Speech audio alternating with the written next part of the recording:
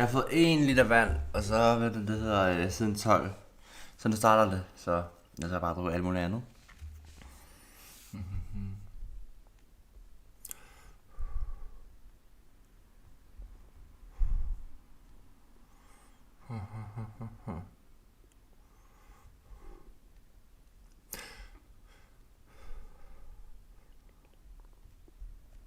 What the... Okay.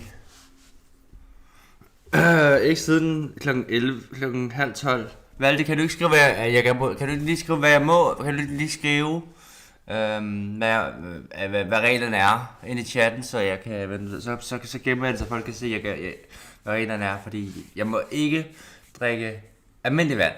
Jeg må ikke drikke alt med koffein. Alt med koffein. Ja. Det er tilladt. Ja, super. Så lad os lige finde at spise. Helt tager der mad.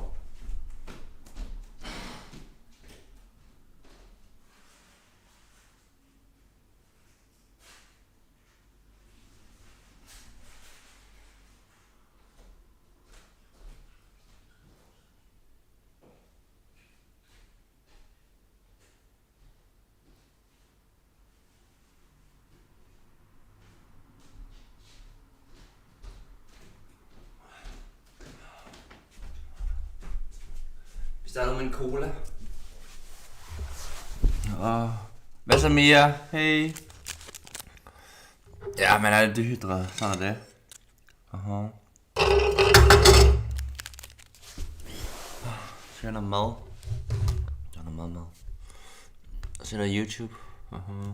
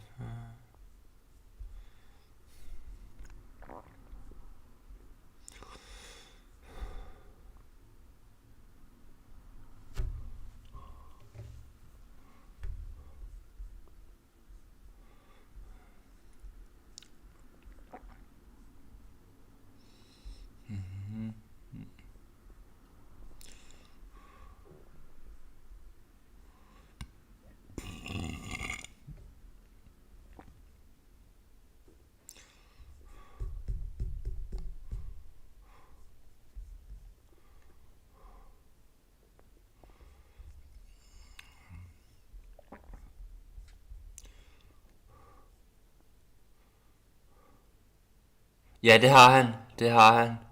Det er hans idé, det her. Det er hans idé, det her. Så...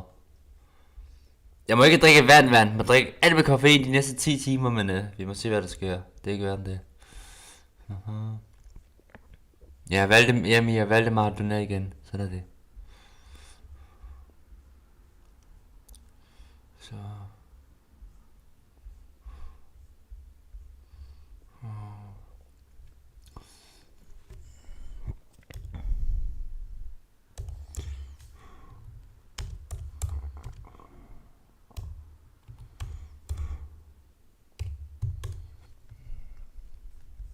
Det var den. For as long as football has been played, the number 10 has been more than just a shirt. It's a symbol. The number every kid dreams of wearing. It's the number of the creators, the magicians, the players who make you fall in love with the game. Here's Messi, away from 2, 3, 4. Wonderful, wonderful, wonderful. How good is he? And now we have 2 new number 10s at the 2 biggest clubs in the world. In Spain, it has always meant something special to wear the number. At Barca, legends like Ronaldinho and Messi turned the 10 into pure magic, dominating the league with their genius skills. Now Ronaldinho, it's a terrific goal! Wonderful, wonderful goal! At Real Madrid, the number has been worn by artists like Luka Modric, Puskas, and Figo, players who could control the game with just one touch. So now Luka Modric making some shooting space. It's a post and in! And Real Madrid equalise! For years, the number 10 has always stood for brilliance, for greatness, for the ability to change everything in a single moment. So the change in numbers for both Yamal and Mbappe feels symbolic. It feels like the start of a new era. For over a decade, it was Messi versus Ronaldo. Two giants playing for two massive clubs. Two players who took football to a level we'd never seen before. But time moves on, and now a new rivalry is here. Barca made it official. Lamine Yamal will wear the legendary number 10 shirt. For a club like Barca, the number 10 shirt isn't just a piece of fabric. It's a part of the club's history. It's Messi, Ronaldinho, Rivaldo, Maradona. It's the number that defines magic at the Camp Nou. And now it belongs to a teenager who's already playing like a superstar. This move has been in the works for a while. Yamal didn't want to take the number while his close friend Ansu Fati still had it, out of respect. And he asked the club to wait after his 18th birthday before announcing it officially. Now the timing feels perfect. Barca's best player has been given their most iconic shirt. For years, Barca fans wondered if they'd ever see someone like Messi. Sådan, Valdemar. Hvor lækker. Jurassic World. A player who made the impossible look easy. And Hvor then hyggeligt. this kid showed up. Lamine Yamal isn't just talented. It feels like he was destined to wear the Barca number 10 shirt. The teenage wonder kid has already been carrying the weight of history on his back.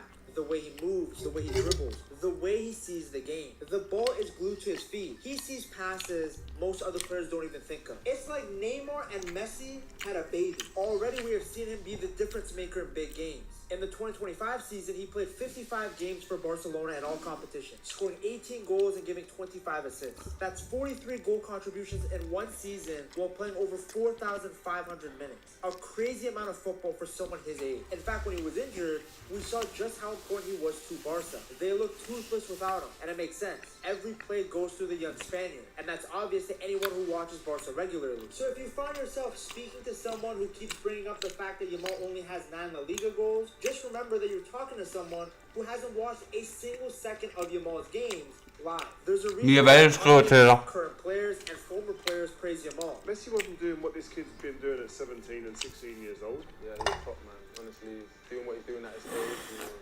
it's not normal. He's scoring unbelievable goals, making assists out of nowhere. No one does it. I don't think I've seen that level of 17-year-olds. Meanwhile, his haters are nobodies on the internet who are hiding behind a fake profile picture. What's great about him is he's never scared.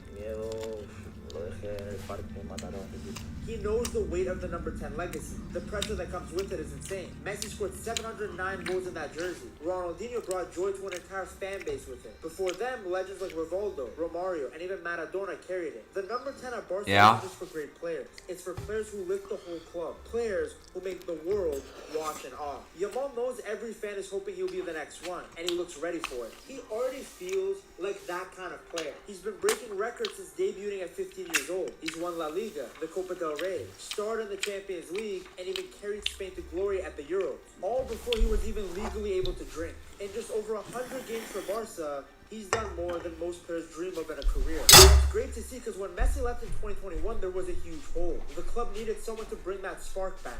The feeling that anything was possible. Slowly but surely, Yamal has been doing exactly that. Every time he steps on the pitch, there's excitement. He has the skill, the vision, the confidence to change a game on his own. He isn't just trying to beat players. He's trying to embarrass them. Of course, there will always be comparisons to Messi. That's just the weight of the number 10 shirt. But Yamal isn't here to be the next Messi. He's here to make his own story, to write his own chapter in this legendary jersey. And if you've seen what he's already done at this age, you know that he's more than worthy of wearing it. For Barca fans, seeing Yamal with the number 10 feels like the start of a new era. The shirt that once belonged to the greatest player ever is now on the back of a teenager who could be football's next big legend. It's a blessing and a massive responsibility. But if anyone can handle it, it's Lamine Yamal. Because at a young age, his big game catalog is already insane. Let's start with one of his favorite victims, Real Madrid. After years of being tormented by Messi, Real Madrid fans now have to endure the wrath of Barca's new number 10, Lamine Yamal. It might be worse now though, because back then, Messi would dance past a bunch of players, score, and then point to the sky. Yamal will score on you and then tell you to calm down. And if you're not careful and he embarrasses you in a game, you're gonna see yourself on TikTok the next day. He made history in October of 2024, becoming the youngest player ever to score in El Clasico. And it wasn't some Ronaldo-esque tap-in either. It was Barcelona's third goal and a 4-0 beating of their biggest rival. Yamal stayed calm, slotting the ball past one of the best goalkeepers in the world with his right foot. At the Bernabeu, a stadium famous for its noise and pressure, the crowd went silent. Moments earlier, they were booing him. Now they were watching a 17-year-old dribble past their whole team as if they were Manchester United. Yamal told the home crowd to calm down, then flashed them with his braces. It was the moment that everyone knew the kid had arrived. Then came the Spanish Super Cup final in January of 2025 in Saudi Arabia. Barca faced Madrid again, and this time Madrid scored first, but Yamal wasn't having it. He stepped up and got Barcelona's first goal. Lovely drop of the shoulder from Lamine Yamal. He keeps his balance, he keeps his head, and he equalizes for Barcelona. Completely changing the game's momentum. From that point on, Barca dominated and won 5-2. It was a humiliation for Madrid, a spanking. They were bent over, and another statement game from Yamal. A 17-year-old was deciding a major final against one of the biggest clubs in the world, helping Barcelona lift their 15th Spanish Super Cup. Then in the Copa del Rey final, Yamal showed his elite playmaking. In the 12th minute, he sliced Madrid's defense with a perfect pass to Pedri for the opener. Yamal squares it. Pedri's onto it. What a stunning way to open this Copa del Rey final up. Madrid had 5 players swarming him, yet he still found the space to create magic. That's when you know a player is worthy of the number 10 shirt at Barca, when it takes multiple defenders just to have a chance at slowing him down. Later, when Barca were losing, Yamal delivered another pinpoint assist to Ferran Torres to make it 2-2. Everything Barca did in attack went through him. Then in extra time, Jules Koundé scored the winner, and Barcelona took home the Copa del Rey trophy. After the match, Yamal summed it up perfectly.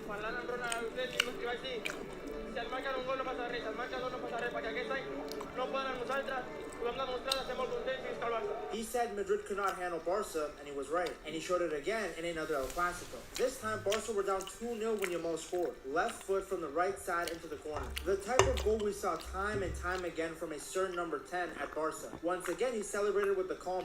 That's how composed he is. That even when he comes up with a moment of magic, he doesn't let it get to his head. It's almost like he expects to score. It's funny, Real Madrid thought that they survived the Messi era, but now they have a new nightmare to deal with. It's not just about the goals or assists. It's the feeling you get watching him play. That same feeling that Messi gave you. That's why people are starting to believe Yamal isn't just another talent. He might be the chosen one to lead Barcelona into a new era of greatness. All of this earned him a long-term contract with Barca until 2031, one of the biggest salaries at the club. Yamal has already shown why he deserves Barcelona's iconic number 10 shirt. Ja, så tager i munden. Det er ikke en løgn. He's delivered big Og moments in sulten. big games and is breaking records that only legends like Messi once held. The previous young star who wore the number 10 shirt wasn't able to fulfill its legacy. Injuries, pressure, who knows what was the main factor. But the reality was that Ansu Fati was not able to carry on the legacy of the number 10. But Yamal is different. He could stop playing football tomorrow and he would have already surpassed Fati's legacy. At such a young age, he's not just the future. He's already here, carrying the weight of Barca's famous number 10 like it was made for him. On the other side, Real Madrid have Kylian Mbappe. Thuram! Mbappe! Oh, wow! He is an awesome force of nature! The superstar finally in white, ready to dominate La Liga and the world. Their new number 10. In 2025, Mbappe wore the number 9 in his debut year at Madrid and absolutely tore it up. 44 goals in 59 games, winning his first European Golden Shoe. But now with Luka Modric leaving for AC Milan, the number 10 has opened up, and there's no better player to take it than Kylian Mbappe. Now, I'll be honest, when I think of Real Madrid and iconic numbers, my mind immediately goes to the number 7, Raul, Cristiano Ronaldo. These are Madrid's biggest icons, their greatest players. But while the number 10 might not be associated with Los Blancos right away, Mbappe is still following a long history of legendary players to have worn that number. It's been worn by some of the greatest to ever play the game. Copa, Puskas, Figo, Ozil, Luka Modric. The list is full of legends. These were players who defined eras. Players who were more than just scorers or passers. They were game changers. Mbappe now steps into that line of greatness, adding his own name to a list that has shaped football history. Mbappe has already shown that he's that type of player. He's not just fast, he's lightning. He's not just a finisher. He's a complete forward who can create, score, and dominate any defense in the world. How good you have to be that even after you score 40 plus goals in a season, Jeg kan godt mærke lidt, at jeg ikke har været rigtig vant. at PSG became a superstar. For Ellers er det fint nok main man for years. indtil videre. Men jeg skulle måske starte lidt før, men som sagt, jeg sov lige for sent. Sov lige 3 timer. Hvad kan man gøre? Det er næsten, må man bare spise. Altså, Altså, hvad hedder, så længe jeg bare får væske, så klarer jeg mig nok, ikke? Det står mig ret. Men men meget også rigtig vand. Madrid number 10s have always been special, and Mbappe has everything it takes to carry that legacy and make it his own. After one season, he's already shown that he can handle the pressure of the Bernabeu. Now, with the number 10 on his back, it feels like a new era for Real Madrid. The club's past legends set the bar high, but if there's anyone who can live up to it, maybe even surpass it, it's Kylian Mbappe. And this really could be the start of something historic. The Frenchman was already wearing the number 10 for his country, and now he gets to continue that legacy at one of the biggest clubs in the world. I never really associated Mbappe with the number 10, to be honest. I thought KM7 was perfect. An athletic left winger who can bang in goals. Someone who idolized Cristiano Ronaldo. It would have been fitting for him to wear the number 7 shirt at Madrid. Even 9 looked det var i orden, vel? Det var i orden. Ronaldo wore 9 in those early seasons. I always associated the number 10 to a creative playmaker like James Rodriguez. Modric wore it, Figo wore it, but even they aren't remembered as the number 10 of Madrid. I feel like Modric is still associated with the number 19 he wore when Madrid won La Decima. Figo is still associated with the number 7 by many. Mbappe is the same. He isn't a classic number 10, but maybe that's a good thing. He's something different. A pure superstar. A modern finisher. Maybe even the first non-playmaker number 10 to truly own that shirt at Madrid. Despite both of them now rocking the number 10 shirt, the rivalry between Yamal and Mbappe has been brewing for years. They've gone head-to-head multiple times both at the club and international level. It started back in 2024 when Mbappe's PSG faced Barca. Yamal was cooking that game, consistently getting the better of Nuno Mendes, one of the best left backs in the world. But he got twisted. Oj, hvad så BH? Hvad så BH? Hvad så BH? Velkommen til. Hey. Let's go. 10 timer stream i dag, 10 timer stream i dag. Og sponsor valgte igen, så jeg må ikke drikke vand, altså rigtig vand, men hvis der er koffein i, må jeg gerne. Forstår mig ret.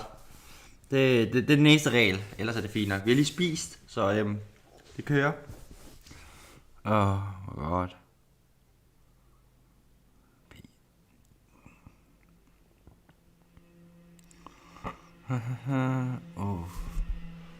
At the ball. He set up Rafinha's goal, tore apart PSG's defense, and looked like the most dangerous player on the pitch. Unfortunately though, Araujo had his annual bozo moment, got sent off, and Xavi decided to sub Yamal out. As a result, Yamal's masterclass was forgone. Mbappe took the headlines as he Så kaffe? Ja, kaffe eller de drikker cola. Det er det, jeg må drikke.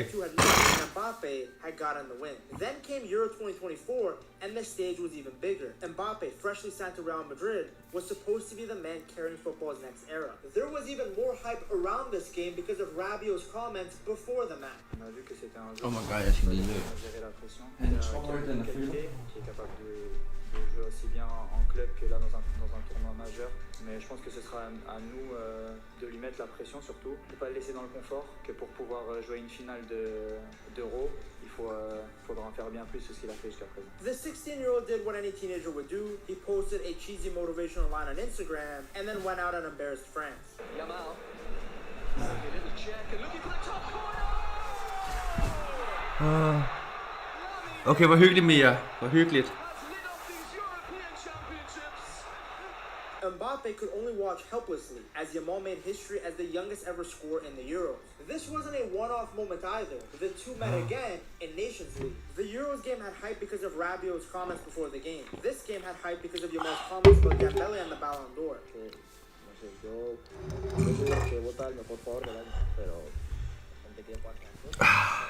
Well, Yamal... Ja, det vil jeg gerne, Mia, selvfølgelig. Selvfølgelig vil jeg det. Rabiot was involved again. He fouls Yamal in the box, gives away a penalty, and the 17-year-old stepped up and buried it like he'd been playing football for 20 years. Damn. Not long after, he scored again.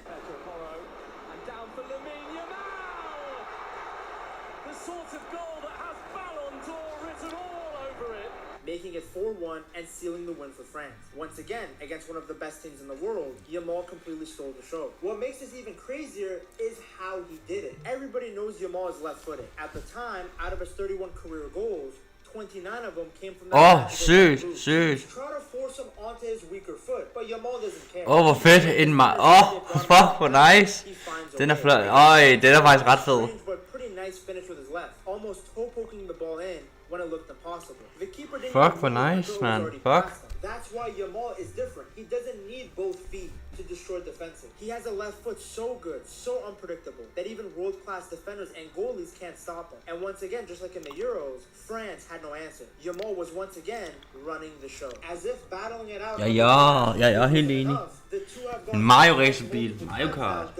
Besides the first El Clasico where Mbappe frankly looked like he forgot how to play football, him and Yamal have always been two of the best players on the pitch. In the Supercopa final, Mbappe was by far and away Madrid's best player. The issue has been that whenever Mbappe has performed well, his team has not. He scored the opening goal and looked like the only player looking to actually win. Yet the rest of the Madrid team stood around playing with their balls as Barca spanked them 5-2. In the Copa del Rey, the same thing. He came off the bench to score, causing that has Mbappe scored a free kick Twitter account to deactivate, and it looked like Madrid were gonna win. But that defense with Rudiger has more holes than Swiss cheese and Yamal carved them open. So again, Mbappe's great performance was forgotten. Then came the title-deciding El Clasico at the end of the 2025 season. Poor Mbappe, but he scored a hat-trick and his team let him down again. He came out flying, carving Barca's defense open like your local hooker. His speed and agility were too much for the Blaugrana to handle. It looked like Mbappe was back to his best again. Sadly though, as great as he's been individually, football is a team sport. He has gone better and better in each El Clasico, but it's not been enough. Now many of you are probably wondering, does a shirt number really matter that much? I mean, Lassana Diarra wore the number 10 at one point at Madrid, and Fati was wearing the same number at Barca. While sometimes the iconic numbers can go to the wrong players, there is no doubt that there's a level of status with the number 10 shirt that you don't see with any other number. Its history goes deep, even outside of La Liga. Think about Pele for Brazil, Maradona and Messi for Argentina. Certain numbers mean certain things, not just positionally, but also based on status. And different numbers have different impacts at different clubs. For example, the number 10 means a lot more at Madrid and Barca than it would at a club like Arsenal, where the number 14 would definitely be more iconic. Some numbers just have aura, and the number 10 is definitely one of those numbers, especially at Barca. It's a number that naturally carries a lot of weight. When Mbappe puts on Real Madrid's number 10 and Yamal wears Barcelona's 10, it does three things at once. It lifts their brand, it raises their status inside the club, and it shapes how the world talks about them. Numbers are the simplest branding tools in sports. One digit can tell you who the main character is. CR7, LM10. The number 10 specifically says creator, match winner. Again, think about Pele, Maradona, Ronaldinho, Messi, Modric, and now Mbappe and Yamal. The number 10 is also like a job description. It tells everybody, from your teammates to the opponent, that you will carry the play and the pressure. For Mbappe at Madrid, moving to 10 means he isn't just the finisher in a super team. He's the face and main man of the attack. For Yamal, taking Barca's 10 links him to a line of artists who lifted the club to the highest levels possible. Think about what Dino did for Barca. Think about the levels Barca reached with Messi. The number publicly confirms what the pitch shows you. Give me the ball and I'll make the difference. Then there's the marketing and business angle. Numbers sell shirts. Look at the record-breaking numbers that Yamal's number 10 Barca shirt had. Watch how many people are now gonna rock a number 10 Real Madrid shirt. You can get yourself one too, by the way. Just go to buygamejerseys.com and use code PETTALKS at checkout. When we think of football legends, we think of their numbers too. That one digit becomes a part of their story. If Mbappe wins big trophies at Madrid wearing the number 10, those photos will live forever in the club's history. If Yamal builds a new era at Barca with 10 on his back, he won't just be a star player. He'll be the number 10 who followed Messi. A number can turn a good season into a legendary era. Now, of course, wearing number 10 isn't easy. It comes with pressure, comparisons, and criticism when things go wrong. But that's what makes it special. Taking the 10 is like saying, I'm ready to be that guy. Fans respect that confidence. It makes the story bigger, and the connection between the... For as long as football has been played, the number 10... Nå ja, fam, jeg har, jeg har faktisk udgivet en ny sang her i dag. Det tror jeg faktisk. Jeg har sendt den til nogle af jer, ikke? Men det er ikke alle, der lige har hørt den. Men det hedder. Mia, den er på Apple Musik, hvis du vil vide det. Den her mørke tanker, endelig ude, fam. Så det her, det er til Tamo Part 2.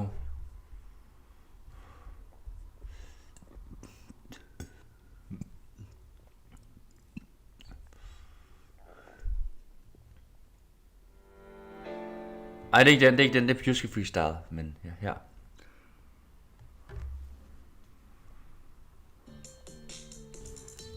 Jeg har mørke tanker, jeg ikke magter. Jeg har mørke tanker, jeg ikke magter. Vi skal lige have nogle lyts. Det er sommertid, det er sommertid. Ja, min piece of bad, og brug al min cash for den bil, jeg gerne vil have. Jeg kan ikke tage til... Der kommer musikvideo i dag, fam. Der kommer musikvideo i dag. Enten i dag eller i morgen, jeg er ikke sikker. Men jeg tror det er i dag, Brug al min cash for den bil, du gerne vil have.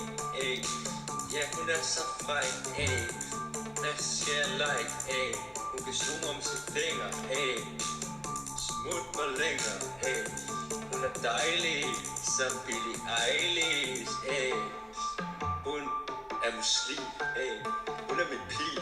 Okay, om en halv time, så kommer musikvideoen. Musikvideoen dropper om en halv time, fam. Så det er godt, vi er der, det er godt, vi er der, det er godt, vi er på, det er godt, I er her, det er godt, I er her. Ja, min pige så bad, og brug alt min cash for den bil, jeg gerne vil have. Og jeg kan ikke tage tilbage, jeg kan ikke engang være nag. Ja, min pige så bad, så jeg kan bruge alt min cash, ved jeg hej, I'm on the fly, hun ved jeg altid fry, ja, hun ved jeg hej, altid fry, hun tænker, hvornår, sidste år, var jeg nummer 1, nu er det sket, hun er nummer 1, nu er det sket, ja, hun er min pige, hvad skal jeg sige, for hun er så bad, shawty average, shawty is a savage, shawty is a baddie, shawty average, shawty is a savage, yeah, min piece of bad, yeah, min piece of bad, brug al min cash for den bil, jeg gerne vil have, og jeg kan ikke tage tilbage, jeg kan ikke engang være nag, yeah, min piece of bad, brug al min cash, brug al min cash, yeah, I can feel the heartbeat beat, I can feel the heartbeat beat, I can feel the heartbeat beat, I can feel the heartbeat beat, I can feel the heartbeat beat, I can feel the heartbeat beat. Yeah, min piece of bad, og brug al min cash for den bil, jeg gerne vil have. Og det var den sidste video fra Syrenvej på Rivmark. Resten det, vi har faktisk, eller det tror jeg i hvert fald, jo.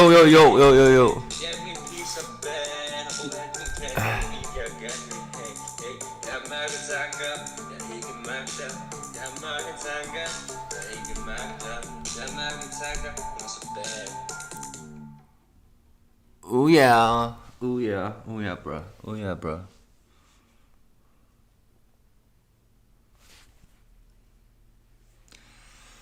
Sådan, man, hvad det hedder. Musikvideo kommer og dropper kl. 17, kl. 5. Mig og Asmus har faktisk været gode, ikke? Fordi vi har forberedt Rivmark-kanalen, så der kommer videoer. Vi skal faktisk ikke op til mere, før jeg er færdig, før jeg kommer hjem fra ferie. Det hedder. Vi har været forberedt, det hedder, så jeg skal sige. Vi har været dygtige, så vi kan faktisk tage, fordi Asmus tager på ferie i næste uge, ikke? Ikke i morgen, men næste lørdag. Og så han skal til Gran Canaria, så næste bakketur bliver en af de sidste bakketur for The Boys. Så så efter det, så bliver det først om vinteren. Vi tager til bakken. Eller i efteråret, så næste uge sidste har sidste bakketur. Det ligner vi tager afsted på onsdag. Det vil også blive fedt, så. Men alligevel bliver fedt. Men vi er klar. Så håber vi kan få rumvæsen mere storm med. Kunne det være luksus og som storm. Det er nu så gøj. Storm er det rumvæsenets rigtige niveau. Forstår mig, rigtige niveau. Og han er bare nu så gøj.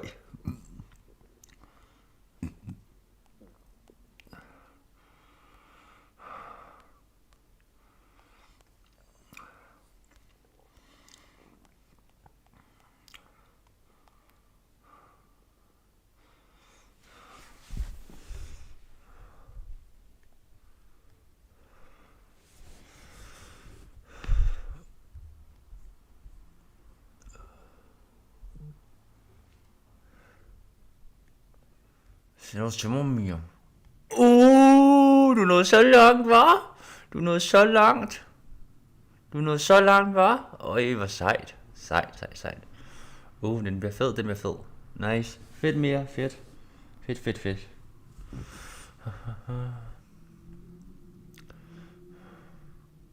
Jeg skal lige have ordnet med noget second channel på et tidspunkt, men hey, jeg kan se, at der er nogen, der begynder at sætte et second channel, så jeg er faktisk meget glad for det. Men der er ikke mange, der kender det. Jeg ved, jeg har en second, fordi jeg poster så meget her, ikke? Så jeg var sådan, men poster du endnu mere? Ja, you haven't seen my full potential.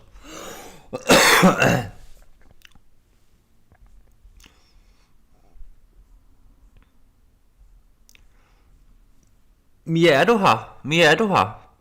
Mia. Vil du høre en sang, vil du høre nogle sange, der er ikke er udgivet nu? Hvad siger du, Mia? Jeg har lavet et par stykker, men jeg har ikke kunne vise mange af dem, men jeg har i hvert fald got something here. Det er det BOS, jeg har lige rettet den helt færdig, fordi den virker bedre nu, det hedder, og så skulle jeg også det her. Men den her lavede jeg, i morgen, den her lavede jeg i går morgen, ikke? Bare sådan havde ideen, og så skulle det gøres, og så den her lavede jeg i nat. Så jeg tænker lidt, skal vi tage den her midt om morgenen?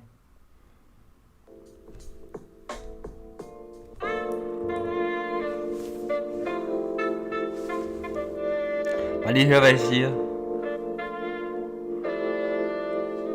Kom her.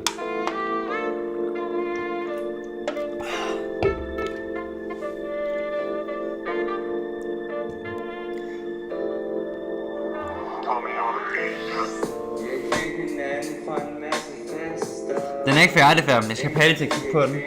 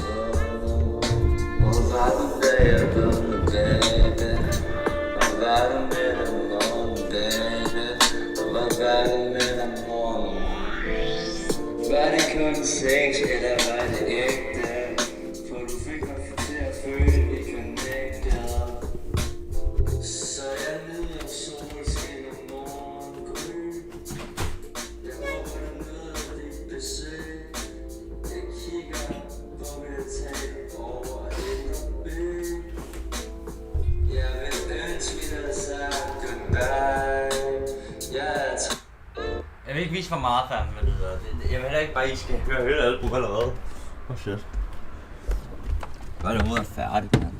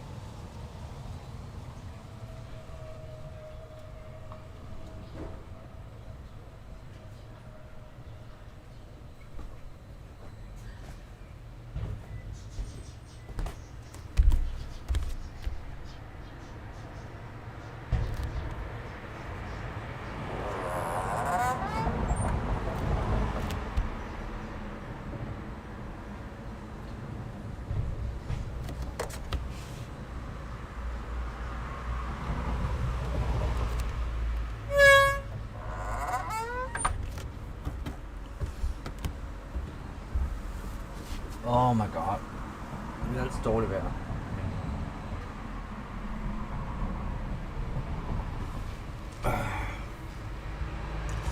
Men hey, jeg har boet herovre en uge nu. Jeg har boet herovre en uge nu. Som sagt, jeg kan godt lide det sted. Der er ikke noget der. Det er stille og roligt. Det er altid godt. Så det er rart at være her og bo her nu. Men jeg skal vente sig til det. Der er så mange ting, man skal vente sig til. Jeg skal vente sig til, at man kan høre folk ude på gaden. Det er sådan, på Syrene, så skal det ikke have skid. Men jeg stopper med at spise takeaway nu. Og så spiser bagel. Meget bedre. Og sådan noget.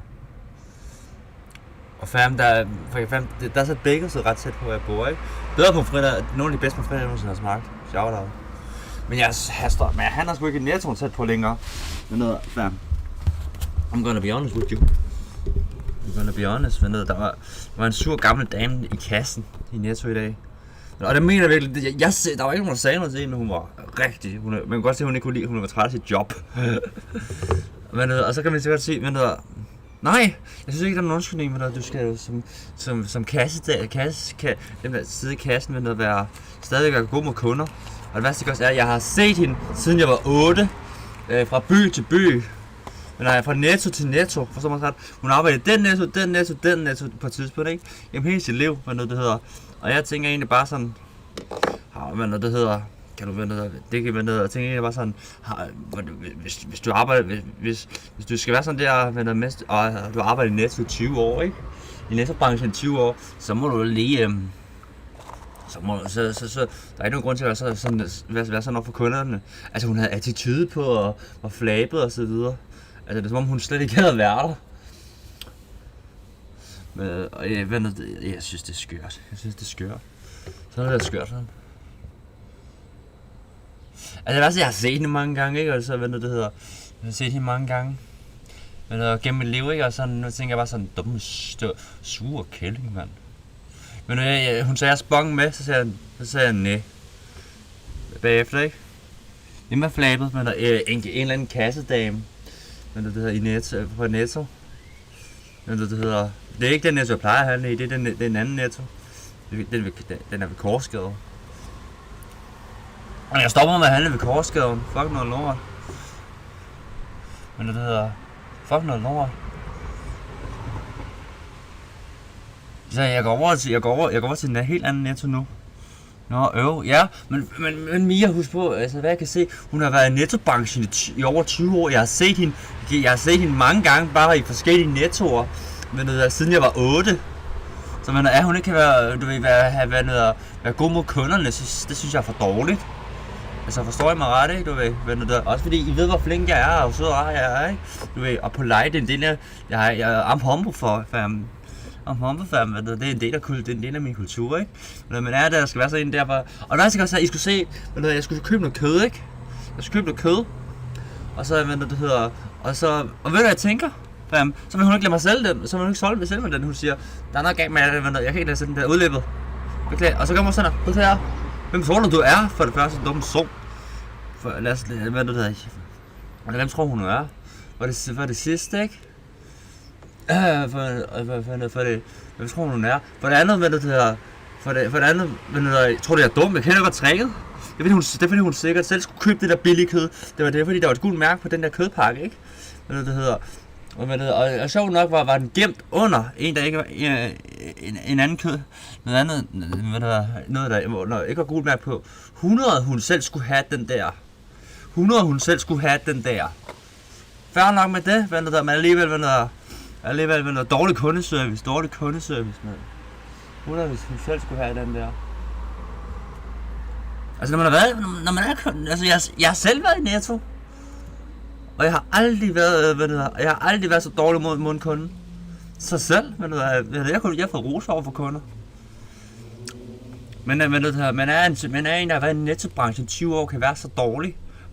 Men så kunne hun godt lære noget af en flexjobber. Eller lære noget hos Laura. Så fuck Nettoen i Korsgade. Ærligt, det er uhørt. Ærligt, det var fandme det. Det er fandme dårlig service. Jeg har også givet dem 2 stjerner på Google. Og jeg har skrevet, hvis vi bruger hende der, jeg handler der ikke igen.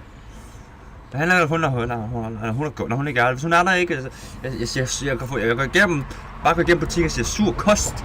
Næste gang jeg skal være der, og jeg ser hende, siger sur kost, og så går jeg bare.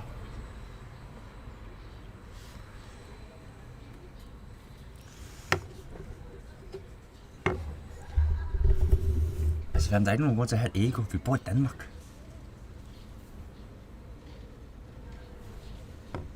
Jeg skal på det der.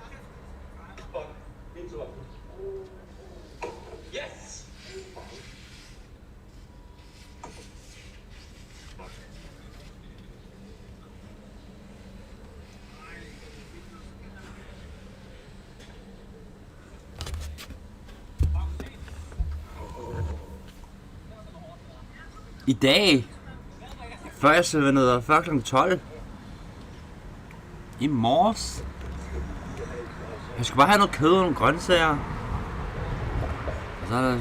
og så tager hun kød tilbage. Hun er ikke engang fuld, hvad fanden er det for noget? Det er en lortenet. Ja.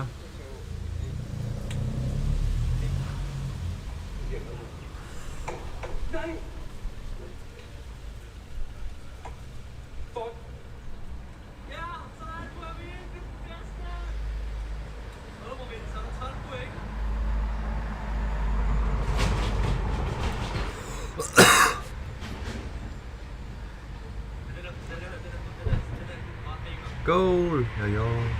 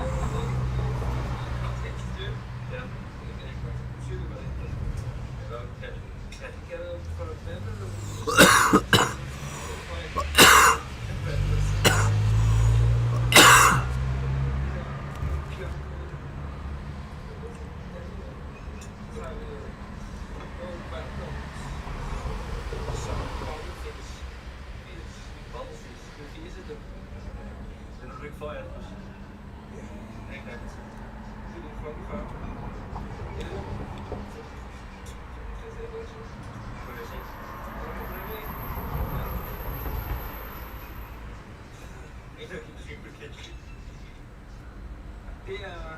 Hvad med nogle sukkerhøj?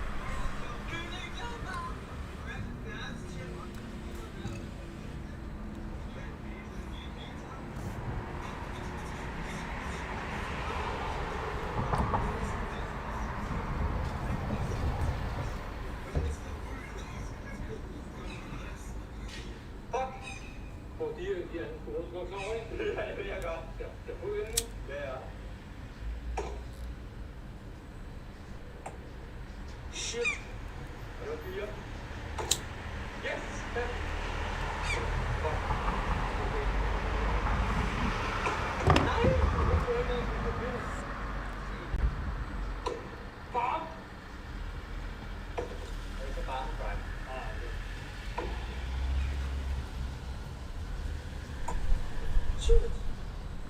Seks forsøg til at vinde.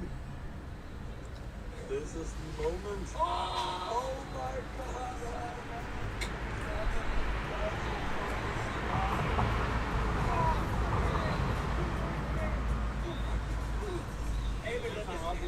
Så vi har en vinder.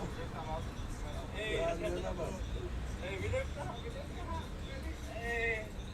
Han gjorde det. Det er smart. Jeg vil have væk fra ham. Det kommer jeg. Kom så. Ja, ærligt. Jeg ved det ikke, om fordi hun er blevet gammel og grim. Jeg ved ikke, hvad hendes problem er. Men hun har ikke altid været køn. Jeg kan ikke huske, hvornår hun har været køn. Jeg husker ikke, at hun var yngre. Men der var hun også en sur.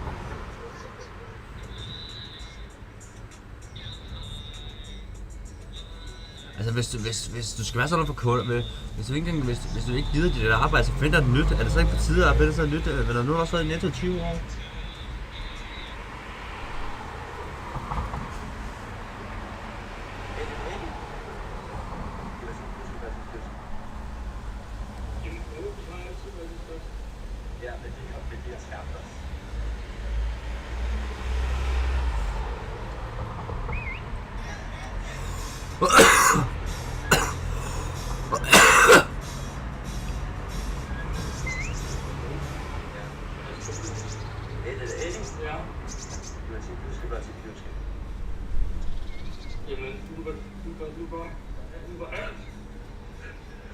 Vi skabte os.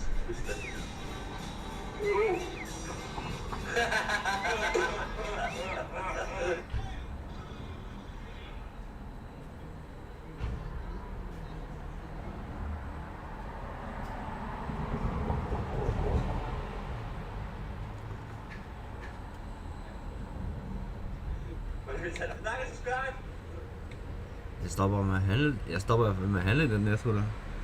Altså det er ikke engang fordi ungarbejderne, altså jeg synes ungarbejderne har været bedre i den Netto, de gange jeg har været der, ikke? Forstår mig ret, jeg synes ungarbejderne har været bedre derinde i den Netto. Helt utroligt. Tænk en, der er voksen, men det hedder, har erfaring i Netto i 20 år. Minimum 20 år. Men det hedder, kan være sådan der. Det kan være, hun har en dårlig dag derhjemme. Men så laver noget andet. Men det hedder, i stedet for at stå i kassen. Jeg synes bare, det var utroligt. Jeg følte heller ikke, der var nogen, der holdt med hende. Man kan godt mærke det på hende. Og hun har en dårlig dag. Hun er heller ikke en, der har fået penge i 30 år.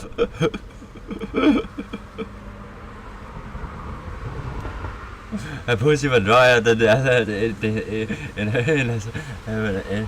en Mars. Nej, hendes pludselig var tør en Venus. Nej, ikke engang det. Jeg kan finde en der. Hendes pludselig var lige så våd som solen.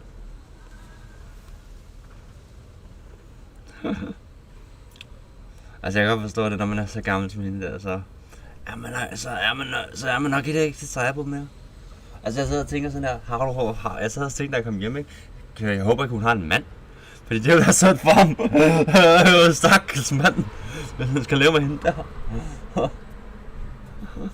Jamen jeg er meget god til at læse typer, ikke? Du ved jo, hvad det hedder. Bare sådan. Det kan være, du er bedre sammen med folk, du kender, ikke? Men alligevel. Du arbejder i supermarkedet. Jeg har lige simpelthen ned at have dine kunder med ordentligt, ellers så gider man jo ikke komme. Og så klapper jeg lige. Altså, det er som om hun sagde, at vi ikke ville have, at vi skulle komme igen. Ja, kom tilbage. Det er sådan, jeg fik den vibe af med hende.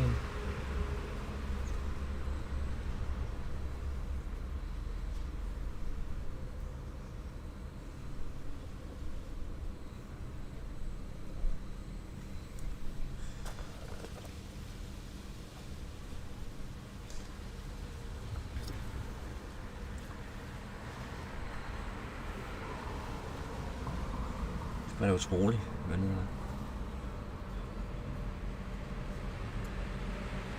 Men det fik jo meget lyst til at gå hele vejen hen til Laura. Jamen der skal jeg komme, og jeg sagde, at siger, Laura, gør det ved. Du kunne lære noget af Laura. Du kunne lære noget af Laura.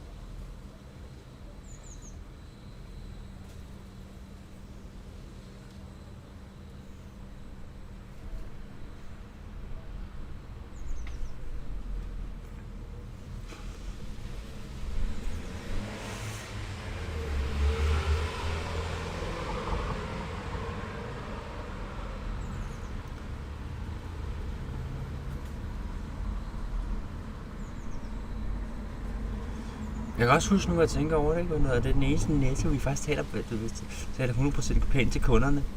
Altså, den netto, jeg arbejder i, jeg taler 100% til kunderne.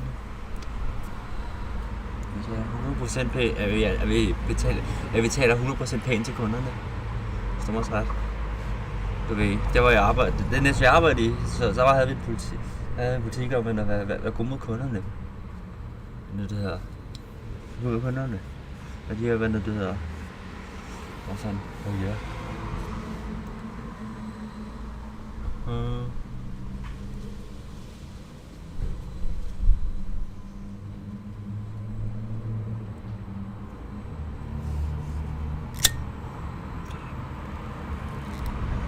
Hende der, hun er, hvis mindst var noget, så havde hun hende der mindst 24/7. Hun er i hvert fald ikke hun virker i hvert fald som en, der var træt af livet i hvert fald. Sådan, det er om hvor den livsglæde.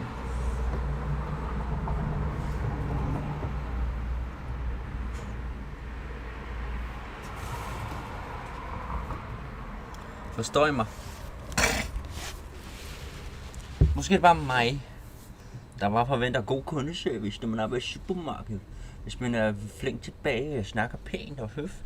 Altså, hvis jeg snakker pænt og høfligt, så kan jeg ikke lide, når folk har attitude over for mig, når jeg snakker pænt og høfligt. Jeg har ikke attitude over for nogen. Jeg snakker pænt og høfligt og respektfuldt til folk. Jeg snakker pænt og ren tone. Og det er ikke med vilje, det er sådan, jeg er. Men når man kommer der og har attitude på,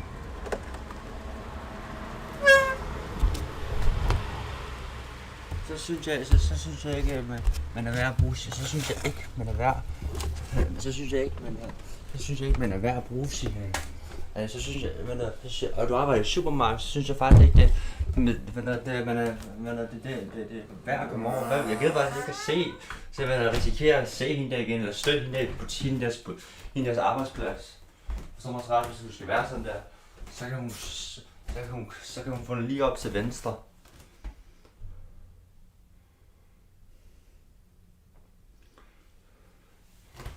Hun kan få det skråt om til venstre, hende der.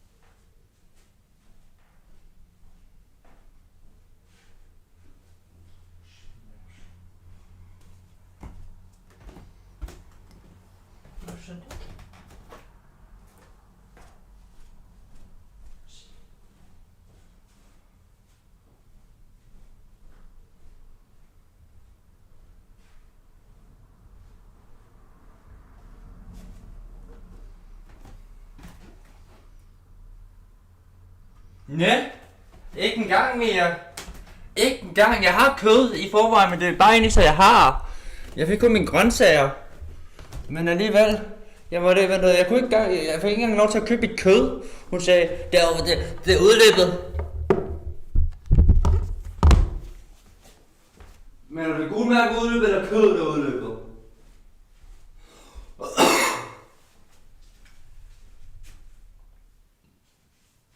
Jeg nægter at tro på, at hun passer sit job. Ærligt ikke, du ved. Jeg nægter at tro på hende, der ikke? At hun går op i sit job. Det nægter jeg at tro på.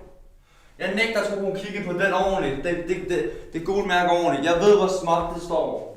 Jeg ligger, hun ikke går med briller. Eller hvis hun har kontaktlinser på.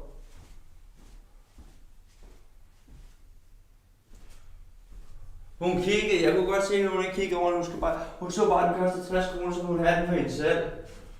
Så gav hun mig bare noget, hun kender godt det trick der, jeg er ikke dum. Jeg har selv arbejdet i en Netto. Og så, hey! Så lad være med at sætte den op. Færdig røv. Ja, altså jeg har kød i forvejen, ikke? Men det er bare sådan, at altid er kød. Nu kan jeg ikke være der. Færdig røv.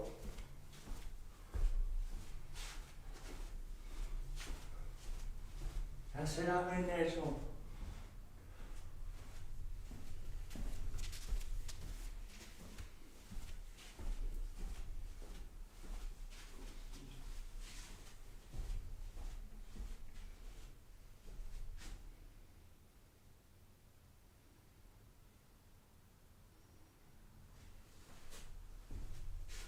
Jeg tror bare, hun var en rigtig Karen. Jeg er lidt et Karen, skal ikke finde ud af at få det. Ved du hvor Karen eksisterer?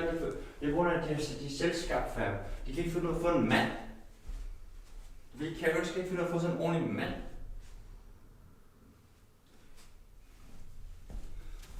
Karens fam, det er kvinder, der ikke kan føre det. Det er gamle, sure kvinder, der ikke kan finde en ordentlig, der ikke kan finde sig en ordentlig mand. Det er fordi, der er ikke nogen mand, der gider have en. Hun lyder som en Karen. Ja. Seriøst ikke, jeg tænker bare så der, har du håbet dig stakke? Jeg håber ikke, du har en mand. Er det ikke så sundt for ham? Hvis du er sådan over for kunder. Så jeg kan tænke på, hvordan du er over for din mand. Når du er sur på dem. Men jeg er ikke håb.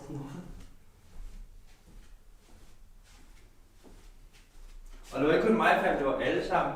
Hun gad ikke engang, jeg gad ikke engang sige god dag til hende. Ærligt ikke? Jeg ved bare, at du skal kun god dag, men det skal du. Du mener det jo ikke. Men jeg ved ikke, at det er ikke alle behøver at mene det, ikke? Men det er ren høflighed at spørge. Det er ren høflighed.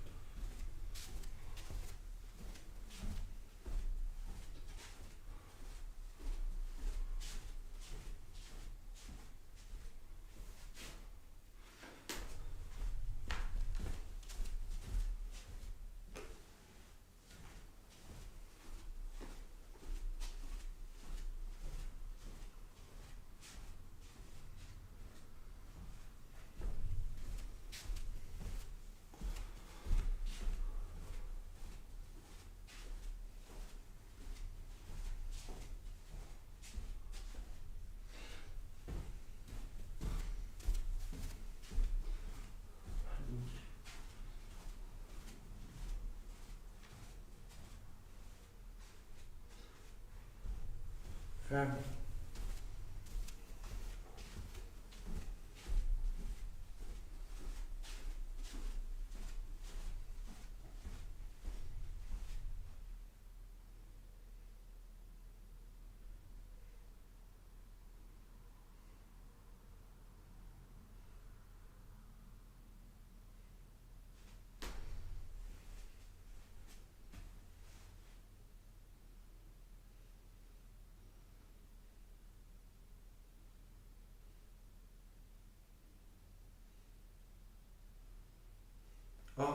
Musikvideo.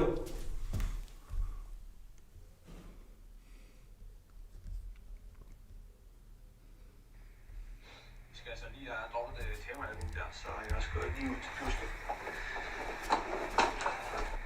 Hey, Pluske. Ja. Du skal have droppet det nye album. Vi har allerede droppet til Bottles Deluxe. Jamen, det var jo sidste år.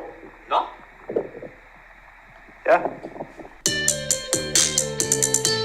Jeg har mørke tanker, jeg ikke magter. Jeg har mørke tanker, jeg ikke magter. Hey, det er sommertid, ja det er sommertid. Ja, min pis er bag, jeg har brugt alt min cash på den bil, jeg gerne vil have. Og jeg kan ikke tage tilbage, jeg kan ikke engang bære den af. Hey, yeah. Og jeg kan ikke engang tage tilbage, brug alt min cash på den bil, du gerne vil have. Hey, ja hun er så fræk, hey. Hvad skal jeg like, hey? Hun kan sluge om sine fingre, hey. Smut mig længere, hey. Hun er dejlig, som Billie Eilish, hey. Hun er muslim, hey. Hun er min pige, hey. Hvad skal jeg sige, hey. Hun er dejlig, som Billie Eilish. Ja, hun er bad, så de er bad. Ja, min pige så bad. Og bruger alt min cash med den bil, jeg gerne vil have. Jeg kan ikke tage tilbage, jeg kan ikke engang bære den af. Ja, min bil så bad, så jeg kan bruge al min cash, hey. Hun ved jeg high, hey. I'm on the fly, hey. Hun ved jeg altid er fry, hey. Ja, hun ved jeg high, hey. Altid fry, hey. Hun tænker, hvornår? Hey, sidste år, hey. Var jeg nummer 1, hey. Nu er det sket, hey. Hun er nummer 1, hey. Nu er det sket, hey. Ja, hun er min pige, hvad skal jeg sige? For hun er så bad, hey. Shawty ain't average, hey. Shawty så savage. Shawty så baddie, hey. Shawty ain't average. Shawty så savage, hey. Ja, min pige så bad. Ja, min pige så bad. Brug alt min cash med den pige, jeg gerne vil have. Jeg kan ikke tage tilbage, jeg kan ikke engang bære den af. Ja, min pige så bad. Brug alt min cash, brug alt min cash. Yeah, I can feel the heartbeat beat. I can feel the heartbeat beat. I can feel the heartbeat beat. I can feel the heartbeat beat. I can feel the heartbeat beat. I can feel the heartbeat beat. Ja, min pige så bad. Brug alt min cash med den pige, jeg gerne vil have. Jeg kan ikke tage tilbage, jeg kan ikke engang bære den af. Ja, min pige så bad. Brug al min cash, og det er lige jeg gerne vil have. Ja, min pige så bad. Brug al min cash, og det er lige jeg gerne vil have. Jeg har mørke tanker, jeg ikke magter. Jeg har mørke tanker, jeg ikke magter. Jeg har mørke tanker, hun er så bad.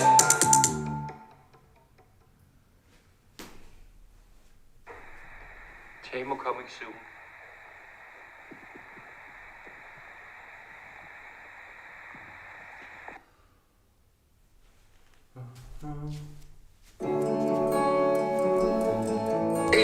Altså undskyld fandme, hende der dame der i Netto, der var så sur. Ærligt. Jeg tænker, hvad fanden er det for noget? Hvad er det for en attitude at have?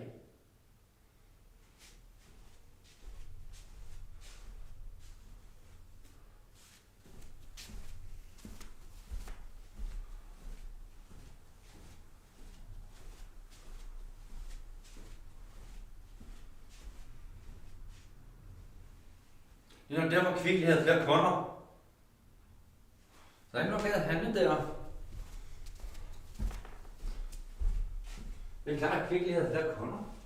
Hvis jeg skal være ærlig, for det kører, Kvickly var god.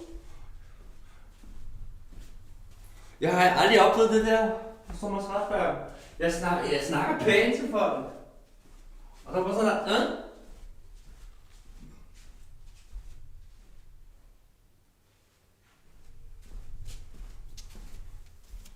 Du er en voksen dame. Den tror du er, tænker jeg. Du er ikke pænt mere.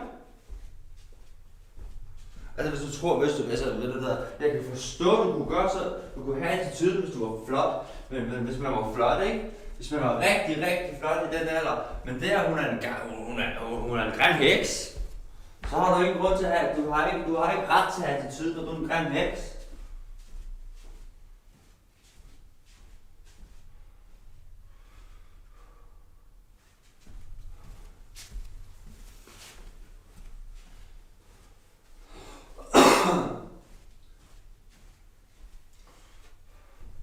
Meget. Du havde ikke en chance. Jeg havde ikke engang kigget på det. Jeg havde ikke dum. Jeg havde ikke engang kigget på det.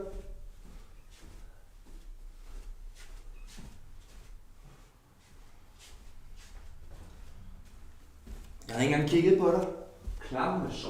Og jeg har virkelig lyst til bare at give en sidste sviner. Giv en sidste sviner til hende der. For så måske ret at give hende en sidste sviner. Lige til hende på et tidspunkt. Og så aldrig komme der igen. Og jeg kommer. Og ved du, det er sidste gang jeg kommer her. Det er sidste gang jeg kommer her. Hvis du skal have den attitude. Så siger jeg også lige ud til hende. Ved du, det er sidste gang jeg kommer her. Hvis du skal have den attitude. Ved du hvad? Hvis du skal have den attitude, så skal jeg komme her. Jeg har selv arbejdet i Netto. Jeg ved godt, hvordan det er. Ved du hvad? Men man må snakke pænt til kunderne. Jeg vil bare lige sige. Men så er du ikke, hvis du skal have attitude over mig, så giver der må give dig på ord. Du har ikke ret til attitude. Det er det til, man. Så gør vi det den ene.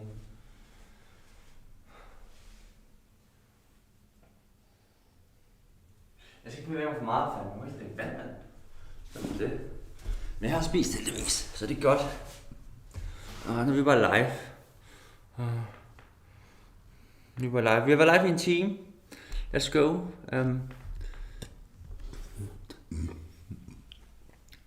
Let's go. Det er godt at høre, at jeg ser dig mere. Men når det hedder... der er sket så meget, der var stress på, streams har været ustabil. Og det er stadig lidt ustabilt til tider, fordi her i morgen, så skal vi, så skal mig og min mor hjælpe hinanden. Men der er blevet mere tid til at filme, faktisk. Der er ikke tid til at bare kunne streame, for eksempel. Men der er blevet tid til at filme, faktisk. Men der er fået tid til at redigere. Men det er ikke altid, vi kan få streamet. Også fordi jeg har ikke noget bord herinde rigtigt. Så det er ikke bare at starte en stream, man er slet ikke klar overhovedet. Men we're doing this. Fordi der er ikke noget, fordi på Syrenvej, ikke? Så var der et sted, så var der et sted, hvor det bare var for eksempel her, med her. Jeg kan streame her fast, uanset hvad, så kan jeg. Og så forstår man så, at der var et sted, jeg bare kunne bare streame. Men det var bare sætte mig ned og så havde man også en PC, ikke, som ikke engang er sat op. Billy har faktisk været her, faktisk. For ikke så langt, for helt tilfældigt i den her uge. Jeg var sådan der, og hvad? Jeg var glad. Jeg var glad. Så han kom med noget, og så sagde han ville en dag, når jeg med ret computeren, når han lige fandt tid. Så jeg håber, vi får gjort det på et tidspunkt. Jeg vil også tænke, at jeg kommer til at ske. Fordi han tog et billede, og så sker det sikkert. Men jeg har brug for hjælp til ret til computer i hvert fald. Så vil den køre meget bedre det pludselig, og skal spille ordentligt League.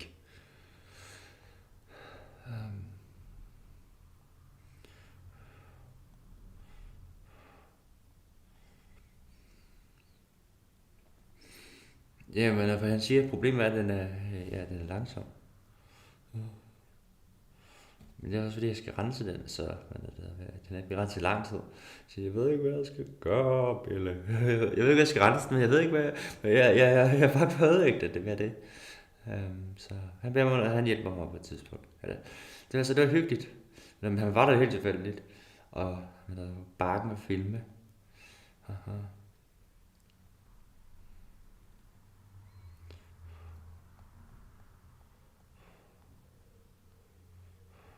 Så bakkenvlogs kommer der også. Vi har faktisk nået at filme 2 bakkenvlogs, mens flytningen har været i gang. Haha, siger der bare. Så vi har også været på bakken, selvfølgelig. Jamen det er også, du ved, det er nogle ting der. Jeg kan ikke bare, fordi forstår mig ret, jeg kan jo ikke bare sætte mig ned og bare streame. Men det er jo ikke bare, der er ikke noget setup, jeg har ikke nogen stol, jeg kan ikke gøre noget, du ved. Det er ikke klar, huset, du ved. Vi lever stadigvæk i en flyttekasse. Du kan ikke streame i en flyttekasse, bro. Ikke helt lidt. Det kommer til at tage noget tid, man. Vi skal noget. Hvis vi så på en tidligere stream, så prøver vi at sætte et skab op, ikke mig og min mor, ikke? Ja, det kunne vi ikke. Og det værste også er ikke, jeg har sagt til min mor i så mange år, at det skab, det skulle bare smides ud. Jeg kunne sagtens se, at det var ikke holdbart, at det var gået stykker et eller andet sted. Og så både min mor og min far var sådan lidt, nej, det men vi har ikke andet. Sådan, hvorfor? Og sådan, de ignorerede bare, hvad jeg sagde, nævnte og skiftede emne. Men nu har de set, jeg har ret. Jeg havde ret. Men når vi samlede det, jeg havde ret. Jeg har sagt det i flere år. Wow.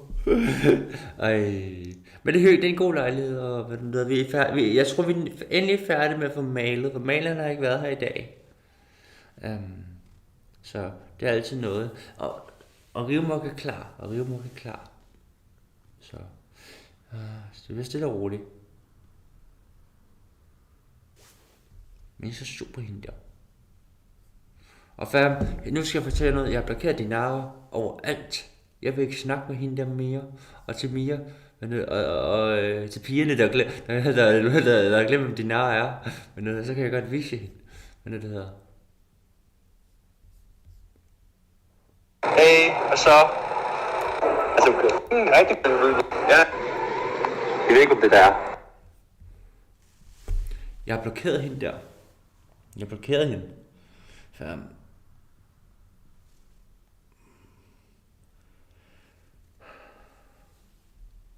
Jeg magter ikke hende der mere. Jeg magter ikke dine arme mere.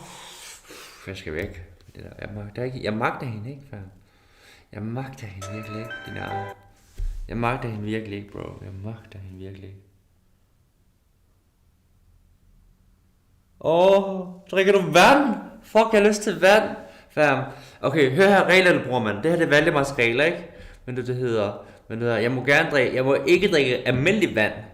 Jeg må gerne drikke koffein. Men jeg skal også have rigtig vand. Fuck, jeg har lyst til vand. Shake mig om det, bro. Det er træstigt.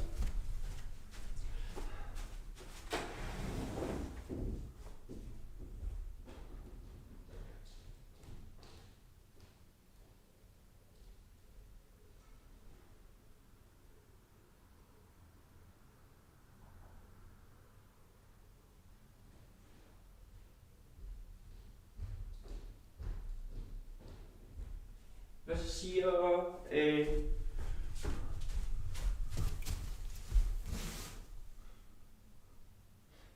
Ses du stadig med svampen? Jeg skriver med ham. Men vi bor langt væk fra hinanden, bro. Så og han har sine projekter at køre med, ikke, du ved. Men jeg har mine, men jeg snakker med ham på daglig basis. Det er sgu ikke noget. Han har også været indlagt, vil jeg bare lige til at sige, så I hope he's getting better someday.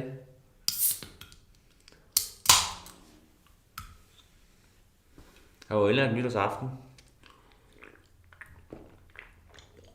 Og det har også været længe siden nu.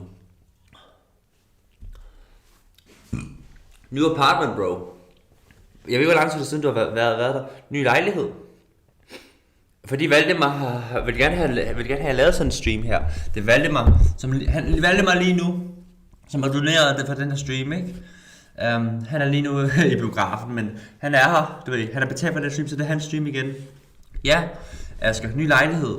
Jeg ved ikke, om du har fulgt med på det sidste, men jeg har nævnt, at mig og min mor skulle flytte i lejlighed. Flytte fra huset og sælge huset, fordi min mor kan ikke passe på haven mere. Hvis du forstår mig ret, ikke? Så ja, hun har ikke kræfter til det, så. Men når vi har fået solgt huset, vi kan stadigvæk, jeg var der her for 2 dage siden lige at se, hvor langt dem der flyttede ind i det nye hus er kommet. Så det er spændende. Vi er ikke færdige med at pakke ud, fam. Det er derfor stream er ustabile for tiden. Og jeg ved ikke, hvor lang tid har vi med noget, fordi jeg kan egentlig fortælle jer, at streams kommer til at være ustabile i hvert fald. Fordi jeg tænker, at vi først er færdige med at pakke ud til, når mig og min mor skal rejse. Og så bliver streamen måske også ustabil der. Men det kommer til at være lækker stream, forstår mig også ret, ikke? Men jeg håber vi er klar, men jeg synes, der har været gode streams, de gange jeg har streamet, vil jeg så sige. Men i dag har vi en fri dag, for mor skulle arbejde, så... Nej, det er en stabil stream. Ja, men du ved, det er ikke... Jamen, jeg ved ikke, at det er en lækker stream. Det er en lækker stream, det er ikke så meget det. Det er ikke så meget det, hvis du forstår, jeg mener. Jeg mener mere, at... jeg plejer mere at streame mere om dagen. Forstår jeg mig ret, ikke? Jeg plejer mere at streame 2-3 gange om dagen, ikke, du ved. Det kan jeg ikke rigtig gøre for tiden, fordi... Ja, det er også meget rodet for mit hoved, ikke? Så jeg prøver at gøre det bedst. Pas. Jeg vil gerne snakke mere, men lige nu så er der alt muligt der. Men jeg har sgu fået filmet. Det er ikke så meget det. Og jeg har sgu også lavet musik. Det er mere bare streaming, kan jeg ikke rigtig gøre. Lige nu, det her, det er et råd. Jeg har ikke engang sat min stationær op. Det er min MacBook. Fordi det skal også renses, og ja, vi skal have købt et skab ind. Vi skal købe et nyt skab ind vi skal købe et skab, før jeg kan sætte computeren op. Vi skal også bygge skabet, så my Jesus. Men jeg håber, at vi kan, at de gange, hvor jeg streamer, og endelig har tid til at lave nogle lækre streams, så håber jeg, at vi i hvert fald kan have så good time, så, men jeg glæder mig til, at vi har fået styr på det hele, og vi kan begynde at komme tilbage til, what it used to be. Forstår du mig ret, ikke? Du ved, what it used to be. Men ja. Men jeg er glad for at se jer, der ser med frem i dag. Vi har været i gang i en time, og ja, så vi kører videre. Så jeg håber i hvert fald, at I er med på det. Jeg har jo også lavet et par sange, et nye sange. Jeg er i gang med det her projekt her, ikke? Men det hedder, fordi vi er i gang med en ny era. Tamo era, fordi vi har lige udgivet. Ja, vi har lige udgivet Tamo part 1 her for et par uger. Her sidste uge. Jeg kan så lige sige Tamo part 1. Det er crazy, vil jeg så sige. Crazy. Det er egentlig blevet taget mere godt imod, end jeg troede. Jeg havde ikke forventet så meget god respons. Thank you, fordi det er nogle sange, jeg har udgivet før. Det er jo ikke, jeg er også lidt overrasket, hvorfor folk ikke ved noget. Yeah. Altså, jeg kan ikke gøre det der igen, vil jeg så sige.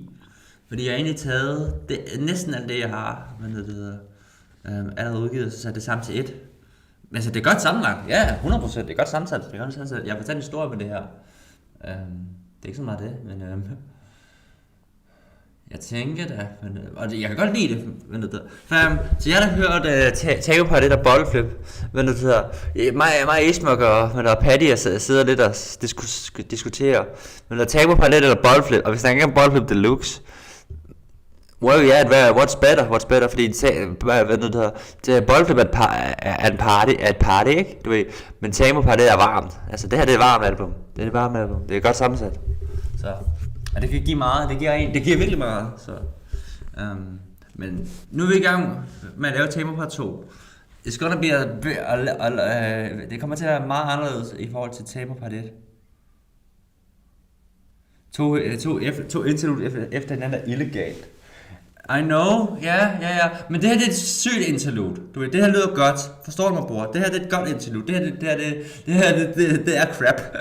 Det er meningen, forstår du mig ret, ikke? Forstår du mig, du ved. Jeg mener, altså... Og så pludselig er der sikkert remix. Siger det bare. Og Sommer har banget i hvert fald, så... Men jeg har også fået at vide, jeg har også fået top 3 på den fede måde. Ja. I understand you. Okay. Men jeg håber i hvert fald, at vi kan... Vi kan i hvert fald jeg er i hvert fald i gang, og jeg har udgivet en ny single i dag, der hedder Mørke Tanker. Det er starten på Tamo part 2. Men imens vi laver Tamo part 2 og 3, så vi arbejder, så beslutter jeg noget selv. Det er altid mig og Patty arbejder sammen, når vi laver musik. Det har været med musikken lige siden Boldflip, lige siden Disland, har det været mig og Patty sammen, du ved. Men vi har et team, og jeg ved og folk har tilbudt mig beats, og prøver at få snyde mig nogle gange til at købe beats. Vi siger ikke hvem, men Men de har ikke fået mig. Ikke så meget det, men hvad det hedder. Man tænker ved det, fam. Det er, hvad det hedder. Hvis jeg skal købe et beat, så skal det være noget, som Patty ikke kan lave. Og jeg er ikke, og nogle gange så sætter folk en beat, som Patty godt, så Patty så nemt kan lave på 10 minutter. Bare sådan. Forstår jeg mig ret, ikke? Du ved. Også fordi, hvorfor skulle jeg give penge for det, når jeg kan lave noget med min ven? Altså, forstår mig så ret? Du ved, hvis jeg venter det hedder, i sidste ende, så har jeg ikke lyst til, men jeg skubber min ven under bussen, for et midt beat, han er min kammerat. Men det hedder, og vi gør det her sammen. Altså, produceren og sanger skal også have kemi. Det er jo bedre, du ved, at mig og min kammerat har kemi sammen, forstår mig så ret, ikke? Men har idéerne sammen, end hvis jeg bare sidder og spytter, jeg får et beat, og jeg også spytter noget ud, og så... Altså, siger det bare, så jeg gør det her med min kammerat, forstår mig så ret, du ved. Men og der er også derfor, jeg ikke har pladekontrakt, forstår mig ret. Fuck pladekontrakt. Men så får jeg sgu aldrig udgivet noget musik, hvis der er nogen, der skal bestemme over mig. Det forstår mig så ret. Vi ved, hvorfor musikere, det tager så lang tid for musikere at udgive musik. Det må være på pladeselskaber, fam. De skal lige lave reklame. Men så er Justin Bieber, fam. Han har lige udgivet et nyt album. Surprise album, fam. Og han har ikke noget label. Og alligevel, så hører vi det alle sammen. Don't get me wrong, bro. Hvad det hedder. Du har ikke brug for et label. Vi har sociale medier, fam. Man kan poste det selv, man kan promovere det selv på TikTok, hvis man vil det. But enjoy the music, fam. Enjoy the music. For mig handler det om at lave god musik med min kammerat, og sådan er det. Det er ikke hver en dag, fam. Men mens vi er i gang med det, så mig og Patty sammen, ikke? Men det er ved at få styr på det, fordi det har mere en retning, det er mere, du ved, det har en direction. Vi ved, hvor vi går hen, vi ved, hvad vi vil lave, vi ved, den historie, vi skal fortælle. Det her får jeg, fam, ikke? Pain og Toxic. Det vil prøve at lave mere selv. Fordi jeg har en plan om, når Tamo egentlig er færdig med efter Tamo part 2 og 3'eren og Deluxe, så vil jeg ikke have, at der går for længe, og så vil jeg droppe det næste album meget hurtigt, så jeg er i gang med at lave det allerede der, men jeg er ikke færdig, fam. Jeg er ikke færdig. Jeg har en idé om, hvordan det skal se ud, men jeg er ikke færdig, fam. Jeg er ikke færdig, du ved. Jeg har idéer til sange, ikke? Men man skal altid have en vibe der, ved du. Og det er det her i morges, ikke? Du ved, også fordi, grunden til, at jeg skulle starte streamen her kl. 12. For det første tog jeg en lur omkring kl. 1 tiden, hvilket var dumt. Men så fordi jeg skubbede alligevel til 2. Men fuck det. Men ting ved det der er, at jeg har... Men det hedder... At fordi jeg har en idé til en sang, men jeg kan ikke få de sidste tekster ud, hvis I forstår mig, du ved. Men det sidste sammenhæng med sangen. Men vi vil gerne gøre den er god. Vi vil gerne gøre den er rigtig god, forstår mig. Så jeg har brug for mere tid, og mere tid til relax the brain. Maybe we should get a lot of nicotine today, så det er sådan der, men den bliver i hvert fald optaget måske her i aften, tænker jeg, måske om morgen og aften. Men jeg er excited for Pain og Toxic, vil jeg bare lige sige. Det vil jeg bare lige sige, jeg er excited for det album. Jeg glæder mig til at se, hvad det bliver til. Jeg kan se den retning, men it's gonna be a beautiful baby, man. It's gonna be a beautiful baby. Jeg tænker i hvert fald, at vi lige skal i hvert fald have nogle gode ting. Også fordi jeg laver det mere selv, fordi jeg vil gerne have Patrick med det her, ikke, hvor han bare skal måske ret lyde, og så kan han sige, jeg er klar. Du ved, jeg vil gerne give Patrick så meget ferie som muligt, fordi han har virkelig også støttet af det her, forstår mig ret. Og tro mig ret fandme, ikke, du ved, men når vi udgiver musik, ikke, det er jo Patrick, jeg deler pengene med.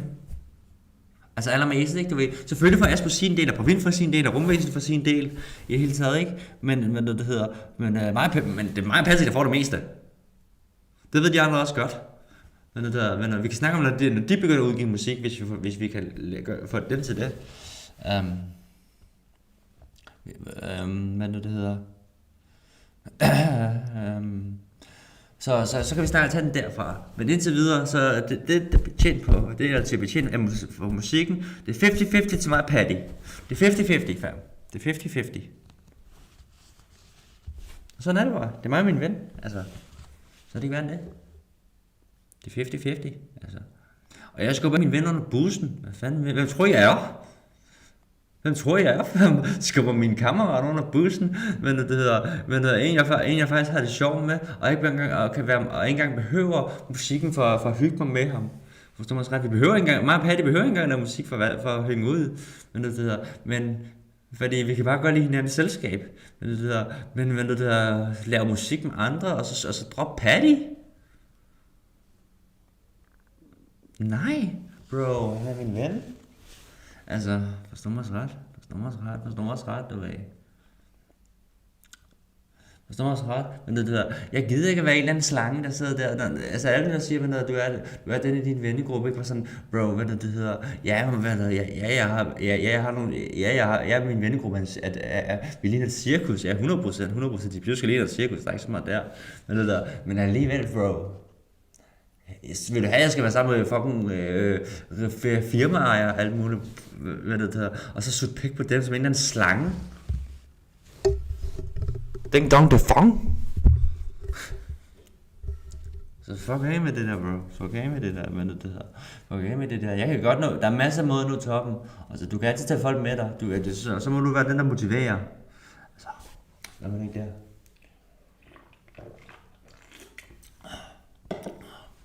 Men det handler også om at have en god tid i sit liv. Uffe, vi kommer snart på 1 million. Nå, jeg tror også folk skal begynde at spise aftensmad. Og jeg kan se, at jeg er ved at tage for strøm. Jeg skal lige tænke til mærke til opladning.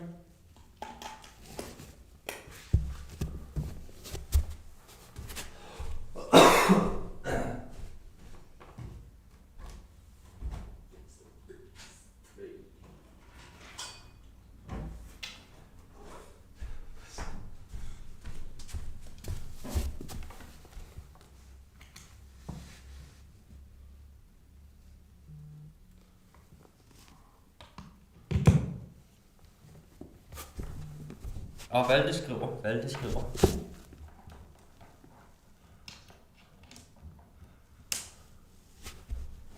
Nå, det kunne jeg.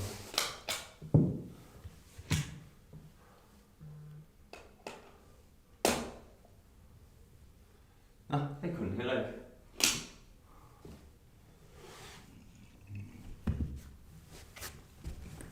Hvad er der skønt?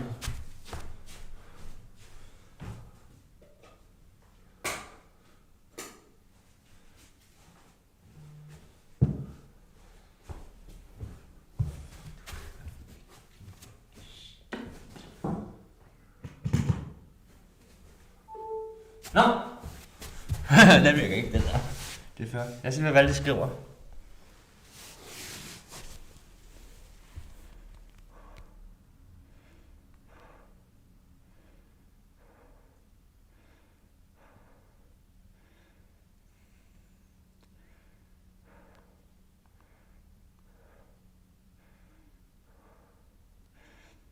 Valde kommer om lidt over 3 timer, så vi skal i hvert fald være i gang. Back to being friends when we share the same bed. How can we go back to being just friends?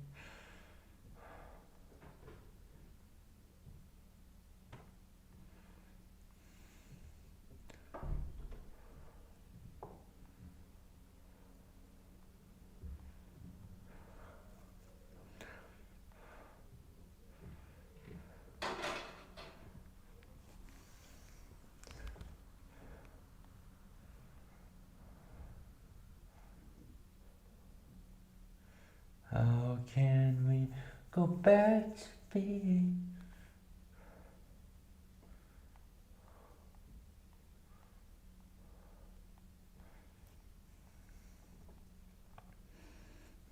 How can we go back to being just friends when we share the same bed?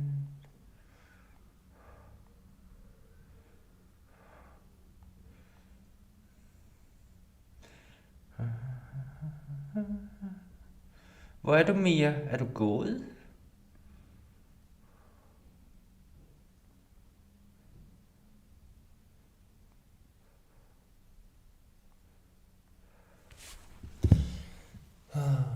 back to being what we shared in December.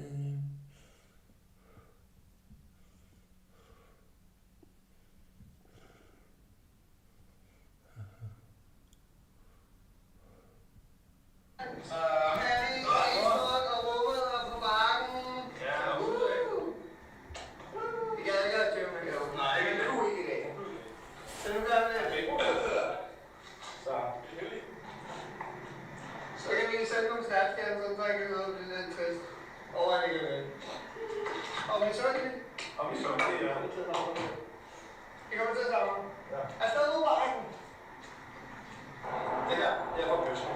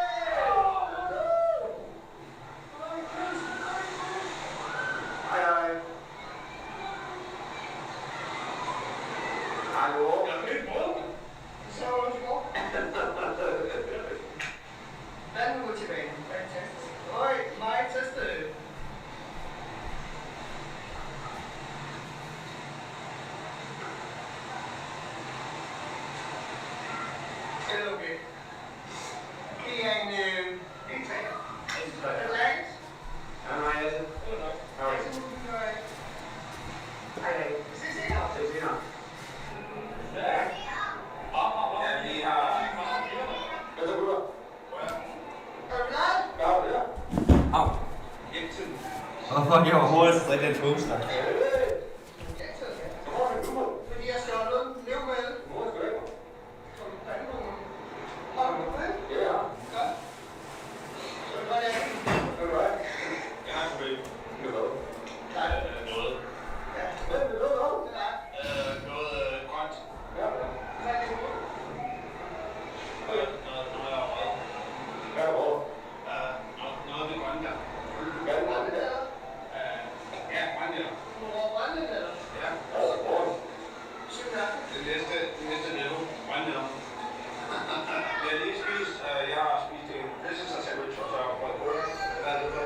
Ja, det er det, så er det ikke meget fedt. Ja.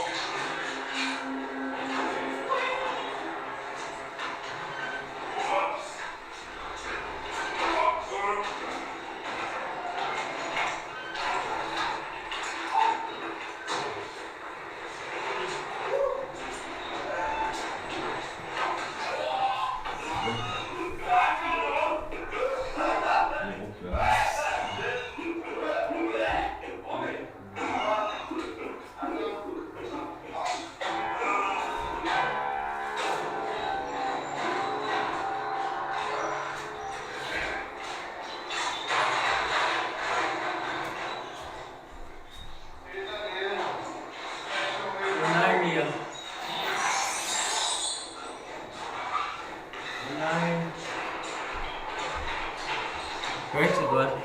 Ja, det er venner.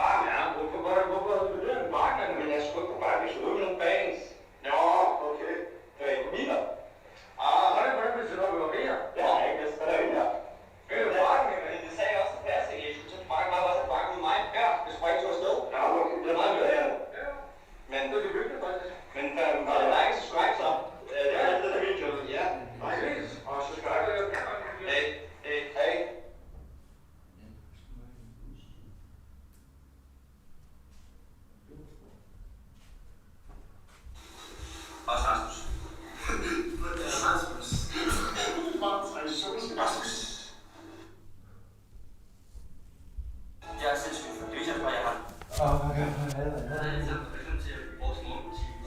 Ja, velkommen til. Det her morgenbutik, det sker hver gang Simon han sover mig. Så der begynder stille og roligt. Simon begynder altid at gå mod seng, men det går ikke.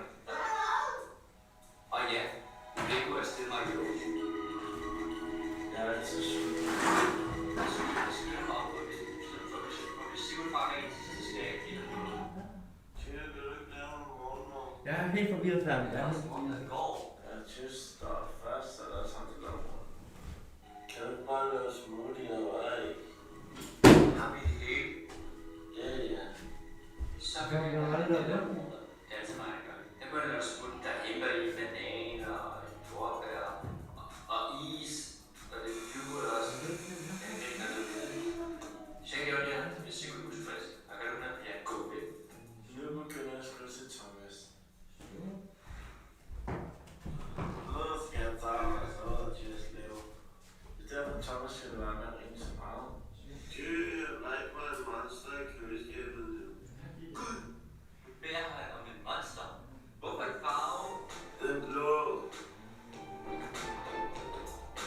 Jeg må altså forstå, at jeg ikke er dyrt på Green House i kul.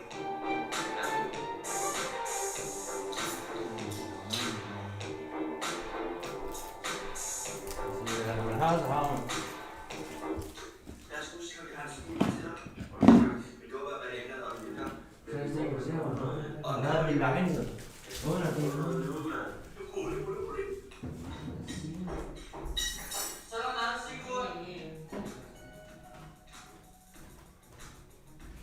Nå, jeg tænkte, at vi skal begynde at morgen efter morgen, så skal vi bade, så skal vi så begynde at filme en video.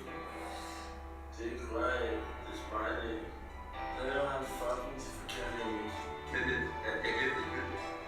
Okay. Ja, det var det. Sigurd, du er tilbage. Nej. Sigurd, der er ketchup. Er det ikke godt nok så? Okay. Men der er ketchup, så det går nok. Nu tager vi ind i et dejligt langt bad. Jeg synes, det er særligt at gøre det sammen. Så er vi 2 drenge og et til sådan en lang bad. I er startmennesker, selvom vi er drenge. Vi elsker far, selvom vi er drenge. Også på bad. Prøv at følge mig. Jeg ved,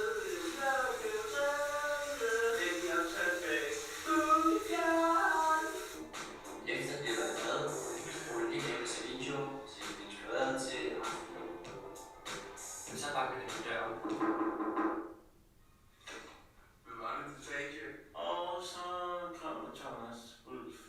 Og det var vores morgen. Kan du lide den, Sigurd? Ja. Det kunne jeg også. Hvor mange gange skal vi have, hvis vi ser vores aftenrutine? 100. Godt. Vi ses.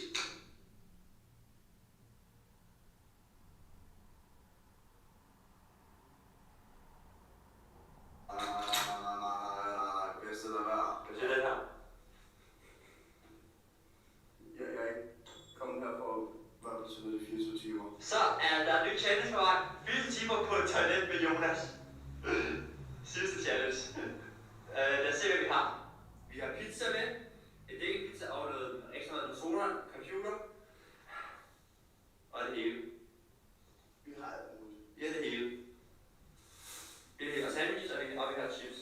Så vi skal være i 24 timer. Nu skal vi lige med at spise. Hvad har du fået pizza fra en pizza, Jonas? En bacon, pepperoni, alt muligt pizza. Men noget der irriterer mig, ikke? Den er tekstkommet ud. Shit. Og det er det højst også med de andre pizzaer. Ja, de skulle skynde sig med vores mad. Jeg så begynder at spise. Så, jeg har lige taget dyrene her, fordi vi skal lige ud og have noget vand i. Vi skal ikke ud og have noget vand. Nej, vi skal have noget vand herinde, så. Det eneste, der er dårligt ved, at vi gør det her, ikke? Ja. Det er der dårligt, ja. Det er det eneste. Det er det eneste, der er det kan blive værre. Hvor tænker du, Lukas? Ja, han er begyndt selv på lige nu. Jeg har lige hentet noget energidrik. Tager det til Jonas og mig. Noget bæltestem, så vi godt ved. Jonas kunne simpelthen ikke klare det selv. Så han bliver nødt til at blive. Hvor er det så du tilbage? 23 timer og 12 minutter. Vægte, det kommer. De vælter mig. Han dør. Jeg har lige været på toilettet. Og Jonas har redigeret video til hans kanal. Jeg skal løbe min far, fordi at vi må gerne bruge vælge med min mor indenfor. Bare det på mit værelse, eller ikke, bare ikke i stuen. Og vi lufter ud. det her til en år, så er det 24 timer, så må vi jo bare det.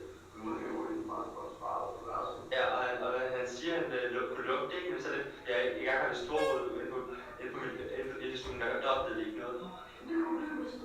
Det kunne lige miste, at vi var bare her og røg, og så finder jeg også, hvor jeg og noget jeg også tænker, det er sådan lidt, at han kan på mit værelse uden tilladelse. Sådan lidt. En ting er, at jeg ikke er hjemme, så gør man sgu det ikke. Jeg ved ikke, om det er ham, der betaler huslejen, men alligevel. Hvis I lige sætter dig igen i video. Ja, far. Men hvis I lige ser Jonas her, så er han med den kigger. Han er stadigvæk indtaget, det er ikke helt klar. Han er inde til mig. Jeg er nødt til at snakke med. Han er tabt lidt over 20 timer. Vi er på 19 timer og nogle minutter. Vi er på 19 timer og 59 minutter. Vi klarede 4 timer her. Ja, jeg er snart klar 2 her. Nej.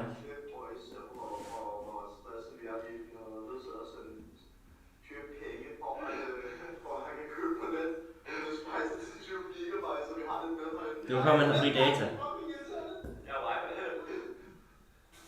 Han er ikke ude, men hvad er det, vi er i gang med?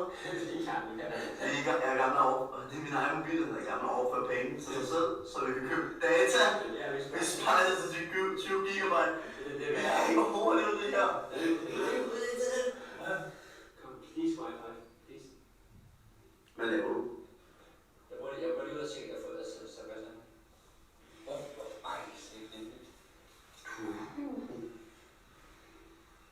Så kan jeg ikke bare slå øl bare for at være over. Ja, jeg kunne bare være fedt på. Jeg kan lige få luft. Dengang. Nej, Tanja! Det sætter penge til at købe internet. Nå, det er ikke.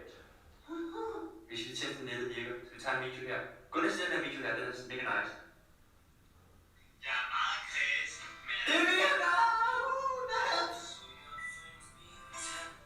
Nu er der 16 timer og 43 minutter tilbage. Og vi sidder og ser det, og vi har fået data. Det er super nice, det er sikkert sagt.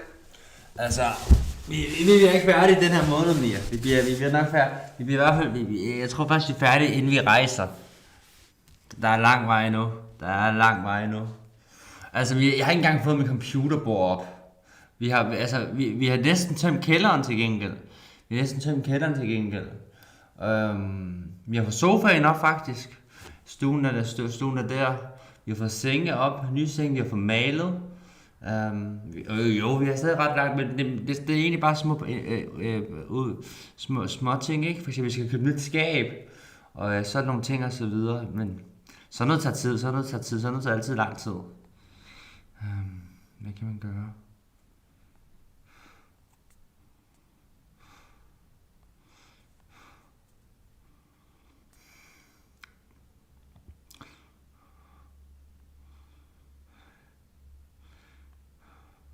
Så noget til lang tid. Og jeg har ikke engang fået lov til at sætte begynde at starte fra studiet, ikke? Fordi det skal lige pakkes ud. Men gode ting tager sin tid. Og sådan er det, sådan er det. Vi klarer det nok. Det er ikke værre end det. Men stressende bliver det fandme, Stressen er det lidt. Det er det sgu. Det stresser mig, men det er lidt, ikke? Så ikke helt full relaxing, ikke? Men vi tager det stille og roligt, vi kører, og så har vi det. Så viber vi, så chiller vi. Det er fandme det.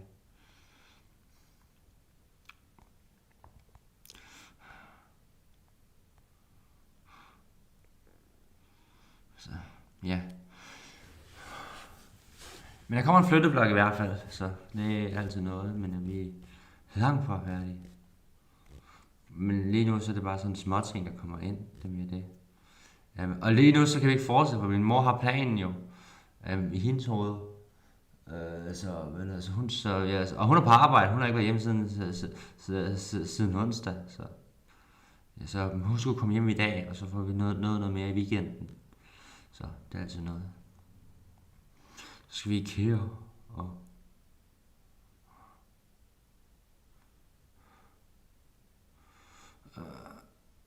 how one player ruined the dynamic. How Mbappé.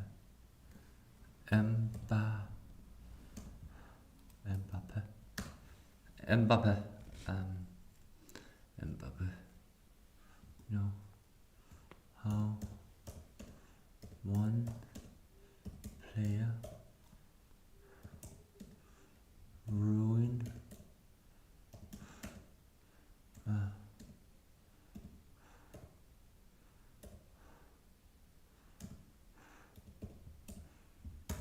hvem var det også? Played against the team with the best strikers I've seen. The three together is absolutely exceptional, and from nothing they can create a chance. You have 2 or 3 players who transform normal life into art, and I respect that. What happens when you take 3 of the best attackers in a generation and put them into one team? Greatness, maybe. Because sometimes what you get is disappointment. Why did Messi, Neymar and Suarez become perhaps the greatest trio our beautiful game has ever seen? But changing out one legend for a future legend led to chaos. It's easy to forget that the MSN era did not begin nearly as rosily as we remember it. Messi was the focal point at false 9 and took delight in torturing opposition from here. The thought of moving Messi from the central position to accommodate any other player in the world seemed like lunacy, and it meant that in the first few matches, Suarez played at right wing, where he looked awkward and out of place. But then, something changed. Messi, in a show of humility and putting the team's needs ahead of his, reverted to the right wing position of his early years to allow Suarez to provide a dedicated focal point for the attack. And that changed the game. Messi embraced his wider position and could stay in this zone to take on his fullback, of course getting past them more often than not, to wreak havoc in the wider zones. When Messi was wide, Neymar would let his tendency to drift in take root, and he could momentarily be the creator-in-chief. But one of Suarez's biggest strengths throughout his career was his movement and his selflessness in it. At the best possible moment, he would make a dart into a wider zone, dragging defenders with him and creating space for Messi to cut in field and do whatever he felt like with the ball. All the while down the left, a young Neymar was perfectly happy coming infield when the situation demanded. But he was more likely to hold his width than Messi was. Neymar, as one of the finest dribblers the game has seen, would get past his men time and time again out wide. The secret sauce of this trio was summed up in a single word: fluidity. Messi was much likelier to drop deep to the tip of the diamond, while the sprightlier Neymar could run in behind when needed to give them more depth to open up the opposition, and Suarez could do the same at times. But when the 2 on-the-ball players were coexisting in the middle of the pitch, they had a prime Suarez to aim for, whose elusive movement and ability to finish from anywhere on the pitch made him impossible to defend. Why then did this not translate to PSG? 2 of the players were the same on paper, but they were not the same players. Both were still amongst the finest in the world, with Messi coming off a Ballon d'Or winning campaign. But it was undeniable that both had aged and were not quite at their unfathomable primes anymore. Where Neymar used to be a mix of an attacker who loved to get on the ball, but could also run in behind if he had sufficient support with him, now he wanted to be on the ball just as much as Messi, and this led to the pair treading on each other's toes at times when they found themselves occupying similar spaces. But the biggest problem was Mbappé, or at least the type of player he was. Unlike Suarez, Mbappé was not happy playing as a solo centre forward, and was outspoken about how he liked playing a freer, wider role, or as part of a front 2 with his target man alongside him. Although he never got anywhere near as many touches as his teammates, he was not content at being on the fringes of the game, and only occasionally touching the ball like some sort of target man. He too wanted to drift deep, and a wide left one suited him, leading to him invading Neymar's zone, just like how Neymar invaded Messi's. But when the trio were at their best, it presented as remarkable fluidity. They would rotate effortlessly, replacing each other and combining at the speed of light. But at their worst, they were a tangled mess, who were all trying to achieve the same thing.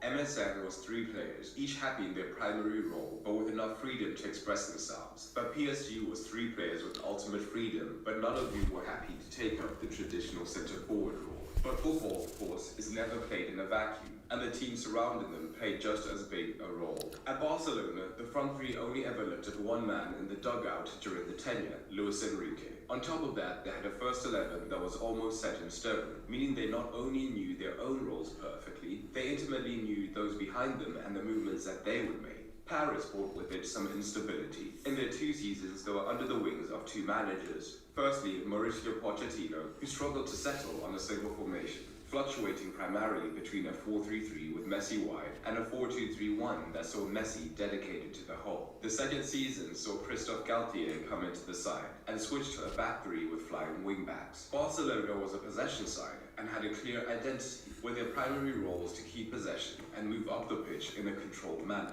But Luis Enrique... Hvad er det så, Mia? Hvad skal du så have? Which only served to make them better, because the rest of the side effectively sat back and did most of the defending, allowing the front three to loiter higher up the pitch, ready to strike at the neck of their opponents. This was also facilitated by the makeup of the midfield, as they had perhaps the greatest pivot in history, certainly in possession, and he would be able to pick up the ball off the centre-backs and begin the moves higher up the pitch. That was paired with another all-timer in Andres Iniesta, who could receive and carry the ball up the pitch, or just keep the station higher up, ready to provide the final creative flurry. All of this designed to allow the attackers to focus on attacking. Now Iniesta was aging, and while Busquets was still incredible, they missed the insane deep progression that Xavi used to provide. So Messi would have to drop deeper to help with the progression at times. But it was nowhere near the level that he was required to do so at PSG, where he found himself dropping deeper and deeper, especially in the 4-2-3-1 when PSG were extremely light in midfield. If the opposition successfully cut out Verratti, the only progressive option, it was up to Messi to move extremely deep to assist, which would reduce his connectivity to his fellow forwards. Even in the 4-3-3 orientation, they faced a similar issue, as the third midfielder was Wijnaldum, who himself is an off-the-ball midfielder, looking to attack the box rather than progress the ball. The fullbacks also helped the cause in Barcelona, with Jordi Alba and Dani Alves for the first couple of MSN seasons, pushing aggressively forward, meaning that both men were free to come in central to have immense combination opportunities. And PSG did try to mimic this, with the aggressive duo of Nuno Mendes and Hakimi providing them.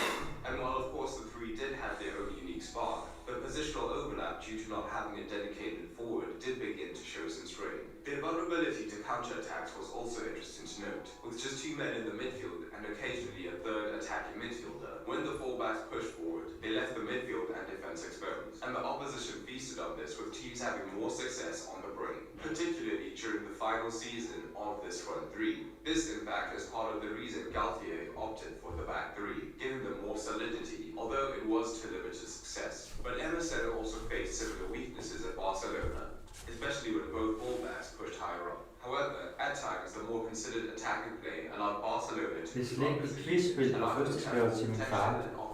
Men snacks i spillet er... Okay, fair nok, ja. The biggest differences between these two trios. While MSN can hardly be described as pressing monsters, Suarez's work rate often meant that they were able to harry the opposition higher up, with a sprightlier Neymar at least doing somewhat of a job defensively. But the midfield was also designed to try and mitigate the biggest defensive weaknesses, as Rakitic, though an excellent technician, was consistently covering the space behind Messi to offer some balance as the most mobile man. Even in set defenses, the Barcelona midfield would offset themselves to be able to provide cover across the pitch as much as they could. PSG had similar concerns and problems. Both Neymar and Messi were much older, and while Neymar's defensive work rate wasn't quite as low as Messi's, it still meant that Les Parisians still had issues, particularly under Poch, where he was more insistent that his men looked to defend from the front, often in the wide regions. Their ineffective pressing would mean that the opposition would get past them easily, and the midfield would be underloaded, especially when Messi was playing as the most attacking midfielder. The back three did give them more pitch coverage, and the high attacking wingbacks meant that at best, PSG had a two-man shield before their backline was being directly attacked. And where in MSN, Neymar contributed more defensively and Suarez led the defensive contributions, at PSG, none of the front three even gave the impression of defending for a second longer than needed. This meant that this side effectively defended with a block of 4 to 5, and perhaps up to 7 if the wingbacks held in position. But it still made it a lot easier for the opposition to progress through these deeper regions. But to pretend that the three were at each other's throats or a complete failure would border on slander. It's almost impossible to assemble three players this talented and not have them as one of the finest trios the game has to offer, despite PSG's best efforts. In their 2 Liga seasons alone, the trio directly assisted each other 52 times, with Messi to Mbappe being the most fruitful combination, and it all meant that the trio directly combined every 120 and 25 minutes, a brilliant ratio. The only problem is that it pales in comparison to the direct combination every 72 minutes that MSN had in their pomp in La Liga. But these stats ignore one key issue, because a massive factor in this conversation is not just the differences in how they played on the pitch, it's also how often they played on the pitch. Considering La Liga alone, the trio played close to 80 games together, meaning they were available for roughly 65% of the games, with the biggest injury issues being Neymar missing 11 games through injury in 15-16 and Messi 18 that same season.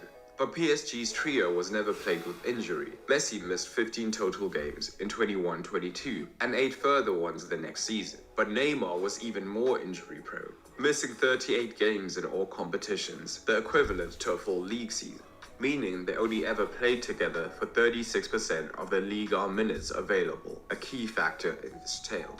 Para mí la grandeza de este tridente no es finito futbolístico, es la capacidad que tuvieron como personas para llevarse bien dentro del vestuario y poner por delante el interés del equipo al individual y al personal. The off-the-pitch chemistry of MSN was something to behold, as the three superstars completely put their egos aside to form an incredible bond. PSG brought a different dynamic. Neymar had arrived in the French capital to escape the shadow of Messi and let the world see the results of a team being built completely around him. He had Ballon d'Or ambitions on his mind, and it was never a secret. Mbappe was the young superstar, whose rapid progress PSG may not have accounted for as Neymar arrived. Mbappe was the local boy with global influence and the potential to transform PSG into an undoubted superpower on and off the pitch, just like they craved. His influence grew and extended with each passing year, even culminating in at least having somewhat of a say about what players came into the club. Slowly, an undoubted face of the club emerged, which was not Neymar as he had been promised, nor was it Messi, who had been accustomed to being the main man since his early 20s. It may have been a small part of why M&M did not work as well as they hoped, and aren't remembered as fondly, but it was a part nonetheless. In the end, it was the footballing world's loss, as seeing 3 elite players in their pomp would have been a dream. But for now we can smile that we at least got to witness MSN. And if you've enjoyed this video, with the season over, if you've always wanted to learn tactical analysis yourself, and perhaps make content yourself, now is the perfect opportunity. Tactical Mastery is my tool.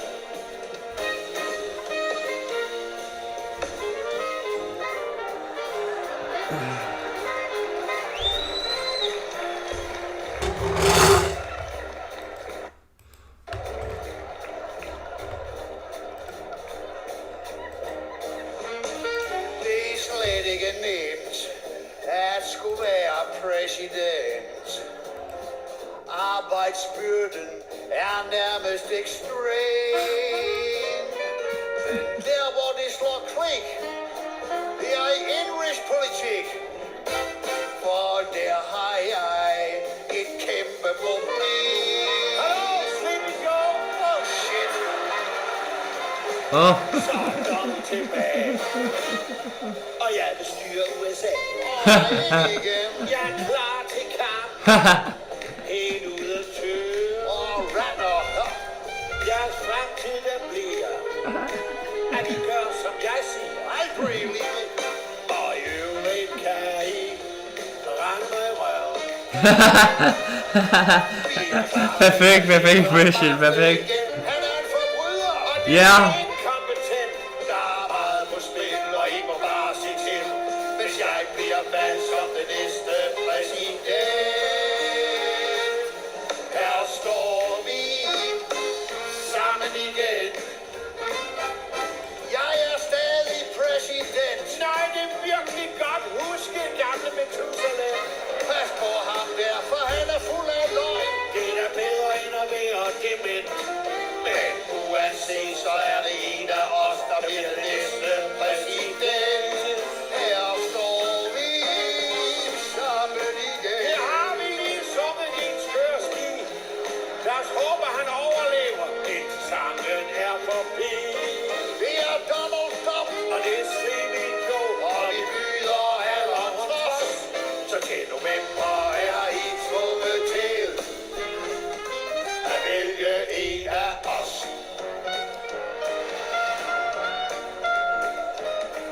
I må ikke stemme på ham, da jeg vandt sidste gang. Der besvimlede han hele processen. Jeg gjorde det kun fordi det var rent tyveri. det var ikke mig, der stormede kongres. Hvis han bliver præsident, så bliver det virkelig slemt, og en trussel mod demokratiet. Hvis jeg bliver utilfreds med senat og kongres, så vil jeg afskaffe hele svineriet. Afskaffe hele svineriet. Shut up! Han er ustabil. Han er nærmest senil. Han er glødende racist. Du er snart pensionist. Han har svindlet sig frem. Hold nu kæft og gå hjem. Det er jo rent idioti. Det er det folk kan lide. Helt maskineriet vil han kaste grus i. Ja, men der skal også være lidt tid til at grab noget pussy. For helvede.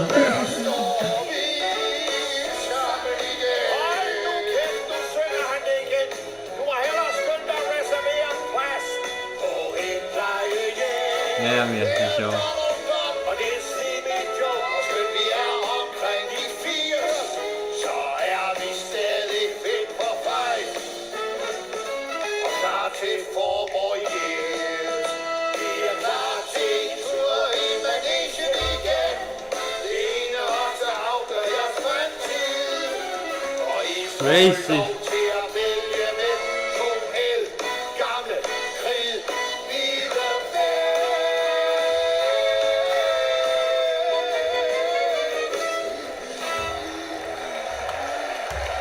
What the fuck, taxi? Okay. The fuck? The fuck? The fuck? Sjov var det i hvert fald, men oh my god, the fuck? Mere.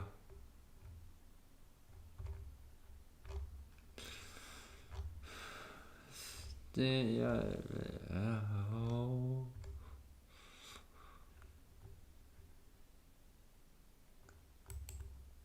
This is the most dangerous challenge we've ever done.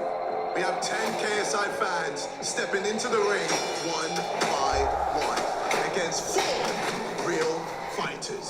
With each round getting harder and harder. Alright, here's how it's gonna go down. Each fan steps into the ring for up to 4 brutal rounds, 2 minutes each.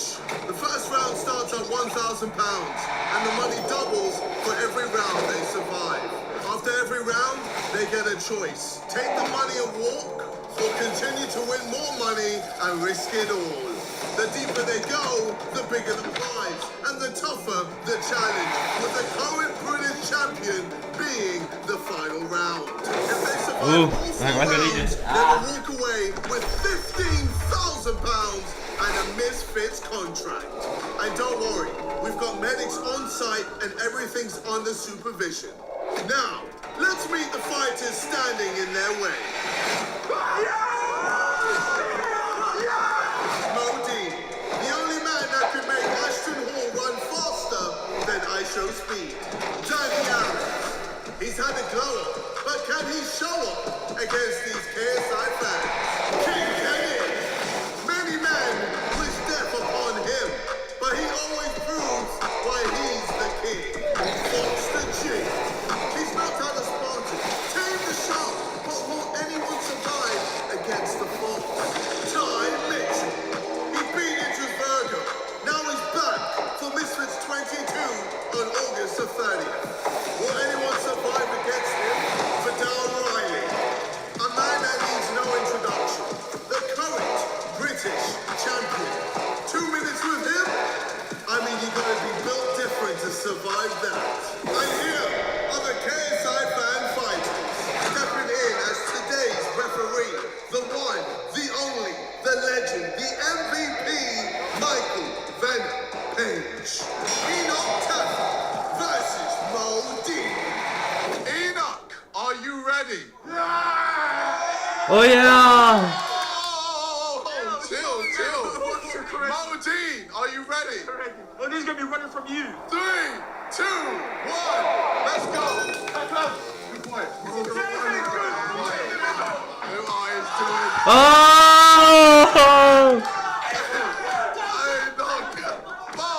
Modine, come on, let's go, man.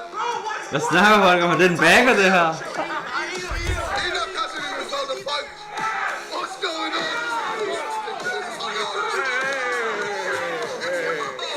Hey, yo. Well, fight, bro. You gotta fight it. You gotta fight it. Go on, let's go. Oh, team, get in. Oh, Jesus. Hey, yo, Bro's about to survive a round without punching. He punch!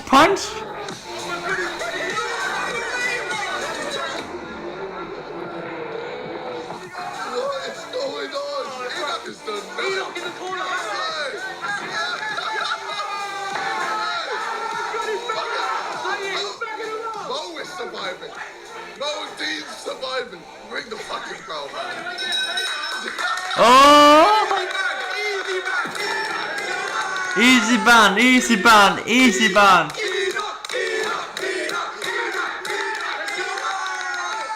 Enoch, how you feeling?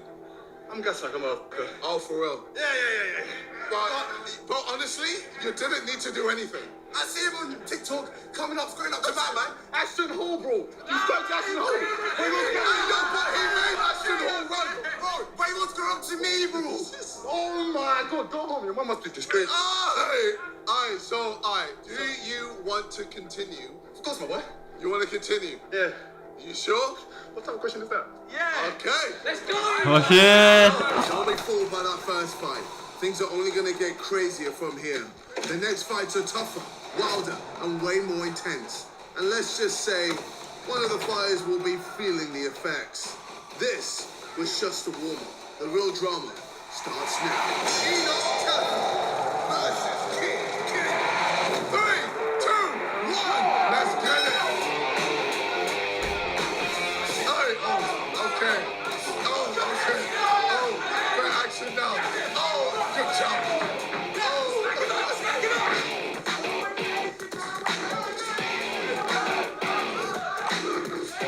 Another. Oh, he's not just taking hits. Oh, he's not taking 4 hits. Oh, all right, this is looking a bit mad. Oh!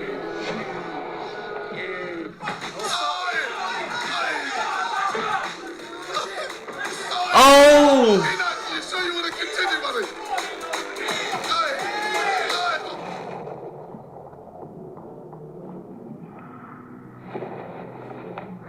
Ban! Oh! Finish him, bro! I got money on the line!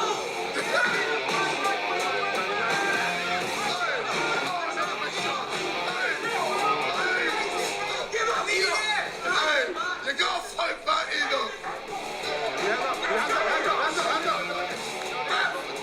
Come face it. Let's go. Yeah! It's long, man. It's long. Stop nu. Jeg vil stoppe nu. Det var ham.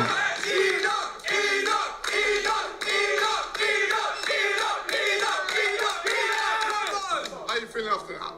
I'm not gonna lie to you, bro. Yeah. I thought it was gonna go harder. You've got 3K in the bank. Do you want to leave it at that? You don't make that a year, bro. Come on. Take it. Yeah, the ego in me says yeah, but I can't lie, bro. That was long. Listen, yeah? My man never raised a quitter until I'm down on the floor. Keep going.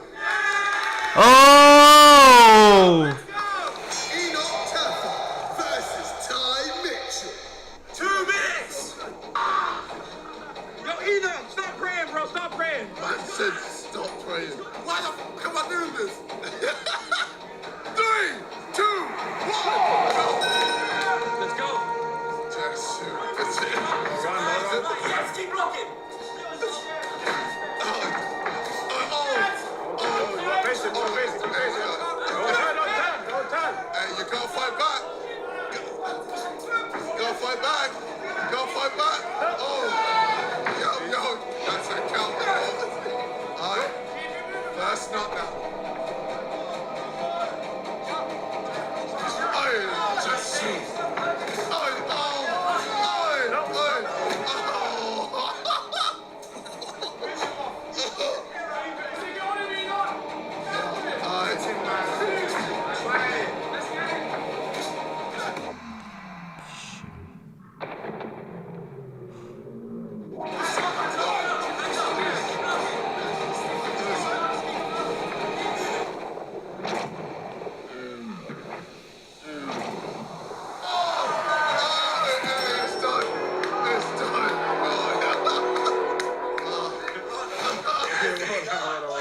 Unlucky, bro.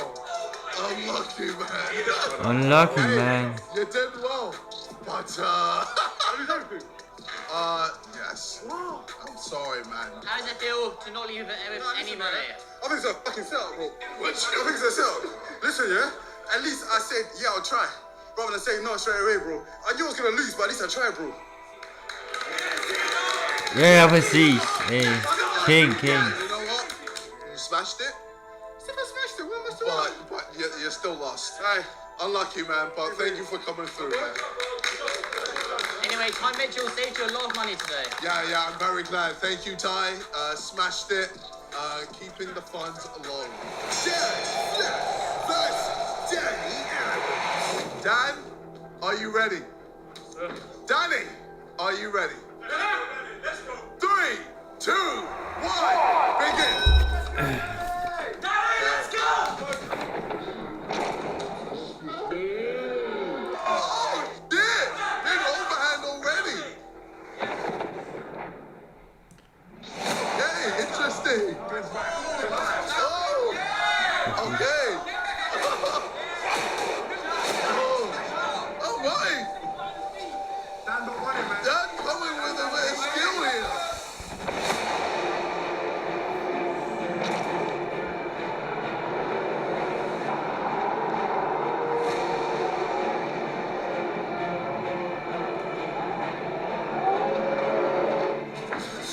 Dan has done more than survive right now. I'm tired.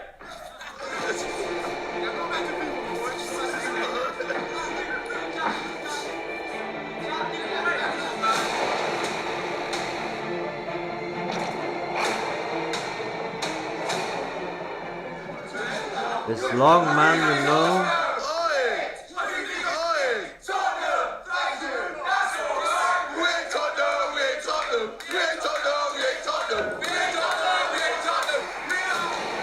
We're Tottenham.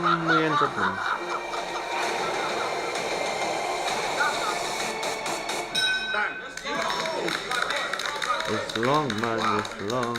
Dan, talk to me. Bro, I think that was the fastest, easiest K of your life. Yeah, that's about a month's wages almost for me, sir. Damn, you boxed perfectly, man. Thank you. You did very, very well. I mean, do you want to continue? Let's keep going, man. Let's go. Versus Foxton Chick. 3, 2, 1. Let's get it. Go on, Dan, you got this, bro. He's like, smack him. Good hit. Smack him. Fox is on smoke. He's on smoke.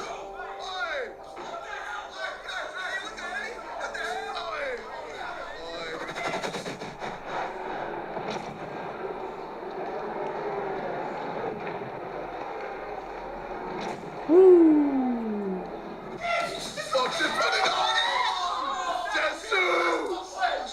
Oh my God. Okay, Dan is running this time. Oh my God.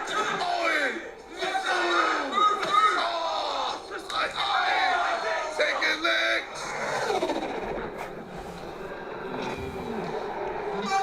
Good defense from Dan. Oh, taking big shots though.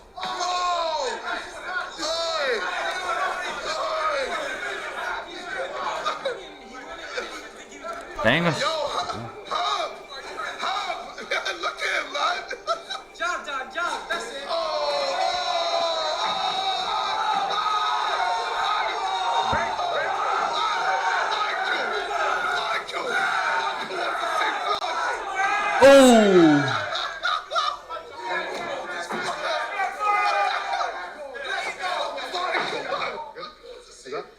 Ready?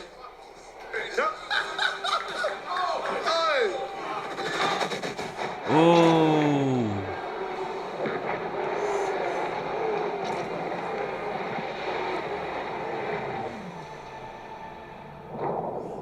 Ved du godt, man kan dø ikke at drikke vand i 10 timer?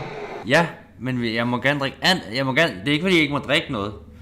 Jeg må bare ikke drikke vand. Forstår du mig ret, ikke? Men det hedder... Jeg må gerne drikke koffein, så vi klarer det nok, fam. Vi klarer det nok.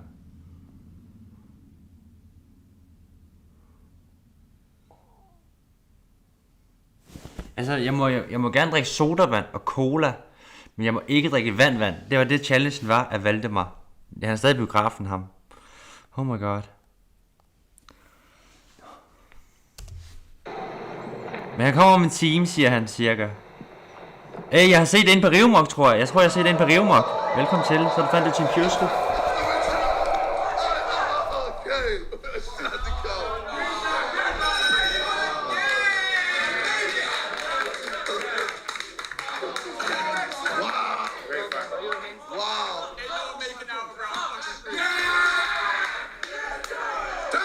How you feeling, bro? Good, man. You sure? Good. What, dude? Well, at first it looked right, and then Fox just went sicko mode. As soon as I saw the lineup, I knew I'd be with him and I knew he'd be a problem. Big question. Yeah. Do you want to continue? Yeah. Wait, you don't have to say it so quickly. You want to continue? Well, I'm in for the full thing. I'm proving myself to all the boxers at my boxing gym. You know what? Made the most of it. I love that. I love that energy, man. Hey, yo, Dan wants to continue. Yes. Versus time, Mitch. 3, 2, 1. Let's get this, man. Let's go. Stay on his outside, John. Stay on his outside. Eating a big jab already. En big jab already. Har du ikke opdaget det sammen? Yeah, do what he said.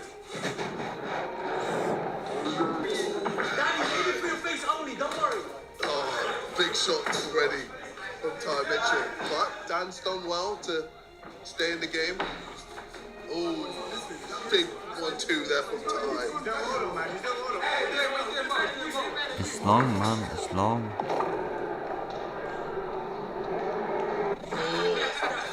Dan's getting cornered a lot.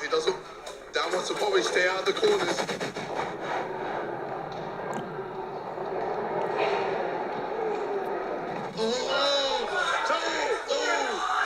Referee's in. Okay.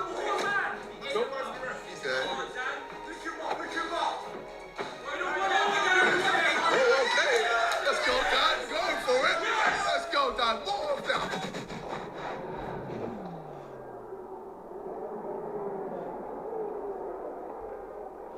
Let's go. Oh, God. Oh, okay. Oh, Jesus. Oh, ay. Lots of combos. Look at down. He's still in it. Oh, another big shot. Oh. Jesus. Let's go. Just keep it up. Keep moving. Very good.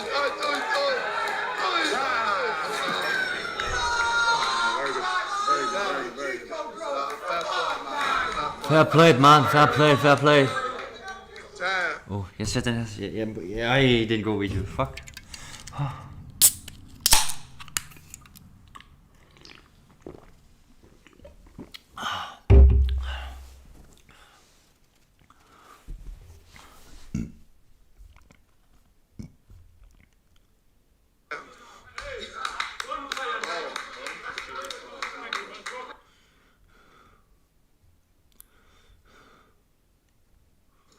Johnny for ikke at komme. Elle sønder for at åbne sin fede mund, mand.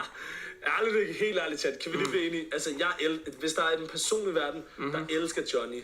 Nu kommer der verdens største mænd her. Så er det virkelig mig. Men... Altså virkelig, jeg ser...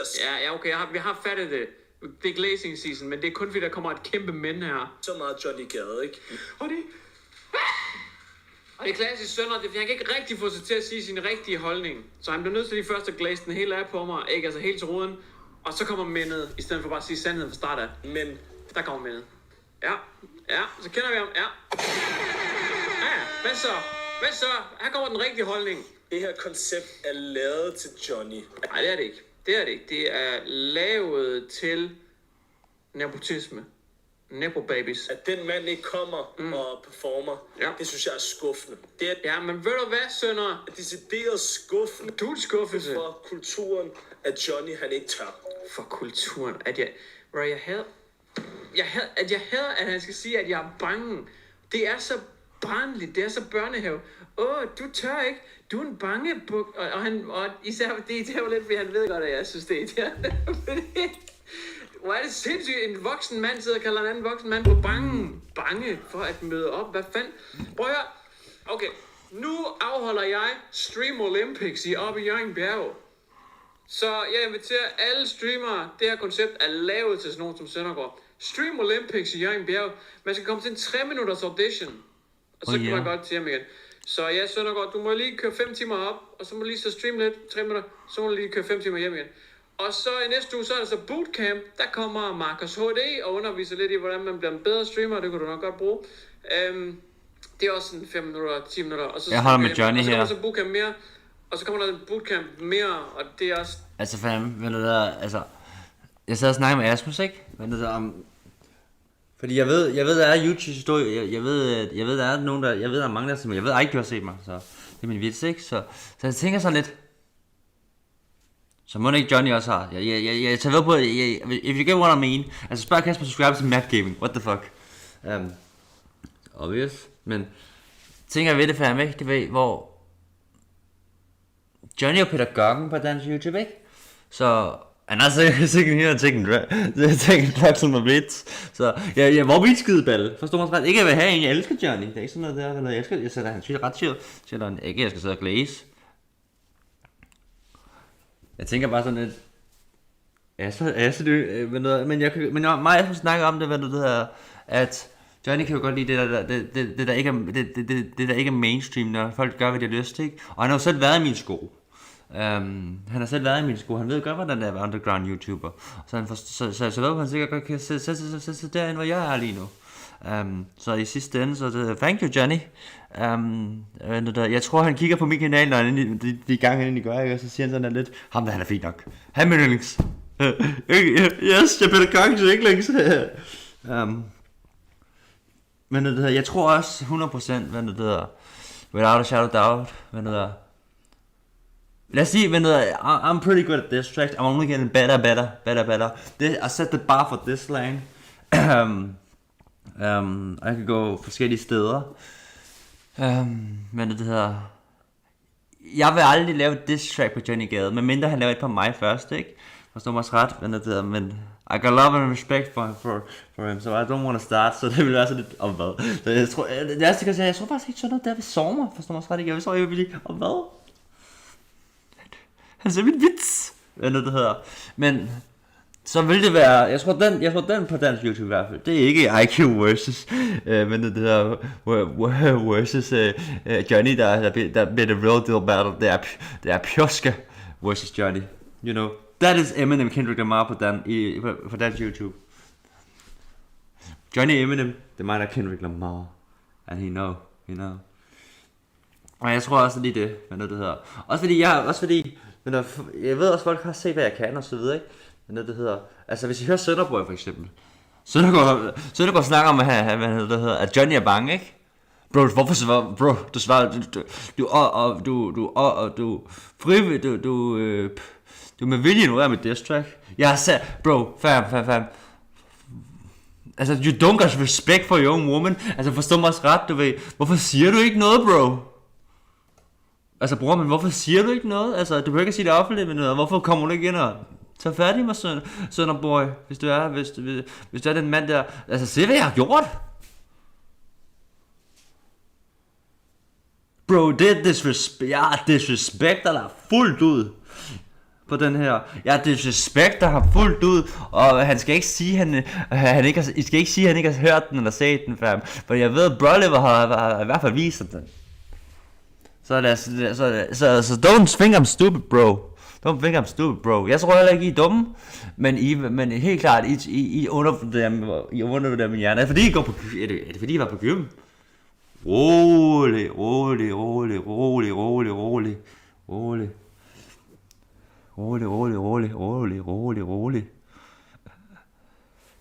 Jeg skal på det der lav. Altså bruger man jo disrespekter der lige der. Det der, det er disrespect. Jeg har ikke fundet mig i det der, bro. Men jeg ikke engang, du ved, hvis det var mig, der har fået det der, ikke? Du ved, hvis det var mig, der har fået det der, for eksempel, så ikke engang, så enten lavet disrespect tilbage, hvad det hedder, eller gå helt, eller hvad det hedder, eller i hvert fald lige tage fat i ham. For det der, det er ikke, fordi forstår mig ret, det der, det er crazy. Det er over stregen, det ved jeg da godt, og jeg ved med min pointe der med det. Det der, det var ikke for sjov. Jeg er virkelig presset i tro med det der. Altså, I don't give a flying shit. Men det der, jeg har ikke hørt noget som helst. I don't give a flying shit.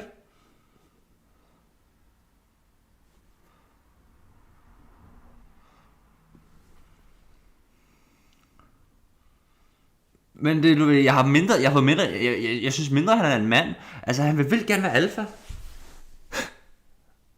Altså, hvis du er en rigtig alfa, så vis mig, hvad du kan. Kom så. Skål. Ja, skål i energidrik og koffein. Ikke i rigtig vand.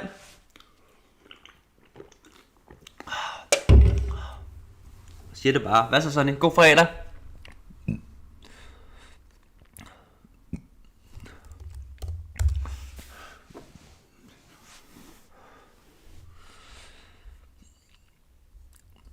Så han skal ikke sidde der og snakke på hans stream om Johnny er bange for ham, når han tydeligvis er bange for mig.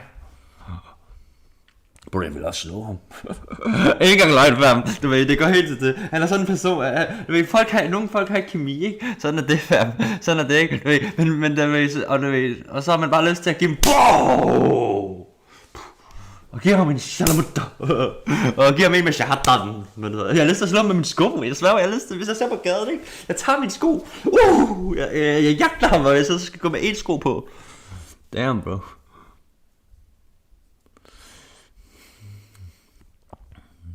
Jeg kan ikke lide jeg kan ikke lide den mand.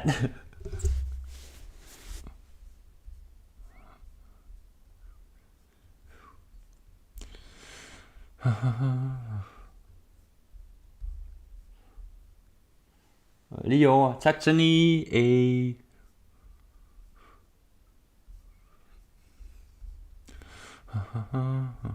Det bliver en lang stream i dag, Sonny, så du skal ikke lade dig i dag, så du bliver glad. Så noget at sove til. Du har ikke...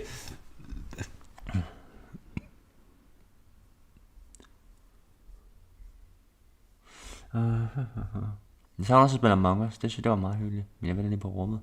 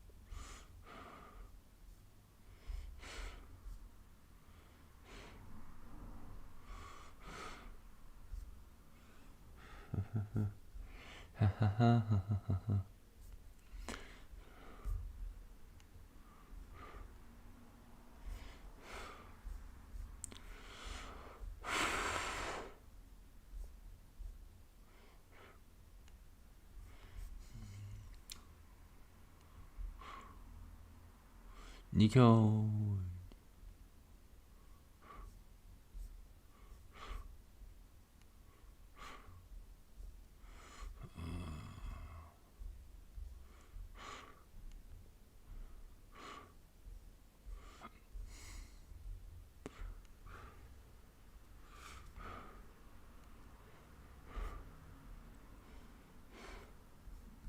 Take ball, second bio. We'll love and one day. Honey, a time, honey, again, I get it. Jeg siger, han har lavet en banger eller sådan noget der. Eller haft et hard topic. Nej, hvornår har han sidst lavet en sindssygt crazy video? Jeg lige se, hvor jeg tænker, wow. Det var sindssygt. Og den var også crazy. Ellers så synes jeg, at han har Best Prime.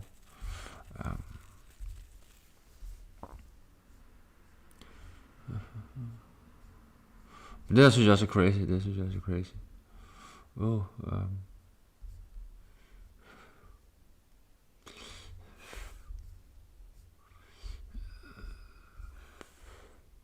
Har han ikke med en med Gohan også? Eller var det? Eller er jeg helt væk?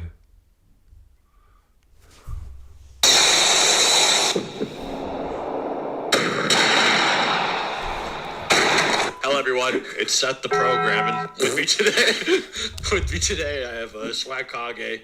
Hey, what's going on? Yeah, also known as Chuck or Clyde. And today we're doing Sasuke versus Kakashi for no particular reason. I just thought it was interesting. Kind of see them start to scrap off in the 5 Kage summit at the very end. It's implied that Kakashi's gonna have to fight him like Hiruzen fought Orochimaru.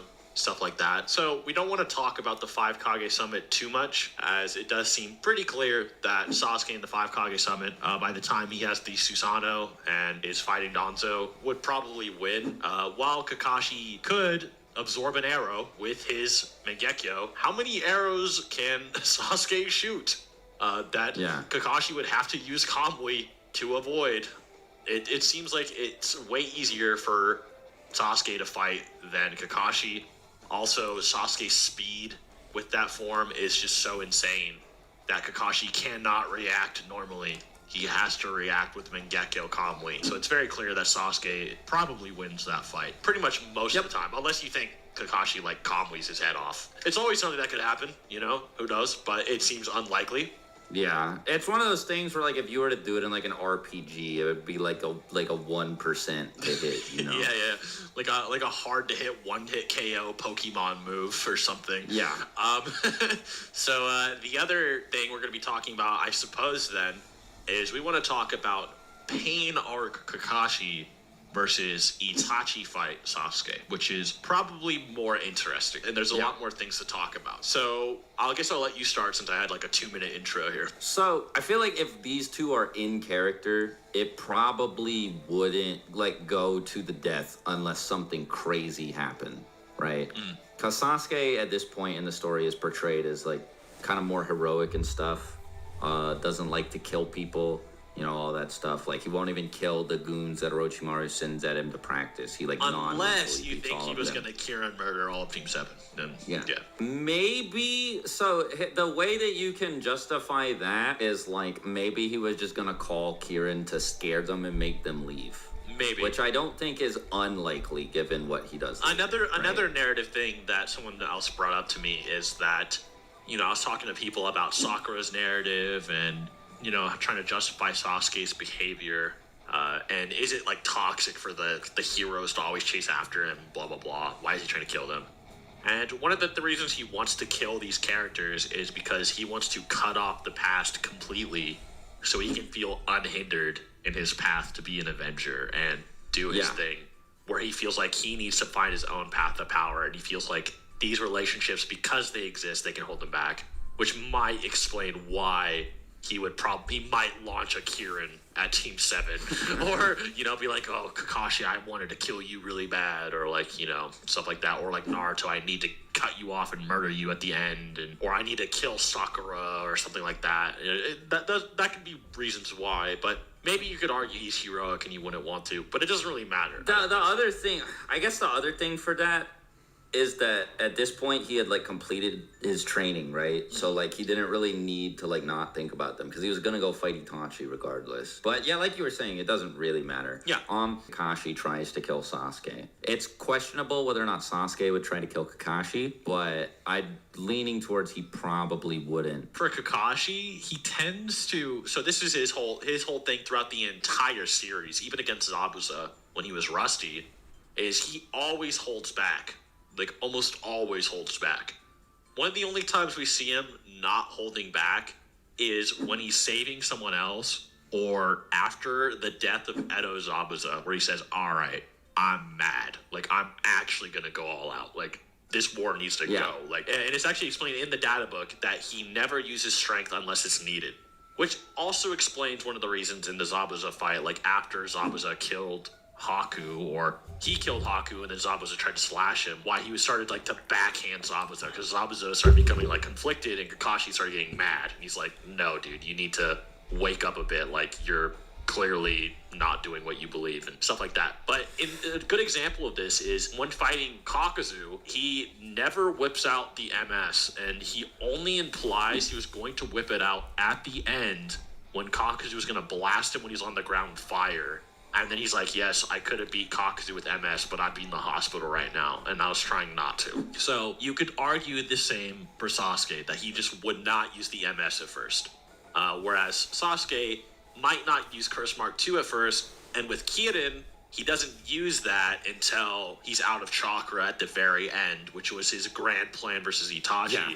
It's because he doesn't require pretty much really any chakra of significant amount to control Kirin to launch at his foes while they're both exhausted. And it's like an insanely powerful jutsu even without his chakra. So I definitely think it's more likely that he uses CS2 than it is that Kakashi uses Kamui. Like, even if it is a death match. So they're definitely both like at that like Akatsuki level bare minimum, because like Kakashi's clashing with Kakuzu and Sasuke's fighting Deidara. Yeah. But they both like lose, and it's like you said, it's implied that they have to bring out like their next level abilities in order to actually keep up. Like Sasuke needs CS2 and Kakashi needs Kamui. Right. One argument you might be able to make is that, yeah, Sasuke might be implied to be able to fight in that Kakuzu battle and potentially win. Yeah. Which is somewhat implied by Kakashi and Naruto, where Naruto feels inferior to Sasuke and still inadequate about his performance while thinking about Sasuke after beating Kakuzu with the Rasen Shuriken, possibly implying that Sasuke would have done better. And which is crazy because Kakashi's like, wow, dude, like, you even surpassed me in that fight, which, granted, he did technically do more damage to Kakuzu than Kakashi, but as we know, Kakashi might have been able to pretty much almost solo with the Mangekyo, whereas Naruto couldn't with his Rasen Shuriken. So I'm just gonna say, I don't think Kakashi was being like honest, whether it was with himself. Maybe he just meant or like whatever. the normal Sharingan version or something. Yeah, but I think that he was just being humble, saying that Naruto trying to make him feel surpassed better. him. Maybe. Yeah. Yeah. But, well, I mean, also, I think, like, Kakashi may have genuinely believed it, even if it's not true, because the Rasen Shuriken is extremely impressive. Right, maybe he just meant the power of that surpassed him even. Yeah, I don't think that if they were to scrap hand-to-hand that Naruto would actually beat up Kakashi unless he used, like, a bajillion clones. Which is pretty confidently secured with the Pain arc, where 3 Tomo Sharingan Kakashi seems to be way stronger than base Naruto. In fact, some people debate about Kakashi versus Sage Naruto in that arc, which I do think Sage Naruto wins, but I think Sage Naruto slaps him. Yeah, but it's very clear that Kakashi's still stronger than base Naruto. Like, you know. I think that the Kakashi Pain stuff is extremely impressive, but not as impressive as a lot of people make it out to be. Now, I've talked about this to gas Kakashi up in the past before. Yeah. How Kakashi does fight these stronger pains, because like Jiraiya looks at Jiraiya looks at these, like, it's the Preda animal and what's the other one? Is it the Naraka one? Yeah. I think it's the Preda animal and Naraka. And like, these are not, like, these are bum paths. The weakest ones, pretty much, for the most part. Yeah. The animal's not the weakest. I think if, like, you swapped out animal for human, then it would probably be the 3 weakest. But we can at least agree, though, that the Asura and Tendo are probably the strongest. And yeah, I agree with that. And, like, Jiraiya looks at them and he's like, he literally says, I can't damage them. Yeah. Like, I can't even fight them. And then Kakashi is able to fight, like, Tendo and Asura. And, like, Asura, like, rips off Jiraiya's arm. Now, we've talked about this before. Maybe Jiraiya was off guard there. I think it's really weird, because he says a whole thing to Jiraiya. He's like, you warned me not to. So this is the weirdest statement ever, because he literally says, you warned me not to lower my guard, sensei. But then Jiraiya literally hears that and still gets beat up and like his arm ripped off. So it's like, even if he was caught off guard, which is like definitely implied by the statement, the fact that he heard the whole sentence and still couldn't even like put up his like chakra defense amp or whatever in time is like mad weird. So in any case, like Kakashi's able to Raikiri this thing, not completely kill it. It can still shoot missiles, but like blow it up. So you can argue that maybe he's doing better than Jiraiya. But the thing is, Pain's not going all out.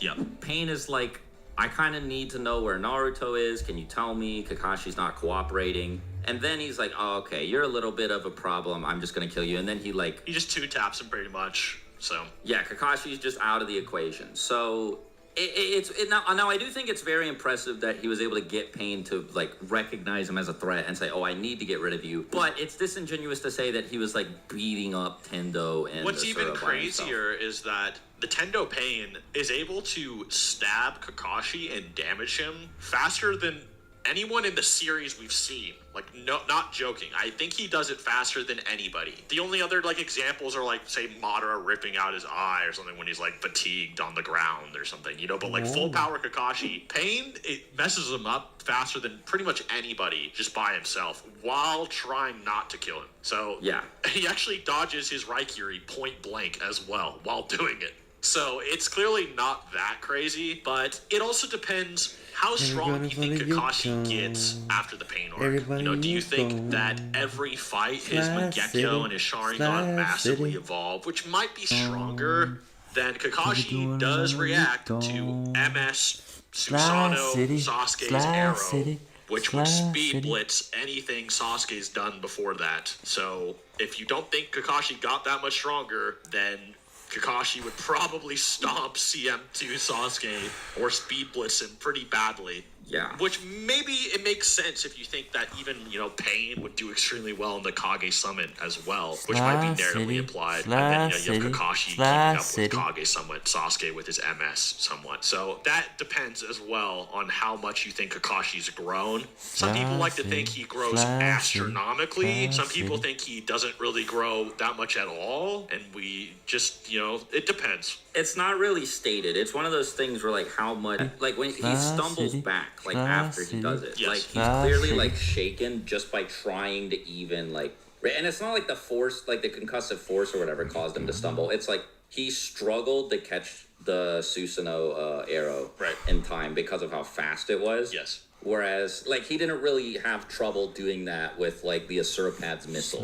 Like, Kamui has never really been a thing where he's like, oh, like, I need, like... He doesn't need to be, like, too much faster than his opponent for it, right? So, like, Kakazu, when he goes into his, like, final mode or whatever, like, blitzes him, like, with the tentacles, and then Kakashi's still like, yeah, but I could have killed him after that, right? So, like, even if Kakazu could have moved or something, he was just fine. And then, like, there's the thing with the Asurapath. He was able to sneak up on Sage Jiraiya, and then, like, Kakashi's able to, like, react to that, like, missile and, like, teleport it away. So the fact that he was, like, that I got that close to him, like, or that it still forced him to stumble, I feel like that's, like, maybe it's less of a feat for Kakashi and more of, like, a thing for Sasuke. Because he's able to, like, intercept, like, Madara, like, summoning to get on I understand what you're saying. The reason it is a feat...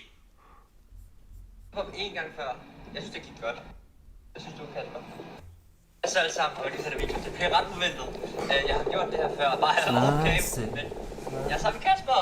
Hey, jeg ser, altså, det hedder Kasper, jeg kender Kasper gennem ven, you know that. Men jeg siger, at Kasper på arbejde i dag, ret sig klokken 4 bare eftermiddagen. Men han har brug for hjælp. Jeg har hjulpet ham en gang før. Jeg synes, det gik godt. Jeg synes, du, Kasper. Det gik også godt. Ja, han sagde du ikke, Kasper, du sagde, at jeg var bedre end nogle af dine venner, når det var 2. Jeg kender dem ikke, men de skændtes, og du skændtes først, vi arbejder bare. Så vi skal have en lang tur.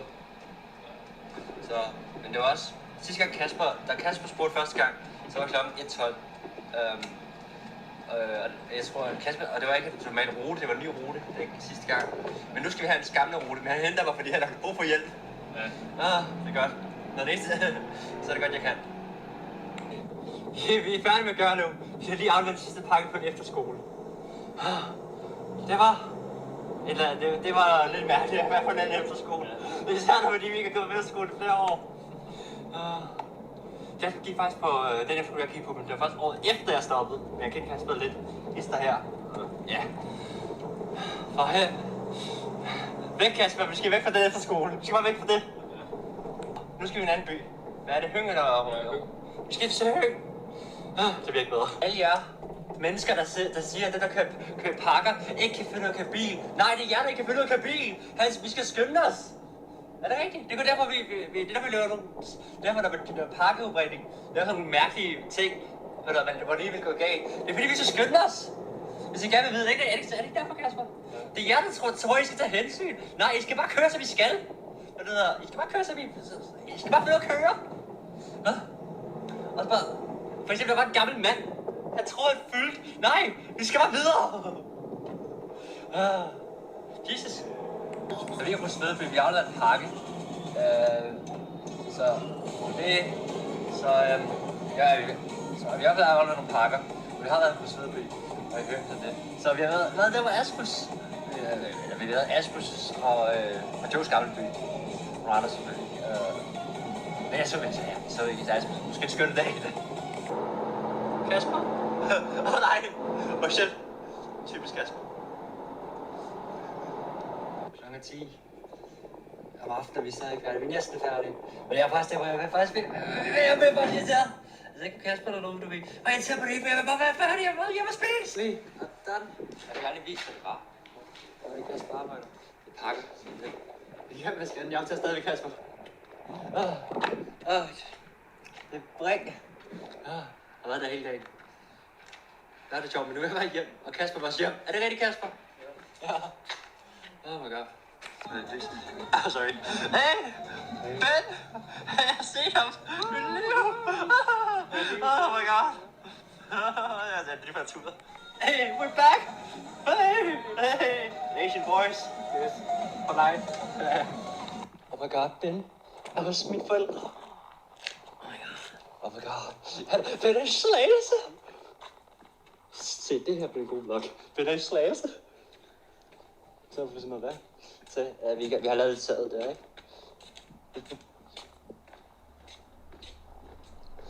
Så. Du kan se her, vil du se skuret? Du kan se, hvad vi har lavet. Det skal selvfølgelig laves endnu bedre. Men vi skal også have flyttet fryseren nu. Kan se? Kom og se. Kom ind og kig. Det er voldsomt, ikke? Vi har fanget rummesten inde. Se. Så man kan da se lys. Og se, fjernsyn, PlayStation. Det er der ryg. Jeg har da også weed her. Kan du ryge her nu? Ja, men du kan ikke nå det. Lav, giv mig min smøg. Jeg skal ryge. Jeg kan lige ryge tilbage før nu. Pjuske. Så har du en? Ja, så må jeg lige. Pjuske. Se mig. Se det.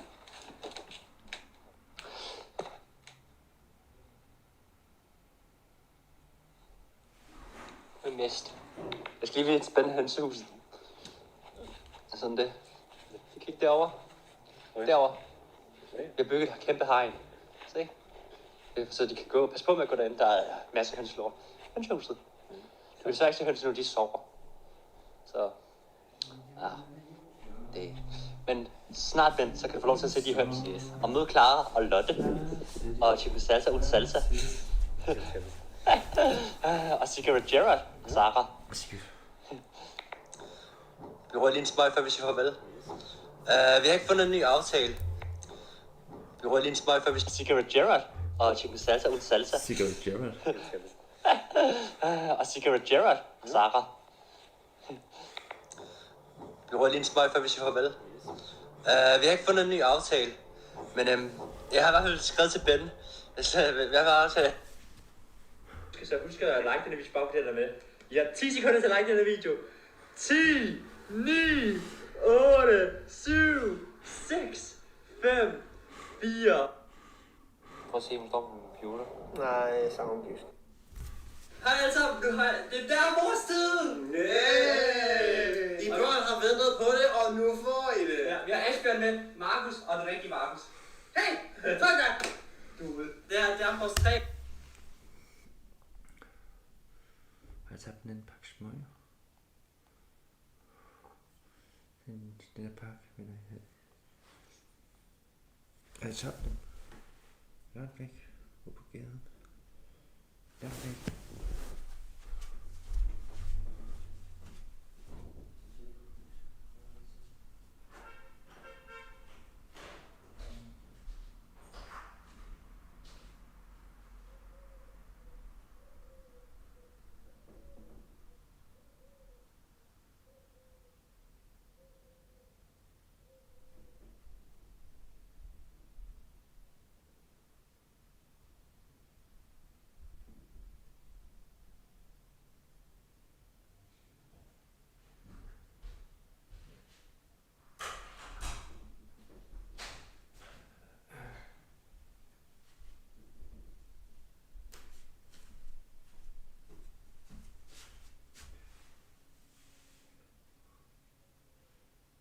Hvor skulle de kunne være?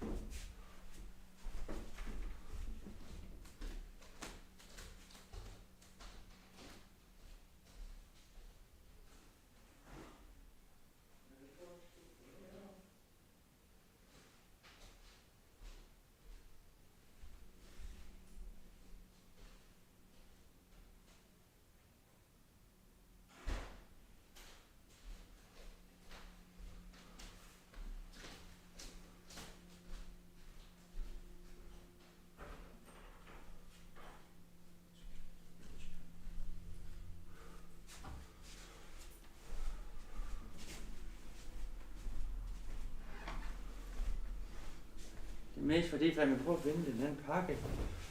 Det er helt låst.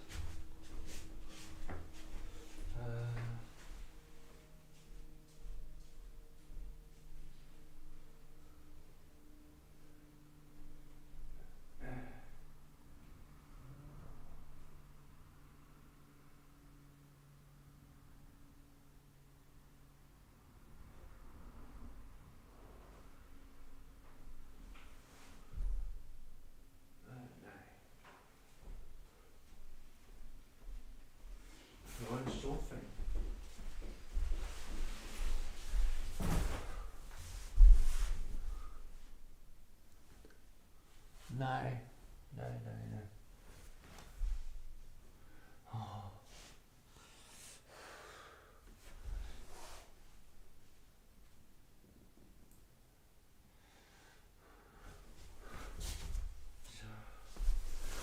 Det er irriterende, fam. Han er der.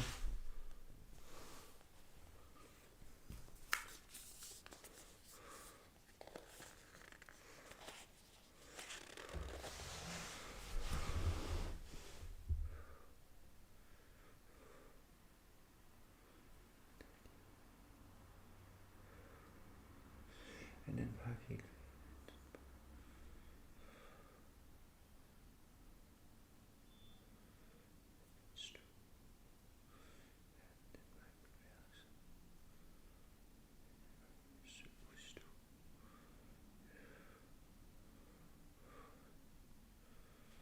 Vindueskammer. Vindueskammer. Er vi en af vindueskammerne? Ja, er det på en af vinduespladerne?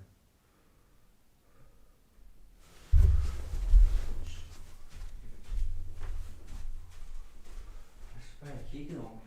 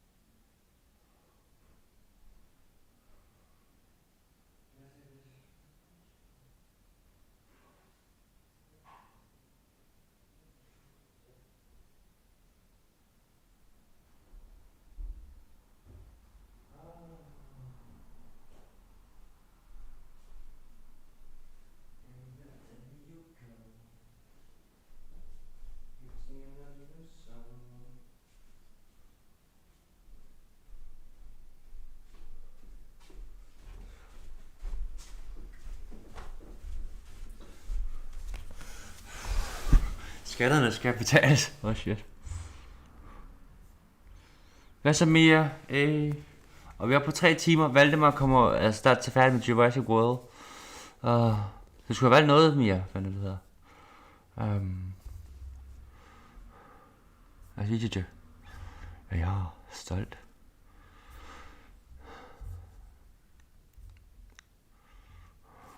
Bro, this is long, bro.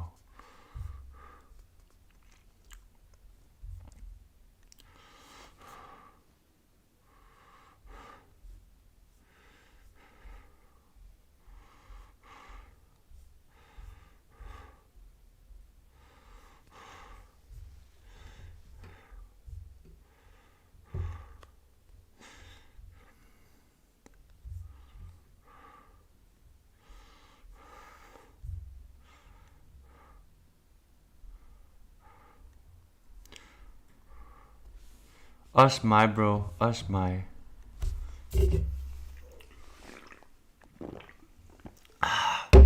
Men så må vi drikke noget koffein. Et stort glas vand. Hvor godt.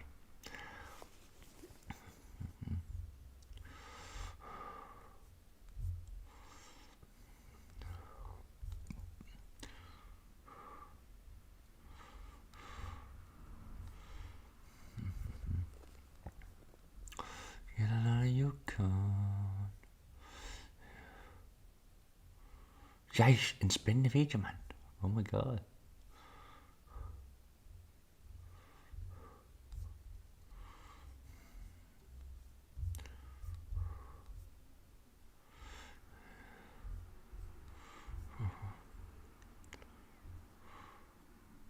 Ja, det er vidunderligt at drikke vand.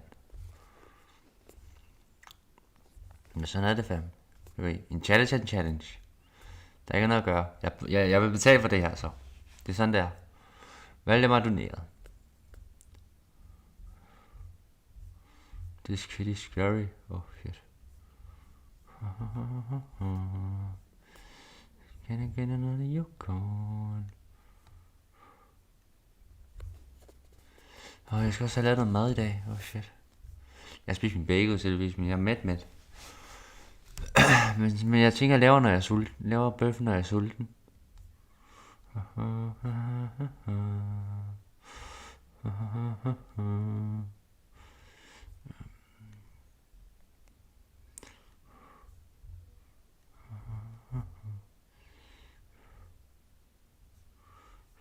Okay.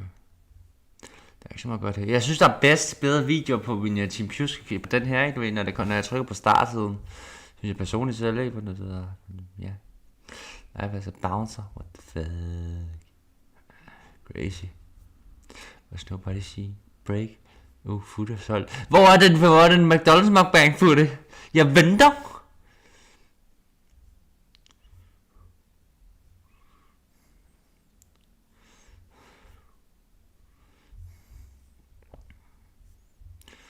Hvor er McDonald's mukbang footer? Det er utroligt, at Footer ikke har lavet McDonald's mukbang. Du kan lave noget vand. Du kan lave noget vandsuppe. Ja, det kan man også. Men det er jo ikke det samme med noget. Men valg alle regler. Jeg må kun drikke koffein. Jeg må ikke drikke rigtig vand. Så er det sådan der. Så må I gøre det som det hister her.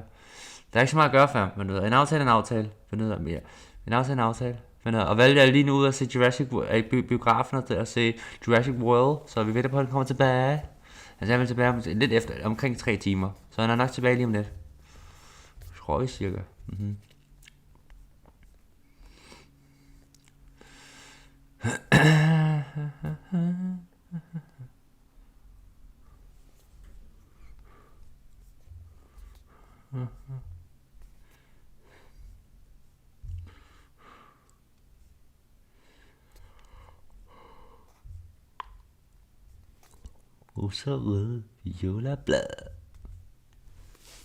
Last week I ranked every single fight in OG Dragon Ball, and this week I am continuing my mission to rank every single fight in Dragon Ball, and in this episode we're covering the legendary Dragon Ball Z. The rules are simple. Number 1, the fights need to be canon, and number 2, they have to take place on screen or on the page. And finally, number 3, there are no rules. Be sure to subscribe so as not to miss out on our next video where we rank every single fight in Super and beyond, but right now, it's Dragon Ball Z time, baby. The Saiyan Saga might seem light on quantity compared to previous arcs, but holy hell does it deliver on quality. Even the smallest introductory skirmishes hit differently now. Farmer vs. Raditz might be a meme, but it has comparable value to the Tau vs. General Blue encounter in my previous video, I think. Through Raditz literally catching a bullet with his bare hands and flicking it back through the farmer, killing him, it's not amazing, but it builds Raditz's threat level quite effectively. Continuing Raditz's rampage, he literally eats Piccolo's blast, sends Krillin flying through a house like a ragdoll, and drops Goku, our main character, with one single hit. Again, these aren't masterpieces, but they're solid action setups. I'm giving Raditz 2 E tiers and maybe a D tier for the meme. Meanwhile, Gohan and Piccolo's training sessions deliver way more than I expected them to. They're not just time fillers, they're character-building gold mines that showcase Piccolo's gradual transformation and Gohan's emerging potential. They aren't terrific fights, of course, but they aren't bottom tier either. Again, E and D tier fit them perfectly fine. Now, there is one fight, well, I mean, okay, technically it's a bunch of training fights that have failed to escape the dreaded bottom tier ranking. And we see this through the others training on the lookout. They almost escaped capture, but alas, there was a single panel of them training in a chapter, and so down you go. Thankfully, though, we make a full recovery with the next bout, Raditz versus Goku, Gohan, and Piccolo. And the only thing I have to say about this is S tier. And that should not be controversial. This is arguably the second best fight of the entire arc in my book. And look at the arc we're talking about here. From the moments leading up to this battle all the way to its aftermath, this clash serves us more lore per chapter than perhaps any other altercation in this series, with each new drop amplifying the drama all the more. Showcasing the functional utility of the Scouter tech in practice, this fight also ushers in an era of power level speculation that has refused to go away ever since. Furthermore, the stakes are incredibly high here. Thanks in part to Gohan's capture, Raditz Raditz' ultimatum to Goku, and fundamentally the power differential established between the two strongest fighters on Earth combined versus Raditz. Also, it's the first time Goku and Piccolo ever fight together following their blood feud, and that's not even to mention Goku's sweet Kamehameha manipulation, Piccolo's Makanko Sapo, or Special Beam Cannon, and need I even mention Gohan's hidden power? I shouldn't need to say all this. You guys know. The story of the fight foreshadow the fatal flaw that ultimately leads to Vegeta's defeat, that the Saiyans themselves value individual strength more than teamwork. Raditz dismisses Goku and Piccolo as a threat due to their individual power readings, all the while he somehow finds himself cornered multiple times due to their combined efforts. It is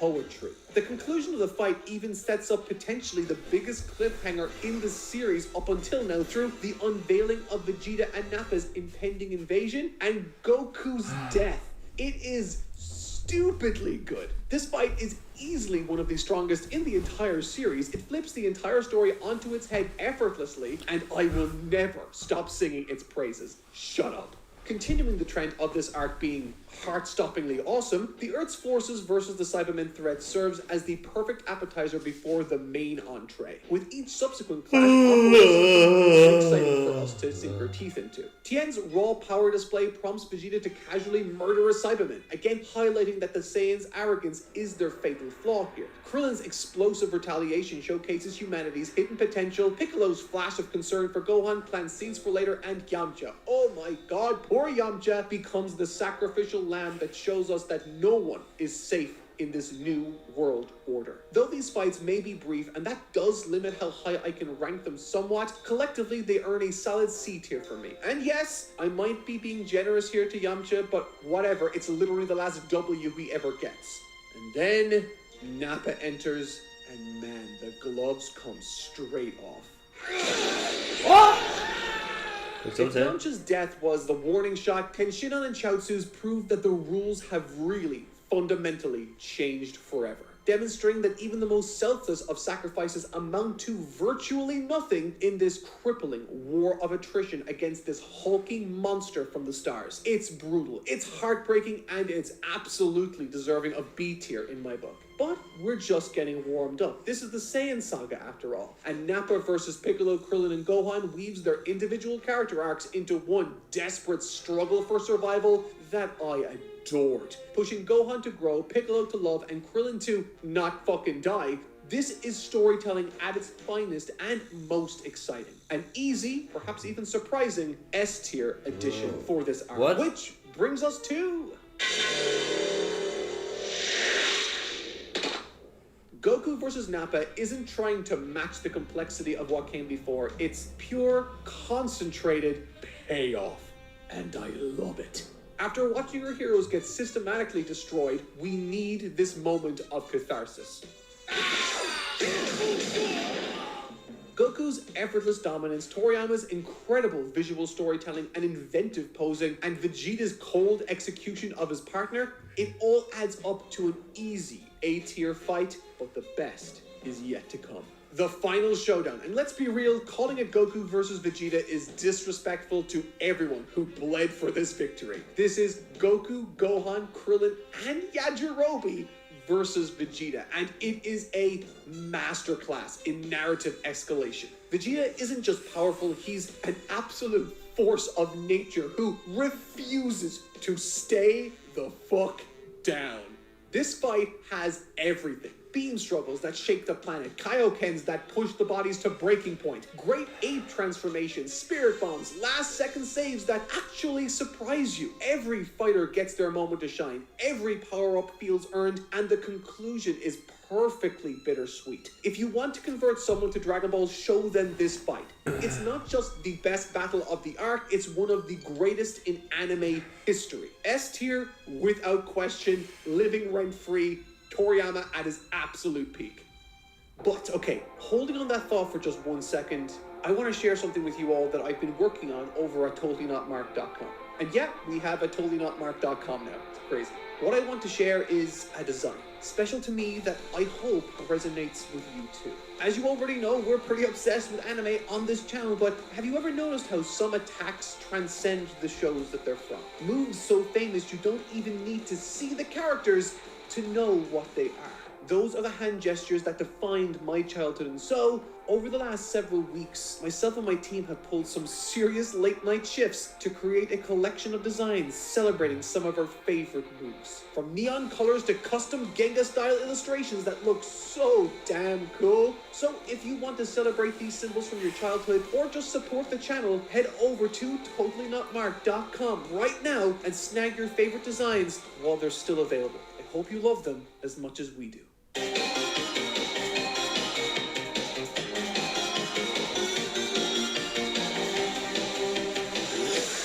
Stepping away from an arc light on individual fights and straight into one flush with them, we have the Frieza Saga. Of the 25 plus fights within this segment alone, only one is going into bottom tier. And it's not because it's bad, because let's face it, bottom tier doesn't mean bad. The Frieza Saga's only bottom tier entry, Vegeta versus Apul, is more of a narrative beat than it is a fight, so to speak. It's necessary to the plot, and sometimes we need curb stomps like this to move things along, but it's not a good fight or an impressive show of force by any measure. Moving on, Gohan and Krillin versus some Frieza Force soldiers, Vegeta eviscerating a Namekian village, and Gohan versus Vegeta's knee all find their way into E tier respectively. All of these serve an important purpose narratively concerning Gohan and Krillin's run-in with the Frieza Force soldiers. Through this fight, we learn how Gohan and Krillin stack up amidst the Frieza Force. It's an important scene, but there's nothing too impressive. The same can be said for Gohan meeting Vegeta's knee. This is an incredibly tense moment, and it's for that reason it's not in bottom tier. For this scene to be able to squeeze out this much drama from a brief interaction is nothing short of brilliant. That said, it's more of an intellectual fight than it is a physical one, at least for Gohan anyway. Also, concerning the Namekian village, yeah, Vegeta's just a bad guy.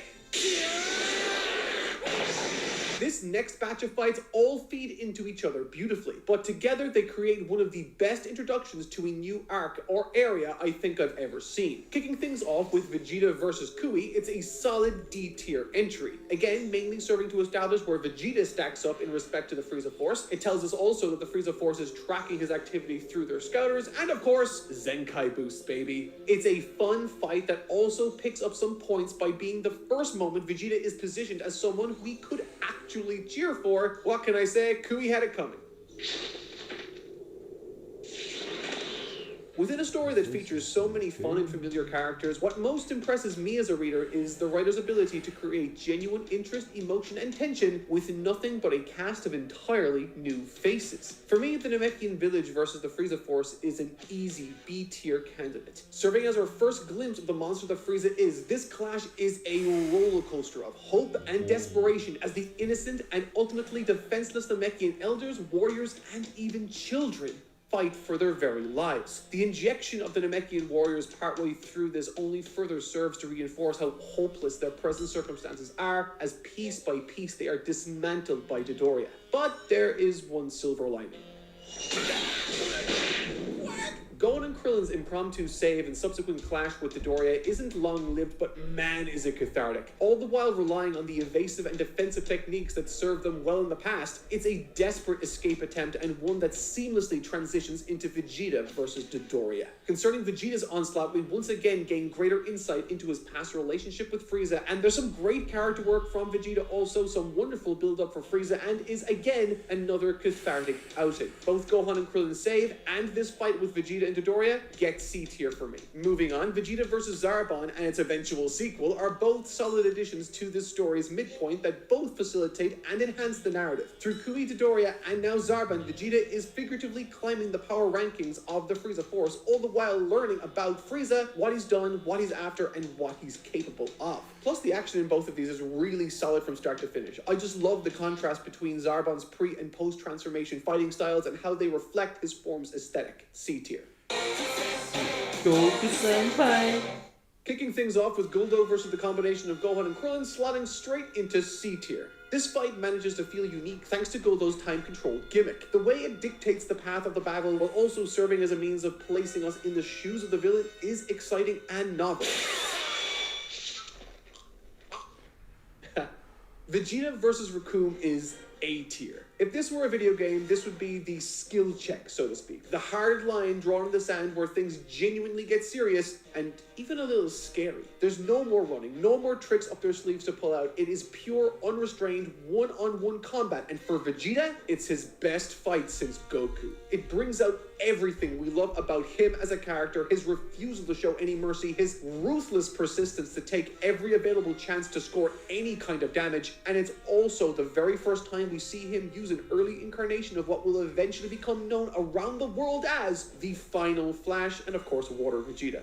Furthermore, from a layout and design standpoint, Vegeta vs. Recoome is my go-to example to illustrate just how masterful Akira Toriyama's use of space, line work, and posing was in order to control the eye of his readers.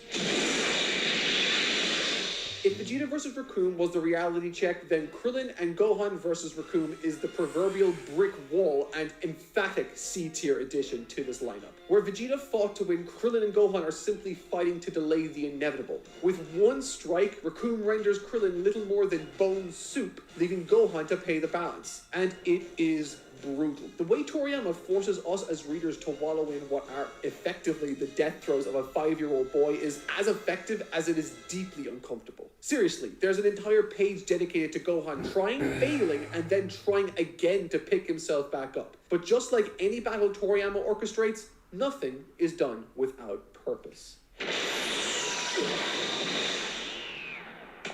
Goku vs. Recoome, as well as his later fight with Jason Burner, served the same purpose as Goku's earlier battle with Nappa did. I will say, however, neither of these bouts reached the same level as Nappa vs. Goku did for me. And I think the reason is tension. With the Saiyan arc, while it was a relief for Goku to show up, we also knew that Vegeta was right there. In this one, however, it's perhaps too much of a reset to the status quo. Still though, I can't say I didn't enjoy them both considerably. We'll put them in D tier. And no, I am not counting Vegeta killing Berter and Recoome as fights. Both of them were just, they were unconscious.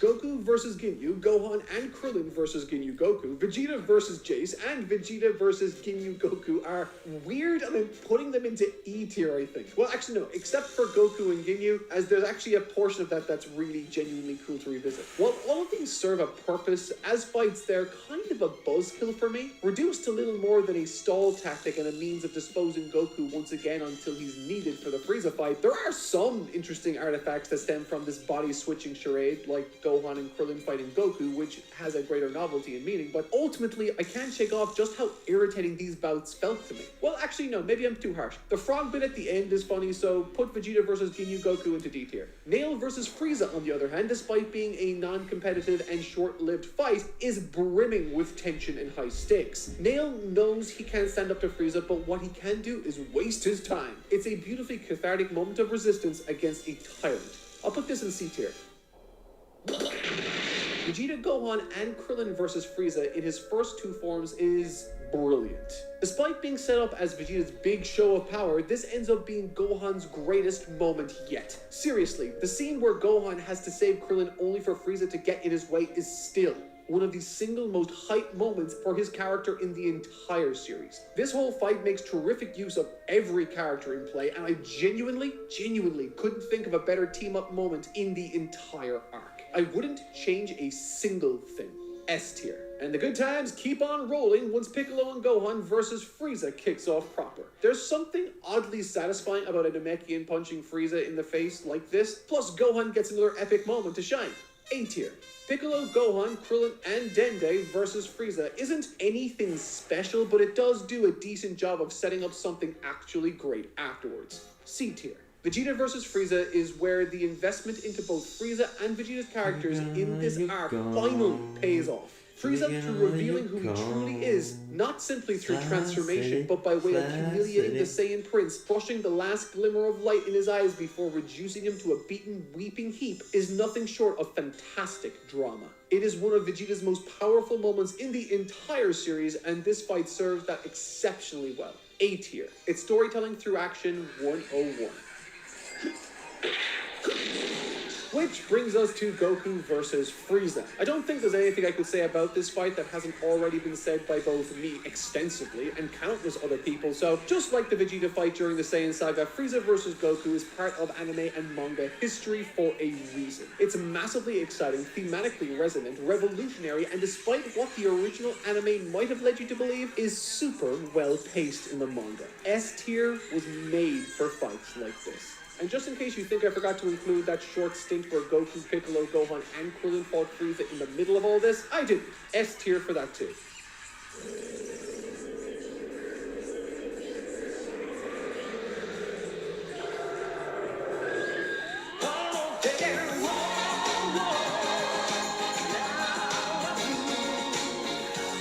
Just saw, the Frieza saga was pretty stacked with top-tier fights, and the Android Cell arc is in pretty great standing too. Though unlike many of the prior Dragon Ball Z arcs so far, due to the stop-and-start nature of this particular installment, there are a few bottom-tier candidates that need to be accounted for before moving on. Yajirobe being shot out of the sky by the androids attacking countless people on South City Island, and Android 17 being eaten by Cell technically counts too. Oh, also, future Gohan knocking out Trunks during the History of Trunks flashback, and Vegeta attacking future Trunks twice. Yeah, okay, there's nothing wrong with any of these, I'm just chucking them into bottom tier to account for them. Now, onto much more substantial matters.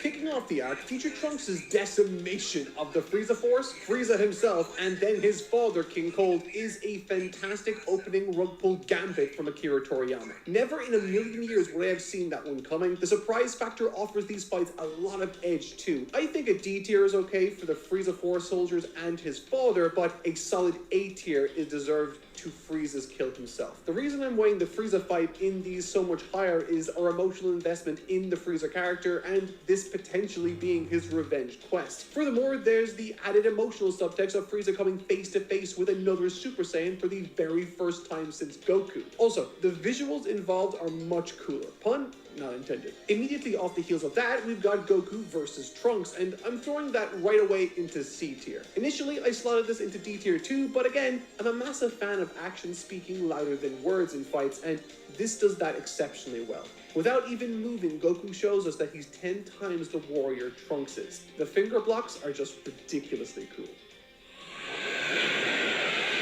This stretch, following the time skip through to Cell's introduction to the story, is one of my absolute favorites, and it has some of the most effective and subtle Toriyama characterization in Dragon Ball Z. Let's get the lesser fights out of the way so we can get to the really good stuff.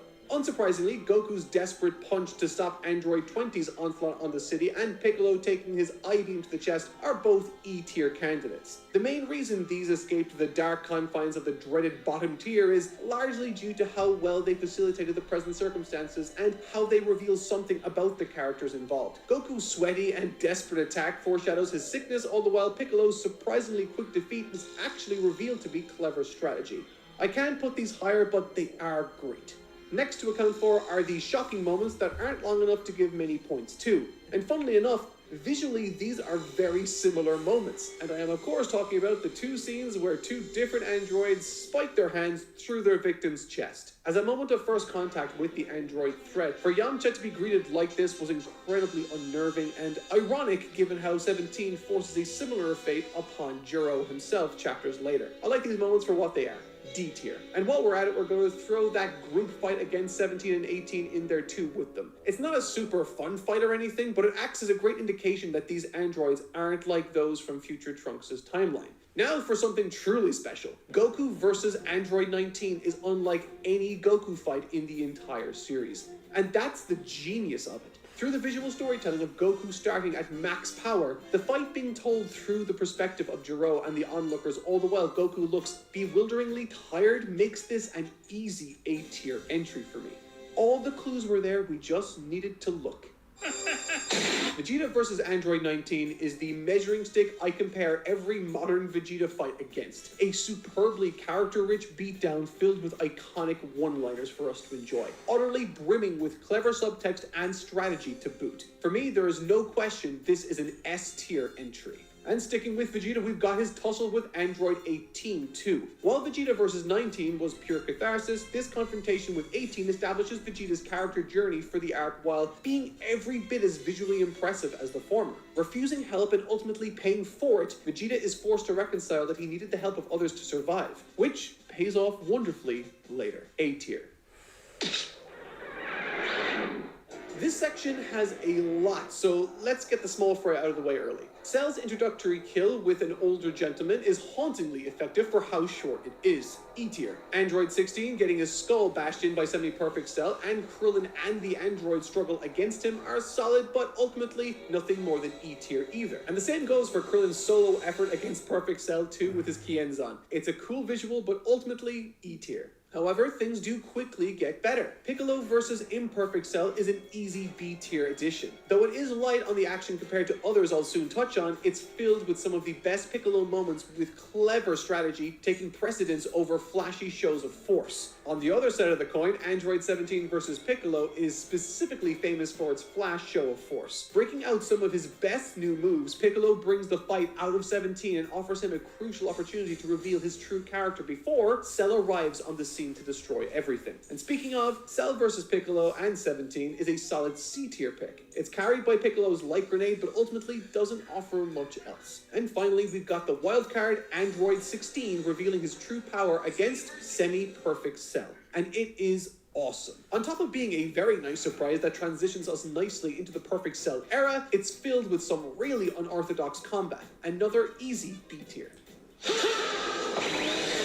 Never in a million years would I have thought I'd be putting Semi-Perfect Cell versus Ten Shinhan in A tier, but here we are, and it's well deserved. This is a stunning example of Toriyama turning a character's weakness into a narrative strength. We know that Ten Shinhan is no match for Cell, but as said by Piccolo to Android 20, their strength isn't anything compared to the techniques they can use to harness it. We saw it when Goku's power level reading spiked when he used the Kamehameha against Raditz, so you can only imagine what a Kikoho does to that power reading also. It is thrilling, we know it's a stall tactic, and we know the toll it's putting on his body. It's a fan favorite scene for a reason. And with that, the floodgates open. Vegeta versus Semi-Perfect Cell and eventually Perfect Cell is another S-tier affair, brimming with character for both Vegeta and Cell respectively. Also, the final flash, I mean, come on. But the score I'm going to give this next one might even be controversial. I'm awarding S-tier also to Perfect Cell versus Future Trunks. While visually exciting, it's not the aesthetic that pushes this fight as high as it goes for me, it's how it serves the story. Unveiling initially that he's more powerful than his father could ever hope to dream of, through the parallel story of Goku's training with Gohan, we gain insight into just how terrifyingly mistaken Trunks is before he does. It's profoundly embarrassing and one of the best uses of dramatic irony in the entire series, humanizing Trunks as a child out of death while elevating Cell, Goku, and even Vegeta in the process. From a writing standpoint, there's nothing else like it in the entire series.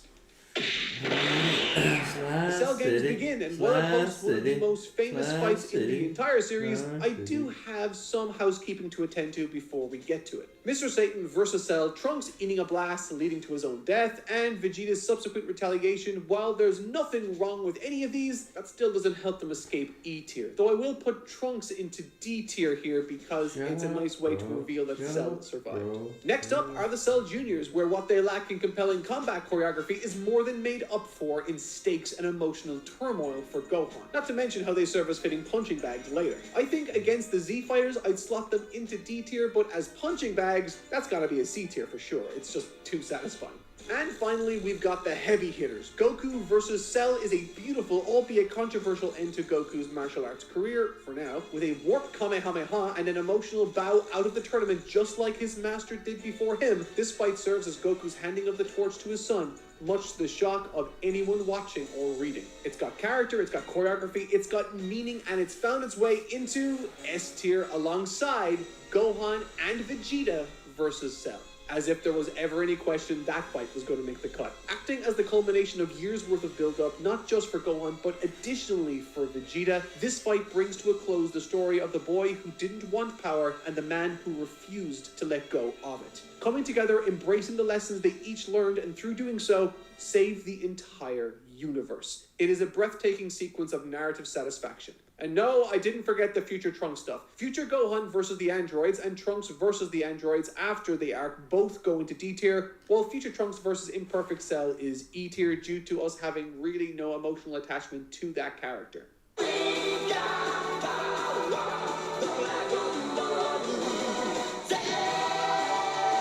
Welcome to the Boo Saga, or as I call it, Dragon Ball's Jackson Pollock painting, where, in a burnt-out days, Akira Toriyama threw a bunch of shit at the wall, and fans are still arguing to this day over whether it's an abstract masterpiece or just abstract. But the truth is, just like a real Jackson Pollock, even the experts have to tilt their heads sideways, squint really hard, and maybe have a few drinks to appreciate the beauty hidden beneath that disappointing adult Gohan splatter. Just kidding, I really like Jackson Pollock. Also, that thing I said about Gohan, kinda mean. I'm sorry. Man, that old Kai sure can dance, huh? I've been pretty critical of the Boo Saga in the past, but even I can admit it's filled with some of the most creative additions to the series. However, before that, we got quite a few bottom tier entries to account for.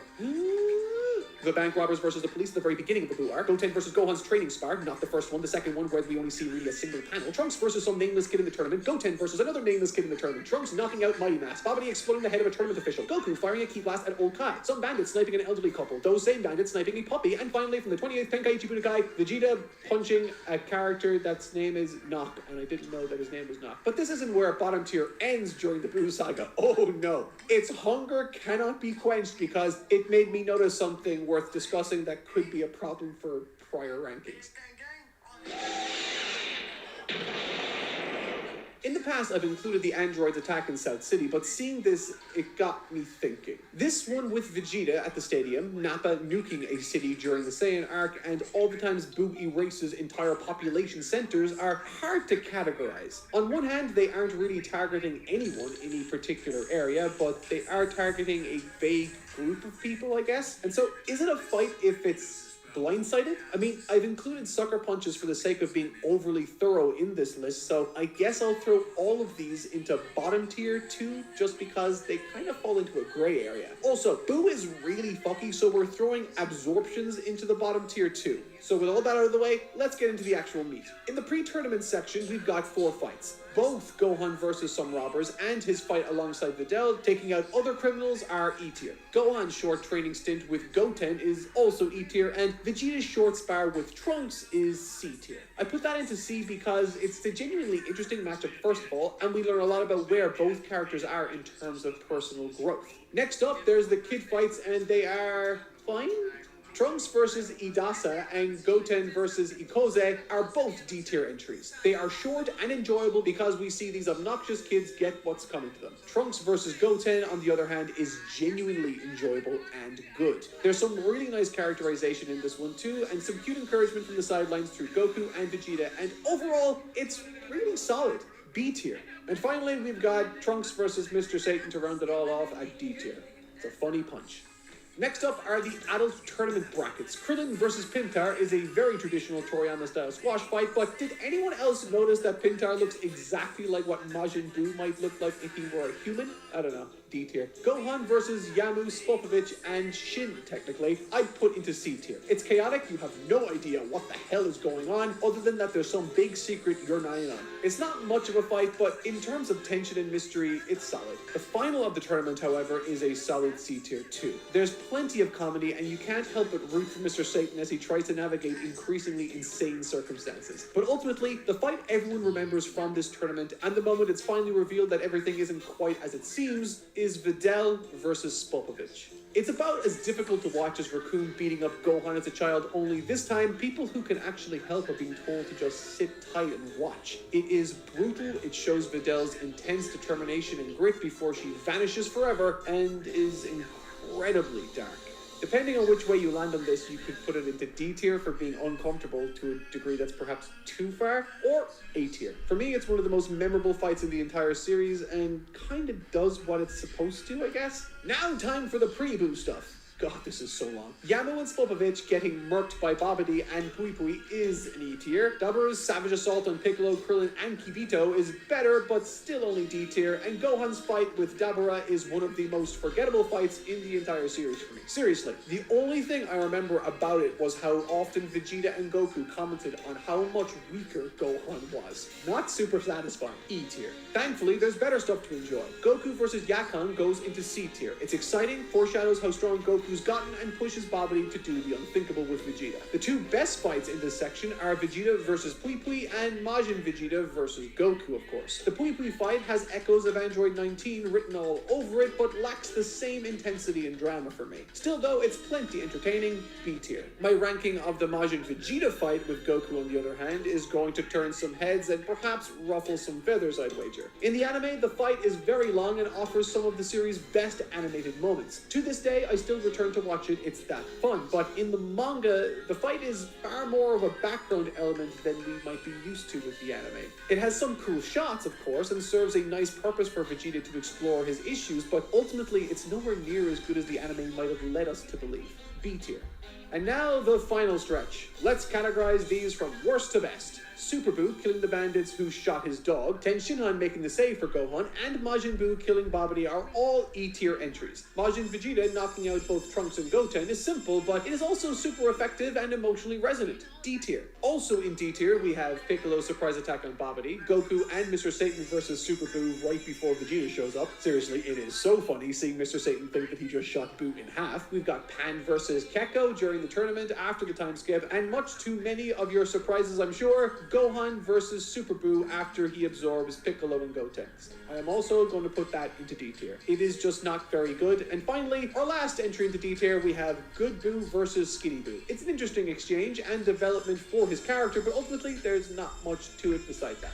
Now, this might upset some folks, but I genuinely liked this moment a lot. Mr. Satan taking out the bandits is going into C tier, alongside Mr. Satan and Good Buu versus Kid Buu, Goku versus Oob, Majin Buu's first fight with Dabura, Gohan, and Shin, and two other fights that I am sure people will take issue with. The first is Gohan versus Super Buu, when he first makes the save. For me, this is one of the most disappointing fights in the entire series. For, frankly, too many chapters, we were forced to wait while this freaky old shaman Kai danced around him, also he could just do nothing, I guess. It's cathartic, of course, to see Gohan show up wearing those clothes, and it has some cool moments, but outside of that, it's just not great. And the second fight that I'm sure you're going to be upset with me on is Vegeta versus Kid Buu. In the anime, this fight is awesome and would easily find its way into an A or S tier for me, but in the manga, it's much less than many might anticipate. It's still good, but nowhere near as emotionally powerful as the anime worked out.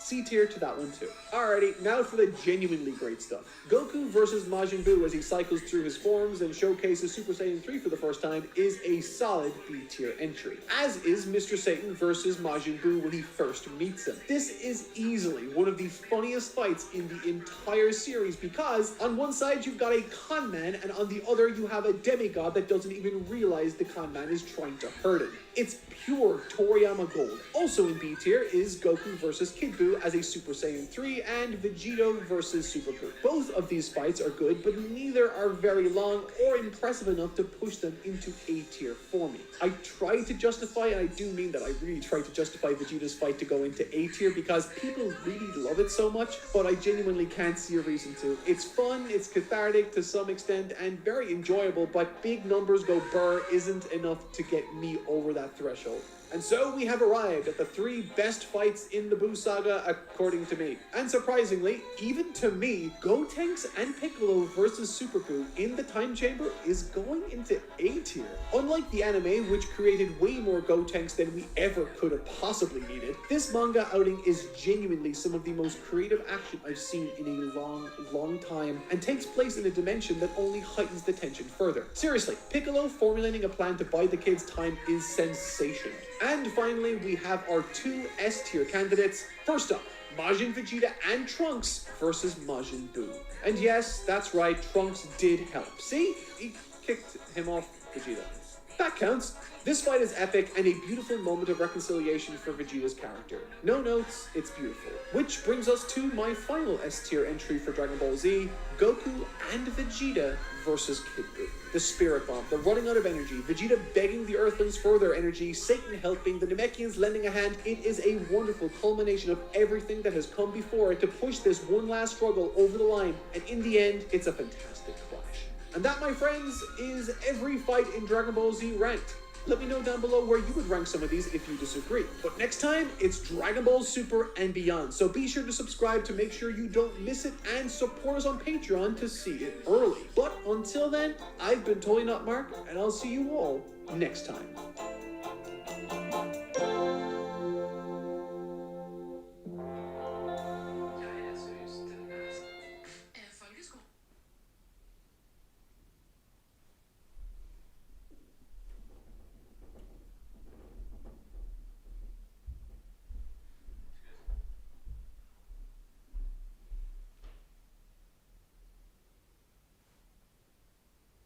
Jeg har set, bro. Jeg har set.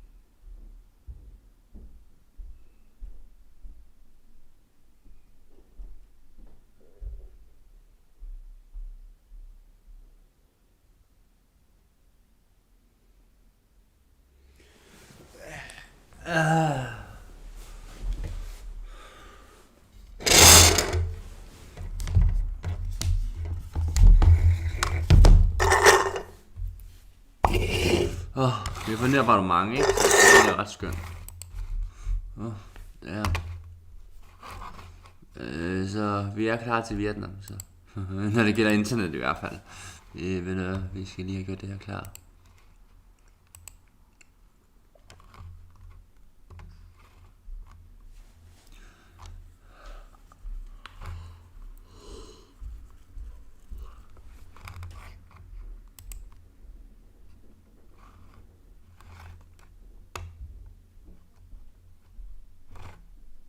Det kan jeg ikke sige. Man kan da ikke bare trykke på det.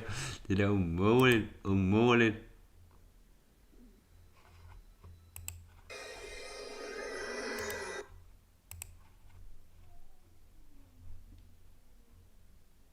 Umuligt.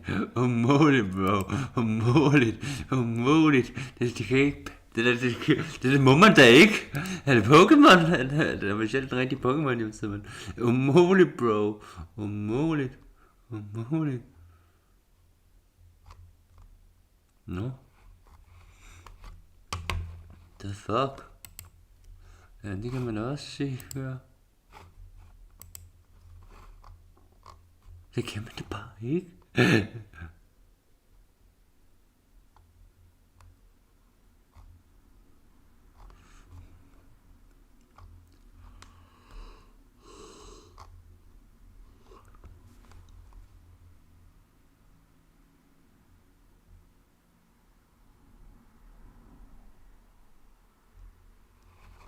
I lost respect for Peter.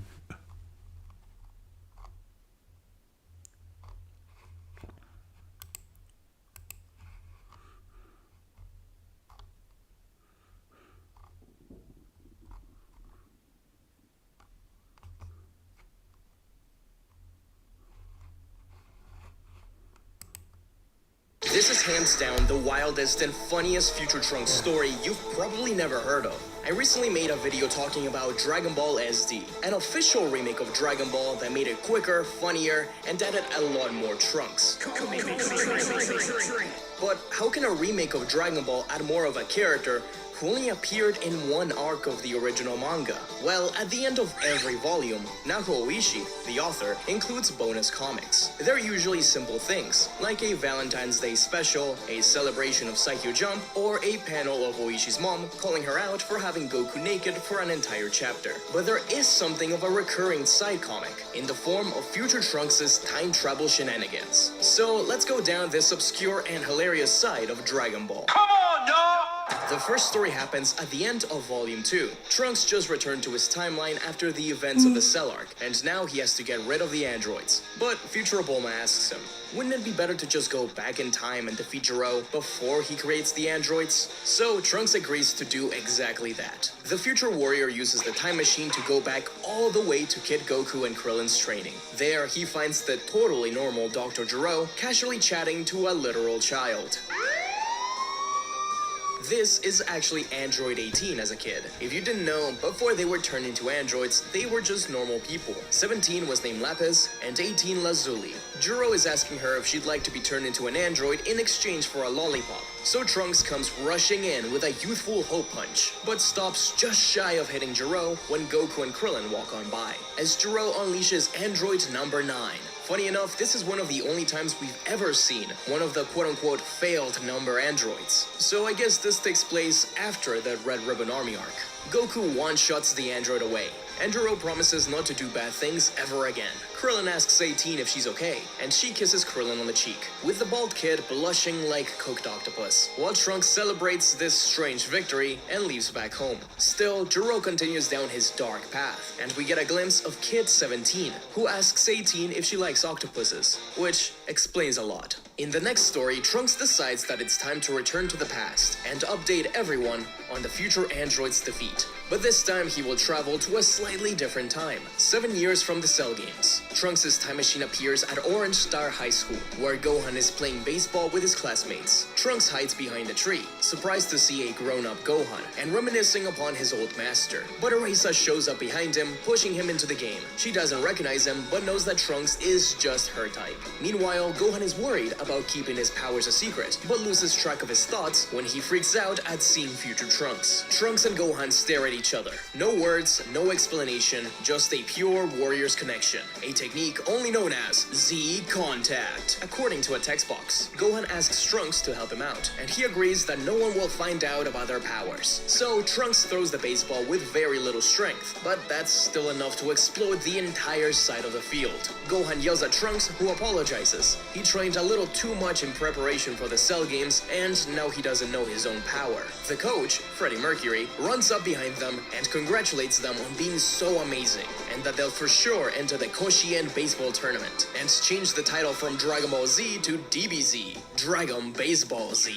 The next volume has Trunks once again traveling in time, to the end of Z. Trunks is surprised to see how full of life this place is, running into himself. Well, present Trunks, who's complaining about having to participate in the tournament. Future Trunks sneaks up behind him and knocks him out in one punch, taking his clothes, a little embarrassed to wear a Capsule Corp branded shirt before the tournament starts, and while getting hit on by a guy, Trunks notices one of the participants insulting his father, calling him an old man who should die. So Trunks flies in with a kick, shaking him and yelling at him for talking to his father like that. When Goku notices him, Trunks tries to say that he's tired of these youngins disrespecting the elders. But in reality, Goku recognized him as Future Trunks. The Future Warrior says that he wanted to enter for fun and maybe win the grand prize. Goku laughs and whispers to Pan to punch Trunks and really show off that power creep. Pan lightly punches Trunks, sending him spinning out into the moon. Goku comments on how Trunks couldn't even defeat Perfect Cell at this point, and Vegeta says it's all due to lack of training. While Trunks suffers on the moon, he realizes that he's come to an alternate world where enemies just become stronger and stronger, while he is left behind. That's right, Trunks, this is End of Z. We clowning this up. You better take your sensitive ass back to the future timeline. In this same volume, we get another Trunks story. This time we pick up just as Trunks returns to the past after Vegeta defeated Android 19. Trunks saves his child self and mother from an attack, while Vegeta does nothing but angrily look for Jiro. Trunks tries to call him out for almost getting them both killed, but he feels something tap his shoulder, none other than Future Trunks. He tells himself to calm down. He shouldn't be so disappointed in his father already. In the near future, Vegeta will change and show just how much he really does love his son. With his change in personality, Vegeta will be the most loyal husband in all of Dragon Ball. In Battle of Gods, he even says, "My Bulma," in a great scene that readers should definitely not miss out, as this came out right around the time of Battle of Gods. Vegeta denies it, but both Trunks and Bulma are convinced, with Bulma saying that she definitely made the right choice by breaking up with Yamcha. But this volume also got a special 5-page manga with a bonus Trunks adventure. This time, Trunks traveled in time to see the moment Bulma and Vegeta met. According to Bulma, they met on Namek, where Vegeta said, "Give me that Dragon Ball or I'll kill you, woman." But awkwardly, Trunks is still on Earth, definitely not Namek. While thinking about what to do, a pod suddenly crashes down behind Trunks. Kid Vegeta and Raditz have landed on Earth a lot earlier than expected. They're here looking for Kakarot, while Trunks hides in the bushes, realizing that he went way too far back in time. Vegeta says that he needs to find Kakarot and kill every single human. Since Planet Vegeta is gone, even the lowest class Saiyans are important. But all of a sudden, Kid Bulma appears with a blaster, saying that she heard everything the aliens said. A long time ago, she detected their ship coming to Earth, and has been preparing ever since. Raditz got scared at first, but she's just a little girl, telling Bulma to just accept the fate of her world. To which Bulma responds by shooting Raditz away after he pets her head. Vegeta looks terrified, and asks if all weapons on Earth are like that. Bulma replies that this one is special, she made it herself. Vegeta can't believe it. A 5-year-old with those capabilities? Maybe it's time to retreat. So the two Saiyans leave, realizing that they'll need a whole army to take down Earth. Kid Bulma saved the world, and Trunks knows that in the future, she will use her intellect to save it time and time again. Once again, Trunks experienced his mother's greatness. Then, in a different bonus manga, Trunks time travels to the Goku vs Vegeta fight on accident. He looks around for the Z Fighters, but only finds a bright light in the sky. Trunks has no idea that this is an artificial moon. So as Vegeta transforms into an Ozaru and he tells Goku that his power increased 10 times, Goku interrupts him to ask him if he knows the guy behind him. Vegeta turns around in shock to find Trunks with his sword already drawn. Trunks has never seen a great ape before, so terrified, he asks Goku what this thing is, and he has a complete meltdown. Judging from his outfit, he must be the remnants of the Frieza Force. Did Frieza really keep such a giant pet? Vegeta actually starts to get offended when Trunks starts asking, "How big of a spaceship did you need to come all the way to Earth, you monkey? Also, think of the poor people who had to make Saiyan armor that size. Go back to your home planet, you monkey."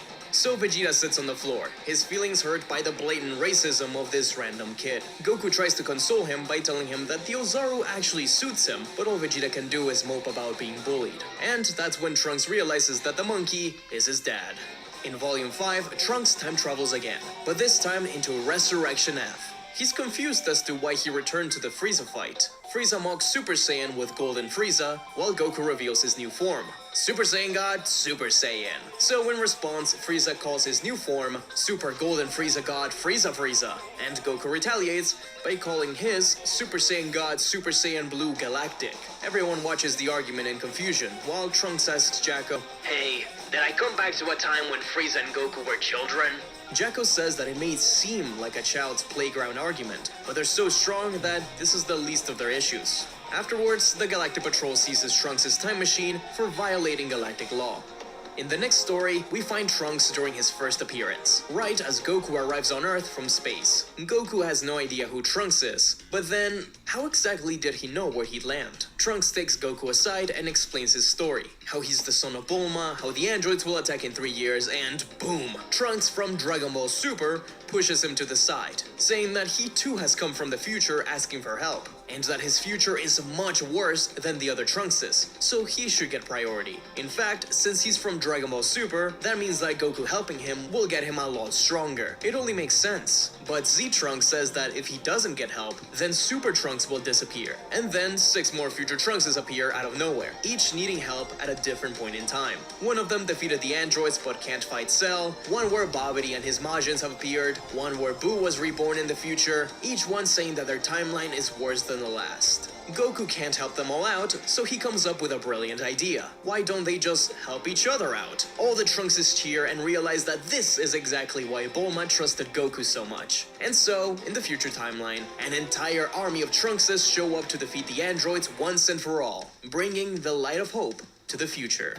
The next one has Trunks going back in time to give Goku the heart medicine, but he messes up again, this time ending up at the very end of the first arc of Dragon Ball. And Trunks can't take it anymore. He's messed up far too many times, and now the time machine only has enough fuel to go back home. But it doesn't matter, he's dead set on changing the future. So he turns to Kid Goku and tells him everything, that he's Bulma's kid and that Goku has to take this medicine when the symptoms appear.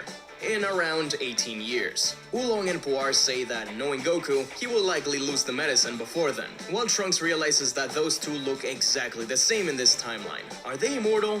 Yamcha then puts a hand on Trunks' shoulder, saying that he turned out to be just as handsome as his old man is. Trunks awkwardly avoids telling him that he's not his son, when his mom walks in to ask what's taking so long, and falling in love with Trunks. She begs him to go out with her and marry her, while Trunks tries to push her away and tell her that she already has Vegeta in the future, while at the same time he starts to disappear. Whoa, this is heavy. He tried to save the future from a hellish fate, but by going so far back, maybe he's really doomed us all. In the next story, Trunks ends up on a city, moments before the fight against the Saiyans begins, meaning that this city is completely destroyed. He goes to find a powerful key he senses, finding the crew and the Cybermen. Tien, Chaozu, and Trunks arrive to help. Krillin asks who the hell he is, and the future warrior starts to freak out, because he realizes that none of them know him yet. Yamcha also lands at the same time. In an attempt to save the future from changing, he points to Vegeta and says that he's just his family member. Nappa asks if this is true, since the prince even had a brother Nappa had no idea about. Vegeta denies it and sends out the Cybermen to attack Trunks. Since Trunks has never seen a Cyberman before, he just asks who they are. Why are they green? Are they Piccolo's friends? And then they explode. Sometime later, Goku arrives, finding Piccolo, Tien, and Chaozu dead, and then Trunks in Yamcha's death pose. Goku asks who he is, and they still have no idea. But hey, Yamcha survived this time. The narrator ends the story by saying that Trunks has decided to be more careful when inputting a year. Volume 8 brings us the Resurrection of F special. We open with Bulma yelling at Trunks for always ending up on the wrong time period. Trunks tries to make excuses, saying that it's the time machine, but Bulma is having none of it, reminding her son that he needs to arrive precisely as Frieza lands on Earth. Trunks leaves, but Bulma still has a bad feeling about this. Trunks finds the Z-Fighters discussing how Frieza is about to land, so he pops up from behind Piccolo and Krillin, asking them to give Goku the medicine and a letter explaining it all. But Krillin recognizes Trunks right away, and isn't amused by the joke. Trunks is confused. They shouldn't know who he is yet. He isn't even wearing his own name on his clothes like Dragon Ball characters usually do. Just then, Frieza's ship lands. Trunks gets ready to slice Frieza apart, telling Krillin and Yamcha to stay back. I'm not Yamcha! Trunks battles Frieza at his ship and gets blasted away.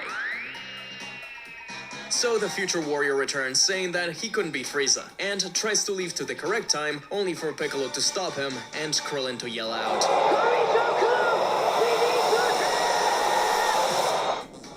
future Trunks had plenty of adventures by going to the wrong time periods, but by volume 10, it was already time for him to be properly introduced. So when Mecha Frieza arrives on Earth in the SD manga proper, Trunks appears in his full glory. It's such a great moment that Trunks breaks down crying with happiness. It's been 10 years since he first appeared in the SD bonus comic. And finally, he made it to the main manga. Oishi even includes a bonus illustration behind the dust jacket, showing the 3 panels of Trunks going back in time, which she had been using time and time again. Finally able to be retired after 10 years. Trunks would go through the story as normal, and with that, the time-traveling adventures of Trunks more or less come to an end, except for one final story as part of the 40th anniversary of Dragon Ball. Future Trunks has defeated the androids and Cell, so now it's time to return to the past and thank everyone. Or so Bulma would like to say. But Trunks' time travel mishaps have already caused way too much trouble, and they take a lot of energy. Thankfully, she was able to use parts of the defeated androids to make the time machine's energy infinite. So Trunks goes back in time to Capsule Corp during the celebrations of Cell's defeat. Krillin wonders if Trunks was able to defeat Cell in his timeline, and Gohan is sure that he could do it. And speak of the devil, just then, the time machine appears. The Z fighters rush over to welcome Trunks, only to find the machine completely full of people. Trunks explains that he once again messed up the time travel, but thanks to the infinite energy, he could just keep trying over and over. But through all these travels, different versions of Goku also wanted to come along. So Trunks brought everyone. It was a painful ride, mostly because of Goku's spiky hair, but he begins introducing them all. First, it's Goku before he even met Bulma. Then there's the 23rd World Tournament Goku, whom Chi-Chi runs to, but he doesn't recognize. Then Trunks brings out 3 different versions of Super Saiyan 1 Goku. That's right, no Super Saiyan 3 or 2, but 3 different versions of the first form. As Trunks says, it may be surprising, but they are all different depending on the era. Then there's God, Blue, and Ultra Instinct Goku. Vegeta is annoyed at all the colors used, while Piccolo is surprised that there's no Orange Goku. So it turned into a whole Goku convention. Krillin and Gohan are surprised by so many Gokus wanting to come along.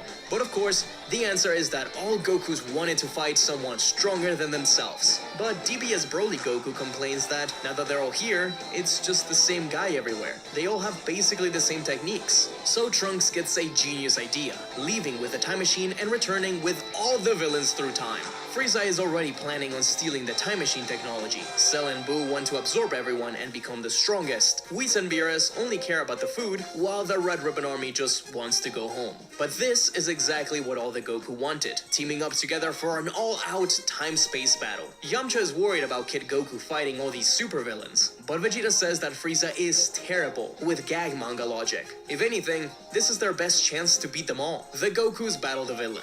Super Saiyan Goku defeats Cell, Kid Goku uses rock, paper, scissors on Golden Frieza. All the while, Trunks thinks to himself that he really learned something throughout all his time travels. Why his mother admired Goku so much. No matter the era, transformation, or power, Goku shows hope to everyone. And Trunks himself hopes to be like that one day. And so, Trunks returns to his time. But he used the time machine's infinite energy a little too much and broke it. Now, none of their villains can return to their actual timeline. And for now, that's the end of Dragon Ball's funniest spin-off manga. Or at least, the bonus Trunks section of Dragon Ball SD. If you haven't checked out my video explaining Dragon Ball SD and showing you guys the funniest parts of it, be sure to check it out.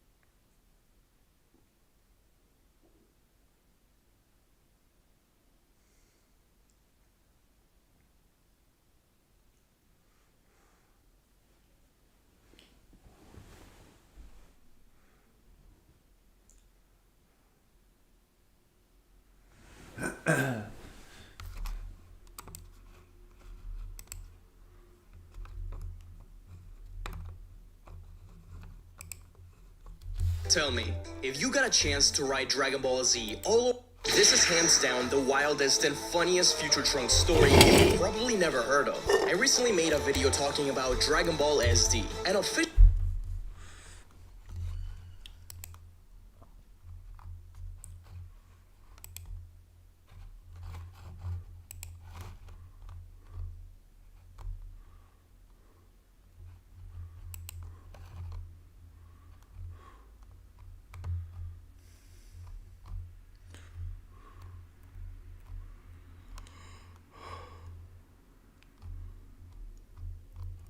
Lad os se noget, der faktisk, lad os se, om de faktisk har lavet en, der er interessant. Jeg har set nogle, der er gode, ikke? Men jeg men forstår mig så ret.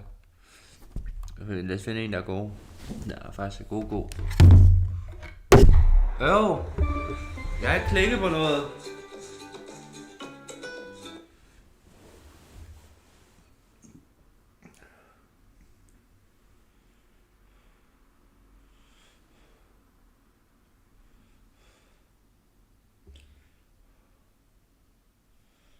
Fuck.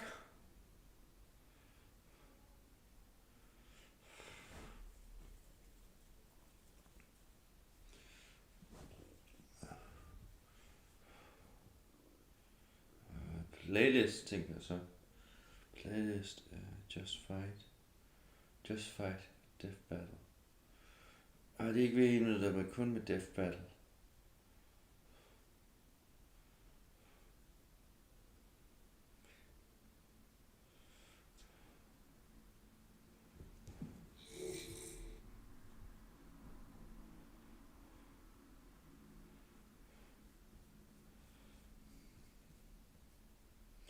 Yes.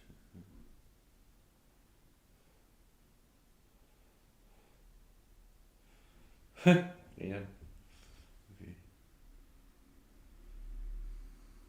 Har set. Jeg er stadig sur. Har set. Stadig mouse.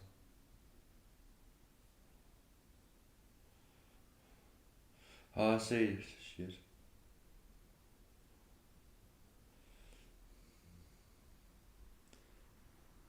Jeg havde ikke noget med det, jeg lavede en tredje gang eller sådan noget. Eller jeg er helt lost. Jeg kan bare huske, at jeg har hørt noget, men jeg er ikke sikker. Goku vs Superman 3, hvis den eksisterer.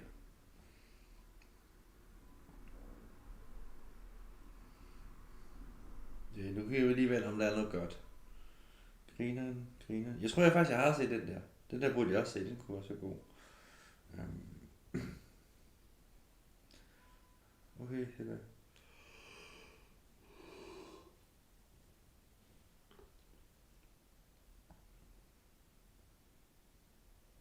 Grey is fairy tables. Ja, færdig.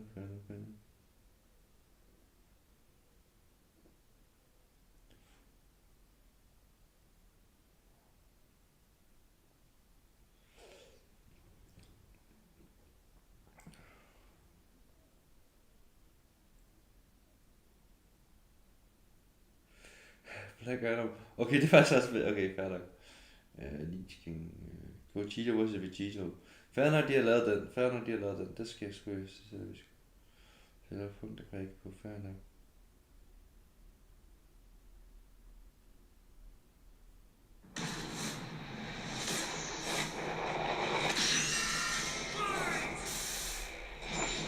Hvad? Son Goku, Superman. It's time to answer the ultimate question, and we're taking it all into play. We're examining Superman's extensive mainline comic book canon. Given Dragon Ball Super's contentious continuities, we'll include all three, just to be thorough, plus Dragon Ball Heroes. He's Wiz Knife Boomstick. And it's our job to analyze their weapons, armor, and skills to find out who would win a death battle. Er det 3'eren? What the fuck? Far away, in an enchanted land, an old master found a boy and marveled at his uncommon strength. This is the story of Son Goku. Chances are, if you watch some localized, your being things gotta start somewhere. Even when he had wacky, Superman can't deal with men.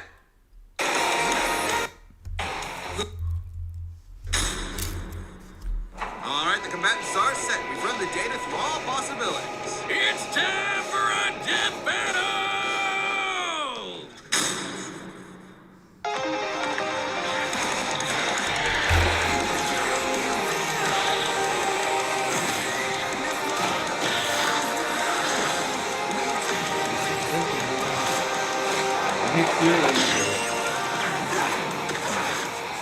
the day. We'll finally settle who's stronger. If you say so.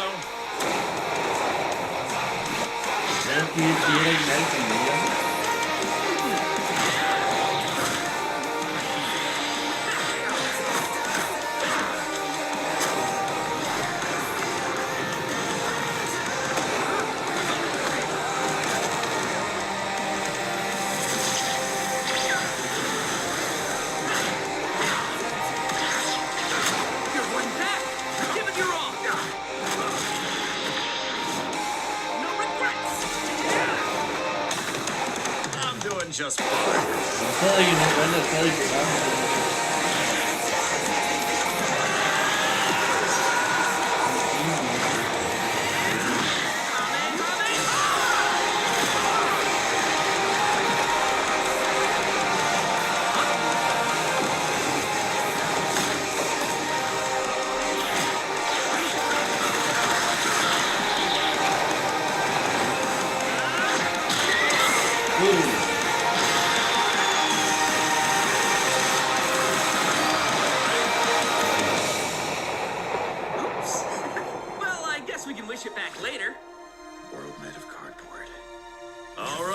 I'll show you just how powerful I really am.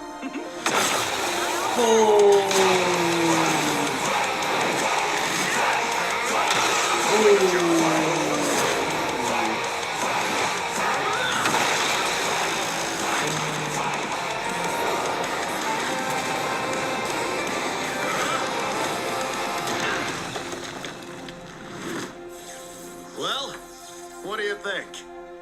That was awesome! Nice suit! Oh, thanks. Kryptonian fabric. My mom made it for me.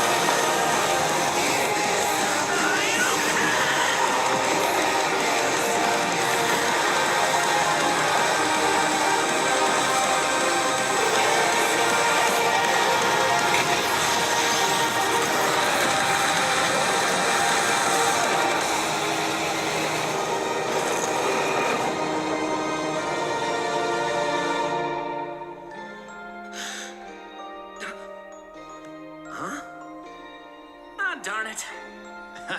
Almost had me there. That was actually pretty fun. Yeah, it sure was. But I'll be stronger next time. I look forward to it. Let's go again.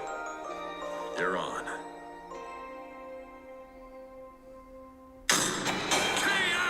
That's it! The final, indisputable answer! Who am I kidding? People are gonna argue this one forever. There are so many ways this battle can go, especially with all the other continuities. Yeah, for real, Goku would kick almost every other Superman's ass, except for the main one. There's a lot to cover, so let's address the 5 categories most representative of this fight.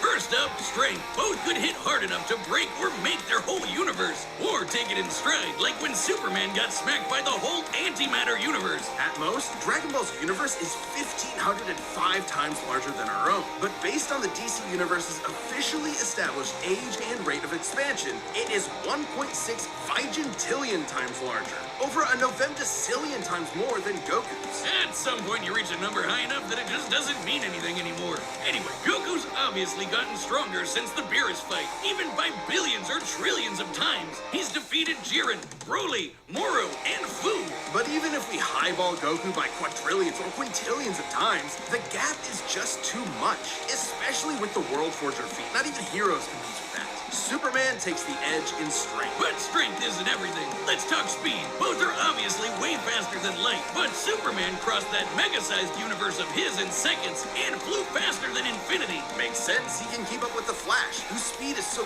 ludicrous it's unquantifiable. Don't count Goku out, though. Flying across the entire afterlife in base form and outspeeding Eos's future sight takes some crazy speed. Fighting Zamasu as an omnipresent merged timeline also implies immeasurable speeds. That, combined with instant transmission and ultra instinct, could probably keep up. Maybe. Quantifiably, Superman is faster, but both are immeasurable.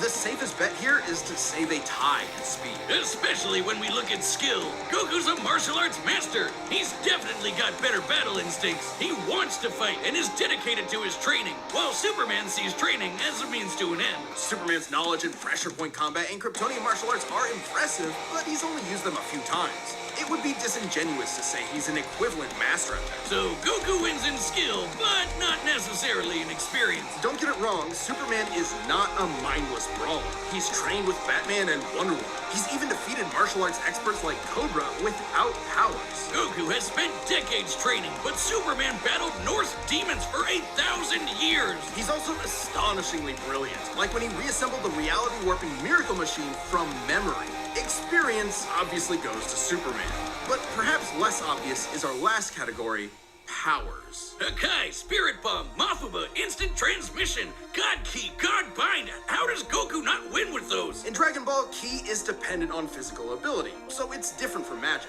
God Ki is simply pure Ki, and magic isn't an auto win against Superman anyway, whose greater strength could break out of something like the God Bind. Mafuba and the Spirit Bomb would take way too long, and Goku's never...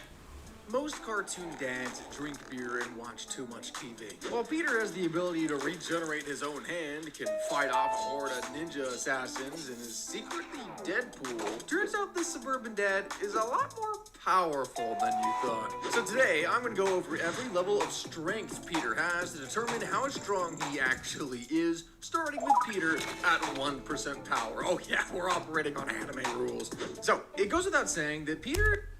Okay.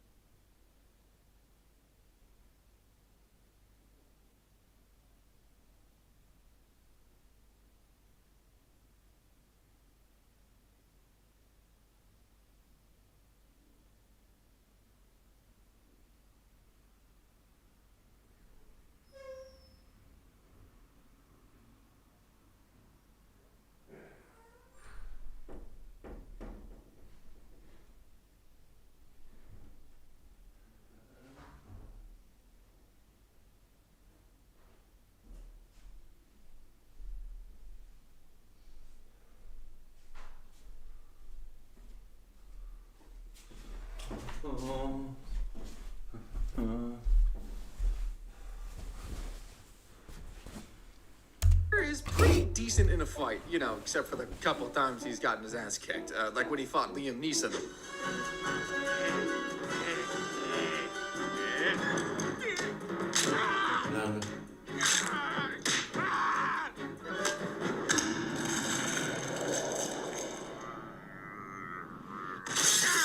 Or when he fought one of his sperm donor children who was basically a younger, stronger version of himself.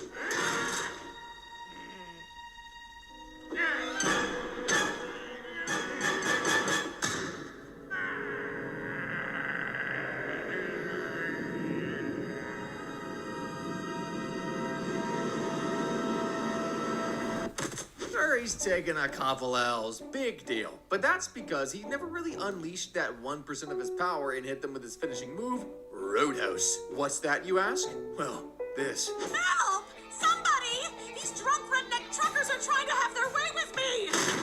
Not while my scrotum is pressed up against my stomach in these jeans, they won't.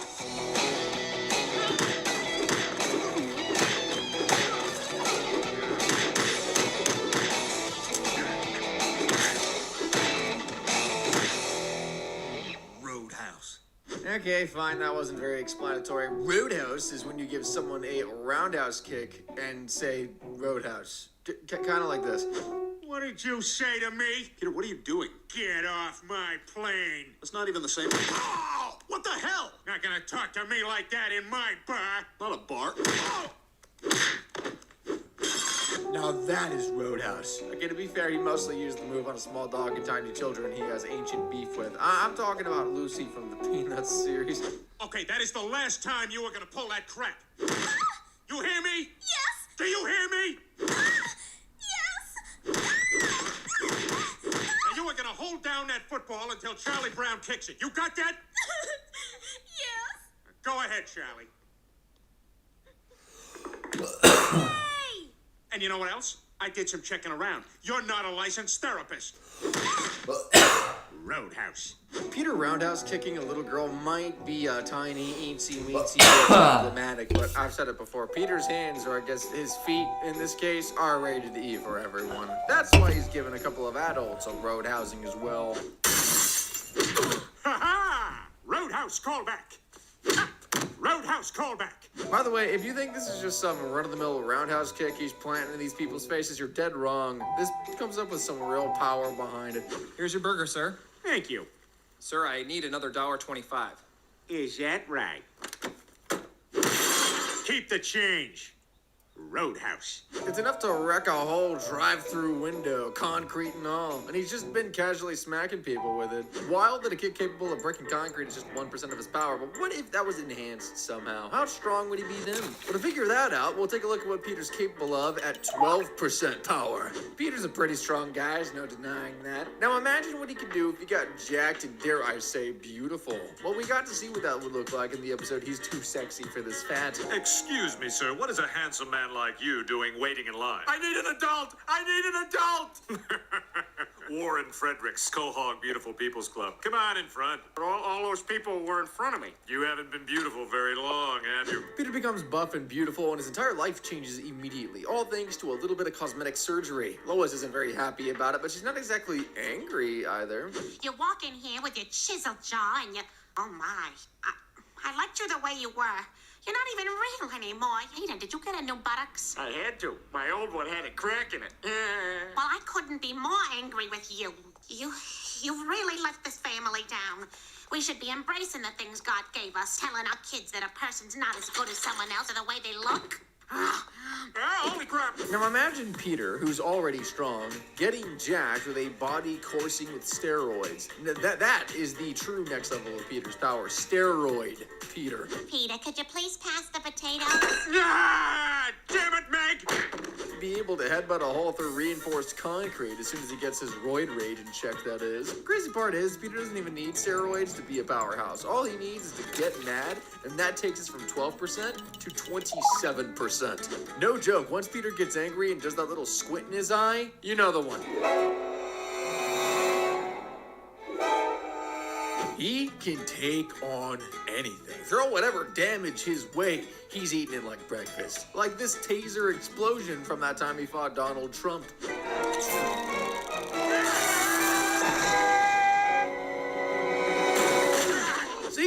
walks it off. The punches don't even slow him down. Now that is far from the end of it. Peter has taken some serious hits during his brawls, especially the ones with Ernie the Giant Chicken. Like riding a Ferris wheel straight into a building.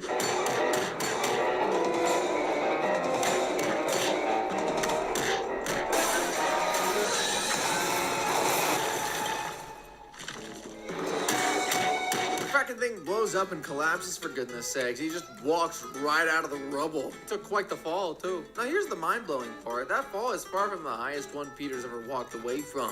This man once got so caught up in a fight he accidentally took up extreme cliff diving. This isn't medium rare. Then have them take it back.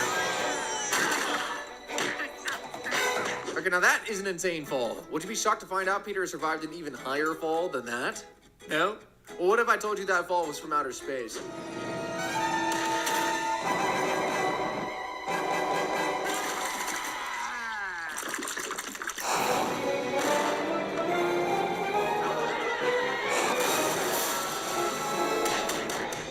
Insane, man. This man can take literally any damage once he's angry enough. Honestly, it sounds like a power set straight out of an anime.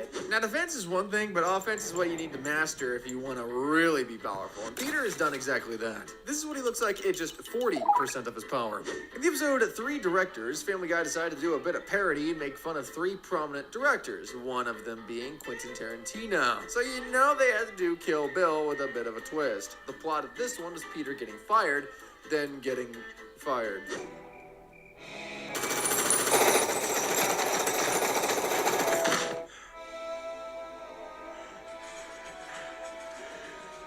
Where's my family? Dead. All of them.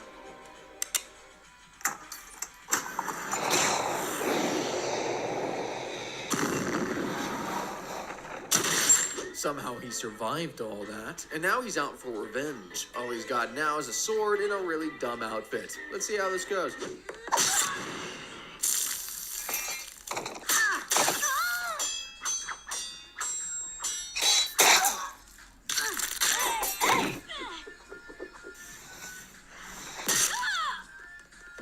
Okay, Peter's got some moves. He still looks incredibly silly though. Now back to the ultra-violent slaughter fest.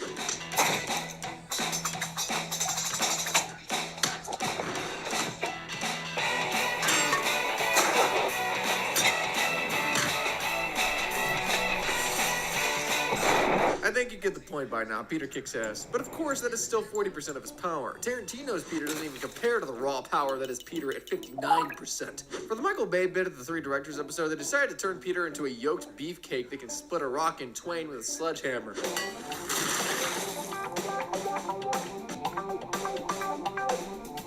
This already doesn't make sense. Oh, but that's nothing. This Peter Griffin can free throw fully loaded kegs of beer over ridiculous distances. He's just that strong.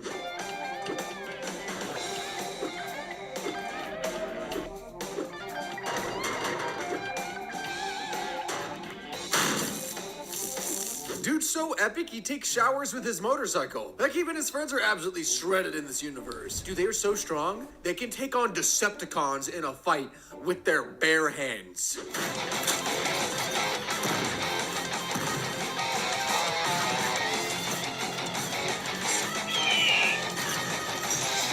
If that doesn't impress you, I don't know what will. Actually, no, I got you. The fact that Peter destroyed the Decepticon leader by shattering the laws of physics.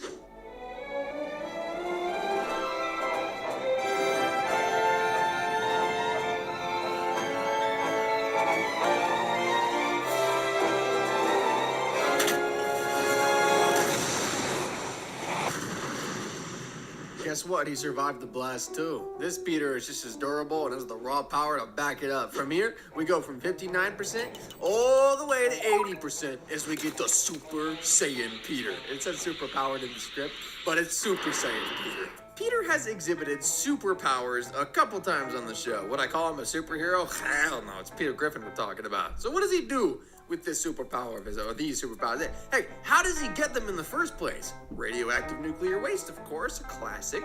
What do you think's inside? It's candy. Chris, now. Lois, let him dream. What is this stuff? Too Come here. Does anyone else feel a trifle queasy? The entire family don't get the myriad of ailments associated with sloshing around in nuclear waste. Instead, they get superpowers. Stewie gets telekinesis, Chris gets the ability to conjure fire, Brian gets super speed, Lois gets super strength, and Meg, well... Meg's super amazing ability to grow her fingernails. back itches. Terminal, really.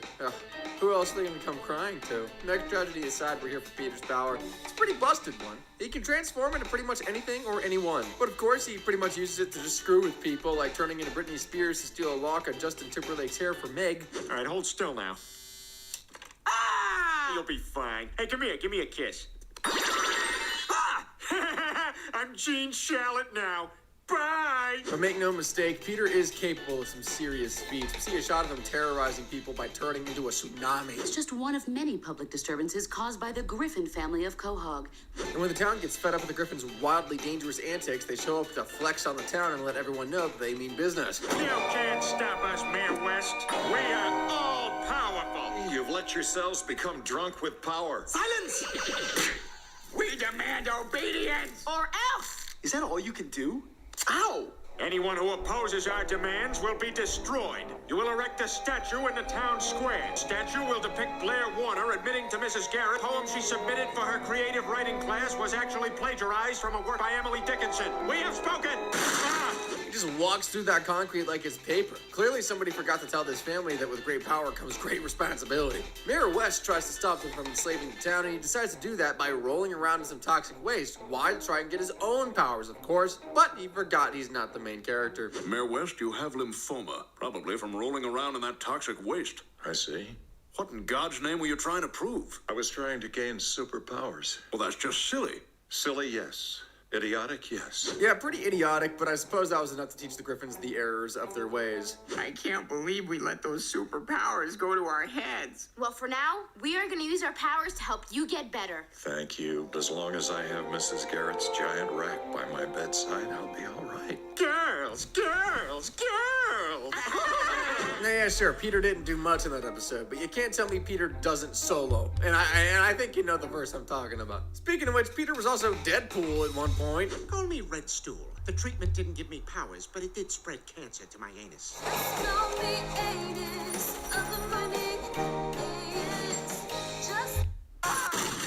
Oh, but that's not all. These two fly so fast, they escape the Earth's atmosphere in seconds, and they can survive the vacuum of space because why not? Thanks for having me. Has the ability to give your average Viltrumite a run for his money. He just needs a bit of prep time and Me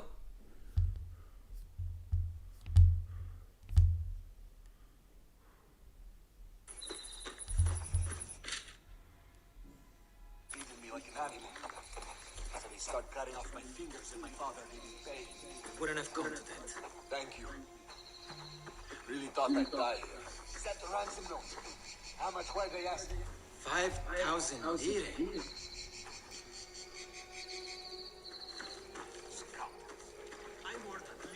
Så kommer Valdemar snart tilbage. There's a way out of it. Let's go.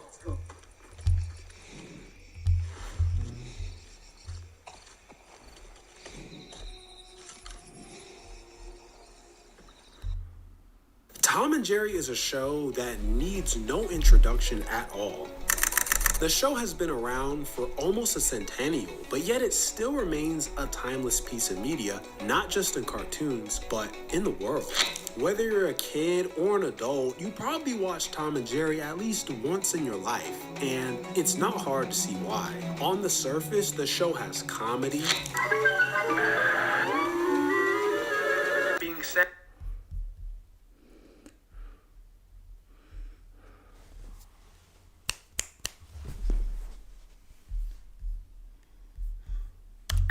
We're going to be exploring the bizarre friendship that is Tom and Jerry.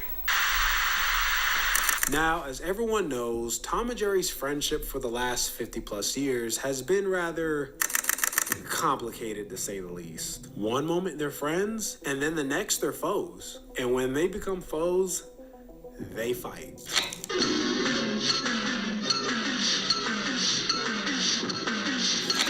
For any of my pro wrestling fans that may be watching this, you'll understand it when I say that Tom and Jerry have fight forever vibes. The bigger concern here is, what was their friendship like in the very beginning? Were they always like this? Well, we get a look into what their friendship was like in the very first episode, Puss Gets the Boot.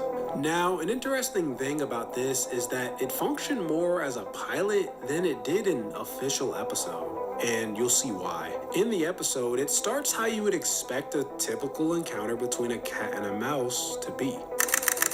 The cat gets the mouse, and that is exactly what is happening here. As a matter of fact, it's so easy for Tom that he's in no rush to make Jerry his meal as he runs away helplessly. Tom is clearly bigger, stronger, and much more aggressive, but in contrast to that, he's cocky and reckless. Being that Jerry is faster and smarter, he uses Tom's recklessness against him by putting him in hot water with his owner. After some back and forth, Jerry uses his intelligence to get Tom to fully cross the line.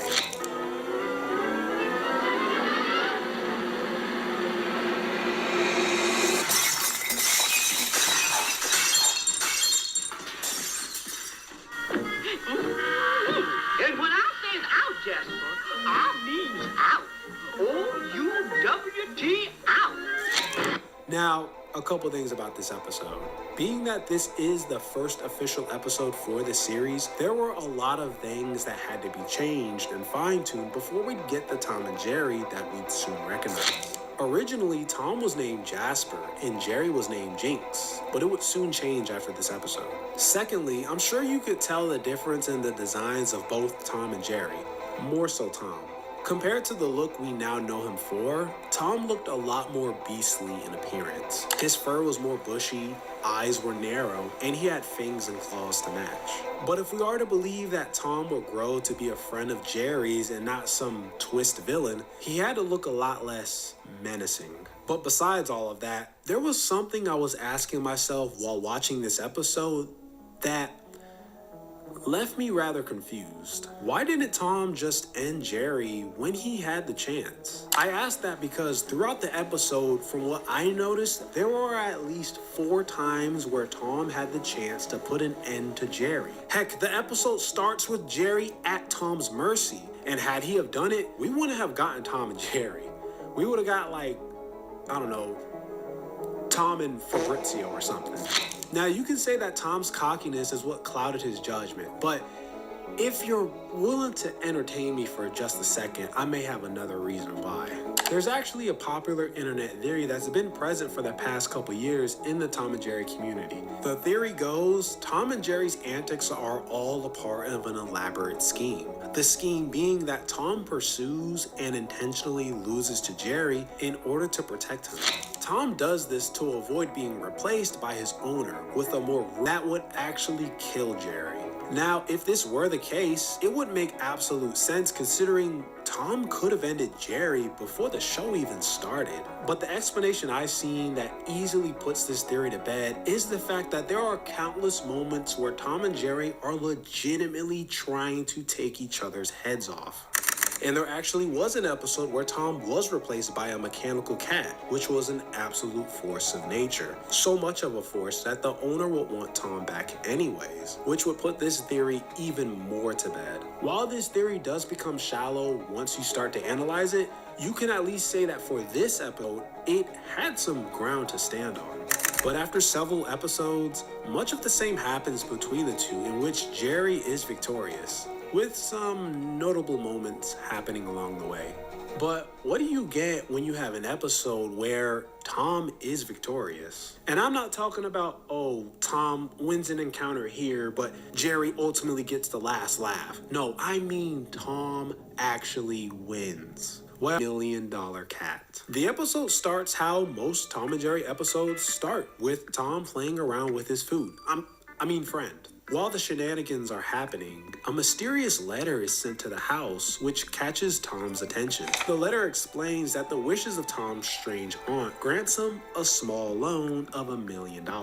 And as you'd expect, Tom absolutely goes bananas. And I mean, who wouldn't? Imagine being a person that didn't have much going on in your life, and out of nowhere, one day, one of your family members just hands you $1 million.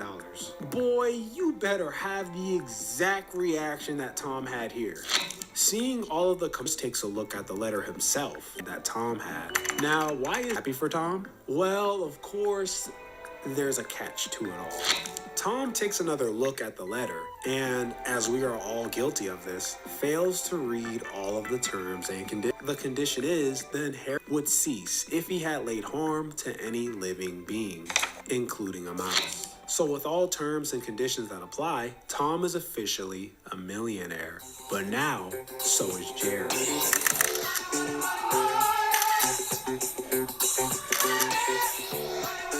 Coming out of the penthouse, Tom is ready to splurge out. The episode I want to highlight is the last part of it. While Tom is angrily waiting for Jerry to finish in the shower, Jerry snatches away Tom's towel, which drives Tom closer to crashing out. Jerry, he keeps poking that bear, ain't he? As a result, Tom begins to concoct a plan to sabotage Jerry. But the thing here is he has to avoid direct physical contact with him that would make his money null and void. If successful, not only would Tom have all the fortune to himself finally, but he'd be able to enjoy something as simple as a meal with some peace and quiet. And so a light bulb goes off.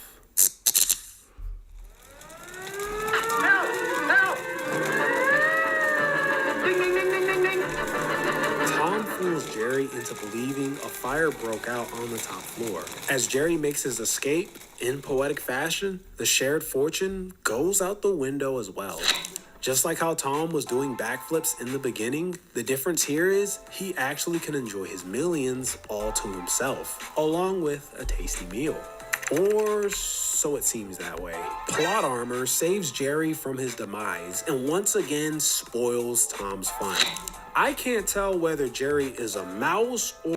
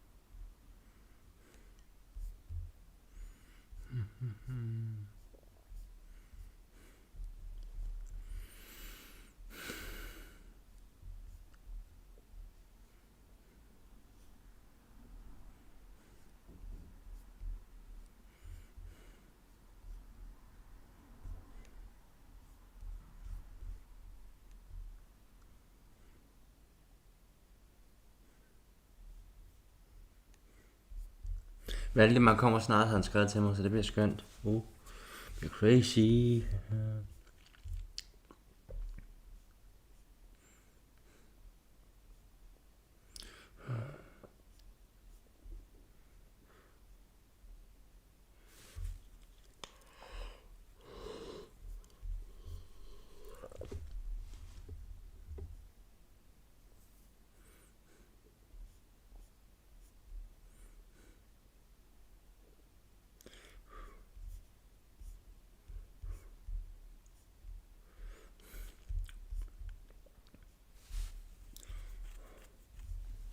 I hate Margaret. Ja.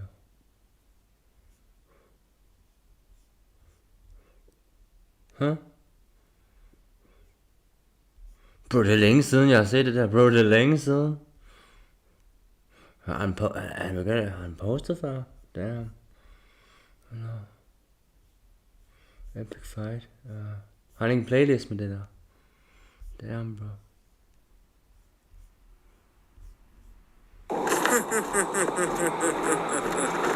Take this, you one-punch man! Whoa! You destroyed that poor guy! It's time that I showed you the Nej, det er difference ikke den, det er between ikke den, det er ikke den kanal, det er ikke den kanal, det er ikke den kanal. Det er sgu ikke den kanal.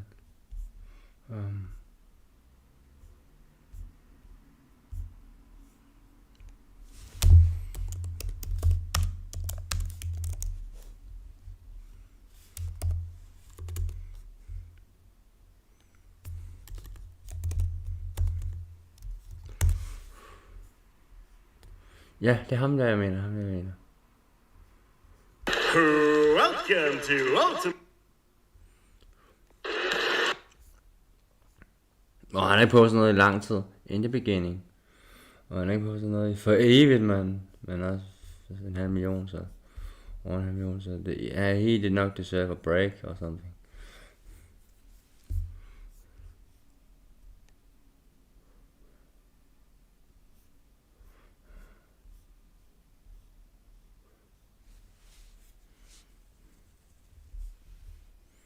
Du har ændret til over for mig, det over.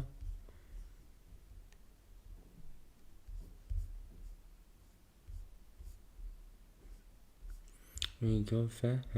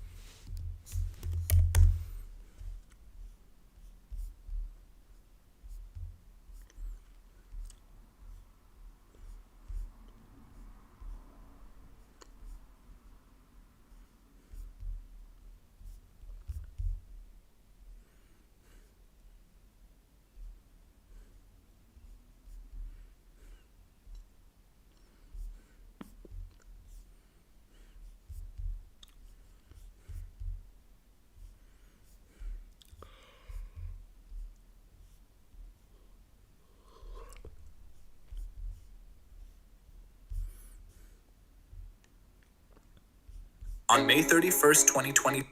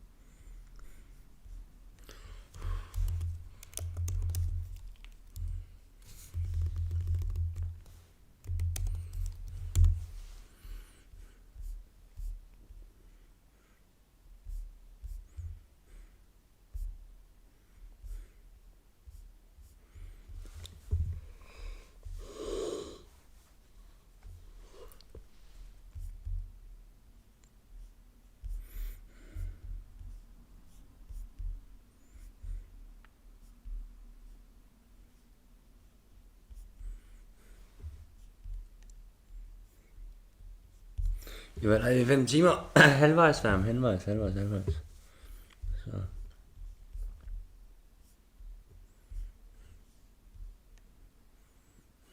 Okay guys, it's been a rumour for a long time now, but it seems like the time has finally come for Trent Alexander-Arnold to leave Liverpool. Right now, everything is pointing towards Trent moving to Real Madrid for free in the summer. Now, we all know Trent and what he can do on the pitch, but what makes him a right fit for Real Madrid?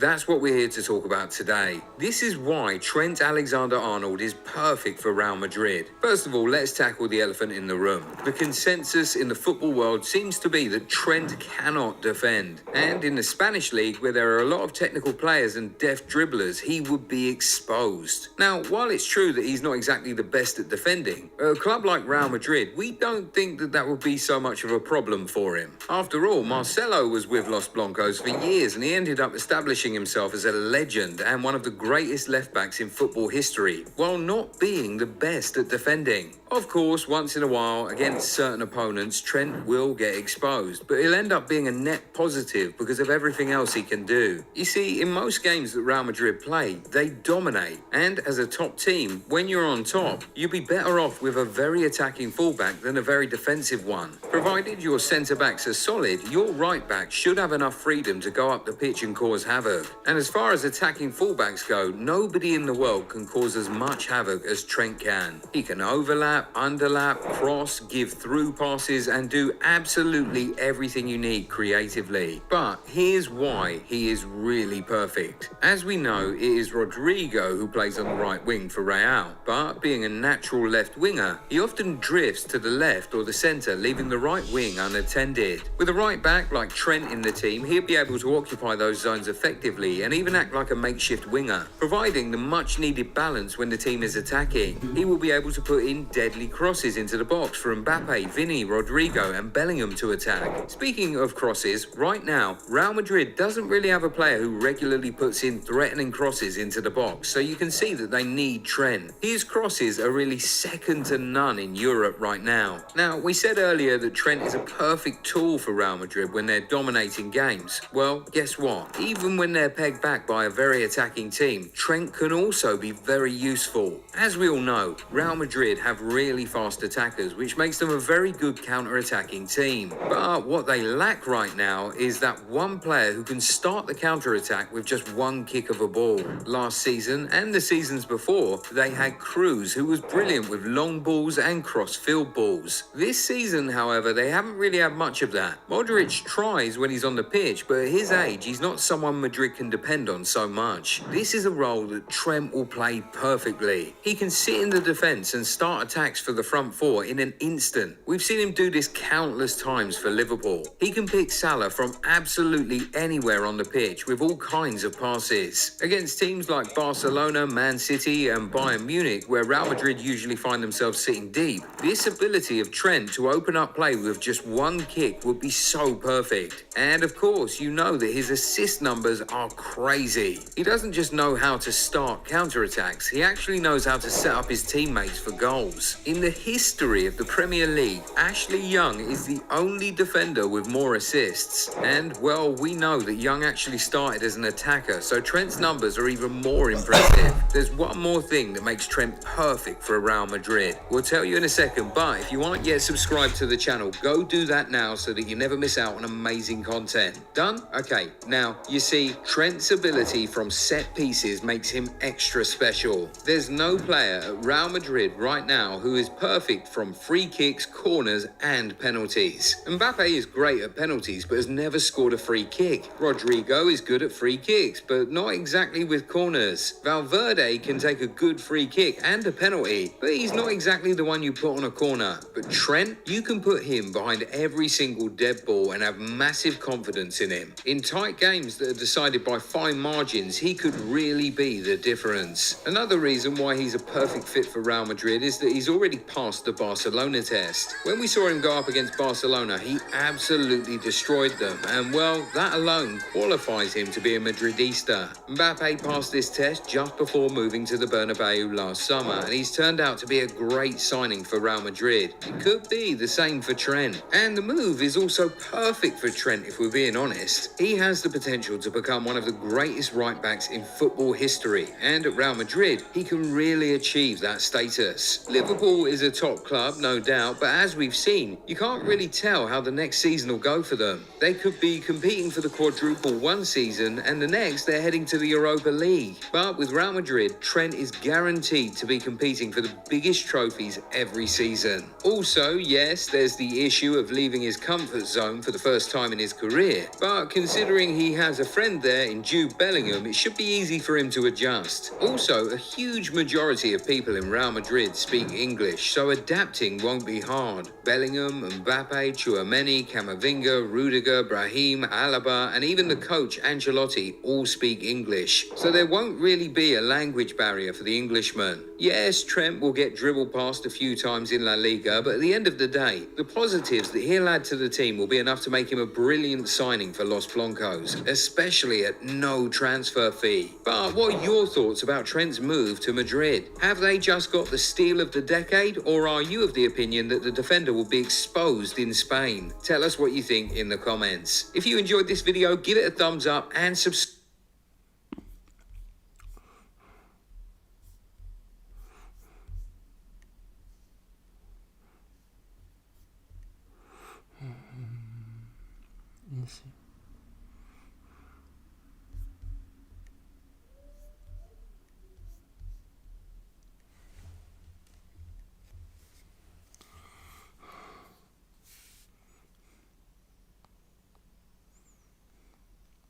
Køkkenet. I køkkenet.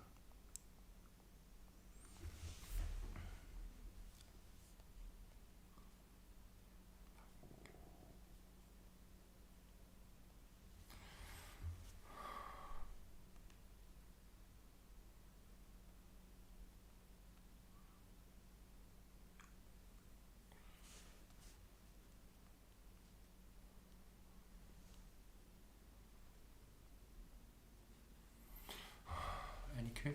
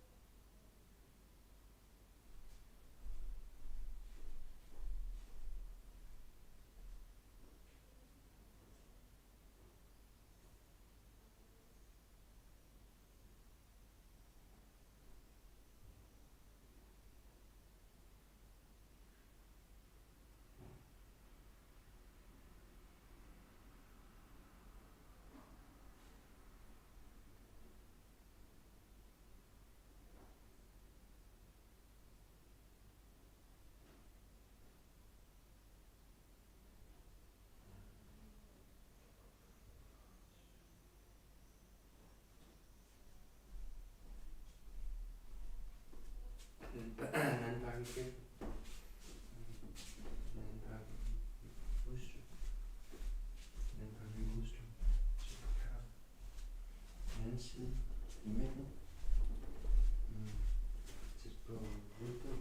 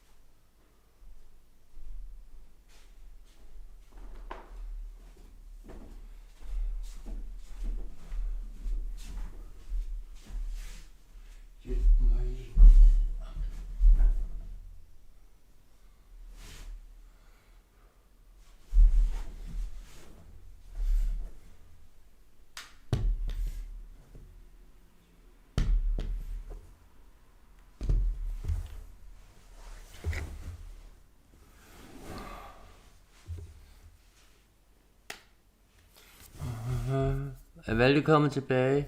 Hvad så, Valgte? Vel godt at se dig, min bror.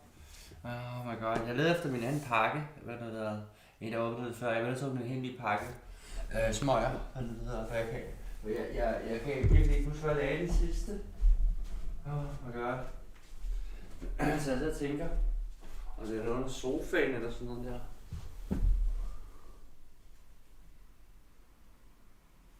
Men nej. Og jeg er lige derfor, jeg har min ene pakke, den er klar. Det er ikke så meget det. Men det er bare irriterende, at det sker ret tit nu, at jeg mister min smøgpakke. Og det gider jeg slet ikke mere. Fordi penge er penge, bro. Men det er som om, hver gang jeg kommer. Altså som om det bare bliver væk, det bliver irriterende. Så der kommer en i huset og tager den. Så jeg ikke lov. Det er fucking nederen, mand. Og så tager de kun smøgerne, det er det værste ved det.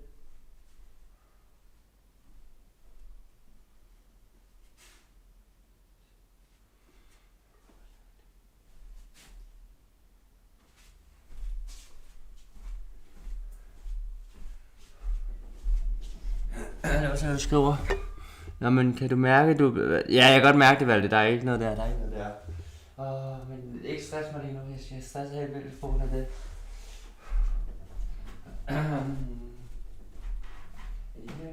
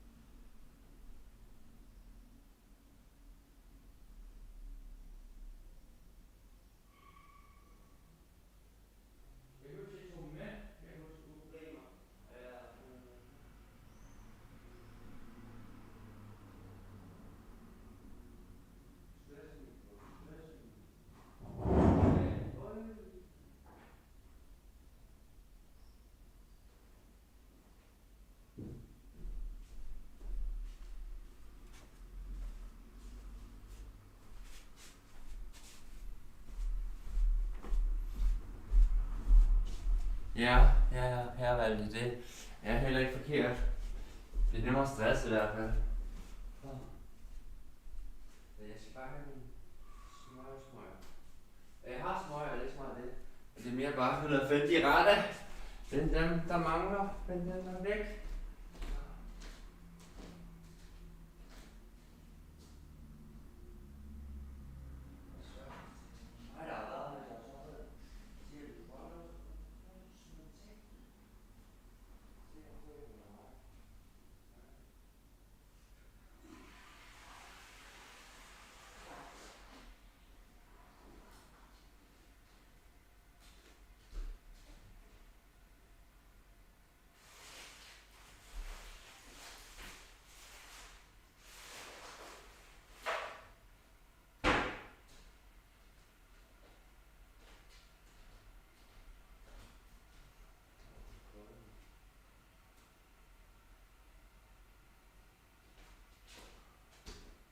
Hvor kunne de være? Nej. Det er ikke så godt uden væskevalg, det er ikke så godt uden væske. Jeg kan godt mærke, at jeg ikke har på toppen. Jeg står træt, du ved.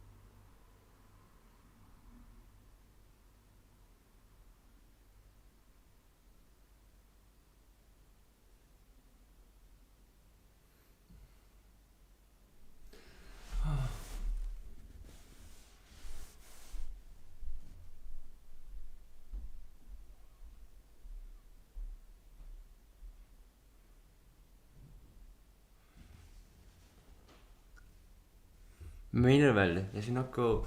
Det har fastet før. Hastet, hvad det hedder. Det skal nok gå, okay. Nå, du mener, det skal nok gå. Ja, det skal nok gå, Valde. Det er ikke så meget det, bro. Det er ikke så meget det. Jeg tror bare, jeg stresser.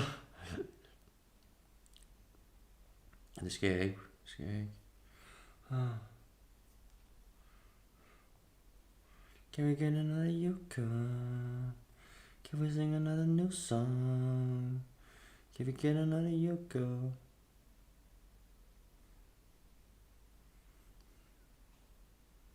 Hvad det jeg mente? Okay, Valde, det er fint. Det gør jeg heller ikke så meget. Jeg forstår, hvad du mener. Så... Can we get another yucca? Can we get another new song?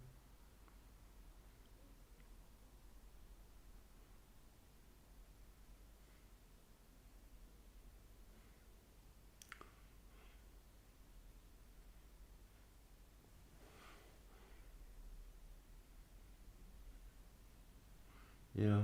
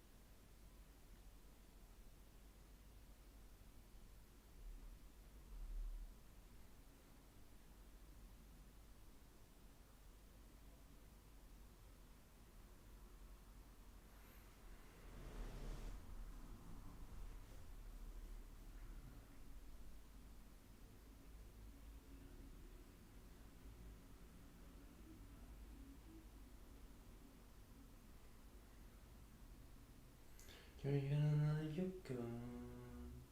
Can we sing another new song? Side City, Side City, Fire City.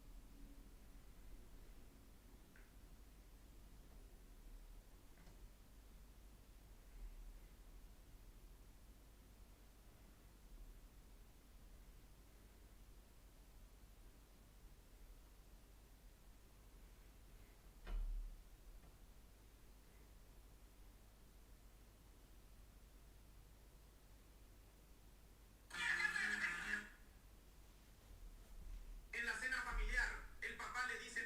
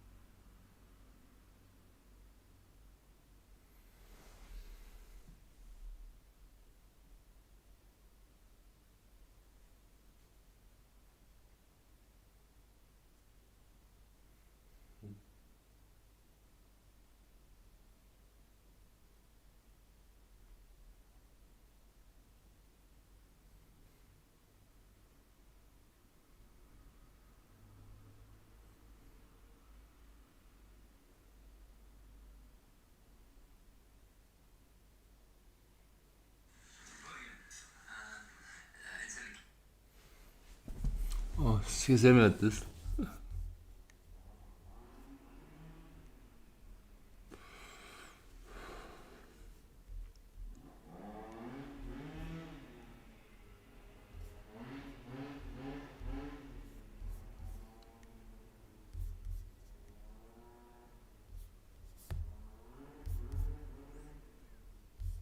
Det er som om Maja.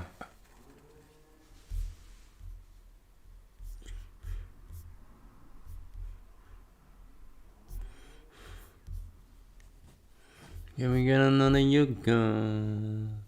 Can we get another Yukon?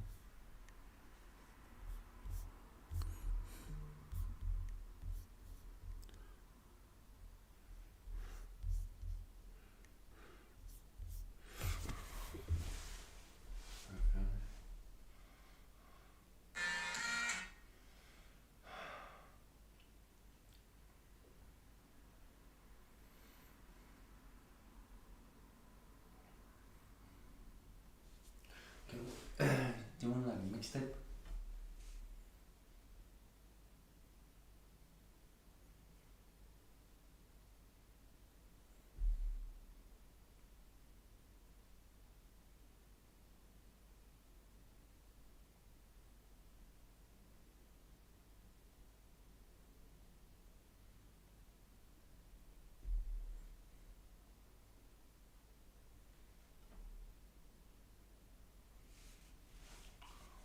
Funko Pops, shit, man. Oh, nice, det kommer også.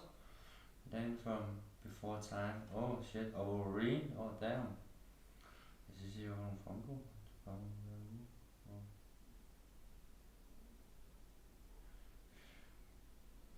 Come here.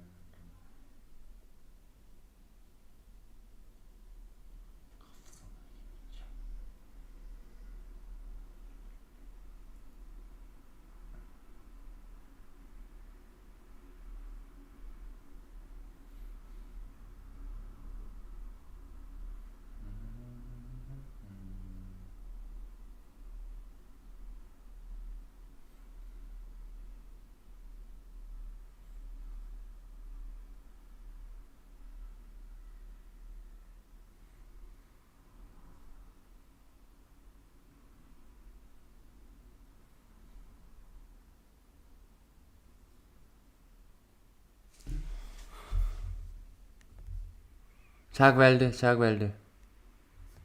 Endnu en gang. Bror. Aha.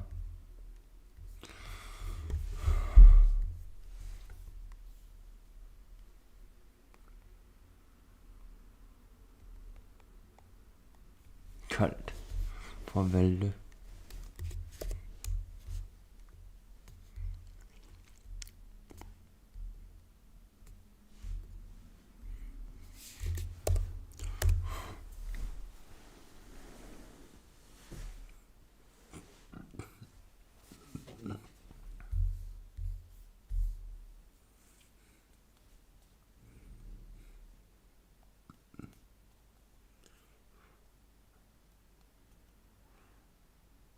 When I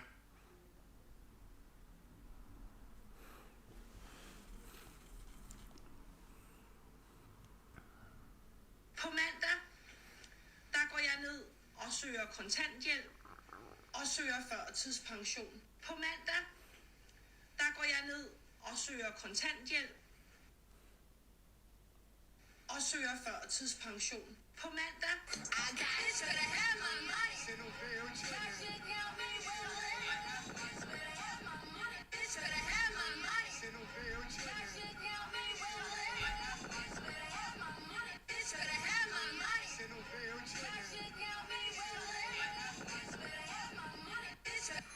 Nå, jeg tænker, at jeg lige så godt kan få svaret på det her spørgsmål, så folk de slipper for at spørge på alle mine videoer. Mig og Maja, vi er ikke sammen længere. Vi har valgt at gå hver til sit, og der er egentlig ikke så meget i det. Vi fandt ud af, at vi var gearet forskelligt. Vi fandt ud af, at vi havde nogle forskellige behov. Så vi ville hellere stoppe, mens lejen var god. For der var ikke rigtigt. Vi var ret enige om, at det ville nok ikke fungere i et ægteskab, og det ville nok ikke fungere langsigtet. Og i og med, at vi begge to dater med henblik på at finde en livslang partner, så var det federe bare at stoppe, mens lejen var god, i stedet for at være i et eller andet forhold i 2-3 år, og så stopper man, fordi man er lidt for forskellig alligevel.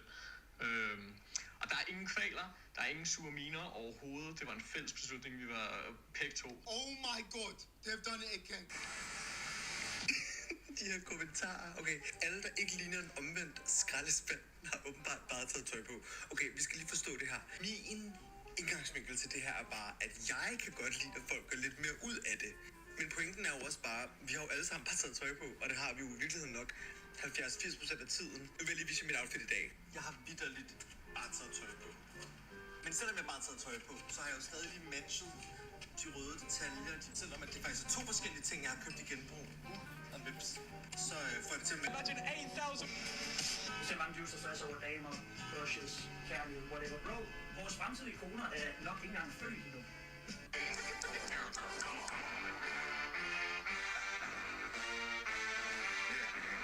jeg er gatekeeper. How can... Det er det godt nok en af de mærkeligste ting, jeg har gjort. Helt based. Because I was high. Because I was high.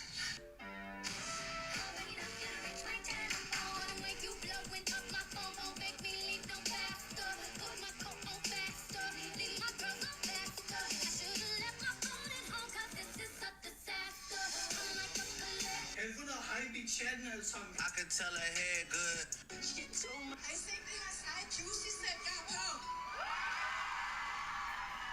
Det har jeg selv. Det har jeg selv lavet. Og der står mit navn på det. Nu er det ikke fordi, vi skal sætte de forkerte mennesker på en pedestal. Men det er faktisk kun mig og Kim Kardashian, der har fået lavet et juicy sæt med vores navn på. Jeg hedder Tine. Og... I can keep a secret, kid.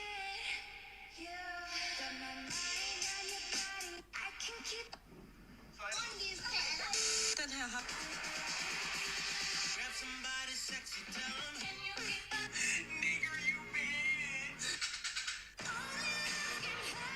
Ved det ikke godt.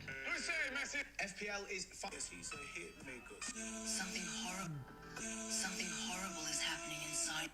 Trump har fået en pokal lavet af iPhone-glas. Det skete lige efter, at Trump troede med at lægge 25% told på iPhones, hvis ikke Apple rykker mere af deres produktion til USA. Så i onsdags annoncerede Apple, at det investerer $100 milliarder ekstra i amerikansk produktion. Og udover det valgte Apple CEO Tim Cook at overrække en pokal lavet af iPhone-glas på på en fod af 24 karat guld til Trump. Men det er ikke første gang, Trump får gaver i Det Hvide Hus. Han har nemlig også fået et sæt golfkøller af Japans premierminister, et kæmpe maleri af... Yo, could be built like a Greek god. Yo, I'm here with the winner, Hamza Chumaya. Jeg talte med en hjemløs, der... Kan jeg søge spise alt det mayonnaise, jeg gerne vil have? Ja, det kan du sagtens. Det er netop det, vores buffet går ud på. Og her kan du tage så meget mad, du har lyst. No one can replace the real Marlon. You know why? Because he's tall, he's handsome, and he can take... Really chill. Blue my chat. I'm just trying to be myself. I got everybody. I den her video vil jeg...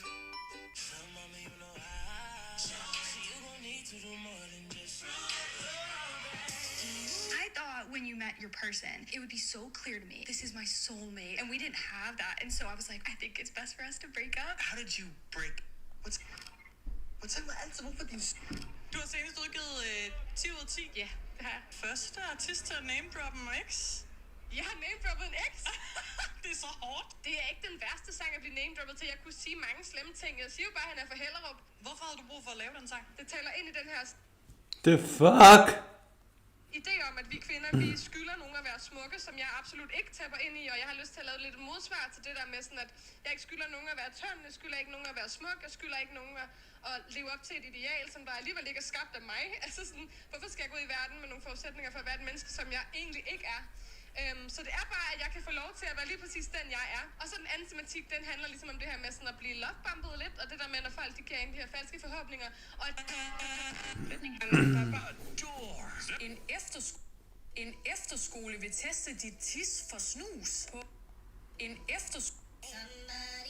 Hej. British people, your last breakup, was it your fault or theirs? The full moon on August 9th.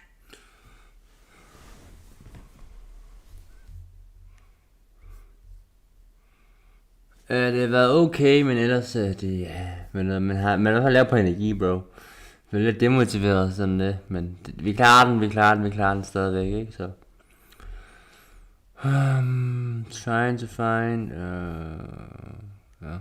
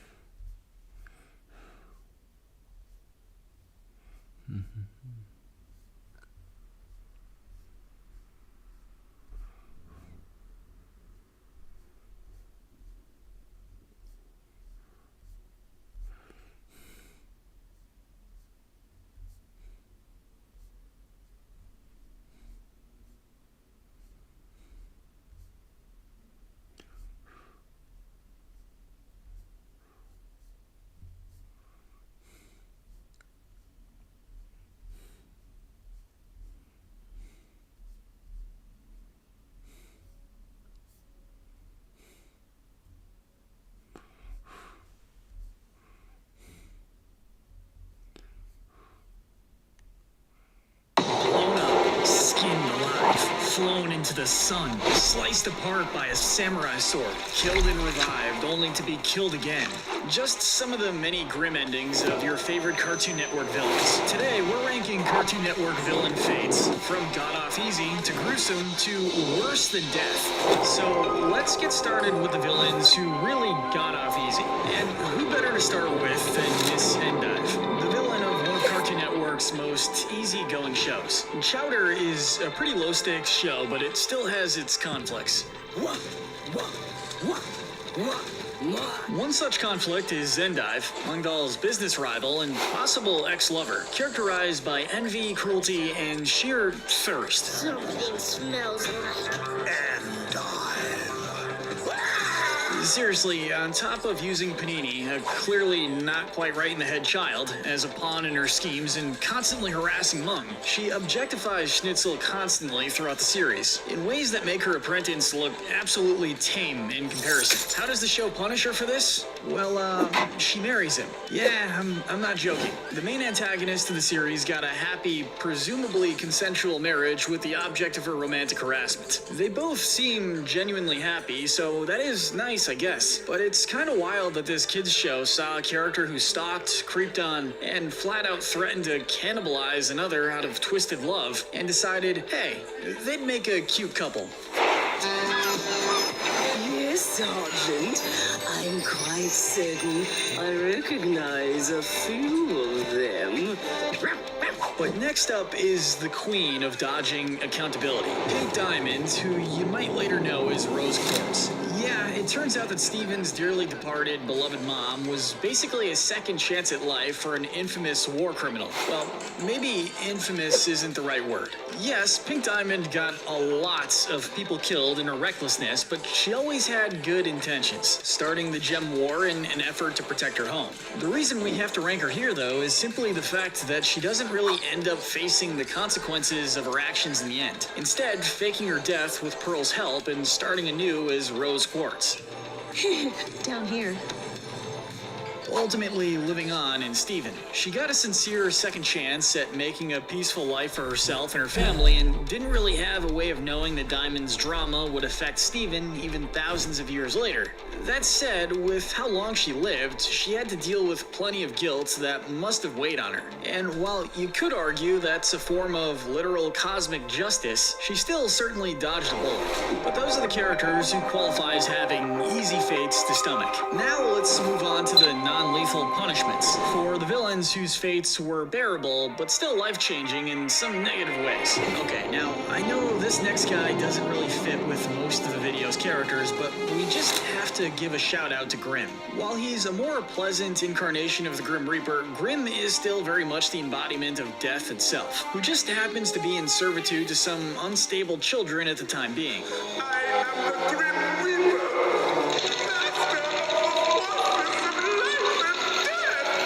Not anymore. And yeah, that's exactly why we insist on giving him a spot. I mean, the whole premise of the show is him losing a game of limbo and being forced to be the personal bestie and manservant of two children as a result. To make matters worse, these aren't your average everyday kids. Billy is sweet and friendly enough, sure, but he's also slower than a snail full of Benadryl. This movie's too scary. Oh, please. I've seen scarier stuff in your toilet. Yeah. And Mandy is, well, she's Mandy. I think any knowledge of the show should make that a complete statement on its own. Punishment is its own reward. Falling from being a supernatural personification of death itself to being a glorified babysitter has to be a very tough pill to swallow. And Grimm makes that known. He is not happy about being held hostage by kids, to the point where he even fantasizes about killing them a few times in the earlier seasons.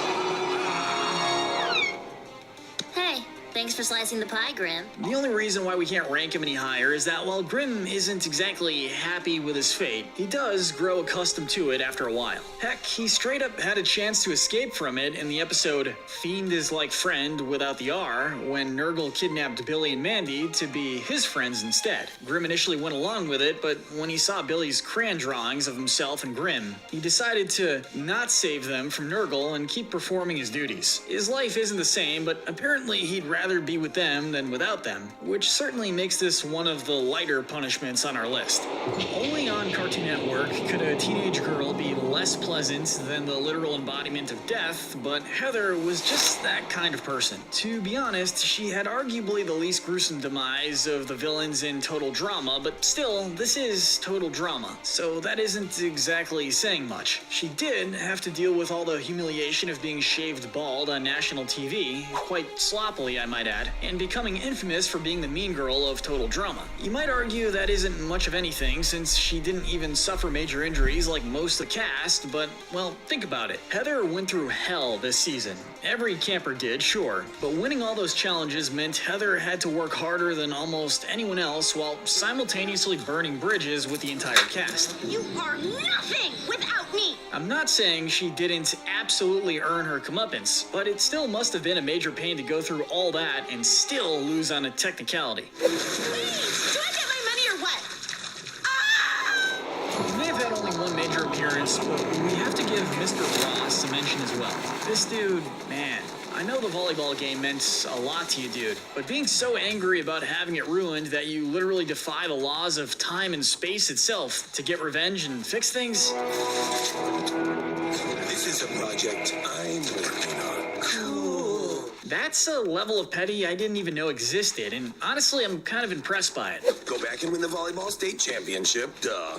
And then get revenge. His fate could have easily been pretty horrific, but thanks to Rigby's past self actually apologizing for his misdeeds for once, Ross cried tears of joy and even offered his friendship to the guys, which he'd sadly have to wait a while to follow up on, as he'd be going to jail for plutonium smuggling and destruction.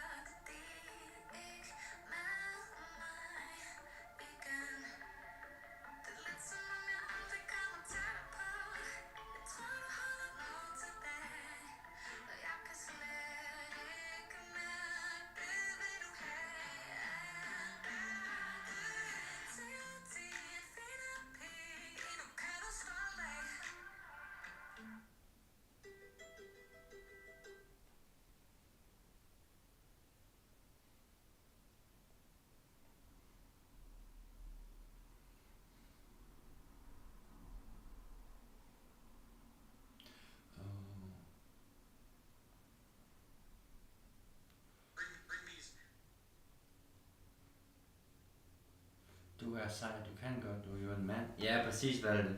Jeg kan godt, det er mere det. Men energiniveauet er lavt, så jeg ser lige, om jeg tager 12 timer. Valde er meget at snakke om 12 timer. Men Valde, jeg kan ikke streame i 12 timer. Jeg kan max streame i 11 minutter. Og hvad nu det hedder, 11 timer og 55 minutter, det er YouTube, det er noget YouTube, der skør. Det er mere det, men det er bare så du ved det. Så vi må lige se, men jeg har da også taget nogle timer før jeg startede, men ja, hvad noget, hvis det er rigtigt, fordi jeg stoppede med at drikke vand siden kl. 12. Så hvad det hedder, tennis kl. 12, så har jeg lavet 10 timer, så har jeg snart lavet over 10 timer. Så kan man sige, at jeg har sovet, men jeg har jo ikke drikket vand, hvis jeg har sovet, det kan man lige hilse at sige. Men vi kører den, okay. Så laver du bare 2 streams? Nej bro, vi kører den nu, vi gør den færdig den her, men så ser vi, det bliver en 10 timers stream. Og så er vi klar, bro. Ikke hvad det. Ring ind med.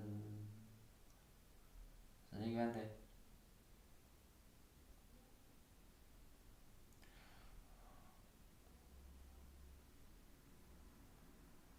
Og selvfølgelig er Valde stadigvæk. Hvad? Hvordan kan Mia være nummer 1? What the fuck? Hun har ikke været her så længe. Eller jo, det har jeg arvet, men det er længe siden. Vi ser hun stadig med, det mere det. Men så ser hun begge to.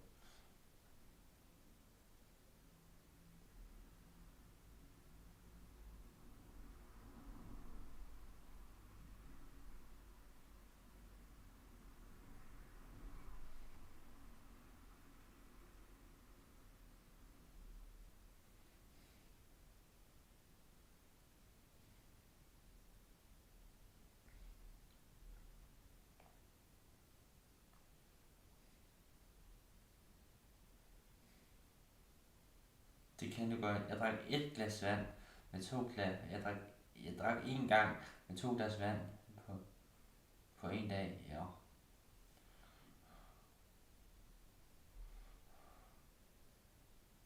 Og jeg synes vel, det skal ordentligt lidt.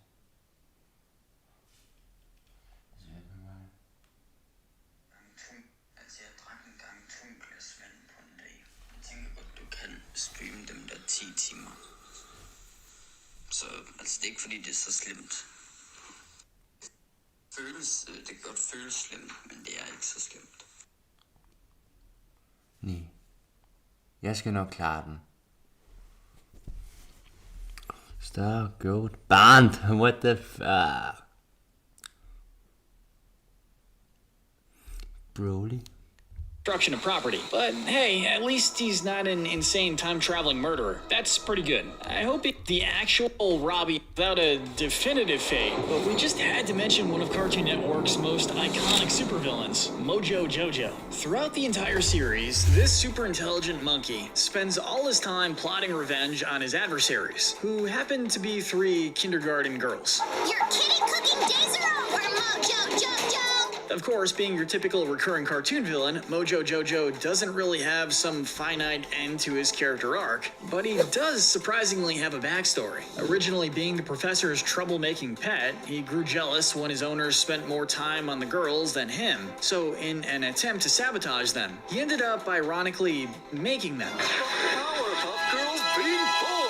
Which can't be an easy fact to accept. Tack on the fact that he gets the crap beaten out of him by children in pretty much all of his appearances, and you have a level of humiliation that's more than worth a mention on this list. Let's talk about the main villain of Total Drama's second-generation cast, Scott. Like Heather, Scott is a villain whose cruelty absolutely dug his own grave. The difference between them is that while Heather just had to deal with some classic public humiliation, Scott had to deal with getting utterly brutalized by a 2-legged, air-breathing shark who was chasing him for the entire season. Now, usually we're actually full. We're just good God, dude. The worst part of this is that despite Eustace being the ringleader of the scheme, he gets the least brutal punishment. Stupid dog! Courage is able to scream his way out of the mess so loudly that it destroys the floor beneath his opponents. And given how Eustace dies in the show, I'm guessing such a fall into the abyss would have taken these guys out. Either way, we don't exactly see them after this point, so they're as good as done any way you slice it. And speaking of courage, we restrained ourselves against using a lot of characters who don't suffer much more than typical cartoon shenanigans, but we made an exception for Eustace Bag. Kenny McCormick may be the one best known for it, but Eustace brought the simple art of repeatedly dying as a running joke to children everywhere. Seriously, Eustace was constantly going through it. Whether he was getting crushed, run over, disintegrated, paralyzed, eaten by a squirrel that didn't even have anything to do with the rest of the episode, you name it, Eustace has probably suffered it. Now, just for the sheer range and quantity of deaths, we would place him at the top of our list, but the thing about Eustace is that both he and his own family usually seem pretty unbothered about his demise. It's almost like they straight up know he's gonna come back the next day. What did I do? Or maybe, given how mean he is all the time, they don't have a ton of reason to feel bad for him. The only thing uglier than this is this. Either way, it makes it hard to see his death as a serious problem, as messed up as that sounds. But let's talk about Anti-Pops. Man, we were all so busy rightfully mourning the death of Pops that we forgot the fact that the big bad of the last season got the exact same ending. He was flown into the sun in his brother's arms to ensure he'd never hurt anyone again. And while this was a necessary ending, this act of tough love and sacrifice was enough to give Anti-Pops a sense of sorrow and remorse in his final moments. He seemed at peace in the end, able to accept one last hug from his long-lost brother and to accept an instantaneous death. It's wild when getting thrown into the sun is one of the more bearable deaths on the list. Bad show indeed. Now, we have to talk about the terrifying Lich. For the first few seasons, look at some act like seeing a full version of themselves, and getting straight up sliced through the skull as a form of sheer catharsis. He's done. Aku finally got what he deserved here. If only Ashi didn't have to suffer for it. Vilgax is a villain truly deserving the title of supervillain. Considered by even Ben as one of the most dangerous foes he's faced by a long shot, Vilgax is one of those villains who just keeps coming back. It doesn't matter if you blow this guy up, send him out into space where he's turned into a petrified rock, slowly bleeding out, he is somehow still alive after it, even if it's in the distant future. Been trying to get this for years, Vilgax. Each time, epic fail. Dodging death when you're as large-scale of a villain as Vilgax is a pretty impressive feat, especially doing it so many times. I have come too far to be denied. But the amount of physical pain he's undeniably been through as a result is not up for debate, so he's definitely had a rough ride. But let's talk about the Teen Titans' arch nemesis, Slade. You would think being burned by lava would be enough to take someone out for good, but not on Cartoon Network. And that's not just a Total Drama World Tour finale thing either. In Teen Titans' second season finale, Slade was seemingly defeated at the hands of a betrayal by his mistreated protege, Terra, who pushed him into a massive pit of lava. This lava burnt him enough to lose all of his skin and blood, which would have not only been extremely painful, but resulted in a fairly instantaneous death. But I got lucky. Someone was looking out for me that day. That is, if Trigun hadn't kept him alive just long enough to use his ruthlessness as a chance to recruit him as a superpowered errand boy in exchange for getting his skin and blood back. Hey Jeff, good news! You're getting your skin back! Unfortunately, Trigun, being an interdimensional demon, feared for his power and mercilessness, didn't exactly prove to be the most devoted guy to his word. On top of finding a loophole around restoring Slade to his former self, he stripped him of his newly bestowed powers and seemingly ripped him apart, making him suffer his second death. Sure, Slade absolutely deserved this, but there's just something almost pitiful about everyone he works with double-crossing him in the end. Almost. However you interpret it, he was killed brutally by someone he trusted twice, and that is just an awful way to go. But we can think of just 3 more Cartoon Network villains.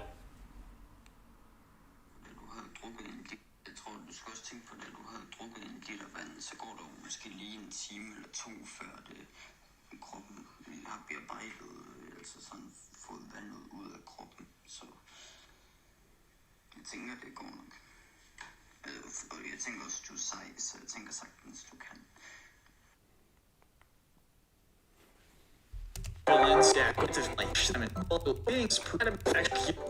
He himself to make like into pod shine at bugs like eventually you receive brutality. Boogeyman from Billy and Mandy. This is one of those shows like Invader Zim where messed up stuff happens so often and at such a rapid pace that eventually you just kind of stop questioning it. I don't know what you're talking about, but I feel great. Hallo? Hallo, hej. Er der sket noget? Nej, der er ikke sket noget. Okay, super. Skulle det være sikker, hvad det hedder, fordi det var bare for en sikkerheds skyld. Hvad så? Du sagde, at vi kunne snakke videre. Nå, ja, det kan vi godt. Let's go. Ja. Ja. Tænker jeg tid nu. Ja. Hvad hedder det? Jeg synes godt, altså, det er godt, det du har lavet der. Ja, jeg har rettet den lidt, det var den første version, så altså, men ja, Jeg synes, den lyder... Den passer lige til tanken, altså. Okay, jeg skal i hvert fald lige have dig til at kigge på, de sange, jeg laver, til det, så, selvfølgelig. Men jeg er glad for,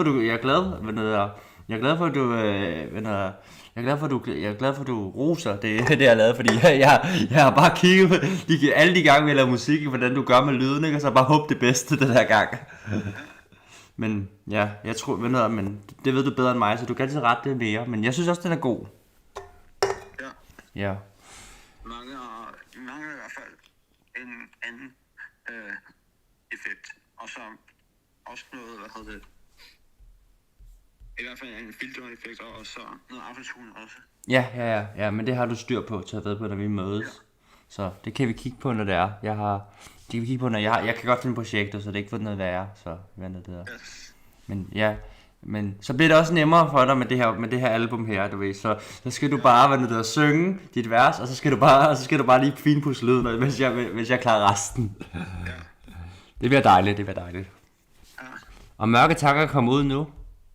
Ja, jeg har godt hørt den. Ja. Jeg har på YouTube der. Ja. God sang. Ja. Hvad siger Sierne? Jamen, de kan godt lide den. Fedt. Ja, så det er stille og roligt. Ja. Er det bedre end jeres majs, eller? Det ved jeg ikke endnu. Det skal lige gå. Lad mig lige give dem et par dage, en uge eller 2, før de siger noget, før de kan sige noget.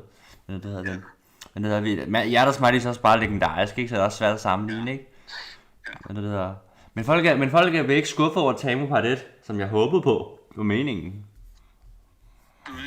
Ja. Det ved du også godt, det sagde jeg også til dig, Patrick, at min plan var, at folk skulle blive skuffet, ikke? Men de har bare gjort det, de har bare blevet mere spændte på Tabu part 2.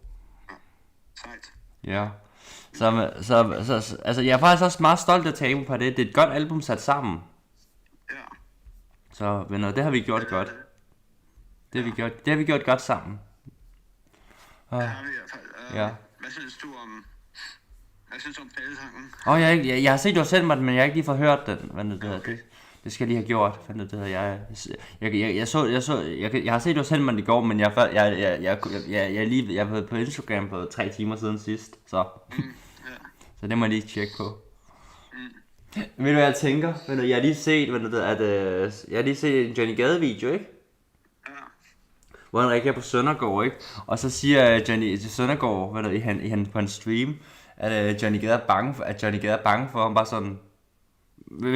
Hvis vi snakker om at være bange for nogen her, Rasmus, unge mand, for det første, ikke? Så skulle Søndergaard også være bange for Johnny Gade. Nej, jo også det, men Søndergaard er også bange for mig.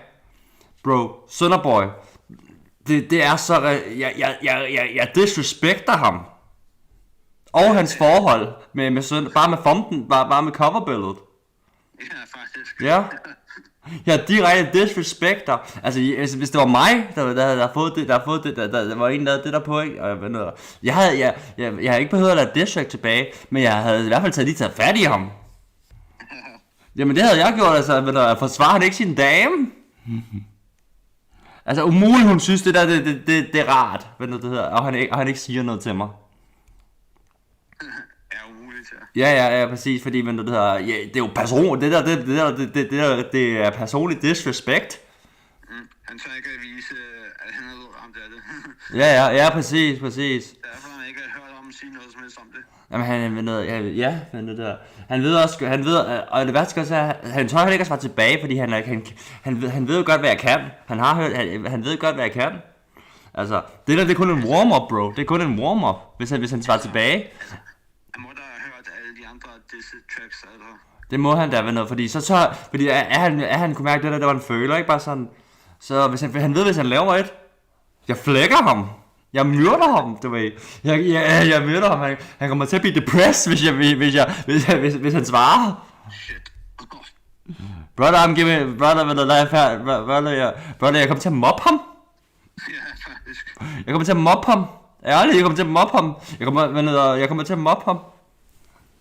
Men og det ved han. Han er, altså, meget kan man sige om Søndergaard, ikke? Men han er ikke dum. Men det her, altså, måske lidt, men det er den anden side af sagen. Det er den anden side af sagen. Men ting er ved det, han kan ikke, man undgår ikke den her, og man er alligevel som en god kæreste, så burde han egentlig have taget fat i mig, bare have en samtale eller sådan noget der. Forstår du mig? Men det tør han ikke. Nej. Hvor skal jeg ikke tør, siden jeg ikke har sagt noget til det? Ja.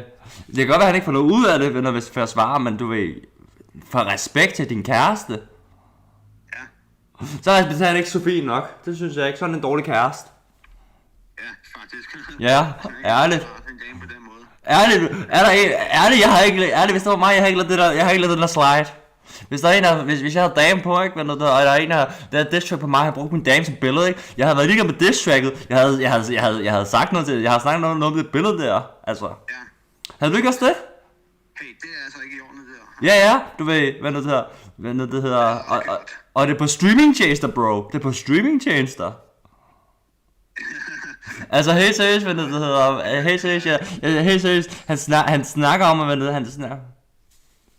Billedet over det hele, altså. Jo. Hallo? Jeg så læse en kommentar. Man må ikke mobbe, men han mobber selv. Men han kan ikke sige det her.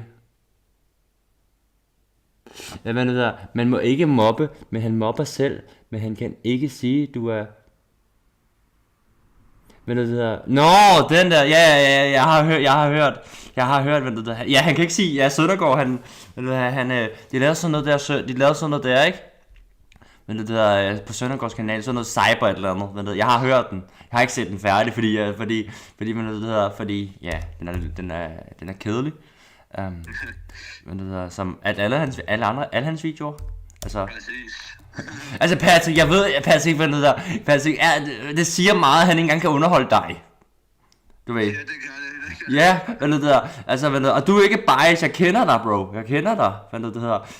Jeg kender dig. Hvis du synes, din video er god, så ser du den også færdig. Men det er, det er din ærlige mening, men du kunne ikke se den færdig, så er det med en dejlig dame.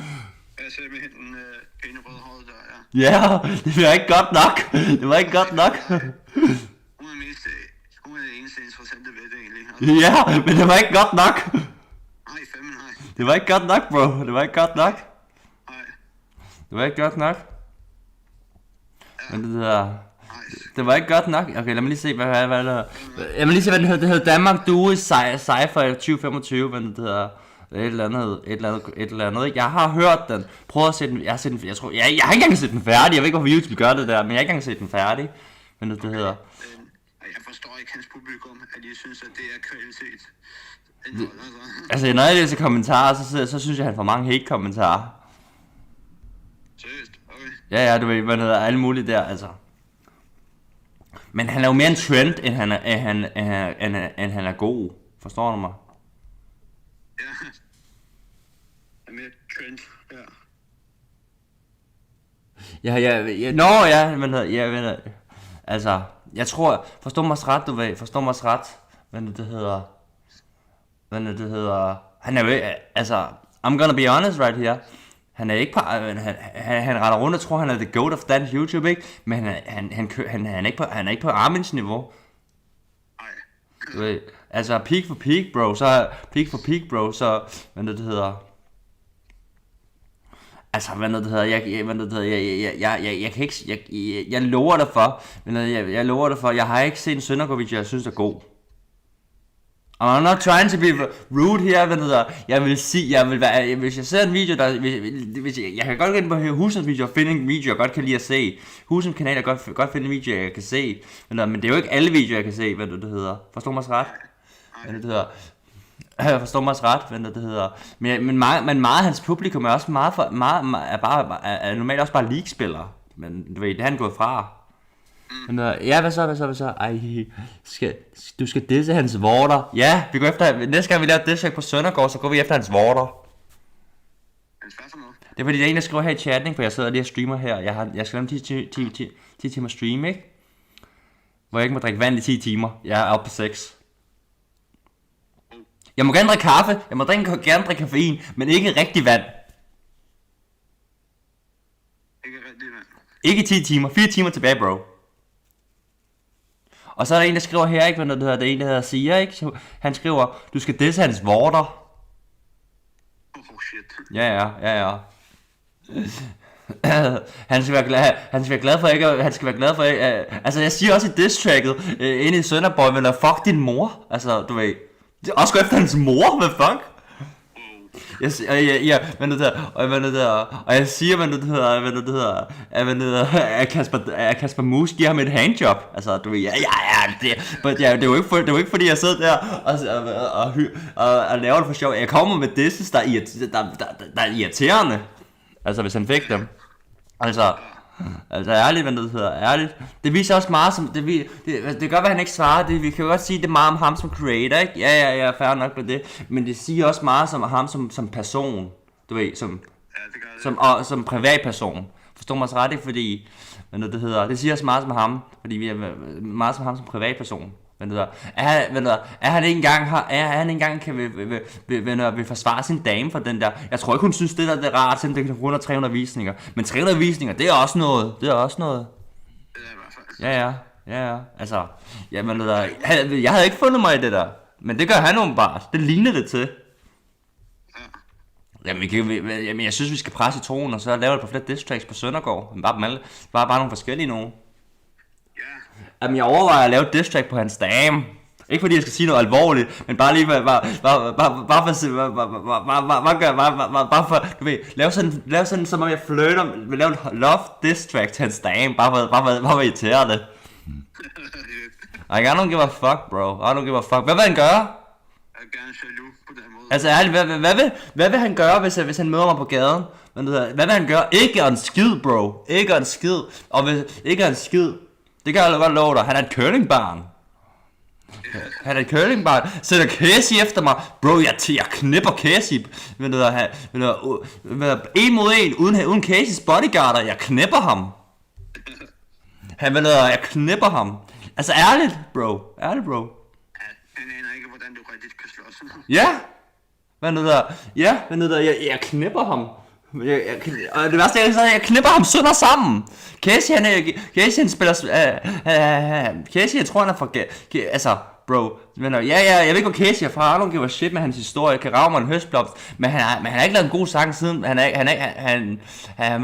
Han burde egentlig stoppe med sin musikkarriere, fordi han har ikke lavet... Hans peak var blå himmel. Eller hvad fuck den nu hedder. Du ved Casey? Ja. Ja, jeg kan nok sige, men jeg... Altså Blå Himmel var nok Caseys bedste sang, største sang, og han er ikke overgået lige siden. Han burde stoppe sin karriere. Blå Himmel... Ja, Blå Himmel et eller andet, du ved. Jeg kan ikke engang huske det. Nej, præcis. Jeg prøver lige at finde den, bro. Blå Himmel hedder den bare. Jeg tænker, måske har jeg hørt den før, hvis ikke... Ja, det har du, den gamle en, bro. Den gamle en. Hvornår er den fra? Meget længe siden. Hvornår Blå Himmel fra, chat? Hvornår Blå Himmel fra? 2020? Står der. Så står der, der var det album, der kom. Okay, det er ikke så mange år siden. Nej, men der er sket meget. Forstår du mig? Jeg kan ikke huske det. Men det siger bare, Ja. At det er forglemmeligt. Ja. Vi ved alle sammen godt, at Casey kysser Kid Roy sko. Og det er ikke fordi, at det skal sidde det danske sanger, ikke? Altså, jeg elsker Kim Larsen er meget bedre. Ja, meget. Ja. Og gasolin. Ja, og Lucas Graham. Ja, altså, hittet verden over. Ja, altså. Og Aqua også. Altså. Ja. I'm a Barbie girl in a Barbie world. Præcis.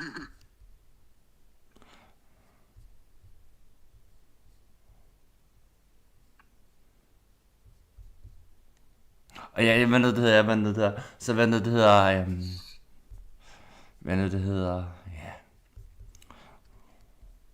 ja, hvad kan man gøre, hvad nu det hedder i det hele taget?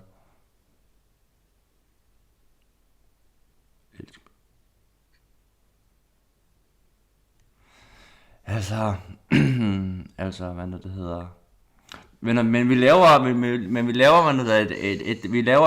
laver selvfølgelig et diss track på ham, ikke? Og så laver vi også Dummegård.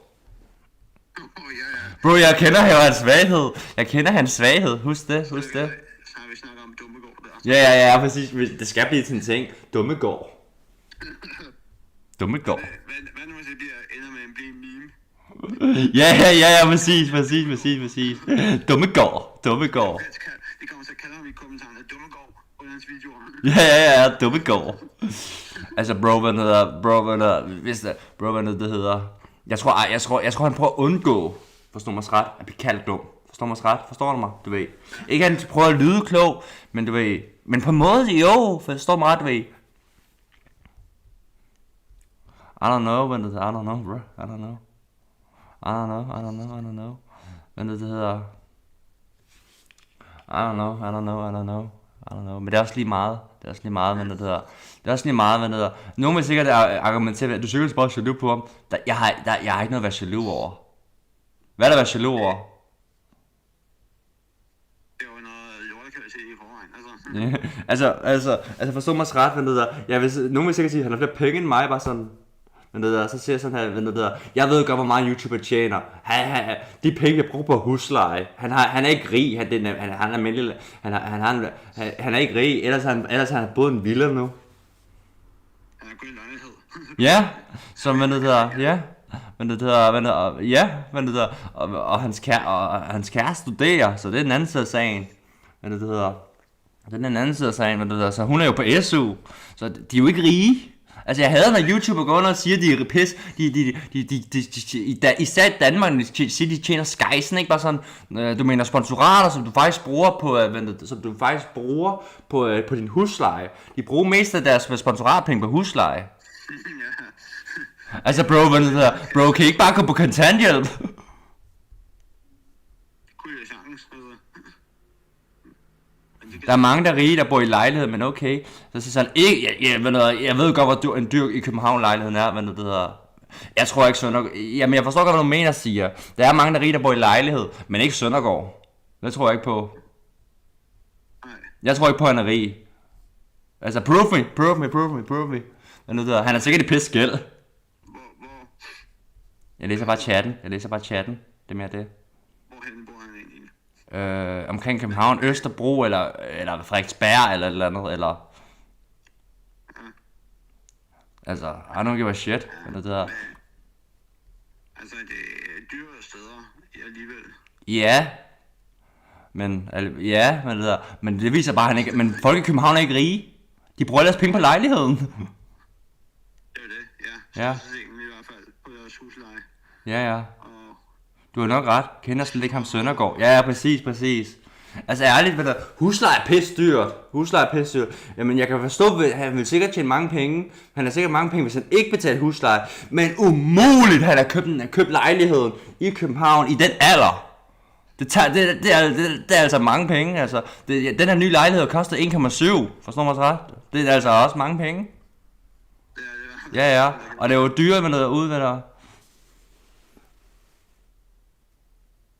Det er faktisk mere kendt i min verden. Ja, let's go. Men I'm a legend, bro. Forstår mig ret. Nu skal jeg lige sige her, ikke? Men forstår mig ret, bror, man. Men det hedder, I'm not trying to be famous. I'm just am. If you know what I mean. If you know what I mean. Men det hedder, I'm just... Men forstår mig ret. Jeg er taknemmelig for det, jeg har fået. Jeg er taknemmelig for det fame. I have to be. Det selvfølgelig er det. Men det var ikke derfor, jeg startede.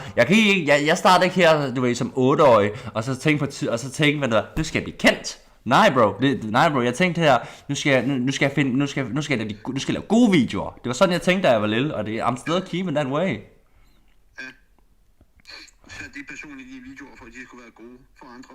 Ja, men du der, og jeg ved 100% at jeg får min serie til at grine meget mere, over 1000 gange mere, end nogen danske kan få deres til. I promise you. Men det der, også fordi det bliver også bare så meget pengegrådighed lige pludselig, forstår du mig? Ja. Det bliver virkelig meget pengegrådighed. Altså, ja, og sådan lidt, det var ikke der, hvor du startede, bro. Nej, det var bare for passionens skyld, Ja, altså.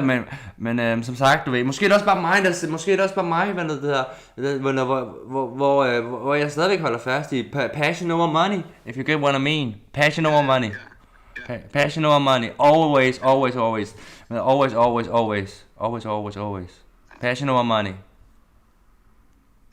Men det der, det kan godt være, forstår mig ret, Patrick. Jeg vil hellere leve med en lav løn og i middelklasse, men være lykkelig, end at være rig og ulykkelig. Ja, for det er mange, der er her, altså. Ja.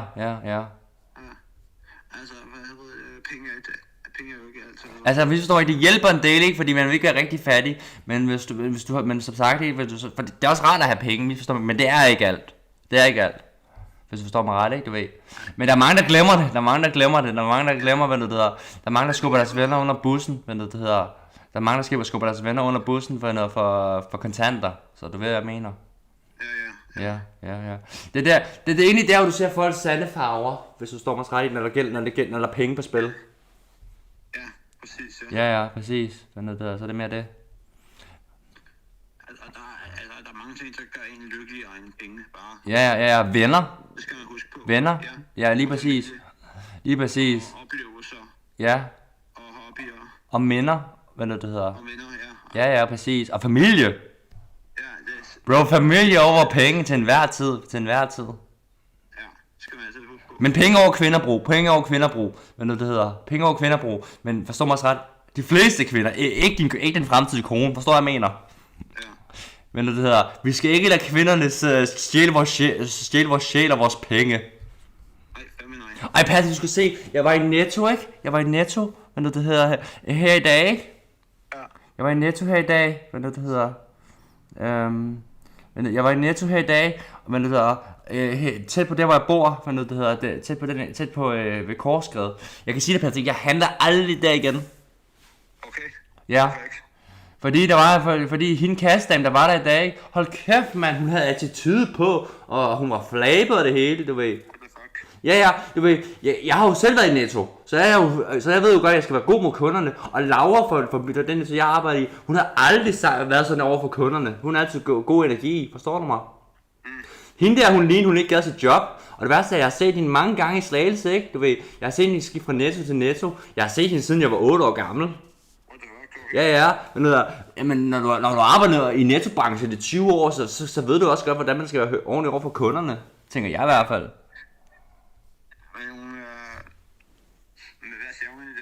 Hun sagde ikke noget. Det var bare hendes attitude. Seriøst ikke, du ved, jeg skulle ud og købe nogle bøffer, ikke? Jeg skulle ud og købe en bøf. Men det hedder, jeg skulle ud og købe en bøf, ikke? Men det hedder, og du ved, så kigger jeg under, du ved, under skiltet på, og du ved, så kigger jeg under den, så bare for at se om der er noget, ikke? Du ved. Så ser jeg en bøf, så ser jeg en bøf, der er gult mærke på, så den står til 60, det plejer normalt at koste 100. Så når jeg skal til at købe den, ikke? Så siger hun sådan der, den er udløbet. Beklager. Og så går hun bare sådan der, som om der er ikke noget at gøre, bare sådan. Der er noget at gøre. Du kan give mig en bøf og give mig det samme gule mærke. Det er et krav. Det kan jeg godt spørge om. Jeg har selv arbejdet i Netto, så jeg ved godt sådan noget der. Men ærligt, jeg tror ikke på, at den er gammel. Hun sagde, at den var for gammel, det kød der. Men det tror jeg ikke på. Det tror jeg ikke på. Hun kigger ikke ordentligt på det gule skilt. Det tror jeg ikke på. Jeg tror ikke på det. Jeg tror, fordi hun er så fattig, at hun vil have bøffen for hende selv. Det er derfor, hun gemte den. Ja, mand. Hun lignede også en. Hun lignede virkelig en, der ikke har fået pik i 30 år. Ja, hun lignede en kvinde, der ikke har fået pik i 30 år. Bare sådan, og jeg tænker også bare sådan, jeg håber ikke, du har en kæreste, eller har en mand, eller sådan noget der, fordi, hold kæft, mand, stakkels ham. Ja, præcis, der er mange ting, jeg tolererer i dit liv, i det her liv, ikke? Der er mange ting, jeg finder mig i, men det der, også fordi du ved, hvordan jeg er, Patrick, du ved, jeg er sød og rar mod alle.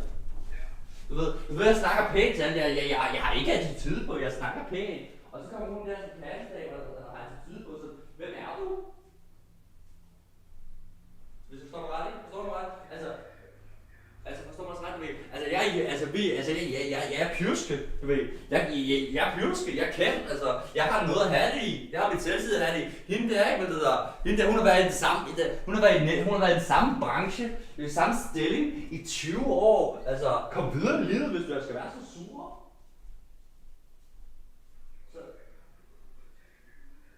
Det ved jeg ikke, bro, hun er ikke ung, hun er gammel. Jeg tror, hun er i sin 40, Hun kan stadigvæk tage uddannelse, no bro, men hun skal da ikke være så dårlig over for kunder. Jeg kan handle ikke der mere. Jo, jeg går ind igen på et tidspunkt, ikke? Så giver jeg, og så håber jeg ser hende, fordi så vil jeg give hende en ordentlig sviner, og så går jeg igen. Du ved, så kan du sige, du kan bare bande mig for den her Netto, og så kan du tage din æg, og så vil jeg tage et eller andet og kaste, og sige, venner, rydde op, det er dit ansvar. Men det hedder, I don't give a shit, bro.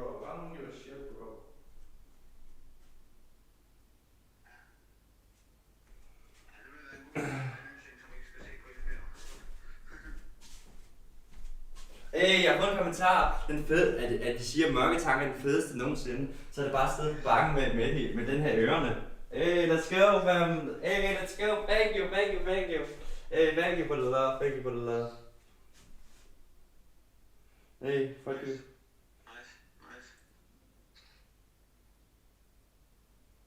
Du må også godt sige til dem.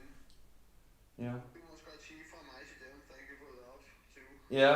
Fordi jeg har været med til at producere det. Ja, selvfølgelig. Det gør jeg. Husk ud.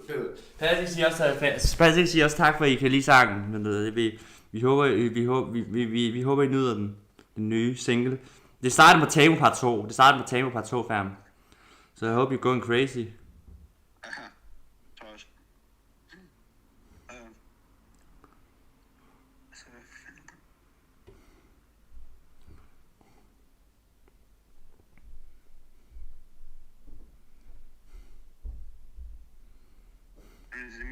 ja, hun kunne sagtens bare lave en helt ny ændring, hvis hun er skyde utrofast og træt af...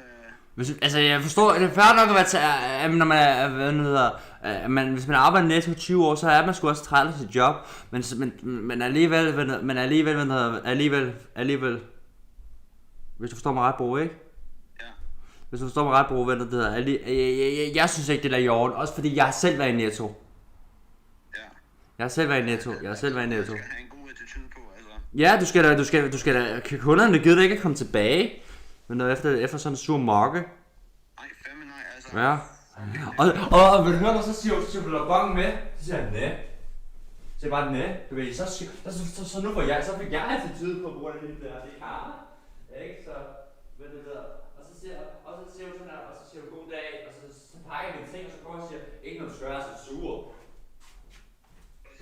Ja, og jeg ved bare for 100% sikkerheds skyld, jeg ved bare ikke, der var ikke nogen, der holdt med hende.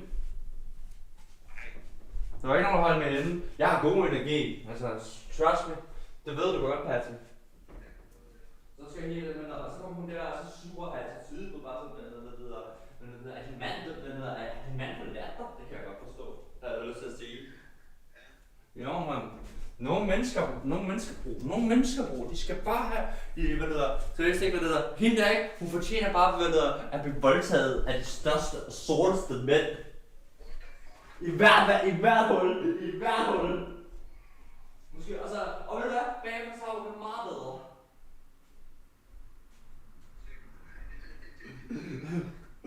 Oh my god, du ved at joke, autist-joke. Ja, og hun skal bare have det i alle huller, og både snakke på ører og næsebor. Og navne. Nej bro, hvad det hedder, nej bro. Jeg har aldrig nogensinde, været i et supermarked, hvor jeg har fået den behandling. Forstår du mig? Og det kan man jo godt være ude for, 100%, ikke? Men alligevel, jeg har aldrig haft andet end et sødt menneske, der betjener mig, om det er drenge eller piger. Men når der er så gamle dame, der kommer der, og jeg tænker bare sådan, og jeg havde bare fornemmelsen, at hendes pussy var så tør, så var lige så våd som solen. Ja, hendes pussy er lige så våd som solen, hvis du forstår, hvad jeg mener. Ja, der er intet body i den der. Ja, præcis, ikke? Efter man slikker den, ikke? Så er det ligesom at stikke på sand. Men jeg stopper med at han i den Netto der, så går jeg over til en anden Netto, for det er for åndssvagt.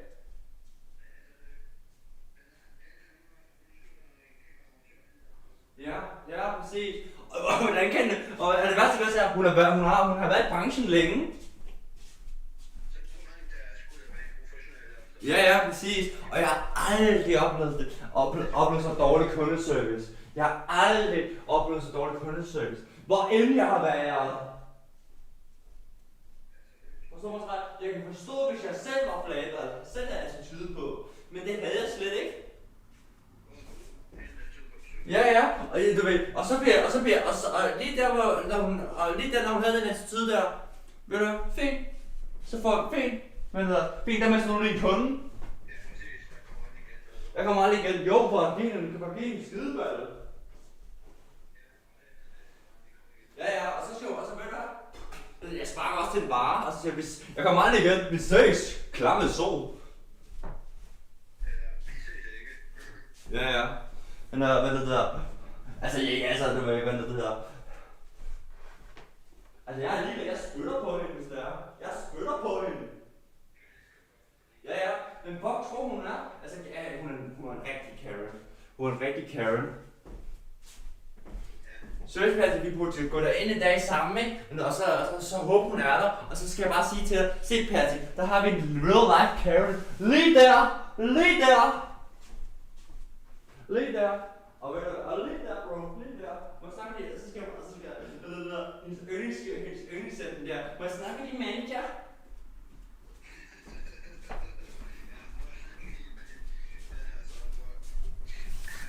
Bro, hvad jeg har aldrig oplevet noget lignende. Jeg har set det siger Fang, vi har også lige givet svaret tilbage. Bro, jeg har aldrig oplevet noget lignende. Hvis du forstår mig, jeg har aldrig oplevet noget lignende. Du ved, også fordi jeg selv har været i Netto. Jeg selv har været i Netto, jeg fucker det for en attitude. Det er en tidligere kollega. Fuck. Ja, du ved, men man var sød og rar, men hende der, hun var ikke sød og rar. Hende der, hun var en gammel gnavpot.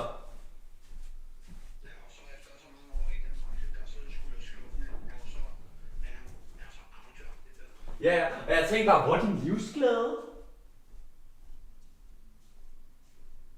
Hvis du forstår mig. Hendes livsglæde hun har ikke, det ligner ikke, hun har smilt siden dinosaurtiden. Ja, hende der, hun har gået i folkeskole med Jesus. Så gammel er hun, det kan jeg godt holde, så du kan ikke træde Netto. Ja. Det var sgu utroligt, bro. Jeg har aldrig opnået noget lignende. Altså, jeg mener det er ikke engang for sjov. Jeg var ikke engang chokeret med det der, men jeg var godt nok knæven det pludselig. På grund af det. Hun ødelagde meget min dag. Ja, hvad fuck er det for noget der? Jeg er bare nødt til at sige, hvad er det for en attitude? Jeg har selv været i Netto. Kan du ikke finde ud af at gøre dit job ordentligt? Altså, det er ikke andet end at være sød og rar. Det burde ikke engang være et krav. Når man er i supermarkedet, så er du god mod kunderne. Ja, det er ikke alle kunder, der snakker pænt, men det finder man sig i. Det er sådan er det. Men som sagt, når der kommer en kunde, der snakker pænt til dig, så snakker man forhåbentlig også pænt tilbage til den kunde. I stedet for at snakke dårligt til alle kunder.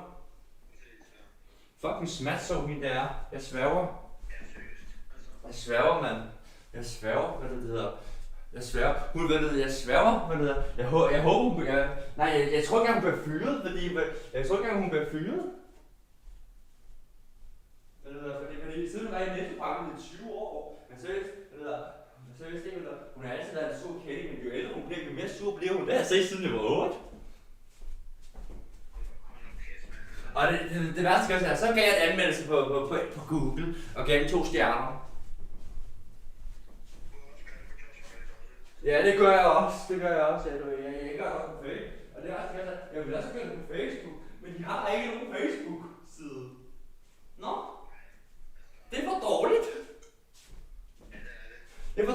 Det her er 2025. Et supermarked skal have noget, de kan promovere på.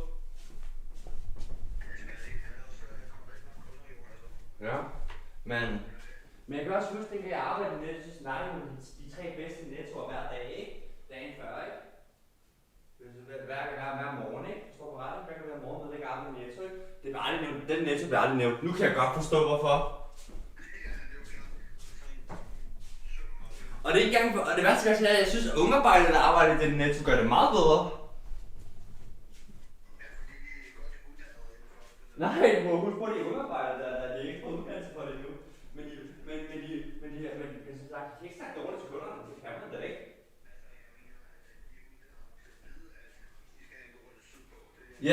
Ja, præcis. De er kloge nok til at vide, at man skal være sød med kunder. Ja, det er dem, der betaler. Hallo, det er mig, der betaler hendes løn. Hvis det er rigtigt, det er mig, der betaler hendes løn. Ja. Hun skal være glad for, hun skal være glad for mig, så hun kan spise. Selvom hun er for fattig til at købe, siden hun er for fattig, men hun er også for fattig til at give mig min bøf, til at sende mig min bøf. Ja, alligevel, I'm mad, bro, I'm mad. Det var noget af det mest latterlige, jeg nogensinde, det var noget af det mest den dårligste oplevelse, jeg har haft i Netto. Og jeg har da arbejdet i Netto.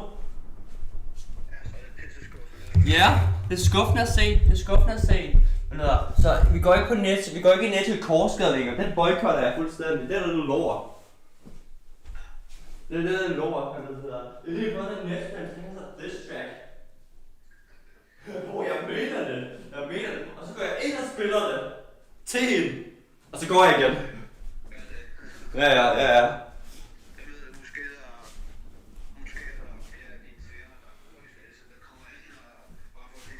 Ja, præcis. Præcis. Fuck Netto ved Korsgade. Det er det værste lort ever.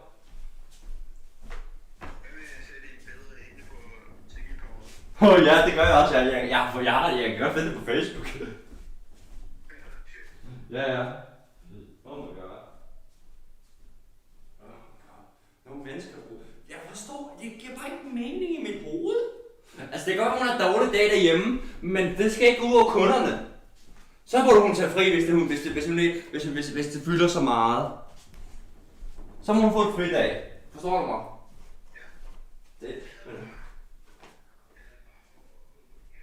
Eller så kan hun enten de andre to ting, så kan hun enten sige sit job op og altså gå på kontanthjælp i stedet for, ikke?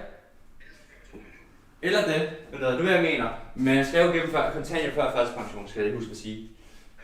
Men ikke så meget det. Eller hun kom ned fra en bro. Bro, jeg er mad. Jeg kan ikke lide sådan nogle mennesker der. Jeg mener det, jeg kan ikke lide sådan nogle mennesker der. Ja, og du ved, så går jeg bare sådan fucking sjovt til jeg bare. Men jeg håber fandme, hun har et dårligt liv til det, ikke? Og så går jeg ned på, fordi faktisk vi køber ikke takeaway mere. Der er begge sider lige på den vej, så der spiser vi i stedet for. Og de har Danmarks, og de har virkelig sindssygt nogle fætter. Altså virkelig, det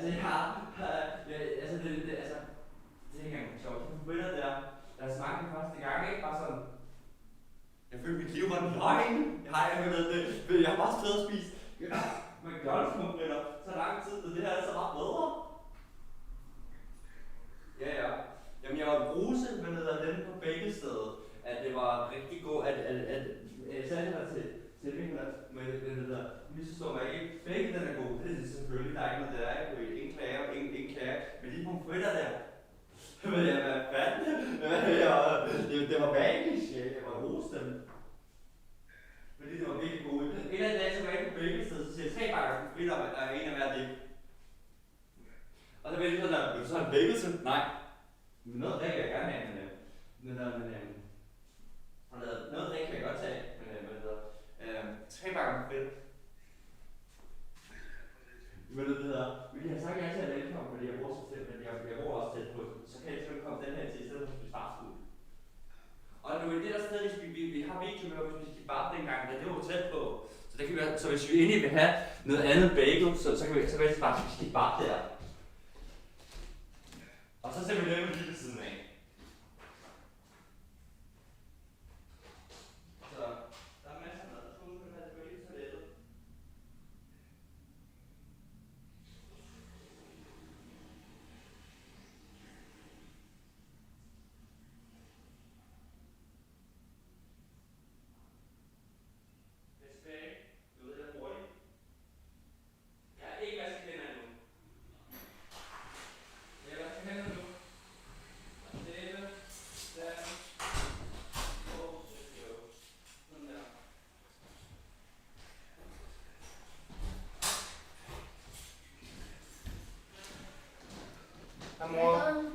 Nå, min mor er hjemmepasset. Kommer der ikke nogen pakke til mor? Nej, der er ikke kommet noget, mor. Jeg har kigget.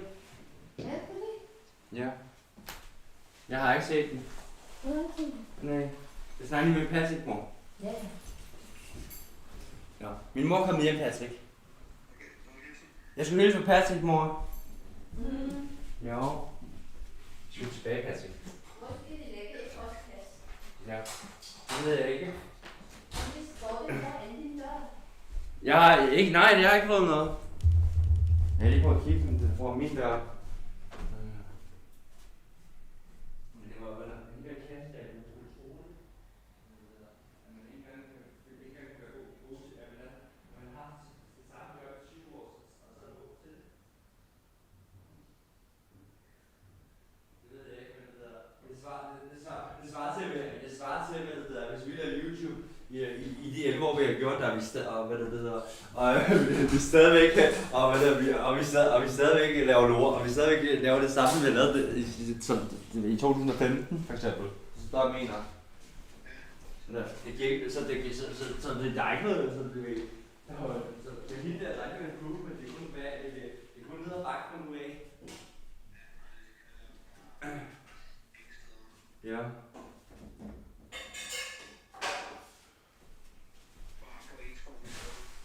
Ja. Altså hvis der er noget, så skal man have sådan et job. Så er det ikke værre end det. Det er virkelig ikke værre end det. Men det hedder, siden man skal være sådan over for kunderne. Ellers så kan man komme ud for en bro. Eller en bil eller et eller andet. Du ved. Jeg tror ikke, hun har nogen mand, så der kommer ikke, der er ikke nogen, der kommer til sådan en rigtig sammenhæng. Ja. Og alle hendes veninder kom så der, og hun var også bare så sur. Ej, du tror der. Men alligevel. Jeg har bare lyst til at give den sviner, hende der. Ja. Og så kan du sige, du kan bande mig fra nu af, men du skal lige have den der sviner her. Jeg skal lige have den sviner.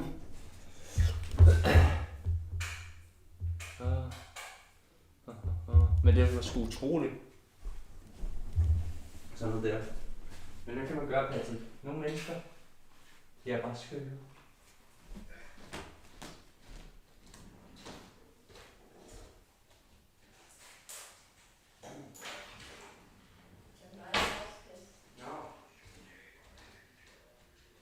Ja. Og hvad er så det valg? Du må lave aktivt at have attitude på. Og hvis du svarer, så er det bare sådan, jeg er og sådan lidt. Nå, der er sejligt, den kender dig på dag. Ja. Og det får du sikkert være. Det får du bare. Kan det sikkert være. Vil du hvad? Jeg aner det ikke. Nej, jeg er ikke ligeglad. Jeg har lyst til at sætte hende på pladsen der. Og det værste er, at jeg har haft en barndomsven, ikke? Forstår du mig ikke? Jeg har haft en barndomsven, der arbejdede næsten en gang, da jeg var yngre, ikke? Og han har været arbejdet med hende der. Bare sådan. Så det har lyst til, at jeg overvejer at skrive sådan for, hvad der er galt med hende der. Ja, præcis. Og hvis man forsvarer hende bare sådan lidt, nå, det var jeg jo ikke, bro. Fordi jeg var bare så, I'm about to break her bench. Hun har, du ved, mental selvfølgelig. Ikke fysisk. Jo, jeg er ikke til at røre. Det var de sorte mænd, han sagde. Ja, det var de sorte mænd, han sagde. Det var de sorte mænd, han sagde. Det er ikke mit problem.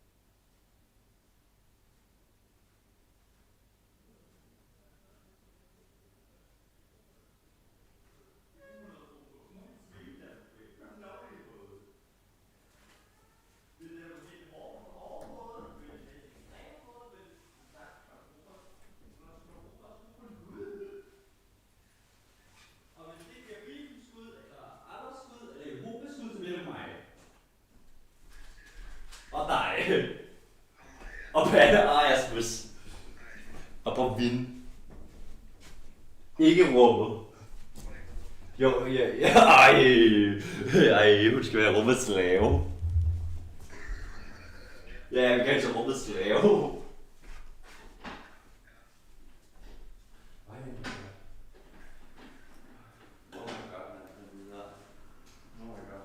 Jeg håber, din arm står hentiden. Ja, det tror jeg også. Men alligevel, bro. Alligevel.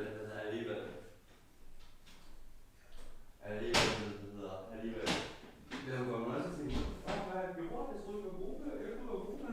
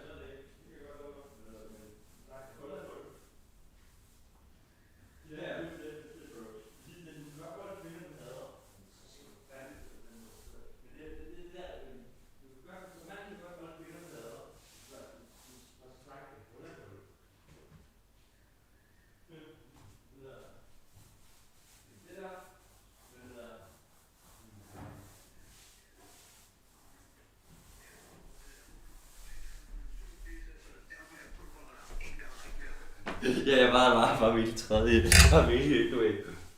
Jeg var virkelig bare køre den.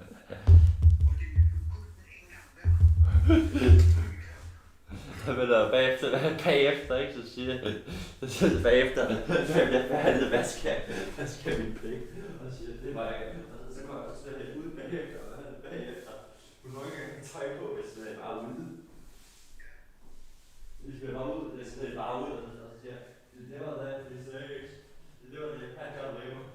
Og så siger jeg, ej, men så skulle jeg tage ud af vinduet. Ja.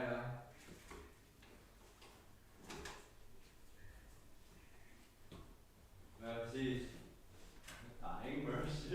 Der er no mercy.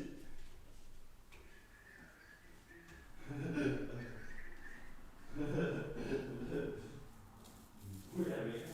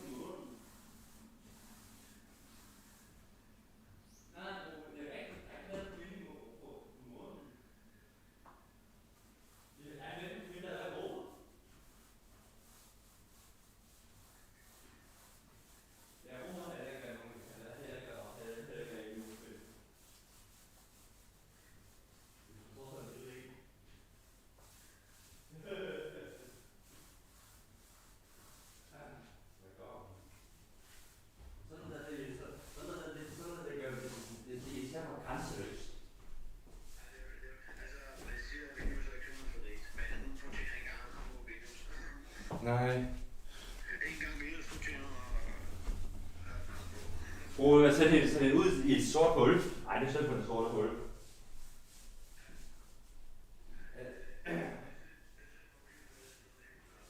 Ja, mand.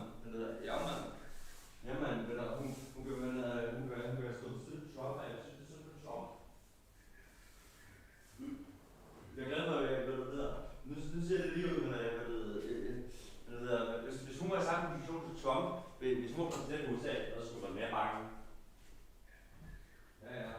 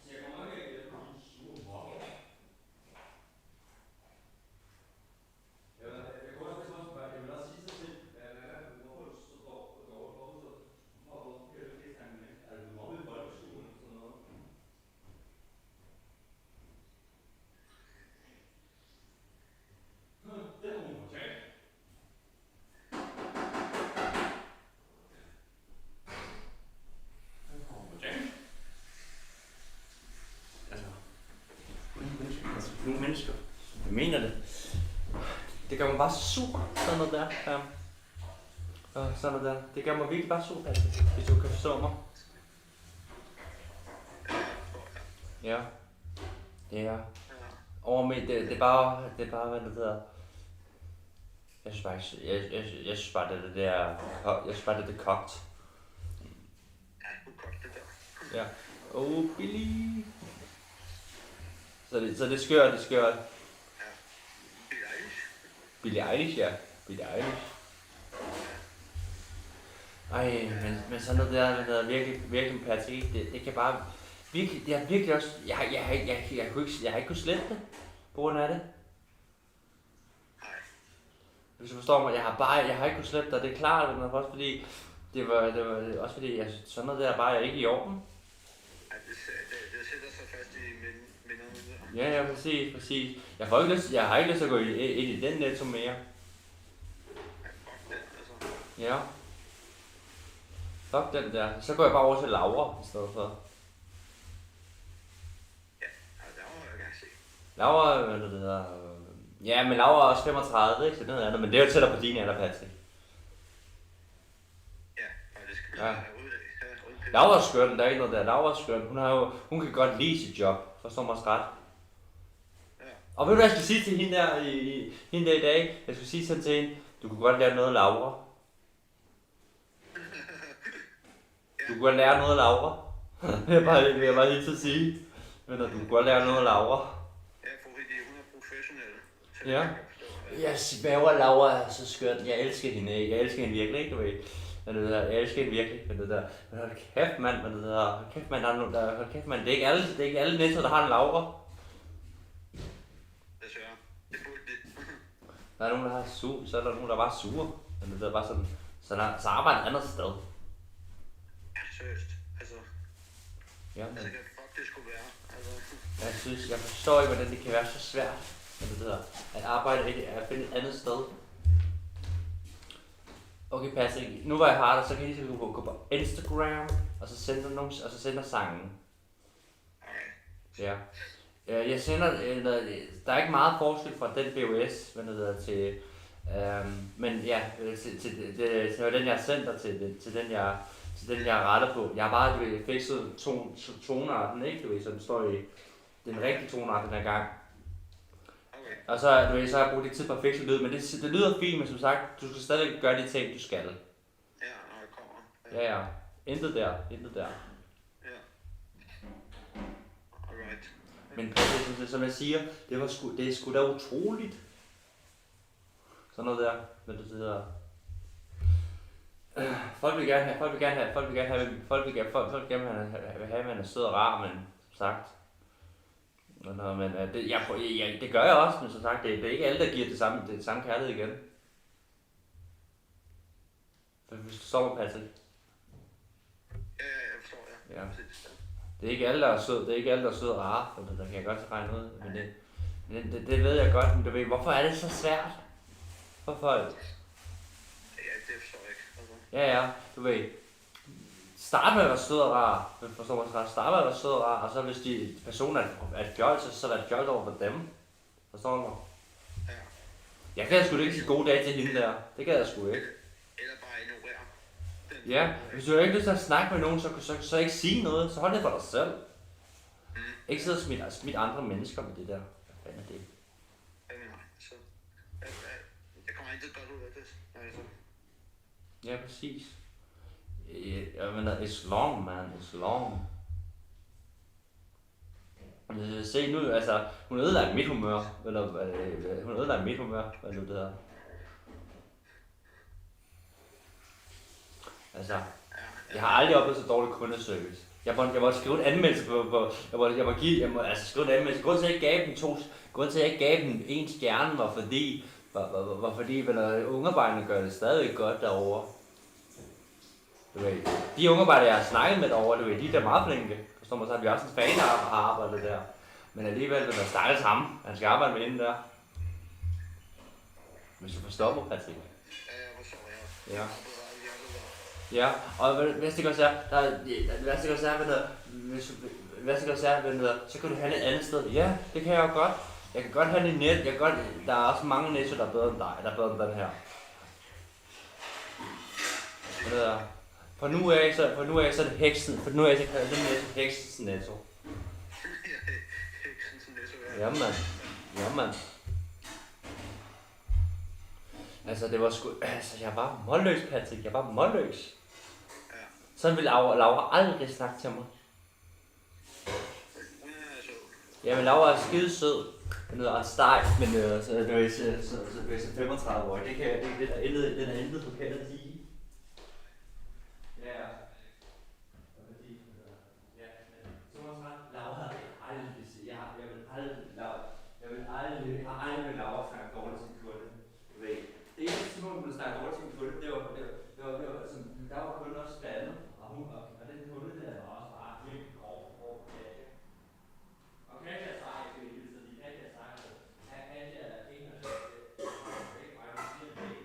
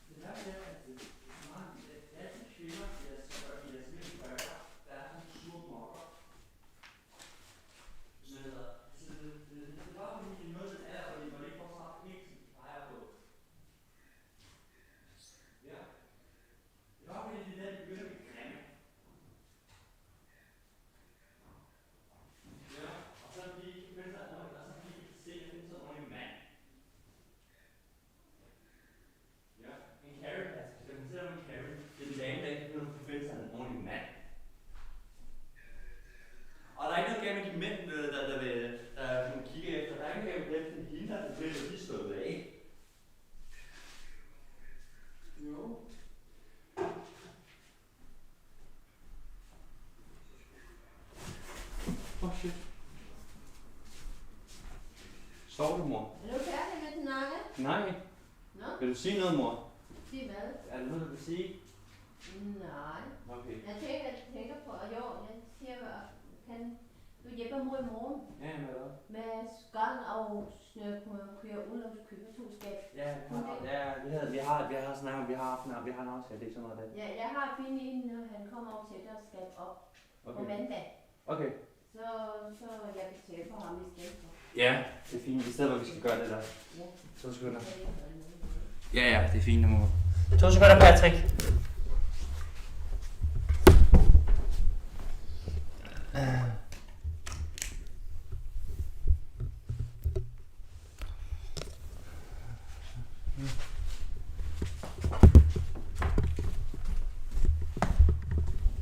Kan du høre mig, Patrick? 2 sekunder, jeg skulle lige ordne noget med min mor. Men ja, så jeg har, så ellers har det været en stille og rolig dag, Patrick. Men det der, mand, kæft, mand.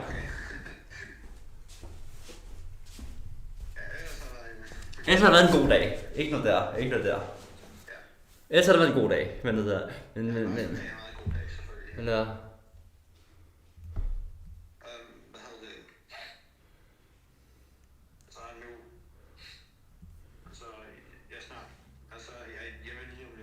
Okay, Patrick, så kan vi snakkes videre. Så ses på onsdag. Ja, så det bliver ikke så slemt. Så kan vi snakke videre derfra.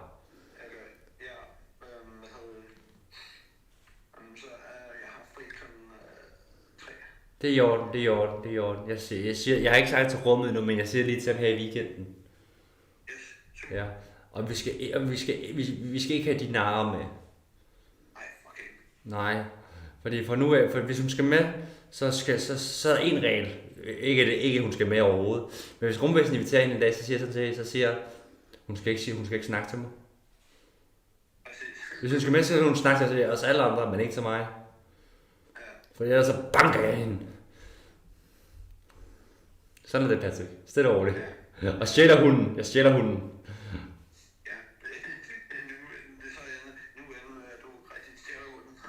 Ja, nu bliver det lidt. Ja, så skal hun fandme, så stjæler jeg den. Så stjæler jeg den.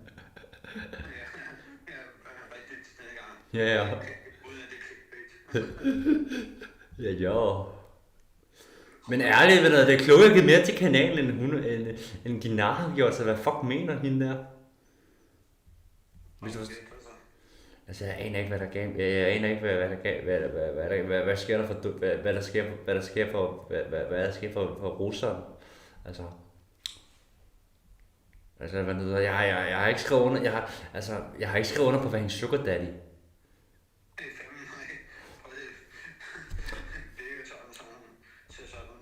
Altså, jeg gider ikke at være hendes sugar daddy.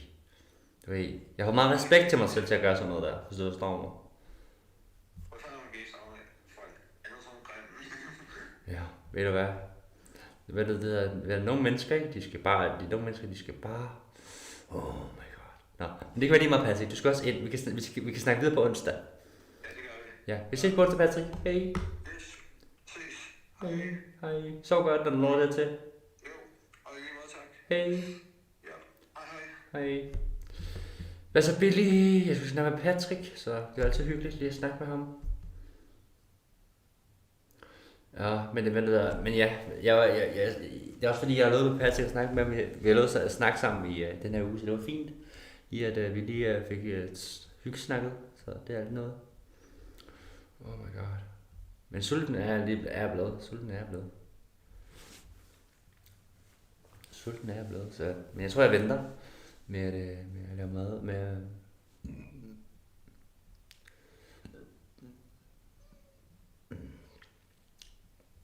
til måske, bro, måske er det tid til at lave lidt mad, I don't know.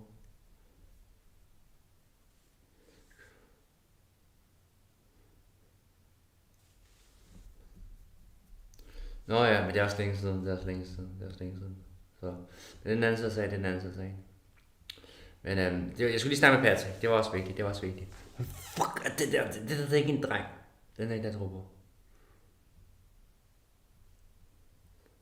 Jeg har set det navn før.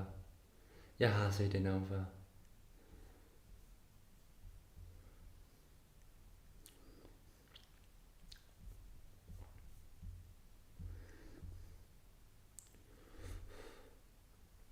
Fiskemad. Sjovt.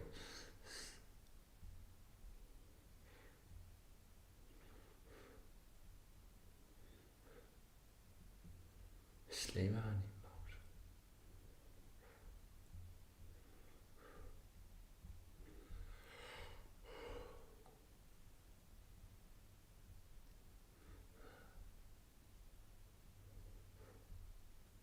Så er der Mille.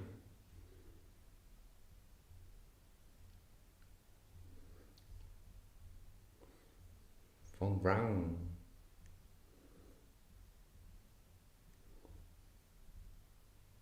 Millie Brown.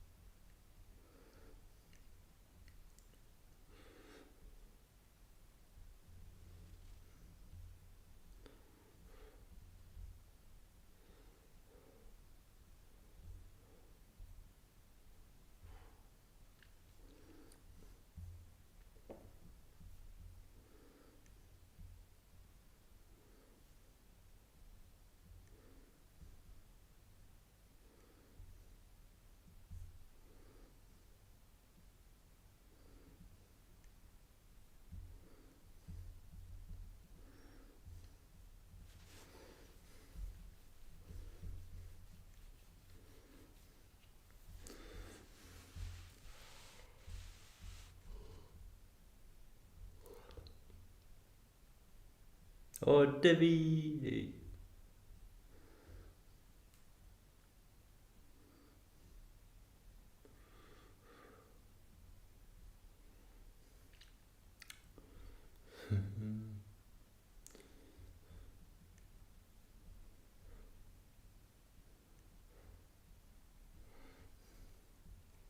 Markus Nielsen.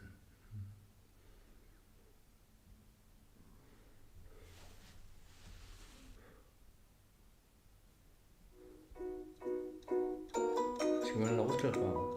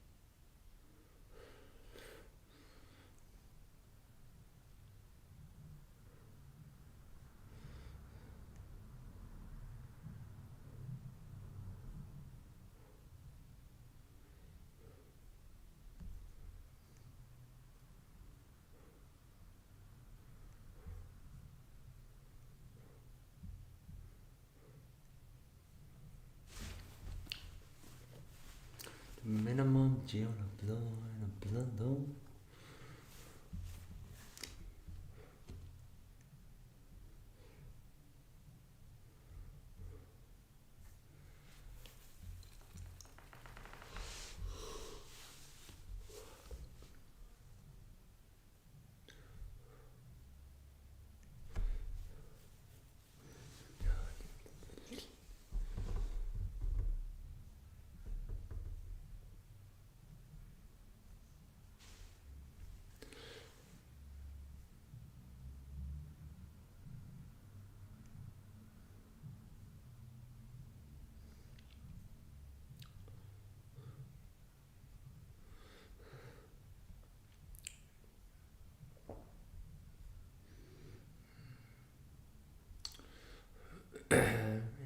지원은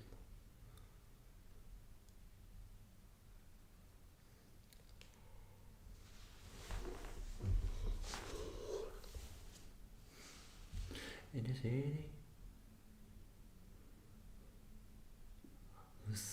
아모스.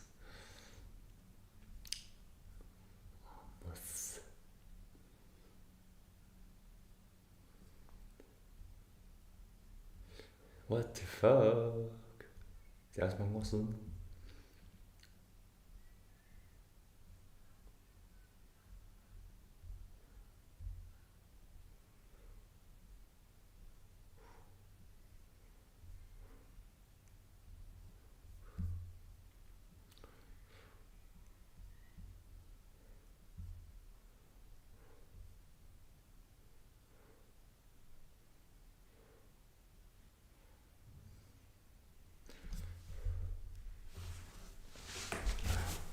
Jeg ved ikke, om jeg kan være lidt med det.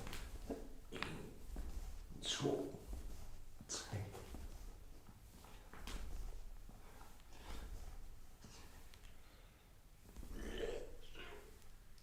8, 9, 10. Sådan der valgte. Det er ikke så meget det. Men det er også hyggeligt det at snakke med Patty. Det er altid. Det er altid fornøjelse.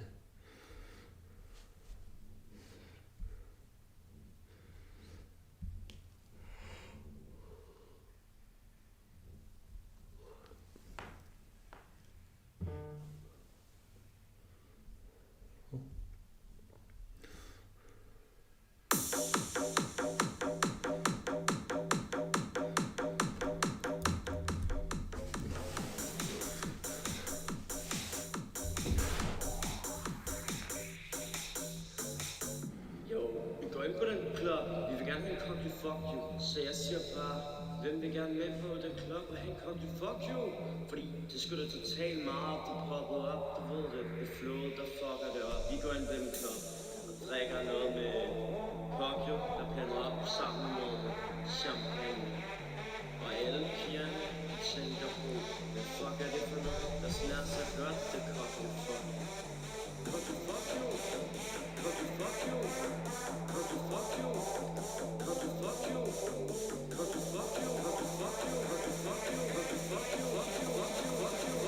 Den vil gerne komme til fuck you.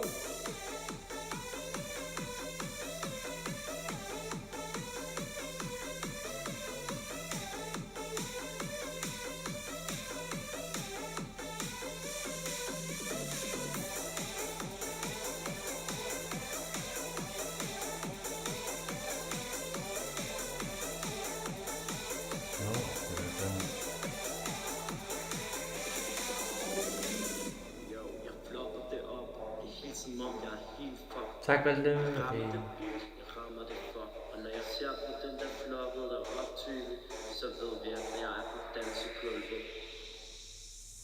Har bilen med mig, har drinken med mig i hånden, drikker mig ud, når jeg har min kop, og min fucking champagne. Så derfor føler jeg mig helt flokket op.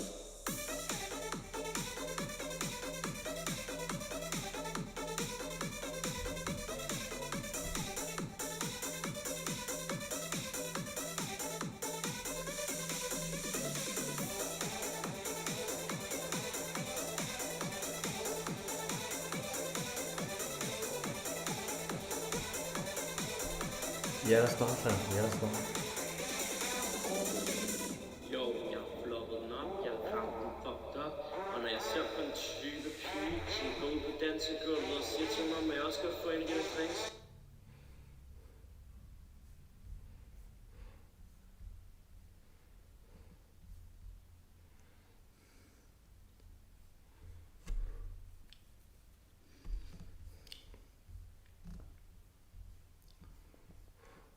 Hello?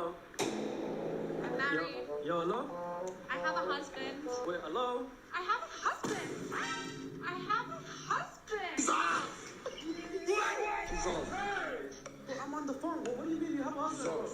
Oh my god, I'm so sorry.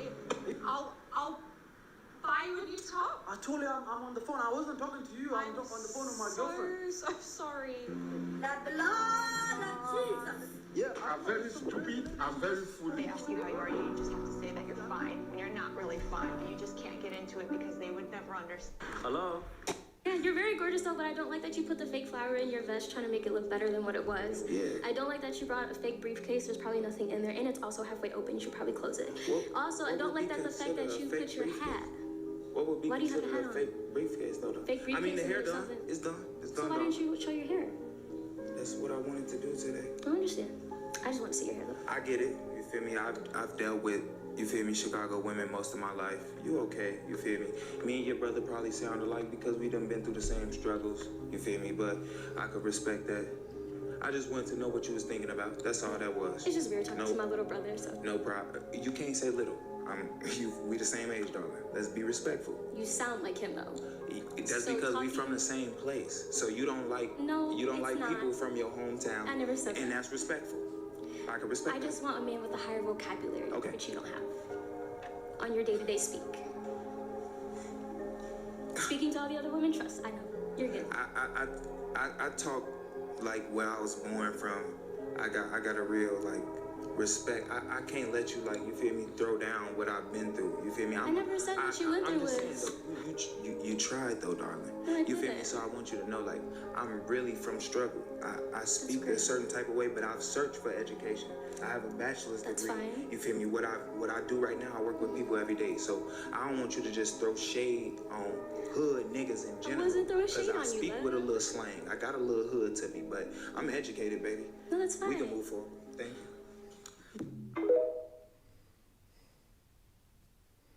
Yeah, you're very gorgeous though, but I don't like that you put the fake flower in your vest trying to make.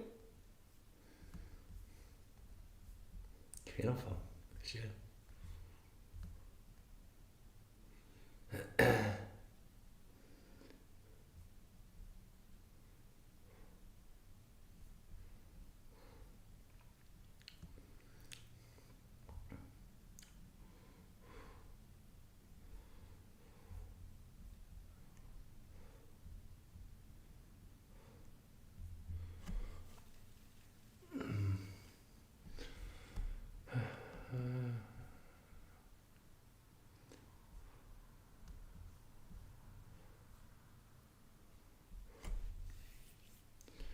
Run basketball.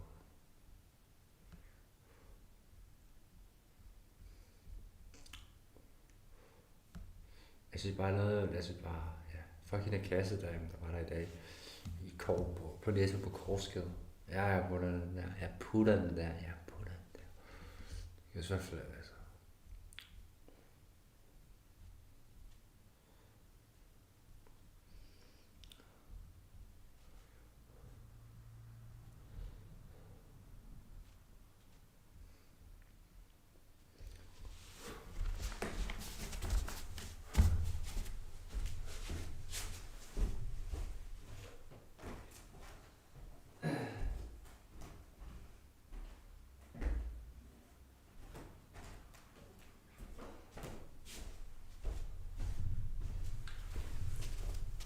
Någonting bara växa. Jag är inte mamma. Aha.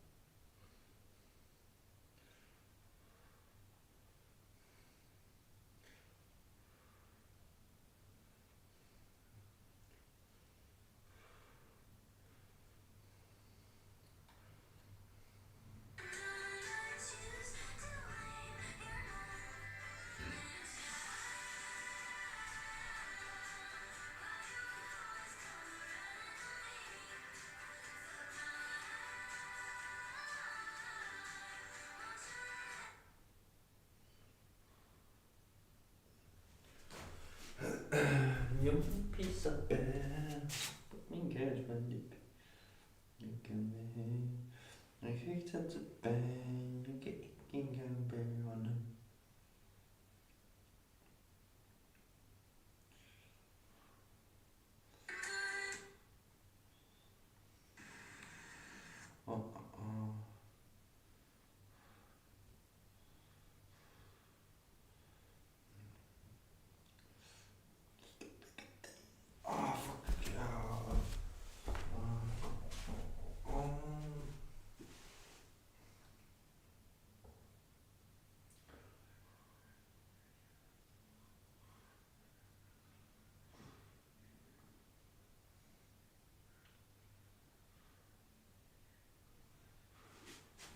So where the spirit go?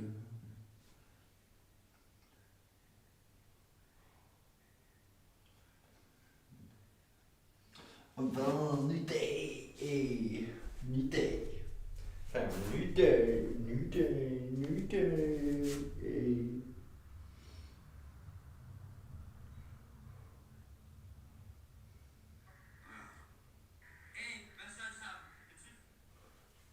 Ny dag, ny dag, ny dag, ny dag, ny dag, ny dag, ny dag. Og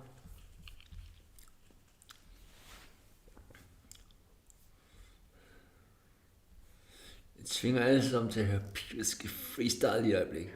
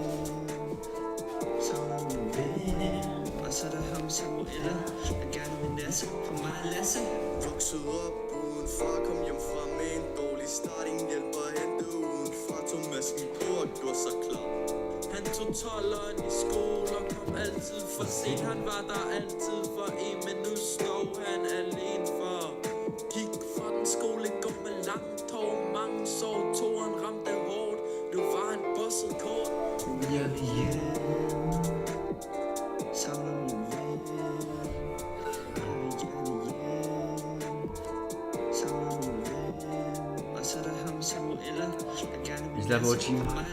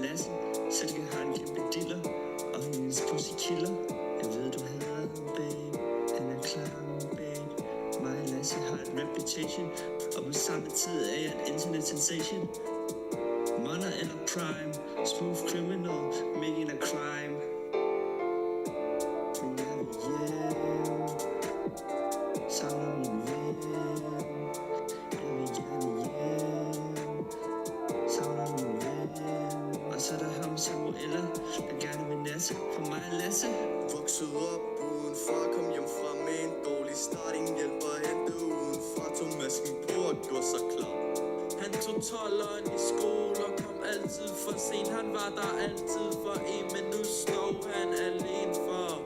Gik fra den skole, går med langt hår, mange sår, toren ramte hårdt. Nu var han bosset kort. Men jeg vil hjem, savner min ven. Jeg vil gerne hjem, savner min ven. Og så er der ham Samuela, der gerne vil nasse for mig at Lasse.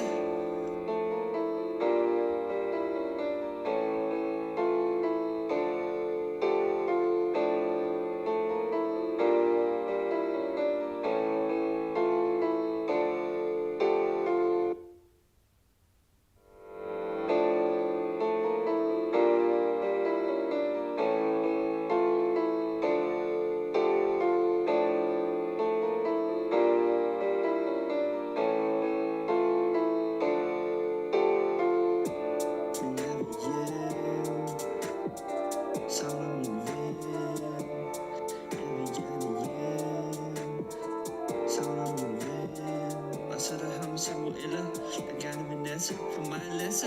Samuela vil nasse, smøger for mig at Lasse. Silke har en kæmpe diller, og hendes pussy killer. Jeg ved du hader ham, babe, han er klar, babe. Mig og Lasse har en reputation, og på samme tid er jeg en internet sensation. Money eller prime, smooth criminal, making a crime. Men jeg vil hjem, savner min ven. Jeg vil gerne hjem, savner min ven. Og så er der ham Samuela, der gerne vil nasse for mig at Lasse. Vokset op udenfor, kom hjem fra med en dårlig start. Ingen hjælper at hente udenfor, tog masken på og gjorde sig klar. Han tog 12'eren i skole og kom altid for sent. Han var der altid for en, men nu står han alene for. Gik fra den skole, går med langt hår, mange sår, toren ramte hårdt. Nu var han bosset kort. Men jeg vil hjem, savner min ven. Jeg vil gerne hjem, savner min ven. Og så er der ham Samuela, der gerne vil nasse for mig at Lasse. Ja, sådan er jeg sagde i.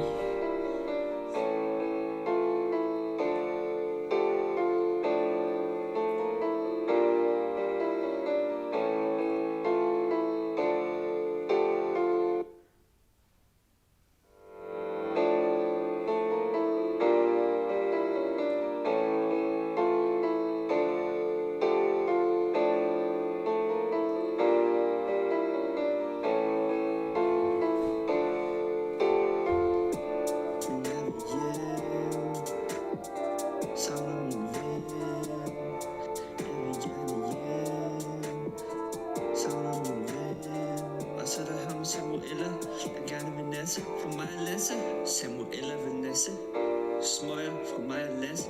Silke har en kæmpe diller, og hendes pussy killer.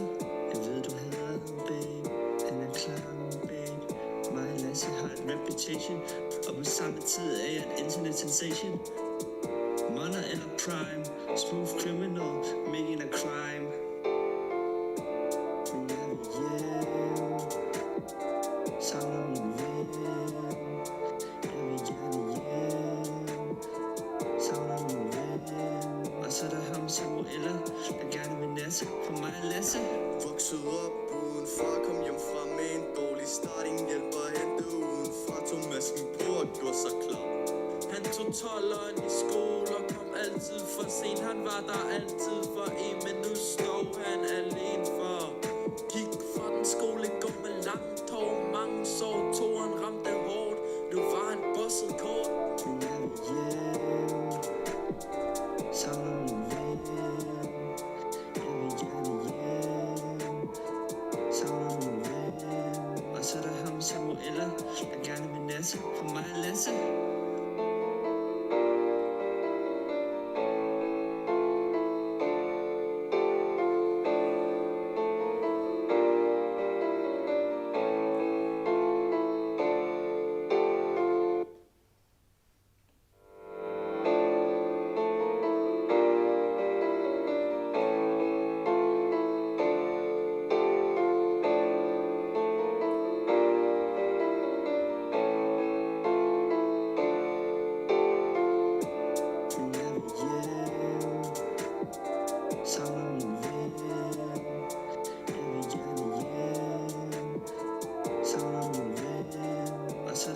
Samuela, der gerne vil nasse. For mig og Lasse, Samuela vil nasse.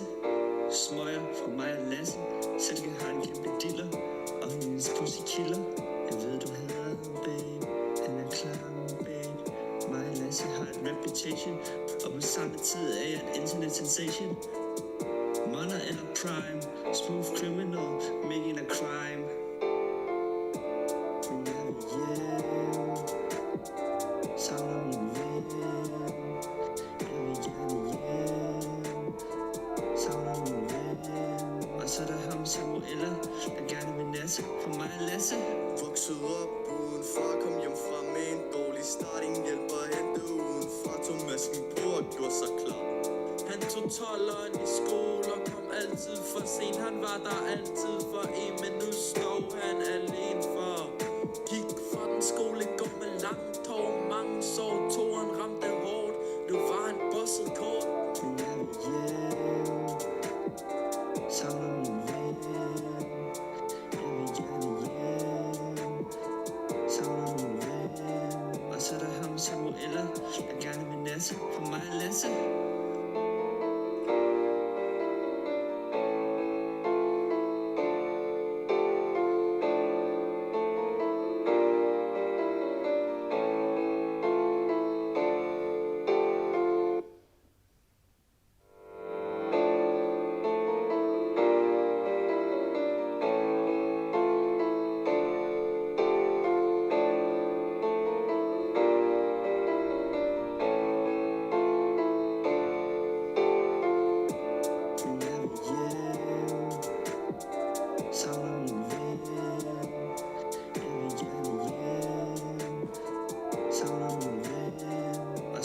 Samuela, der gerne vil nasse. For mig og Lasse, Samuela vil nasse. Smøger for mig og Lasse. Silke har en kæmpe diller, og hendes pussy killer. Jeg ved du hader ham, babe. Han er klam, babe.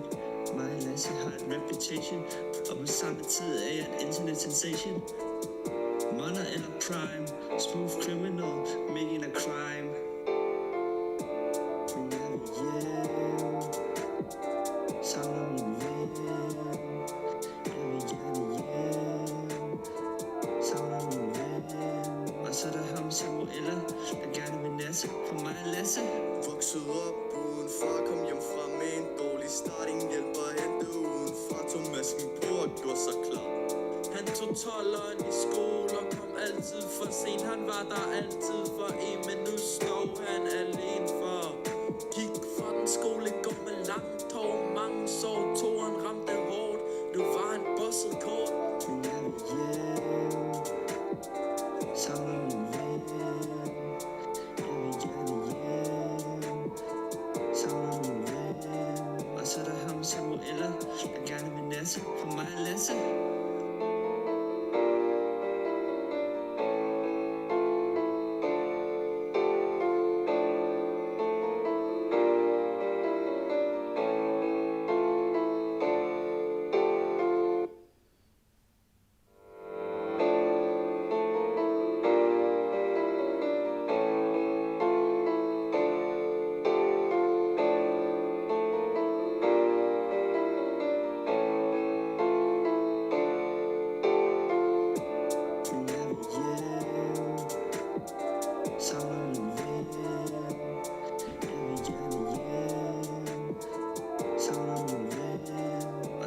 Samuela, der gerne vil nasse. For mig og Lasse.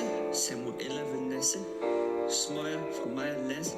Silke har en kæmpe diller, og hendes pussy killer. Jeg ved du hader ham, babe. Han er klam, babe.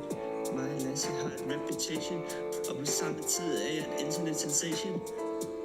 Money eller prime, smooth criminal, making a crime. Men jeg vil hjem, savner min ven. Jeg vil gerne hjem, savner min ven. Og så er der ham Samuela, der gerne vil nasse. For mig og Lasse. Vokset op uden far, kom hjem fra med en dårlig start. Ingen hjælper at hente udenfra. Tog masken på og gjorde sig klar. Han tog 12'eren i skole og kom altid for sent. Han var der altid for en, men nu står han alene for. Gik fra den skole, gå med langt hår. Mange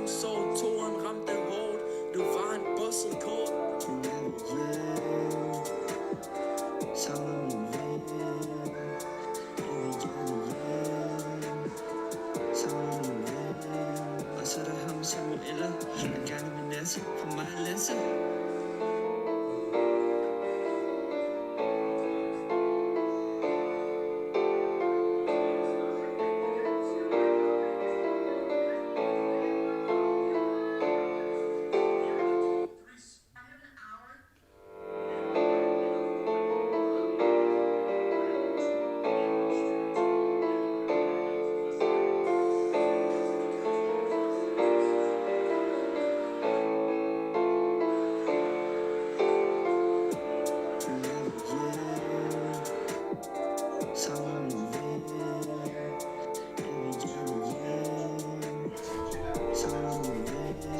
Og så er der ham Samuela, jeg gerne vil nasse for mig at Lasse. Samuela vil nasse, smøger for mig at Lasse. Silke har en kæmpe diller, og hendes pussy killer. Jeg ved du hader ham, babe, han er klar, babe. Mig og Lasse har et reputation, og på samme tid er jeg et internet sensation. Money eller prime, smooth criminal, making a crime. Men jeg vil hjem, savner min ven. Jeg vil gerne hjem, savner min ven. Og så er der ham Samuela, der gerne vil nasse for mig at Lasse. Vokset op uden far, kom hjem fra med en dårlig start. Ingen hjælper at hente uden far, tog masken på og gjorde sig klar. Han tog 12'eren i skole og kom altid for sent. Han var der altid for en, men nu står han alene for. Gik fra den skole, går med langt hår, mange sår, toren ramte hårdt. Nu var han bosset kort. Men jeg vil hjem, savner min ven. Jeg vil gerne hjem, savner min ven. Og så er der ham Samuela, der gerne vil nasse for mig at Lasse.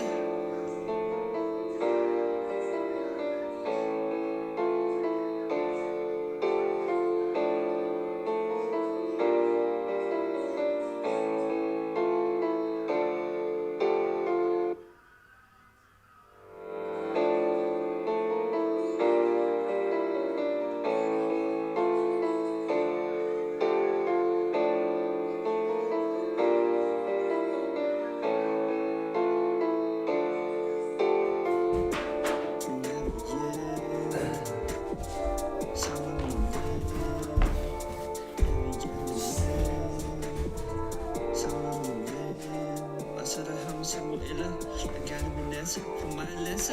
Samuela vil nasse, smøger for mig at Lasse. Silke har en kæmpe diller, og hendes pussy killer. Jeg ved du hader ham, babe, han er klar, babe. Mig og Lasse har en reputation, og på samme tid er jeg et internet sensation. Money eller prime, smooth criminal, making a crime. Men jeg vil hjem, savner min. Jeg har mørke tanker, jeg ikke magter. Jeg har mørke tanker, jeg ikke magter. Ey, det er sommertid, ja det er sommertid. 8 timer før 8 timer, let's go.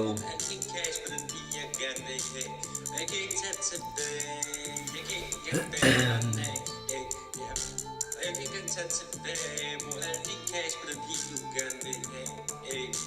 Ja, hun er så fræk, hvad skal jeg like, hun kan zoome om sine fingre, smut mig længere, hun er dejlig, som Billie Eilish, hun er muslim, hun er min pige, hvad skal jeg sige, hun er dejlig, som Billie Eilish, ja hun er bad, så de er bad.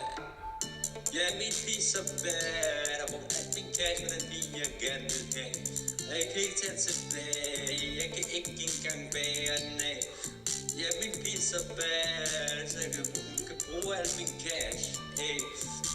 Hun ved jeg high, I'm on the fly. Hun ved jeg altid er fry. Ja, hun ved jeg high, altid fry. Hun tænker, hvornår? Sidste år, var jeg nummer 1, nu er det sket, hun er nummer 1, nu er det sket, ja, hun er min pige, hvad skal jeg sige, for hun er så bad, Shawty ain't average, hey. Shawty's a savage. Shawty's a baddie, hey. Shawty ain't average. Shawty's a savage, hey. Yeah, min pige så bad. Ja, min pige så bad. Og bruger al min cash på den pige, jeg gerne vil have. Og jeg kan ikke tage tilbage. Jeg kan ikke engang bære en af. Ja, min pige så bad. Brug al min cash, brug al min cash. Yeah, I can feel the heartbeat beat. I can feel the heartbeat beat. I can feel the heartbeat beat. I can feel the heartbeat beat. I can feel the heartbeat beat. I can feel the heartbeat beat. Yeah, min pige så bad. Og brug al min cash på den pige, jeg gerne vil have. Jeg kan ikke tage tilbage. Jeg kan ikke engang bære en af. Ja, min pige så bad. Brug al min cash på den pige, jeg gerne vil have. Ja, min pige så bad. Brug al min cash på den pige, jeg gerne vil have. Jeg har mørke tanker. Jeg ikke magter. Jeg har mørke tanker.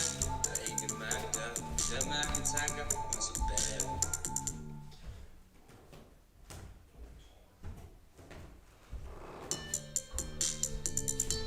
Jeg har mørke tanker, jeg ikke magter. Jeg har mørke tanker, jeg ikke magter. Ey, det er sommertid, ja det er sommertid. Ja, min pige så bad. Jeg bruger al min cash på den pige, jeg gerne vil have. Jeg kan ikke tage tilbage, jeg kan ikke engang bære en af. Ja, og jeg kan ikke engang tage tilbage. Bruger al min cash på den pige, du gerne vil have. Ja, hun er så fræk, hvad skal jeg like, hun kan slå mig om sine fingre, smut mig længere, hun er dejlig, som Billie Eilish, hun er muslim, hun er min pige, hvad skal jeg sige, hun er dejlig, som Billie Eilish, ja hun er bad, shawty er bad. Ja, min pige så bad. Og bruger al min cash på den pige, jeg gerne vil have. Og jeg kan ikke tage tilbage. Jeg kan ikke engang bære den af. Ja, min pige så bad. Så hun kan bruge al min cash. Hun ved jeg high. I'm on the fly. Hun ved jeg altid er fry. Ja, hun ved jeg high. Altid fry. Hun tænker, hvornår sidste år, var jeg nummer 1, nu er det sket, hun er nummer 1, nu er det sket, ja, hun er min pige, hvad skal jeg sige, for hun er så bad, shawty ain't average, shawty is a savage, shawty is a baddie, shawty ain't average, shawty is a savage, ja, min pige så bad. Ja, min pige så bad. Og bruger al min cash på den pige, jeg gerne vil have. Og jeg kan ikke tage tilbage. Jeg kan ikke engang bære en af.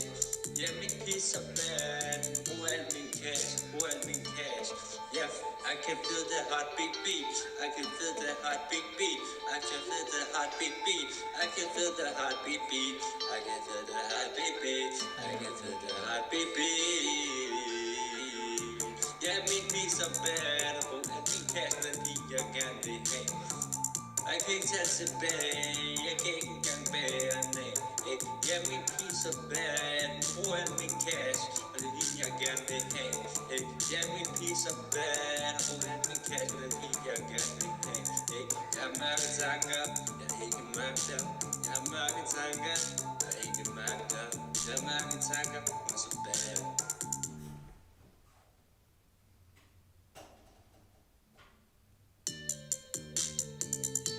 Jeg har mørke tanker, jeg ikke magter.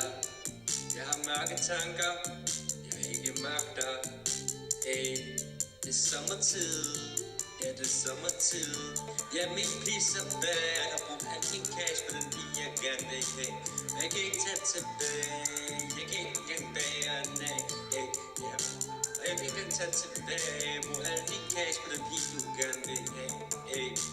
Ja, hun er så fræk.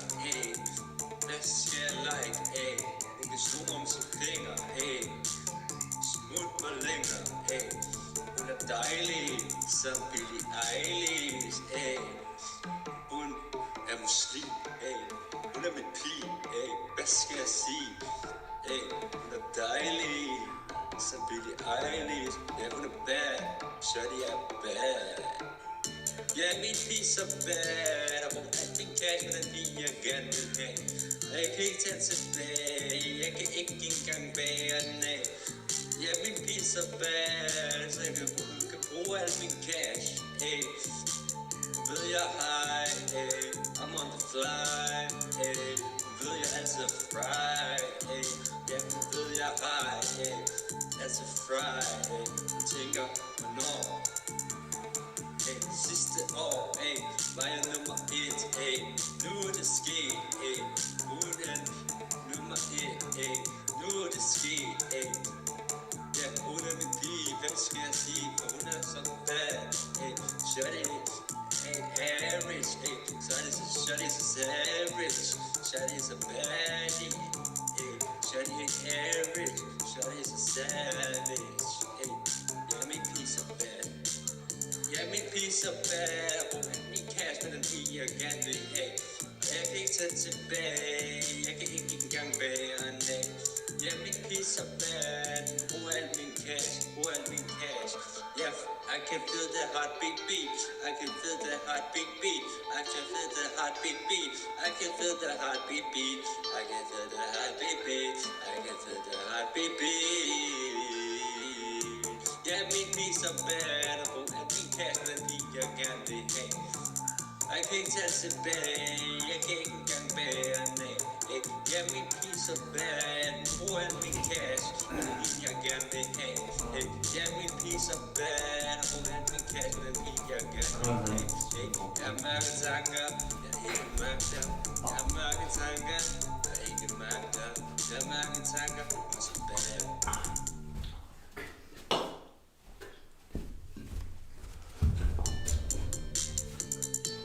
Jeg har mørke tanker. Jeg har ikke magter. Jeg har mørke tanker. Ja, jo. Bare lidt.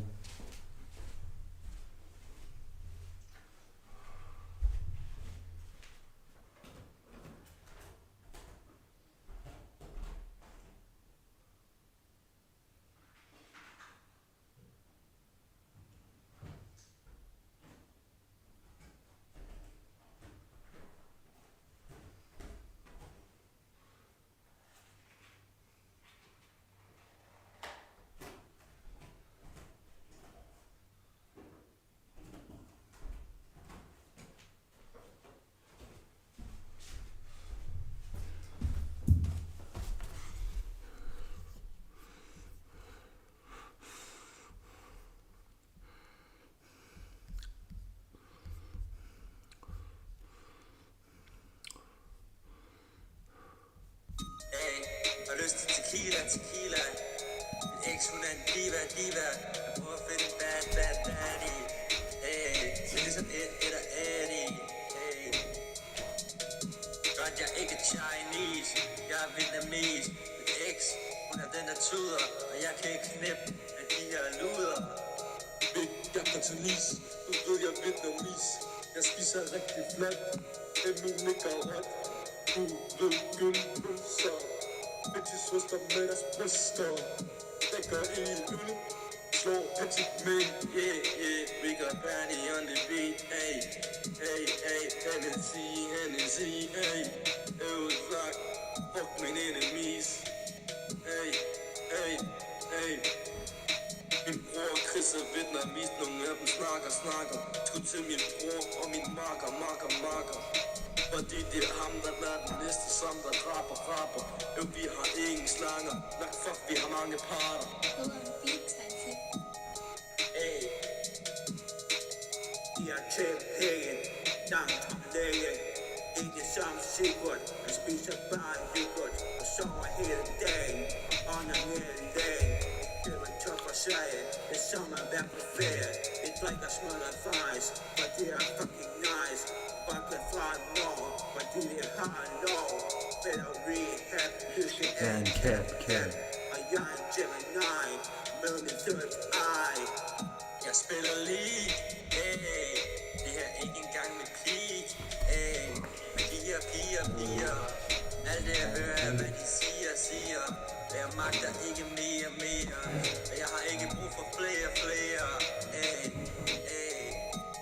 Det er ikke sådan en diva. Har lyst til tequila. Det er ikke så helt der tuder. Og jeg kan ikke dippe de her luder. Du ved, vi giver den gas. Vi er her også, men ikke. Han er en freaking stick. Christian er her også. Spiller league. Rigtig flot. Husker er her også. Han rapper faktisk også. Så har vi Patty Hop. Jeg ønsker pullet op. Du ved, jeg gør det godt. Og jeg egentlig ruller op. I cyklus på din blok. Opstoppe fuck.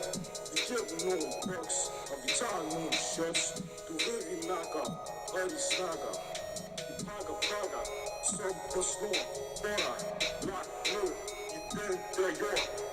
Jeg tager dig til Mars. Jeg laver dig til fiskefars. Mars snart. Lad mig tage dig til Mars. Og så skal vi spise fiskefars. Det er ikke sådan en diva. Bare drik tequila. Bare drik tequila. Bare drik tequila. Bare drik tequila.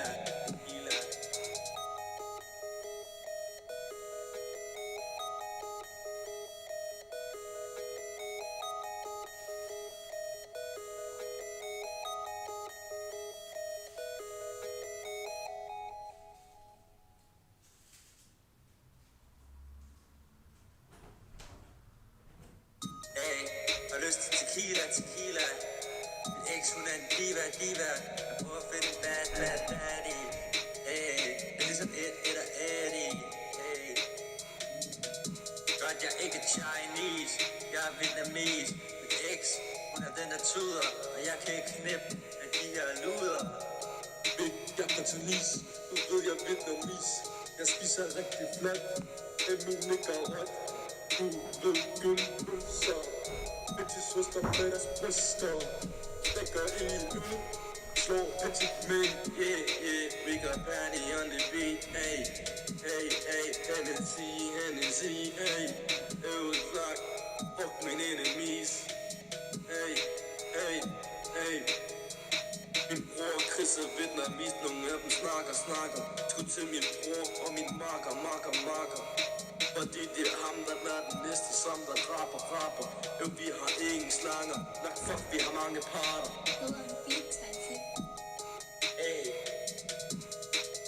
De har tjent penge, langt om længe. Ikke som sikkert, man spiser bare yoghurt og sover hele dagen og ånder ned længe. Køber en top for sig, det er som at være på ferie. Vi drikker smadret fars, for det er fucking nice. Banker fra nord, fordi det har lov. Better rehab, huske er en cat.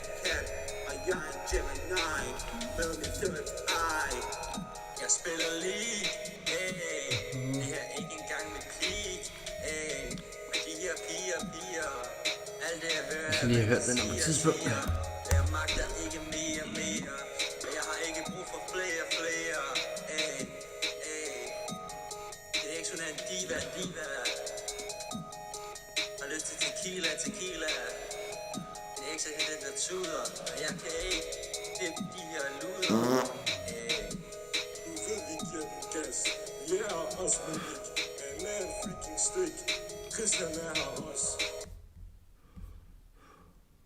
Det er kommunaldrama. Fordi nu er jeg fandme hissig. Nu vender jeg underbukserne på vangen. Nu bliver jeg sat med hissig. Fordi ikke tager jeg banan i vinduet. Er vi enige om det fucking p-skilt her, ikke? Hvad betyder det? Drama. Er der nogen af jer, der har kørereglerne? Er der nogen af jer, der har kørekort? Fordi nu, det her, det er ikke fucking Twitch-drama. Det er kommunaldrama. Drama. Er der nogen af jer, der har kørekort? Fordi nu, det her, det er ikke fucking Twitch-drama. Det er kommunaldrama. Fordi nu er jeg fandme hissig. Nu vender jeg underbukserne på vangen. Nu bliver jeg sat med hissig. Fordi ikke tager jeg banan i vinduet. Er vi enige om det fucking p-skilt her, ikke? Hvad betyder det? Er der nogen, der kan forklare mig p-reglerne her?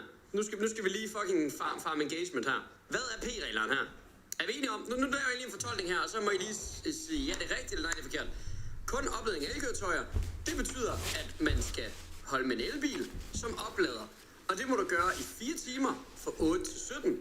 Og ud over de timer, så må man selvfølgelig godt holde længere. Er det korrekt forstået? Hvis bilen den er under opladning, så må du også gerne holde dig fra 17 til 8. Men der må du gerne holde dig i mere end 4 timer. Så er der ikke nogen tidsbegrænsning. Er dette et korrekt udsagn? Er vi enige om det? Og så alle må holde dig fra 17 til 8. Det kan godt være.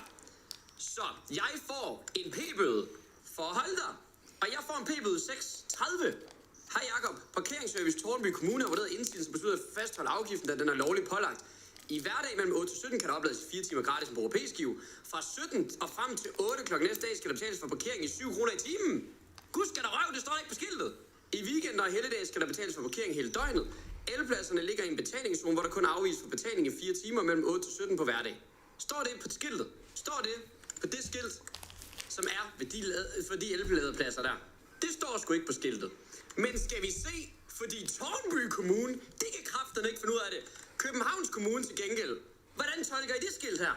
Det er det inde i København. Hvordan tolker I det skilt her? Der må oplades i 3 timer. Samme koncept. Det er bare kun med 3 timer, så er det fra 8 til 19. I øvrige tider, så skal der betales P-afgift. P-licens. Ja. Ja. Sådan der burde skiltet være. Og sådan der er skiltet. Jeg overvejer at tage den hele vejen. Sådan skal der betales P-afgift. P-licens. Ja. Ja. Sådan der burde skiltet være. Og sådan der er skiltet. Jeg overvejer at tage den hele vejen. Skal vi tage det i retten, chat? Altså, fuck streaming-drama. Nu er vi i fucking en mod Torben Kommune. Er vi fucking enige, mand? Ja. Crap.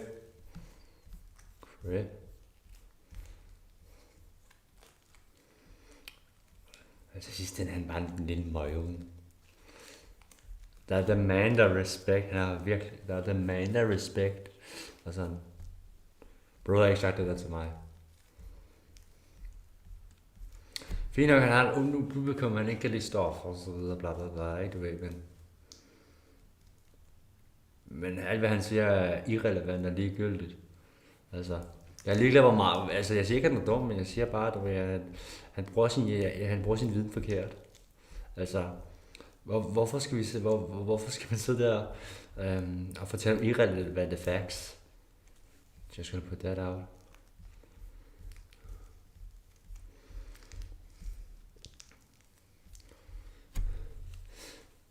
Det var nok det mest ubrugelige, jeg nogensinde har set. Hvis der er noget, der er mange ting, der er ubrugelige her i verden. En af dem er dinarer, den anden ting er hunde, og den tredje ting er Jack Styles mening. I'm trolling. Men det med dinarer ikke. Jeg kan godt lide nogle gange, det kommer på, hvordan han takler situationen, hvordan han har det. Fordi som sagt, ikke ved... Som sagt, du ved, hvad det hedder. I don't know, jeg vil ikke sige, han er god til at debattere, ja. Men han vil jo ikke vise os, hvis han har tabt en diskussion.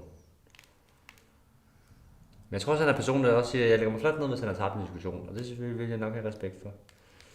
Hele taget, ikke? Men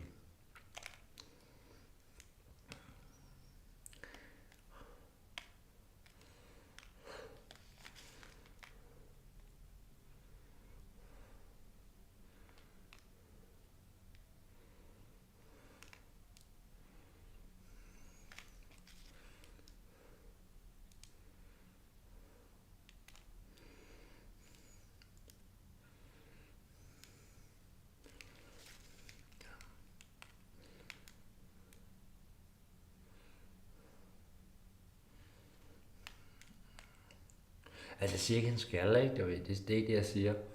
Men det, jeg siger ikke, også er, hvad det hedder. Altså der ved hvad det ja, som sagt, ikke? Han skylder egentlig mig. Jeg er en af de mennesker, han skylder en undskyldning, ikke?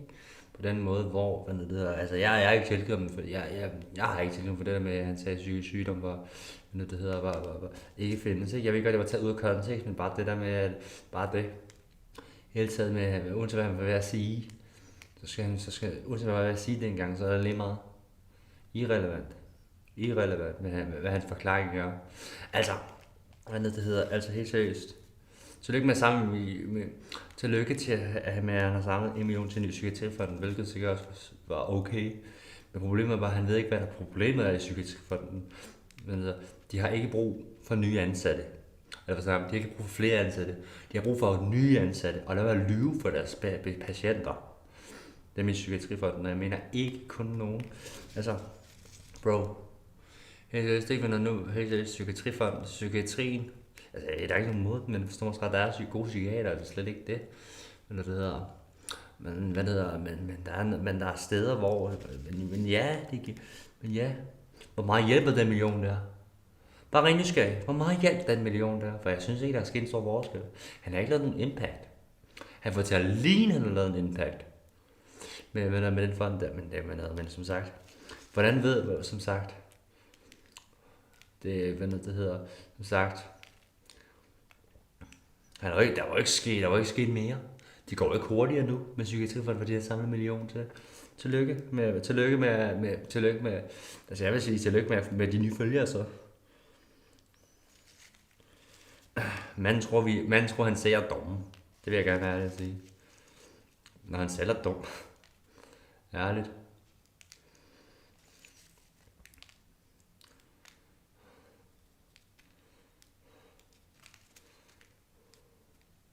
Og så kan man sidde og sige sådan her, men der, ja, i sidste ende. Altså bro har også givet en anden pige klamydia, lad os huske det. Jeg ved ikke, hvad der skete med Aya. Altså, bro er ikke helt clean, I'm gonna say that out loud. Altså, det ved altså, ikke jeg skulle sidde der, ikke, men når der er influencer der, men der sidder og siger, at de ikke har lavet en eneste skid. Og der de aldrig har lavet ballade, og sådan, der er sådan, shut up bro, you're lying. Og det der, det er helt seriøst, ikke? Det hedder helt seriøst. Det hedder, det er jo ikke så mange penge, du får for det, for at lave content. Det er jo meget sponsorater, og og det er jo ikke penge, du kan stack.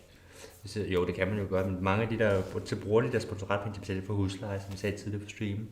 Altså 100% der er mange YouTubers, der er mange content creators i Danmark, der er sikkert et pæskæld. 100%.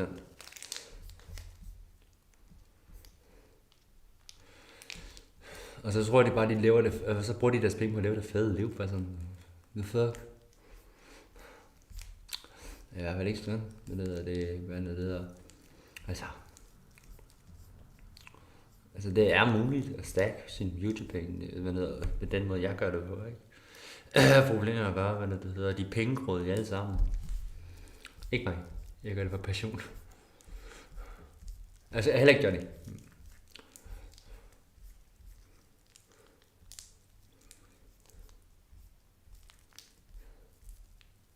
Det er fordi jeg ved, det er også fordi jeg tror Jax der også ved, at jeg vil tage den person, jeg vil gå personligt til den.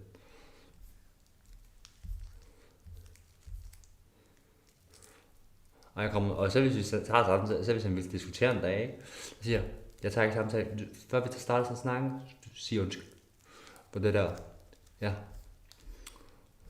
For jeg har også set, at man er sjov med autisme, når han ikke selv er, det er ikke fedt. Det er ikke sjovt, når han er sådan der, som han er. Men ja, han var en ung Jax, ikke? Ja, jeg er færdig nok med det. Stadigvæk.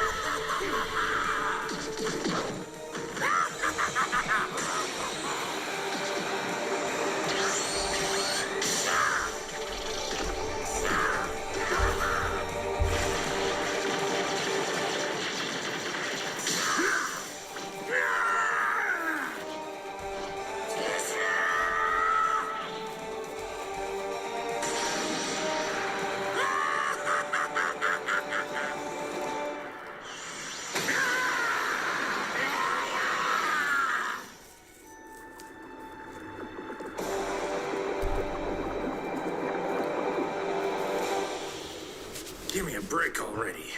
This guy never gets tired, does he? Kakarot, forget about me and just finish him off.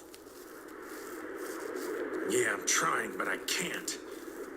I'm gonna need another minute to charge up my energy if I'm gonna beat him. 1 minute, huh? I'll hold him off for 1 minute. You hurry up and charge your power. I'm gonna need that whole minute, you know. Just hurry up and do it! Yeah, I got it.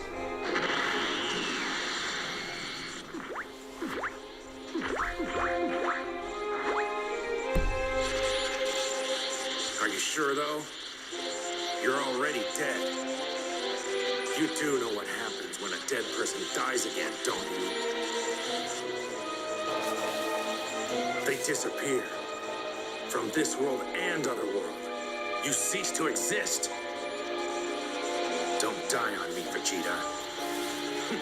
Mind your own business. All right, let's go!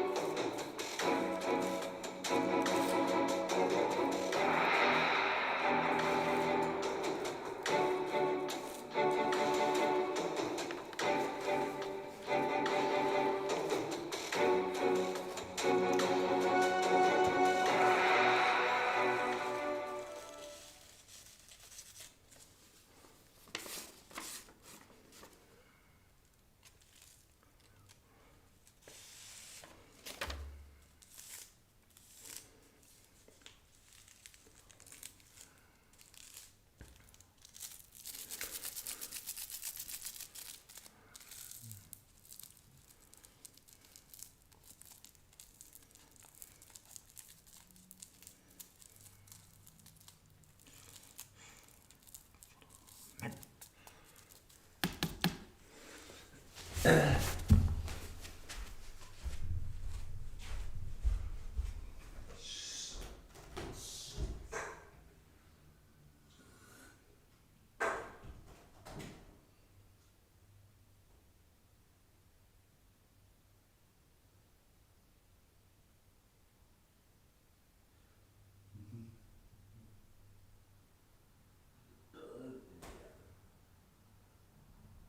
Jeg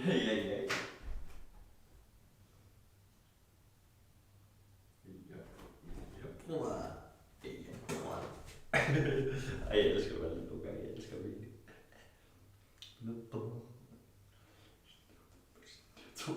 Hvad er det blevet savage? Sygt sagt skrevet.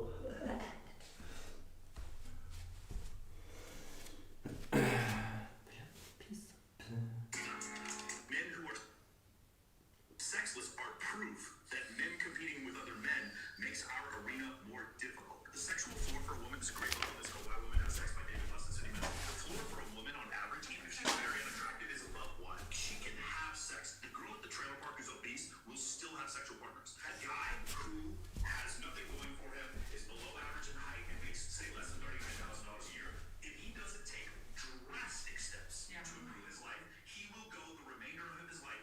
Granted, he doesn't pay for a prostitute. He will have no sex. And that's not, by the way, that's not conjecture. He will legitimately have no sexual encounters whatsoever. Men who are sex trials, gets me.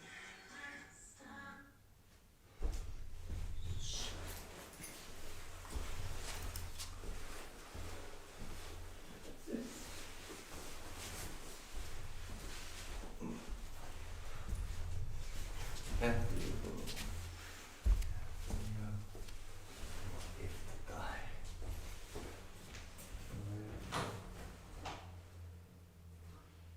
After you.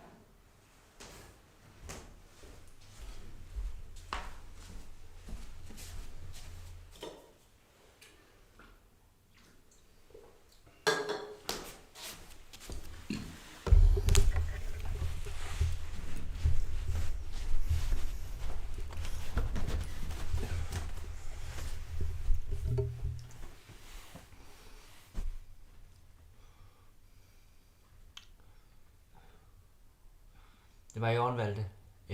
Sov godt. Aha.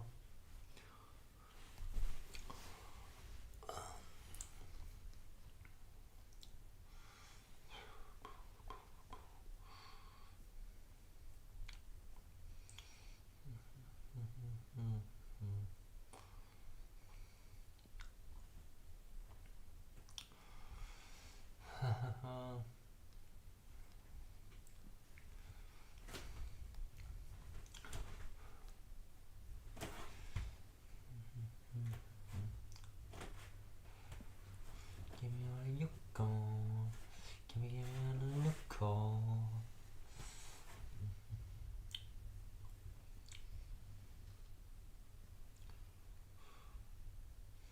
Give me all you gone. Give me all you gone.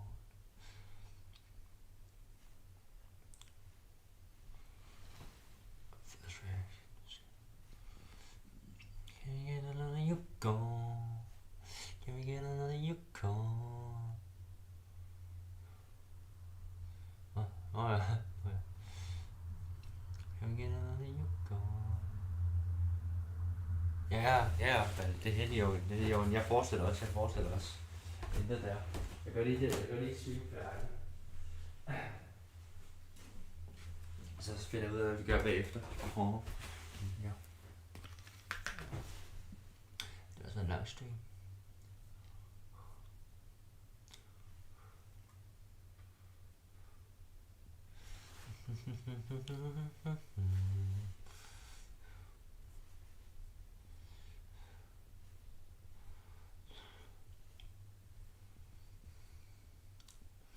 Get another Yukon.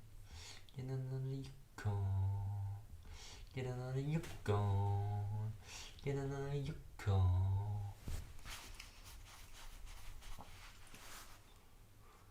Så, vi har også kun 1 time tilbage, så den klarer vi. Og så er vi klar challengen. Så lad os gå, Valde. Tak for den nye challenge. Det er sgu egentlig ret lækkert. Get another Yukon. Get another unicorn. Give me another unicorn.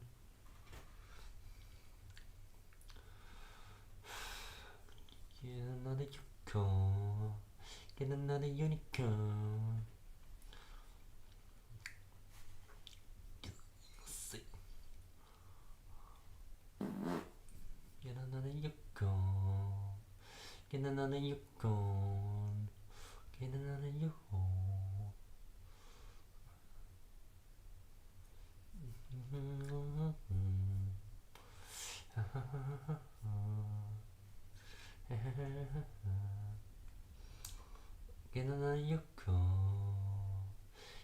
unicorn. Get another unicorn. Get another unicorn. Get another unicorn. Get another unicorn. Get another unicorn. Get another unicorn. Get another unicorn. Jeg skal have mange penge, så derfor så... jeg skal lige tjekke det her. Hvad så alt sammen, når vi lige hedder video? Det er for søndag! Ikke søndag! Vi skal høre det første hold. Team Dødsvar med Asmus og Markus. Team Muskel. Patrick og Felix. 2 minutter. Andreas og Tråden. Team Muskel, lad os starte det første game. Markus, hvor lige hvor du står med den på. Han er god til at håndtere de der bolde. Uden at man prøver... Det var ikke mig fast. Så er man ude af spillet, og så er man tabt. Godt, lad os se på den næste kamp. Det er...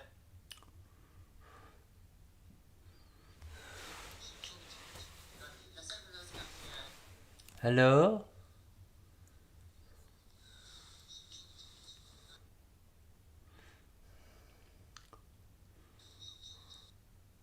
Hallo?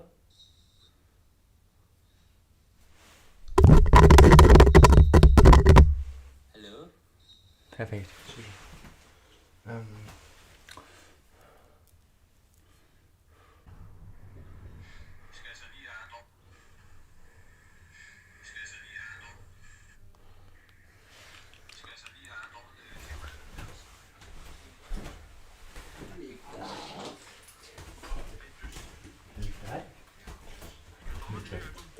Det er noget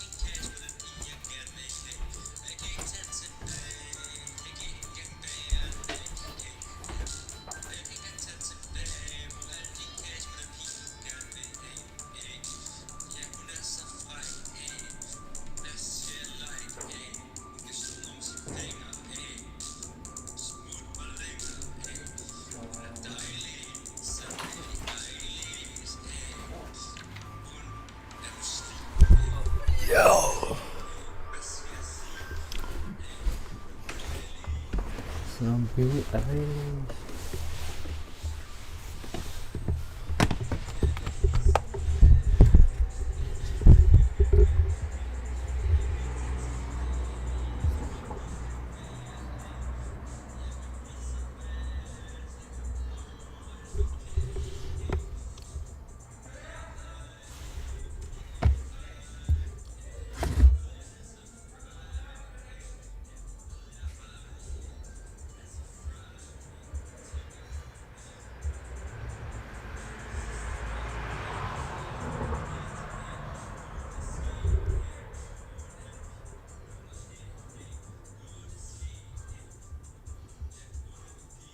Vi er op.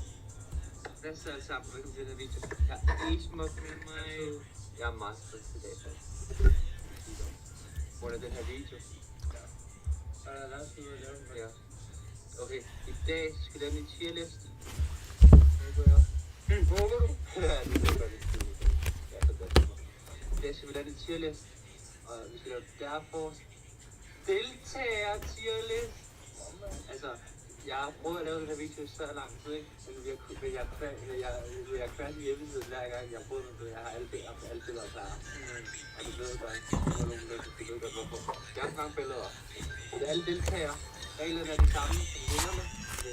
Nogle gange så er det, der vinder ikke det fuldbetjent. Det skal gå sådan en meter. Så skal vi tage det fra den ende af. Vi kører på den lækker skitte. Vi kan se langt på det her. Storbjørn win. Det er jo bare en ære. Jeg skal bare sætte den der. Det er han har på et punkt. Ja. Indtil videre, vi var sammenlignet med de andre, men vi kan jo ikke se det. Indtil videre, det er en så var det på en næle. Ja, det må vi bare være sådan. Okay, og så derfor et mig. Jeg var dårlig, så jeg vil faktisk spille. Nej, jeg var dårlig. Derfor et, jeg var lønnet. Ikke derfor. Nej, det er ekstra. Ja. Hvad vil du sige dig så? Jeg vil sige et i. Jeg var dårlig der, jeg var dårlig. Okay. Det var heller ikke det samme. Det vil jeg ærligt sige, jeg skulle også unbiased her. Jeg var rigtig god. Godt. Så hvad med? Okay, rumvæsen 13 har du spillet for, det var... Han vandt jo ikke. Ja, men det var det, eller hvad så? Det var han får en...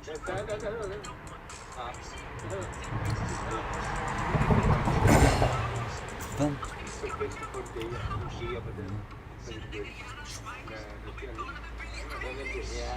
det er ikke så god. Den er kedelig, og det er en af de spillever, der er, hvor du vælger på den. Det er fandme dårligt. Det er sjældent, han kan. Og det er ikke, fordi han var en dårlig, det er bare en dårlig derfor. Ja. Maja? Ja, nej, du var ikke med. Okay, problemet det her, det er easy. Skal I gå ned? Ja. Det der, det der, no commercial, no. Og det der, det er win. Så... Lige op til det er lysskabelon, vi er nødt til at bruge det her.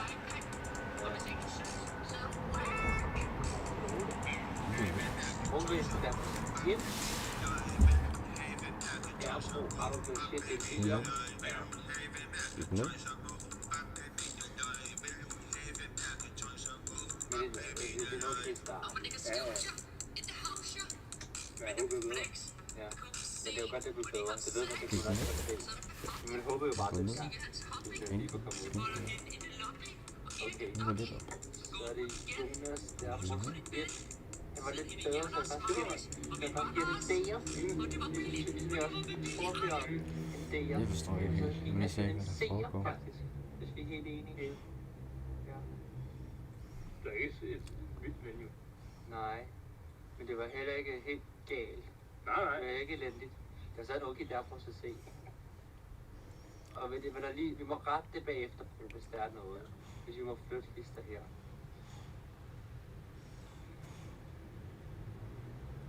Okay, så tager vi Asbjørn. Jeg går ned. Shit. Han vandt jo den, så jeg siger den seer. Er det reddet? Fordi det er en vinder. Så deltager en seer. Egentlig sådan den weird side af der forsen, ikke? Så det var fedt at have ham med, men så jeg mener du ikke. Det er det, du ved, det første er S, og så er det A, så er det B, så er det C, så er det D, det er, man kvinder ved dårligt. E er bare lidt weird, F er fucking klart. Så, okay, super. Torbjørn, okay, han vil jo nummer 2. Så, jeg giver ham en E'er, for det er et mærkeligt Airforce. Og så Asbjørn, han vil være nødt til at give en F'er, fordi han nåede egentlig, han nåede egentlig kunne lave en challenge, så gav han Ben Winno. Så det var, det var det, der skete, bro, så han blev nødt til at få en F'er på 13. Desværre, Asbjørn. Jeg tror ikke på det. Jeg tror ikke, det bliver sådan. Jeg tror, der er mere. Ej, det er fucking ærligt. Ja, ej. Irriterer mig.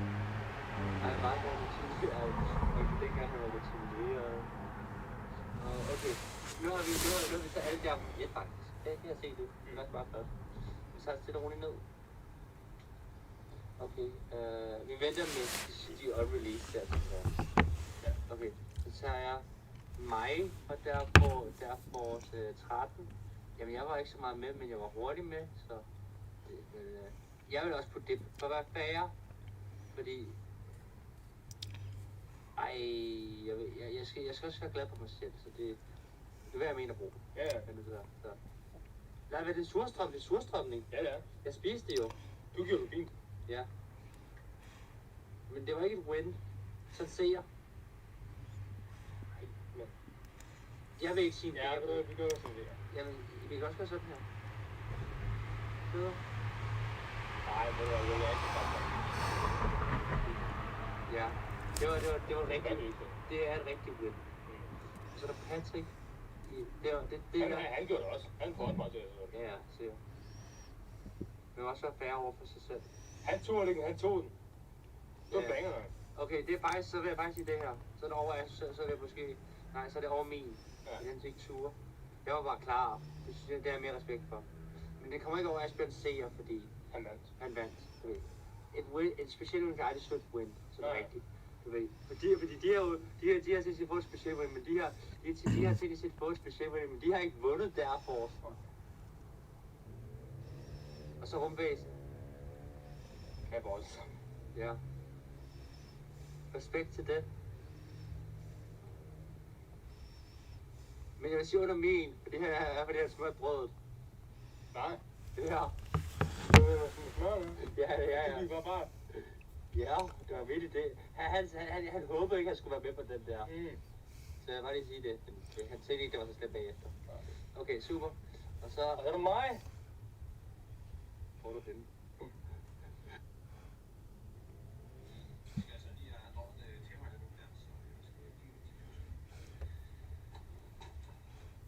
Det er tyske. Jeg droppe det nye album. Alright, så i den her video, der vil jeg så gennemgå step by step, hvordan jeg tjener over 10.000 kroner passiv indkomst hver eneste måned igennem min DeFi business. Så jeg kommer blandt andet ind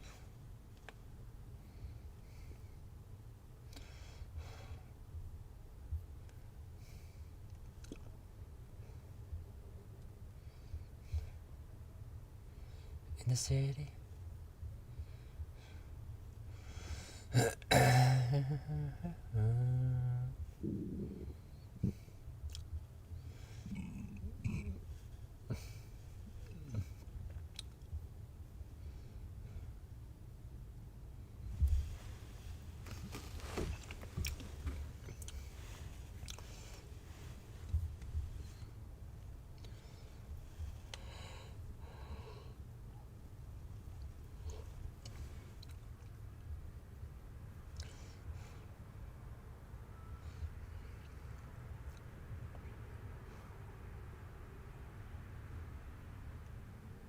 So the last time I attempted this challenge, it was 9 years ago. I actually just had to go look it up and check.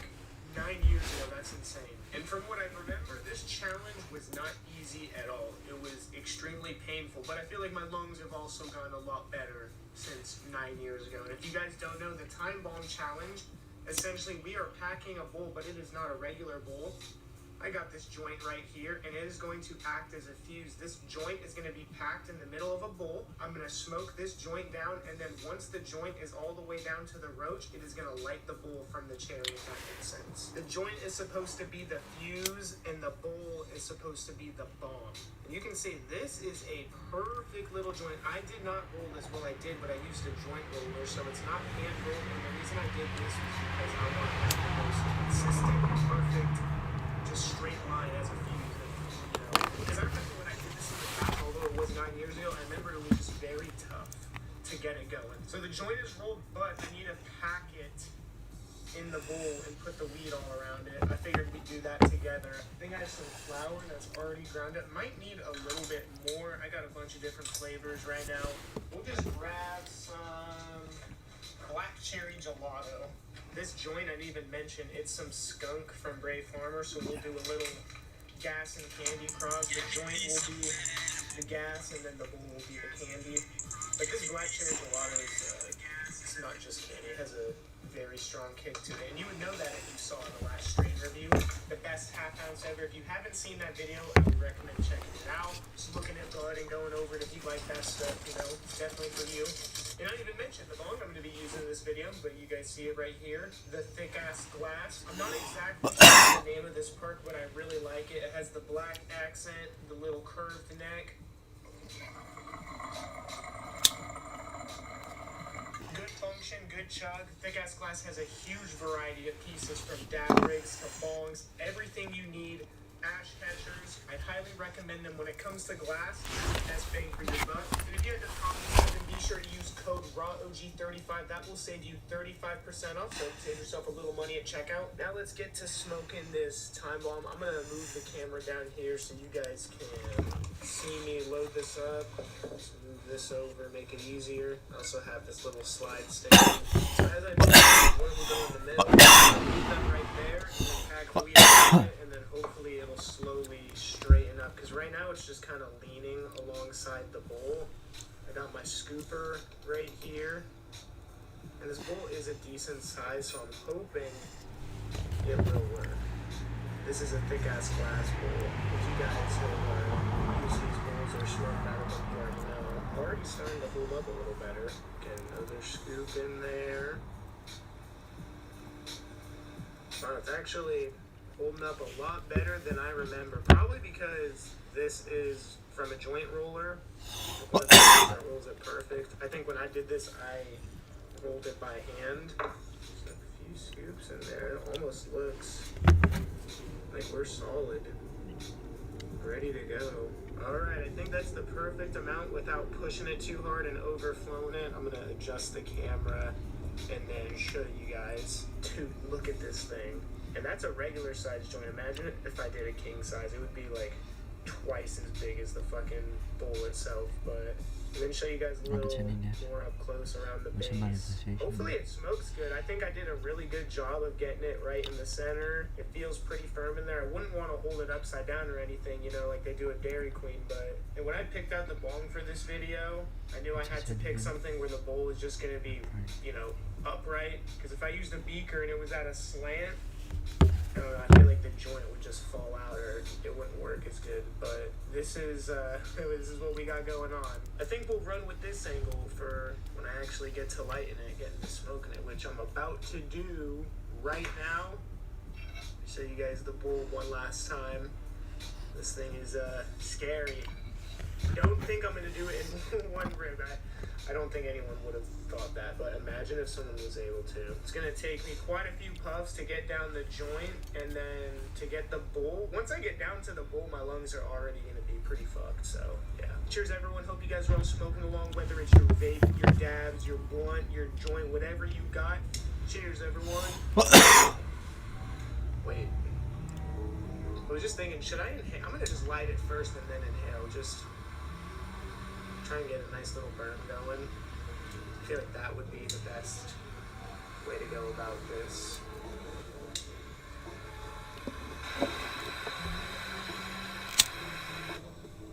That looks pretty lit. When I take my first drag, I am gonna light it on top of it just to make sure. It might be overkill, but first hit.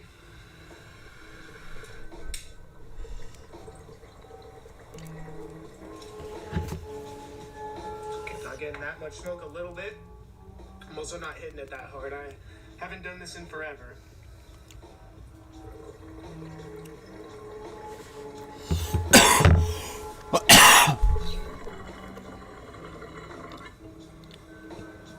You almost like have to hit it hard. Oh, that still tastes really good. Okay. Nothing crazy. This is nice.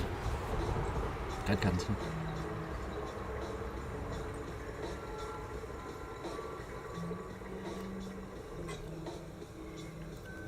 What happens when ash falls?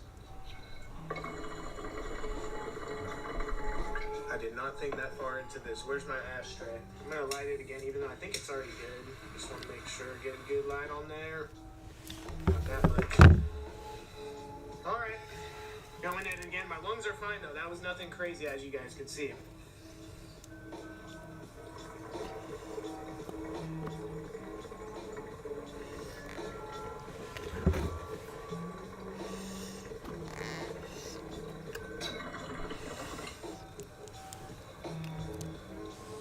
It's not burning good at all, which obviously it's getting pulled through a bong, but this is gonna be easier than I thought.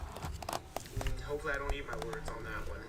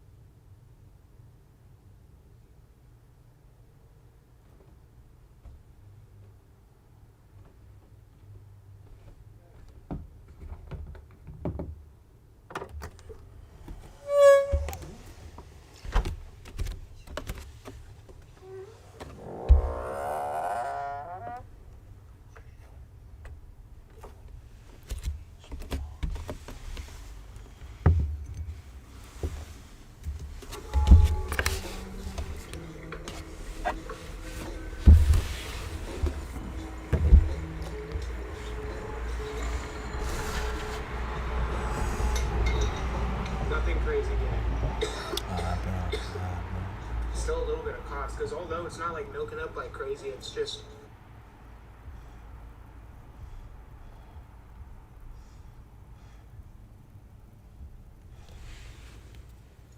Johnny for ikke at komme. Elle sønder for at åbne sin fede mund, mand. Ærligt ikke, helt ærligt tæt. Kan vi lige blive enige? Altså, hvis der er en person i verden, der elsker Johnny, nu kommer verdens største mænd her. Så er det virkelig mig. Men... Altså virkelig, jeg ser... Ja, okay, vi har fattet det.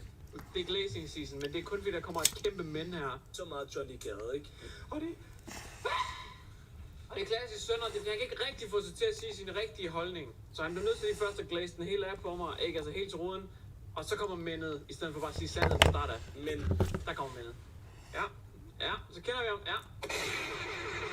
Hvad så? Her kommer den rigtige holdning. Det her koncept er lavet til Johnny. Nej, det er det ikke. Det er lavet til nepotisme. Nepo-babies. At den mand ikke kommer og performer, det synes jeg er skuffende. Ja, men ved du hvad, sønner? Decideret skuffende. Du er en skuffelse. For kulturen, at Johnny han ikke tør. For kulturen, at jeg hader, at han skal sige, at jeg er bange. Det er så barnligt, det er så børnehave. Enig. Så der er distract på mig. You wouldn't dare.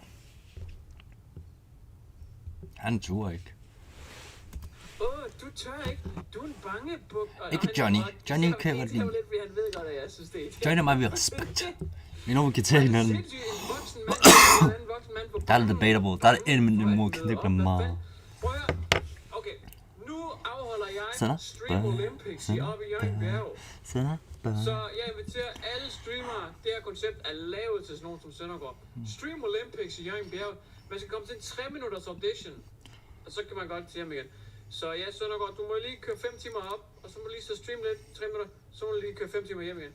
Og så i næste uge, så er der så bootcamp. Der kommer Markus HD og underviser lidt i, hvordan man bliver en bedre streamer. Det kan du nok godt bruge. Det er også sådan 5 minutter, 10 minutter, og så skal du køre hjem igen. Og så kommer der så en bootcamp mere. Og så kommer der en bootcamp mere, og det er også sådan 5 timer. Og du skal så køre hver gang heroppe og ligger, og det skal du lige gøre, ikke også? Det må du bare gøre, og hvis ikke du gør det, hvis ikke du kommer op i Jørgen Bjerg og så streamer i 3 minutter, så er det nok, fordi du er lidt bange. Det må det være, for ellers har du sgu da gjort det, ikke? Stream Olympics, det bliver afholdt lige om lidt. Det kan jeg lige sige. Jeg glemte faktisk noget før bootcampsene. Så kommer der sådan en detaljeret udvælgelsesproces, hvor alle dem, jeg synes er nogle fede taber, de ikke lige kommer med. Men ellers er det basically sådan, det kommer til for mig. Det mener jeg. Legit. Johnny, er han ikke med op? Hold jeres kæft med det mand. Prøv her. Jeg så her Johnny Gade-reaktioner. Hvor er det her? Johnny Gade-reaktioner. Jeg så her, og det er fedt. Det er fedt at se, at chatten, de holder ham op på det. Det er han bare helt så. Jeg har aldrig set Johnny få bange til chatten. Hold din kæft. Records, præcis. Jeg er jo ikke for bange, jeg er for doven. Jeg gider ikke doven, mand. Ikke? Bro havde ikke nosserne til at møde ved chat. Records, det havde han ikke, chat. Jeg forstår ikke. Hvornår... Okay, men jeg kommer til at afholde Stream Olympics i Jørgen Bjerg. Og hvis Sønder han ikke møder op, så er han et skært lille bimbo. Så er han en bange lille diva. Det kan jeg lige skal se. Bro, tur ikke møde op. Det gjorde han ikke. Jeg ved ikke, hvad han laver. Jeg ved ikke, hvad Johnny Gade laver. Han tør simpelthen ikke, bro. Det er rigtig skørt. På selve streamen, jeg ved noget i forhold til Johnny Gade. Jeg kan jo fortælle jer, at Johnny han skrev til mig. Hvornår der er audition 17, så siger jeg, der er audition 15 til 21. Men lad os nu være ærlig, bro. Du kommer ikke til at møde op. Så skriver han. Det sagde han. Det skrev han faktisk ikke. Allerede her kapper han den helt af. Han kapper den helt af. Det er så meget, skrev han slet ikke. Han skrev, ha. Du gør det simpelthen klokken 15 til 21. Så alt det der ekstra sauce, han lige... altså alt det der for lige at være lidt ekstra smart på chatten der. Så skriver jeg til ham. Men du gør det jo aldrig i København, Amager. Det kommer ikke til at ske. Det var han ikke skrevet. Det var det bedste hele. Det skrev jeg. Det er en klassiker. Det kan han faktisk gå ud til mig. Og så tænker jeg, okay, manden kommer simpelthen. Og det var faktisk planen. Det var det faktisk. Ja, det var det. Manden kommer simpelthen. Jeg overvejer. Så tænker jeg, det var jo bare skal holde weekend med børn. Jeg tror ikke, Johnny igen. Nu stopper det der tur. Jeg tror ikke med op. Det er jo hvad det er. Det er jo hvad det er. Det er jo ikke alle, der har det i sig ham der. Har det i sig. Altså jeg stod foran 5.000 øldrikkende, hadske hiphop-fans til freestyle events. Så vær klar på at tyre øl i fjeset af dig, hvis du choker. Hvorfor skulle jeg være bange for at stå til de børneudvælgelses- og nepotisme-show? Jeg ligner en, der klapper droppen. Shit, der er jo. Ja. Jo. Kan jeg nævne 3 spillere? Jeg tror det ikke, men vi lader ham fortsætte. 1, 2, 3. 1, 2, 3 og til det 4. Jeg er god til at snakke med piger. Er det sådan noget til at han den lige ind der? Det er faktisk hårdt nok. Lad os prøve det. 1, 2, 3, nu. Når han tæller simpelthen takter for, når han skal begynde med de... Men så i stedet for at gøre det ind i hovedet, så lader han simpelthen de der intrusive thoughts vinde, og så siger han det simpelthen... Han åbner simpelthen munden og tæller takter i mikrofonen. Det er sindssygt, okay? Fuck, var det lort der. Nej, det synes jeg ikke. Jeg synes, det kunne noget. Fuck. Ikke 1, 2, 3 nu. 2, 3, nu. Det er mit plan, du.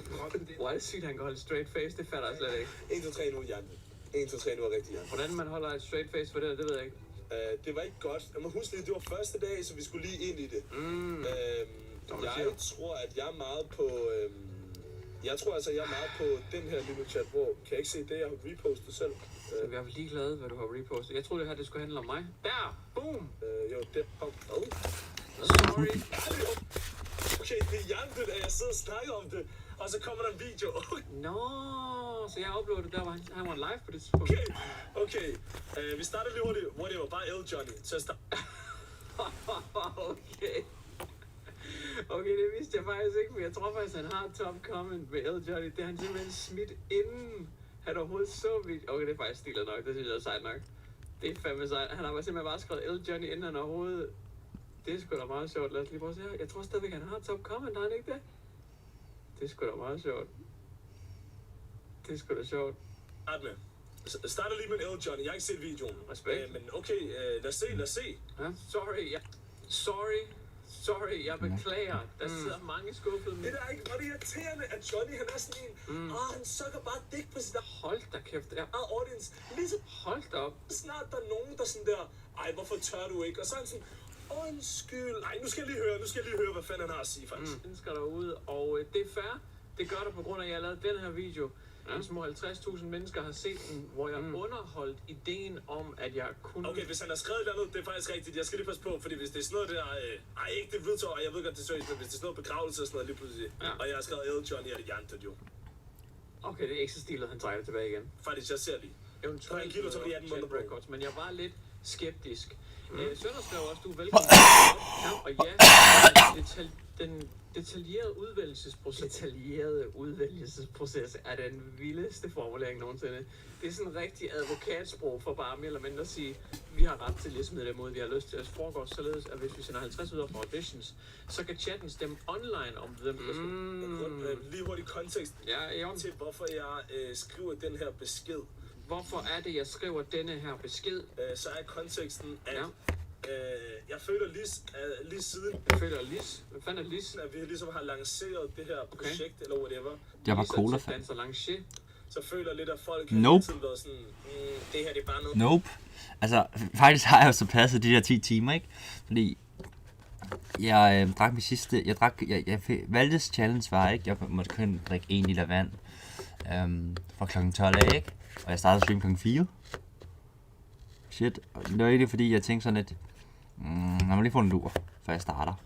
Ikke? Og klokken var sådan 12:30, og så da jeg stod op kl. 4. Jeg var sådan, fuck. Og hvad det var sådan, skal vi gøre det i morgen? Og sådan, nej, vi gør det nu. Ja, shit. Og så nej, en aftale, sådan er jeg. Så. Det er nogle banger stream for Valde, så. Ja. Sådan er det. Det kører.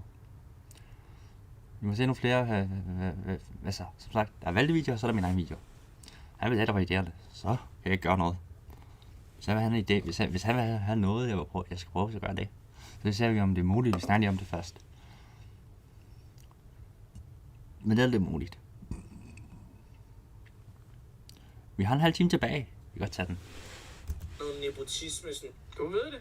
Chatten har slet ikke nogen medbestemmelse, og sådan, Det er han faktisk ret i. Altså lad ham lige købe. Hvor er den nepotisme henne, som vi sidder og kaster rundt med? Altså, fordi vi er hurtigt til at sige, nepotisme, det er bare inside. Prøv at høre. Bare fordi, at Universal afholder en konkurrence, hvor en af dem, der arbejder for Universal, er gået videre, betyder det jo ikke, at det er eller hvad? Afstemningen er slut. Men altså, gik han videre, Nomi egentlig? Du ved, der er bare sådan, altså helt ærligt, hvad er det folk vil have? Altså vi har jo legit opkaldt pladselskabet efter chatten, plus at chatten har været med til at stemme alle, du ved sådan, I don't know, jeg synes bare folk var sådan lidt uretfærdige til sidst, ikke? Så Rasmus kan være de 50. Jeg ved ikke, hvorfor folk får problemer med helt på det her koncept, i forhold til chatten ikke har noget at sige, når pladselskabet legit er opkaldt efter chatten. Som repræsentant for Johnny's chat vil vi gerne takke ja til de tilbud. Johnny kommer. Det har mit community i hvert fald sagt lidt på vegne. Ja, det har det. Det er dem, der har meldt mig til. Hvilket også er super whack. Altså, jeg har ikke engang meldt mig til. Eller det har jeg så godt nok lidt officielt alligevel, fordi at I har gjort, men jeg har jo ikke engang meldt mig til. Så er det jo åbenbart. Og så, prøv lige at overveje den her situation. Jeg har ikke meldt mig til, og stadigvæk er folk skuffet over, at jeg ikke kommer og siger, at jeg ikke tør. Og here we are. Til chat record. Men jeg er faktisk lidt glad for, at jeg ikke viste mig i samme rum så mange af de her playback-krigere, som skulle have backing track til at køre alt muligt. Hvad fanden står og glod på deres telefoner og A4-papir, fordi det ikke kunne huske teksterne. Altså, det kan jo ikke mingle med den crowd. Er afstemningen nu? Er den klar nu? Nej, den er stadig klar. De kan med at fikse det sidste. Og det fik dig selv. Bye. 3. Top comment. Jeg stolede på dig, Johnny. Knust hjert. Skørt, at Johnny var bange for at stille op. Han har ikke tilmeldt sig. Nej, det har jeg ikke. Jeg har faktisk aldrig nogensinde tilmeldt mig. Men jeg har underholdt ideen om, at jeg ville komme. Det er sandt. Så jeg forstår godt, at der er nogen, der har siddet klar og ventet. Jeg forstår ikke, eller jeg er i hvert fald overrasket over, at der er så mange, der har ventet på mig. For jeg har en viewerrekord der. Ja, fordi jeg var inde og løg streamen en 10 gange hen over weekenden, og hver gang jeg var inde, så synes jeg sådan hver 5-10. Det tilter mig, at han jo, nej, hvorfor troede folk ville komme, når manden han farmer views med at han måske kommer. Kan du følge mig? Nej, ikke det, jeg elsker Johnny, men du kan ikke sidde og sige det der, bro. Du har farmet, at du måske vil komme, så det er jo klart, at folk tror, du kommer, bro. Hvor er Johnny? Har Johnny været på? Jeg tror, Johnny er den næste, hvilket var helt vanvittigt. Og jeg tror så ikke, det var sådan en hype, fordi at folk havde sådan en om, at den sidste rapper, der kom ind, var det mig. Ja, det var så Nomi. Så der var jo noget om, at der kom en overraskelse til sidst. Men lad mig lige forklare, hvad der gik igennem. Ja, så kom Johnny. Lad os høre. Ja, han kommer og take her ting. Og der var nogle overvejelser, og der var en Johnny, der var på vej ud af døren, men så alligevel ikke. Og, hold nu op, du var ikke på vej ud af døren. Lidt det sidste mand. Og han gjorde det rigtig godt. Jeg har set det her, og jeg synes, vi lige skal gense det, fordi at det hjælper lidt med at illustrere nogle af de pointer, jeg havde. Du har fået så mange snak lige mikrofonen. Jeg kan lige sige, hele chatten skriver bare Johnny, og jeg er sådan, Hele chatten skriver Johnny. Det var fandme også et træls, mand. Okay, det er så meget, har jeg faktisk ikke set. Så chatten skriver simpelthen allerede Johnny nu. Nomi, det er endnu bedre. Okay, det har jeg faktisk ikke set. Jeg har bare set hans rap. Og så slutningen. Man har 2 dage til at stemme. Okay, men jeg har lige et spørgsmål. Ja, selvfølgelig. Inden vi går videre. Er musik din store passion? Det var også super nede at komme ind, og så alle bare sådan, ej, det var ikke Johnny. Musik er min. Ikke at de er, nu kommer vi til det. Fordi jeg har set hans rap, og han gør det satme godt. Store passion. Er det det, du gerne vil? Hey, Chat Records. Så er jeg lige pludselig inspiration. Hey, det er corny ass svar. Ja, det er super corny, det der. Hey, Chat Records. Så er det lige pludselig ens passion i livet at få kontrakten med Chat Records. Så er det lige pludselig det, der giver mening. Er der nogen, der har noget fløde, jeg kan smøre mig selv med? Ja. Man prøver at være for fløde. Don't try too hard, fam. Jeg er jo klar til bootcamp og kritik. Jeg har fået at vide, klar til den smack, den booty camp. Også nej, eller sådan, at det er et no-go alligevel.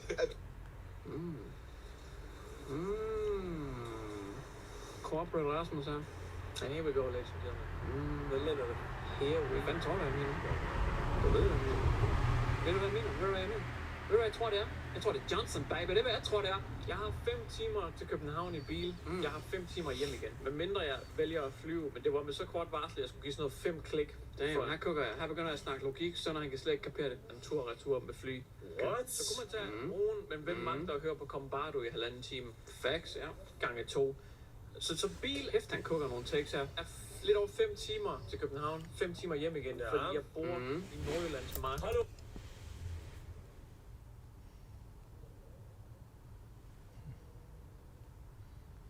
Ja, vi går ind igen.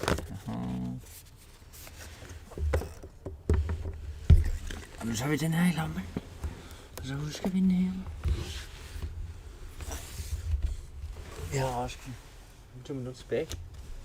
Så er det.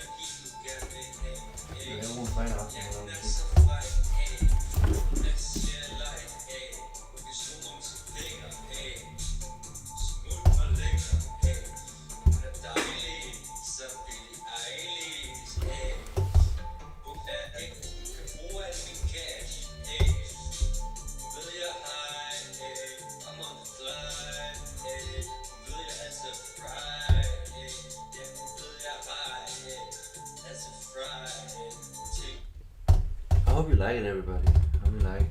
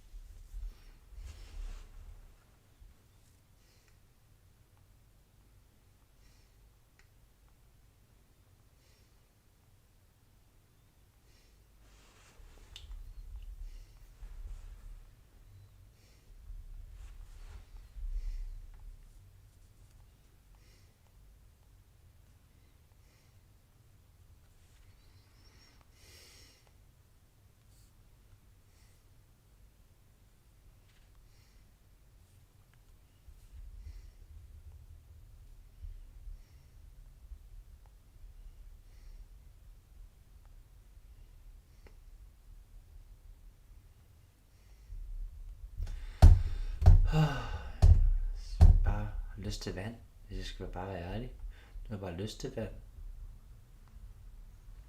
Hvis jeg skal være helt ærlig, sådan er det. Jeg klarer den nok.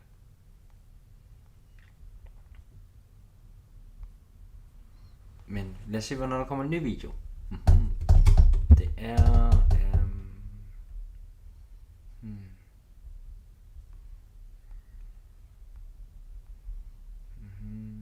Det er den 11. Som 2 dage. Hvad? Har det været 3? Ja, det har der været. Det kan jeg se. Det har været 3. Det var den sidste video for den uge. Sorry fam. Lad os håbe, jeg streamer. Det er jo ikke. Sådan er det. Jeg må lige prøve at se, hvordan jeg lige kan fiske noget. Det er også svært for mig, du i. Selvom det er egentlig kun vendt til mandag, tror du, det er. Ja. Er ikke bare mandag? Jo. Og det er lørdag nu, ikke? Men så var jeg igen ned igen på den her sang, så. Og jeg tror, jeg kan børe på slutningen. Det er en sang, jeg vil gerne have hørt den her også. Jeg personligt synes, det er noget af det bedste, jeg har udgivet. Det var den her nye sang her. Just noget der. Jeg synes virkelig, vi har de der hjerter smileys vibes der, ikke? Ja. Så jeg håber, at det trying to take a guess.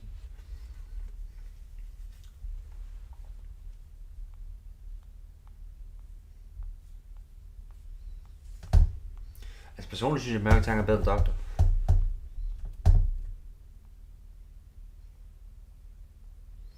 Og det siger meget. Mørke Tanker er sindssygt færd.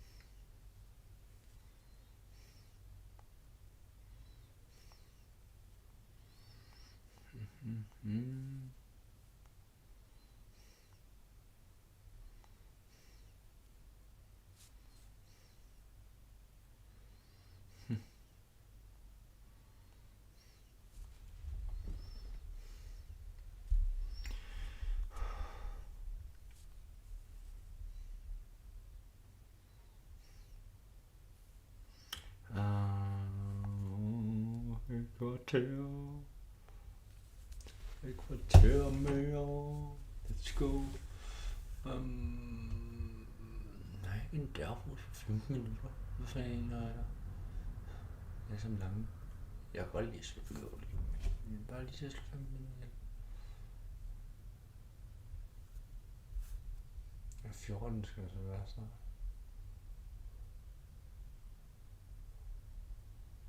Vi skal have noget bånd måske. Ja, jeg tror.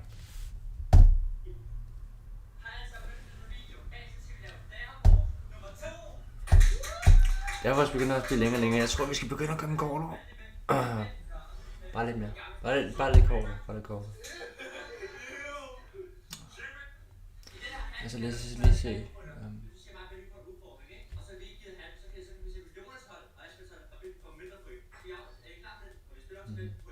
En halv time er god, men det kommer der sådan, næsten 2 timer. Det er også behageligt. Men den er god. Det er også crazy. Okay, what is you? Yes. Vi starter vi gang med noget. Så får jeg sige 17. Men en mokplan. 9. Vi har startet med en, og så en 6. Jeg skal også have en god idé på nummer 13. Står nummer 13, eller den er færdig.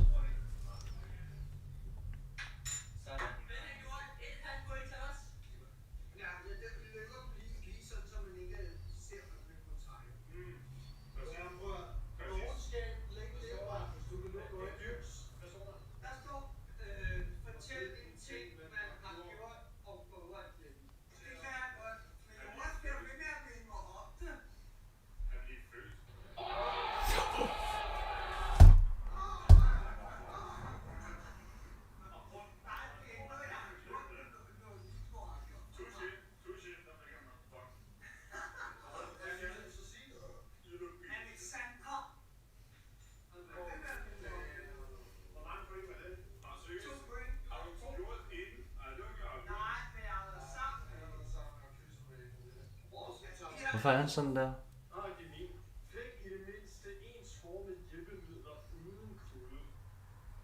Jeg køber mor. Jamen hvis du gider, så fanden har jeg skrevet med dig. Hvis du er sådan en, der bruger for alkohol.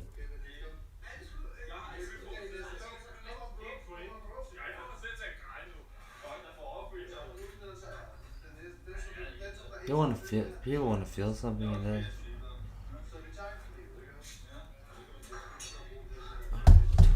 Bagadiner, den plejer jeg at kende. Den er den jeg kende en gang. Chipless, jeg er stadig en væler.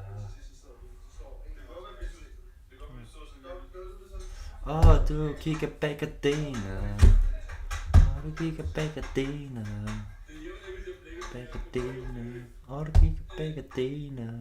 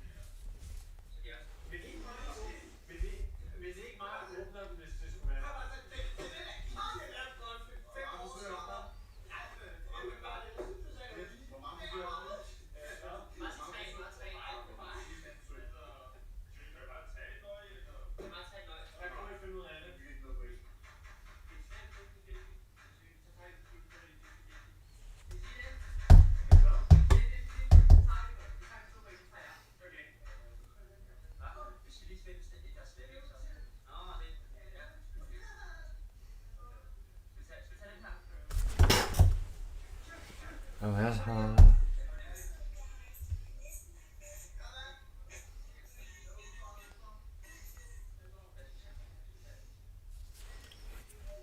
ryddet op.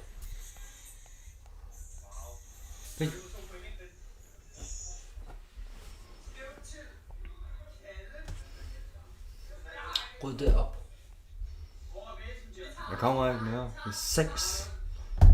Jeg klasker hende til en, hvis jeg møder hende.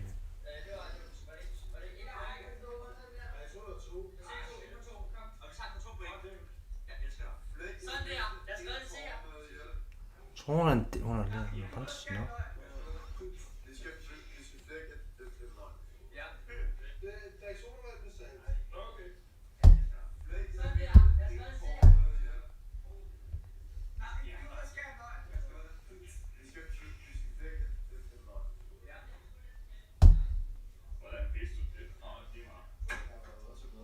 Jeg tror, hun er i sin midtvejskrise eller sådan noget der, inden for NATO.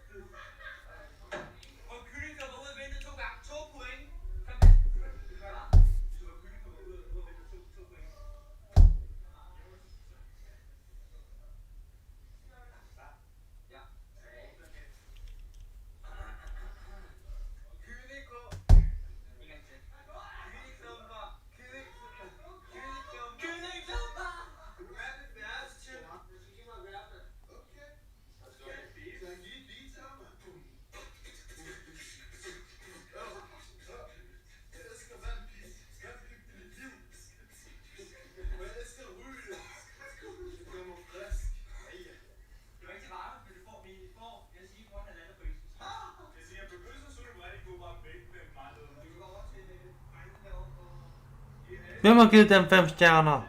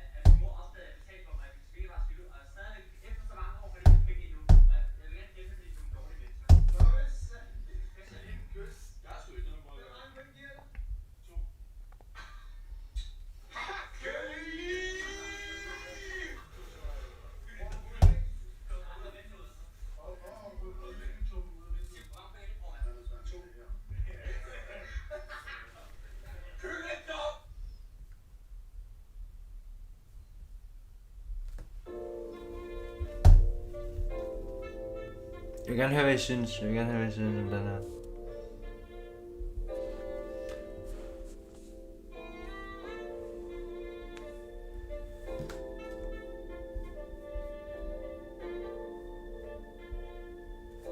Hvor er så sådan tilbage til?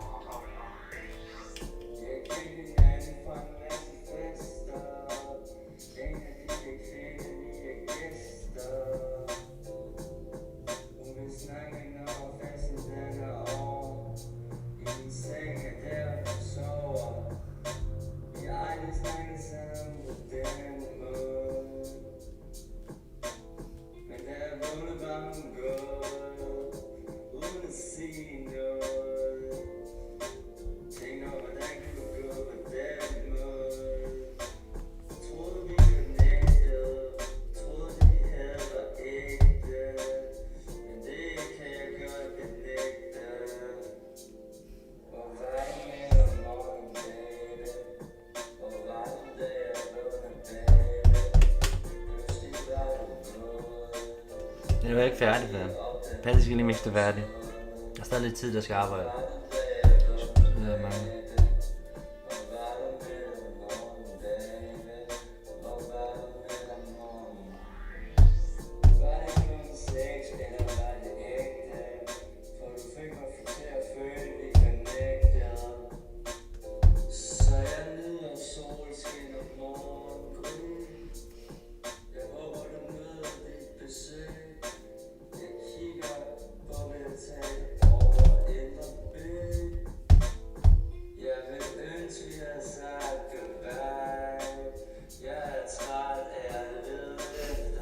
Så kan jeg lave sit eget artistop. Den er en filter, ja, det er rent.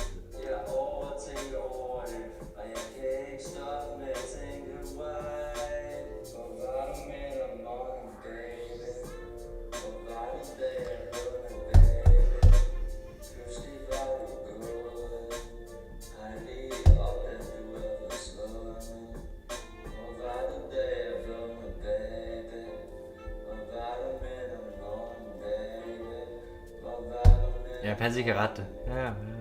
Ellers er det godt. It's raw. Ja.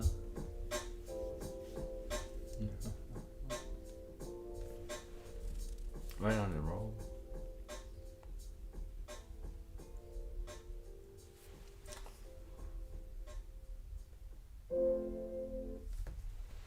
Right on the raw.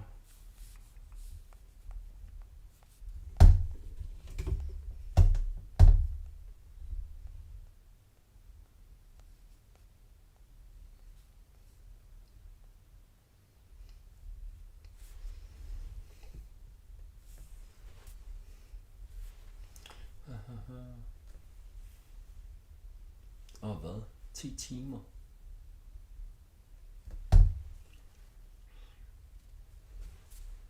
Nå. Vi gør det alligevel før, så.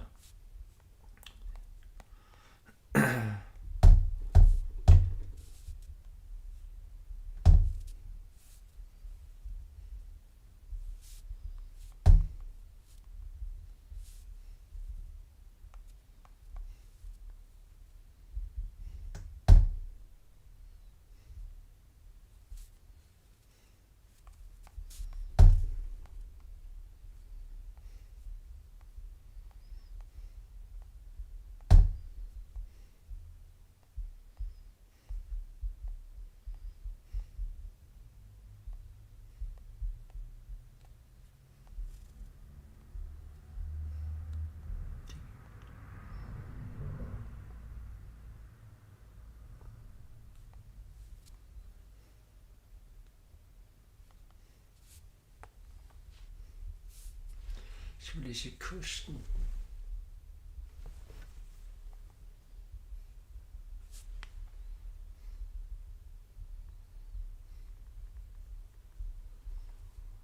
Nå fair, jeg klarede det. 10 timer uden vand. Nu er jeg så lige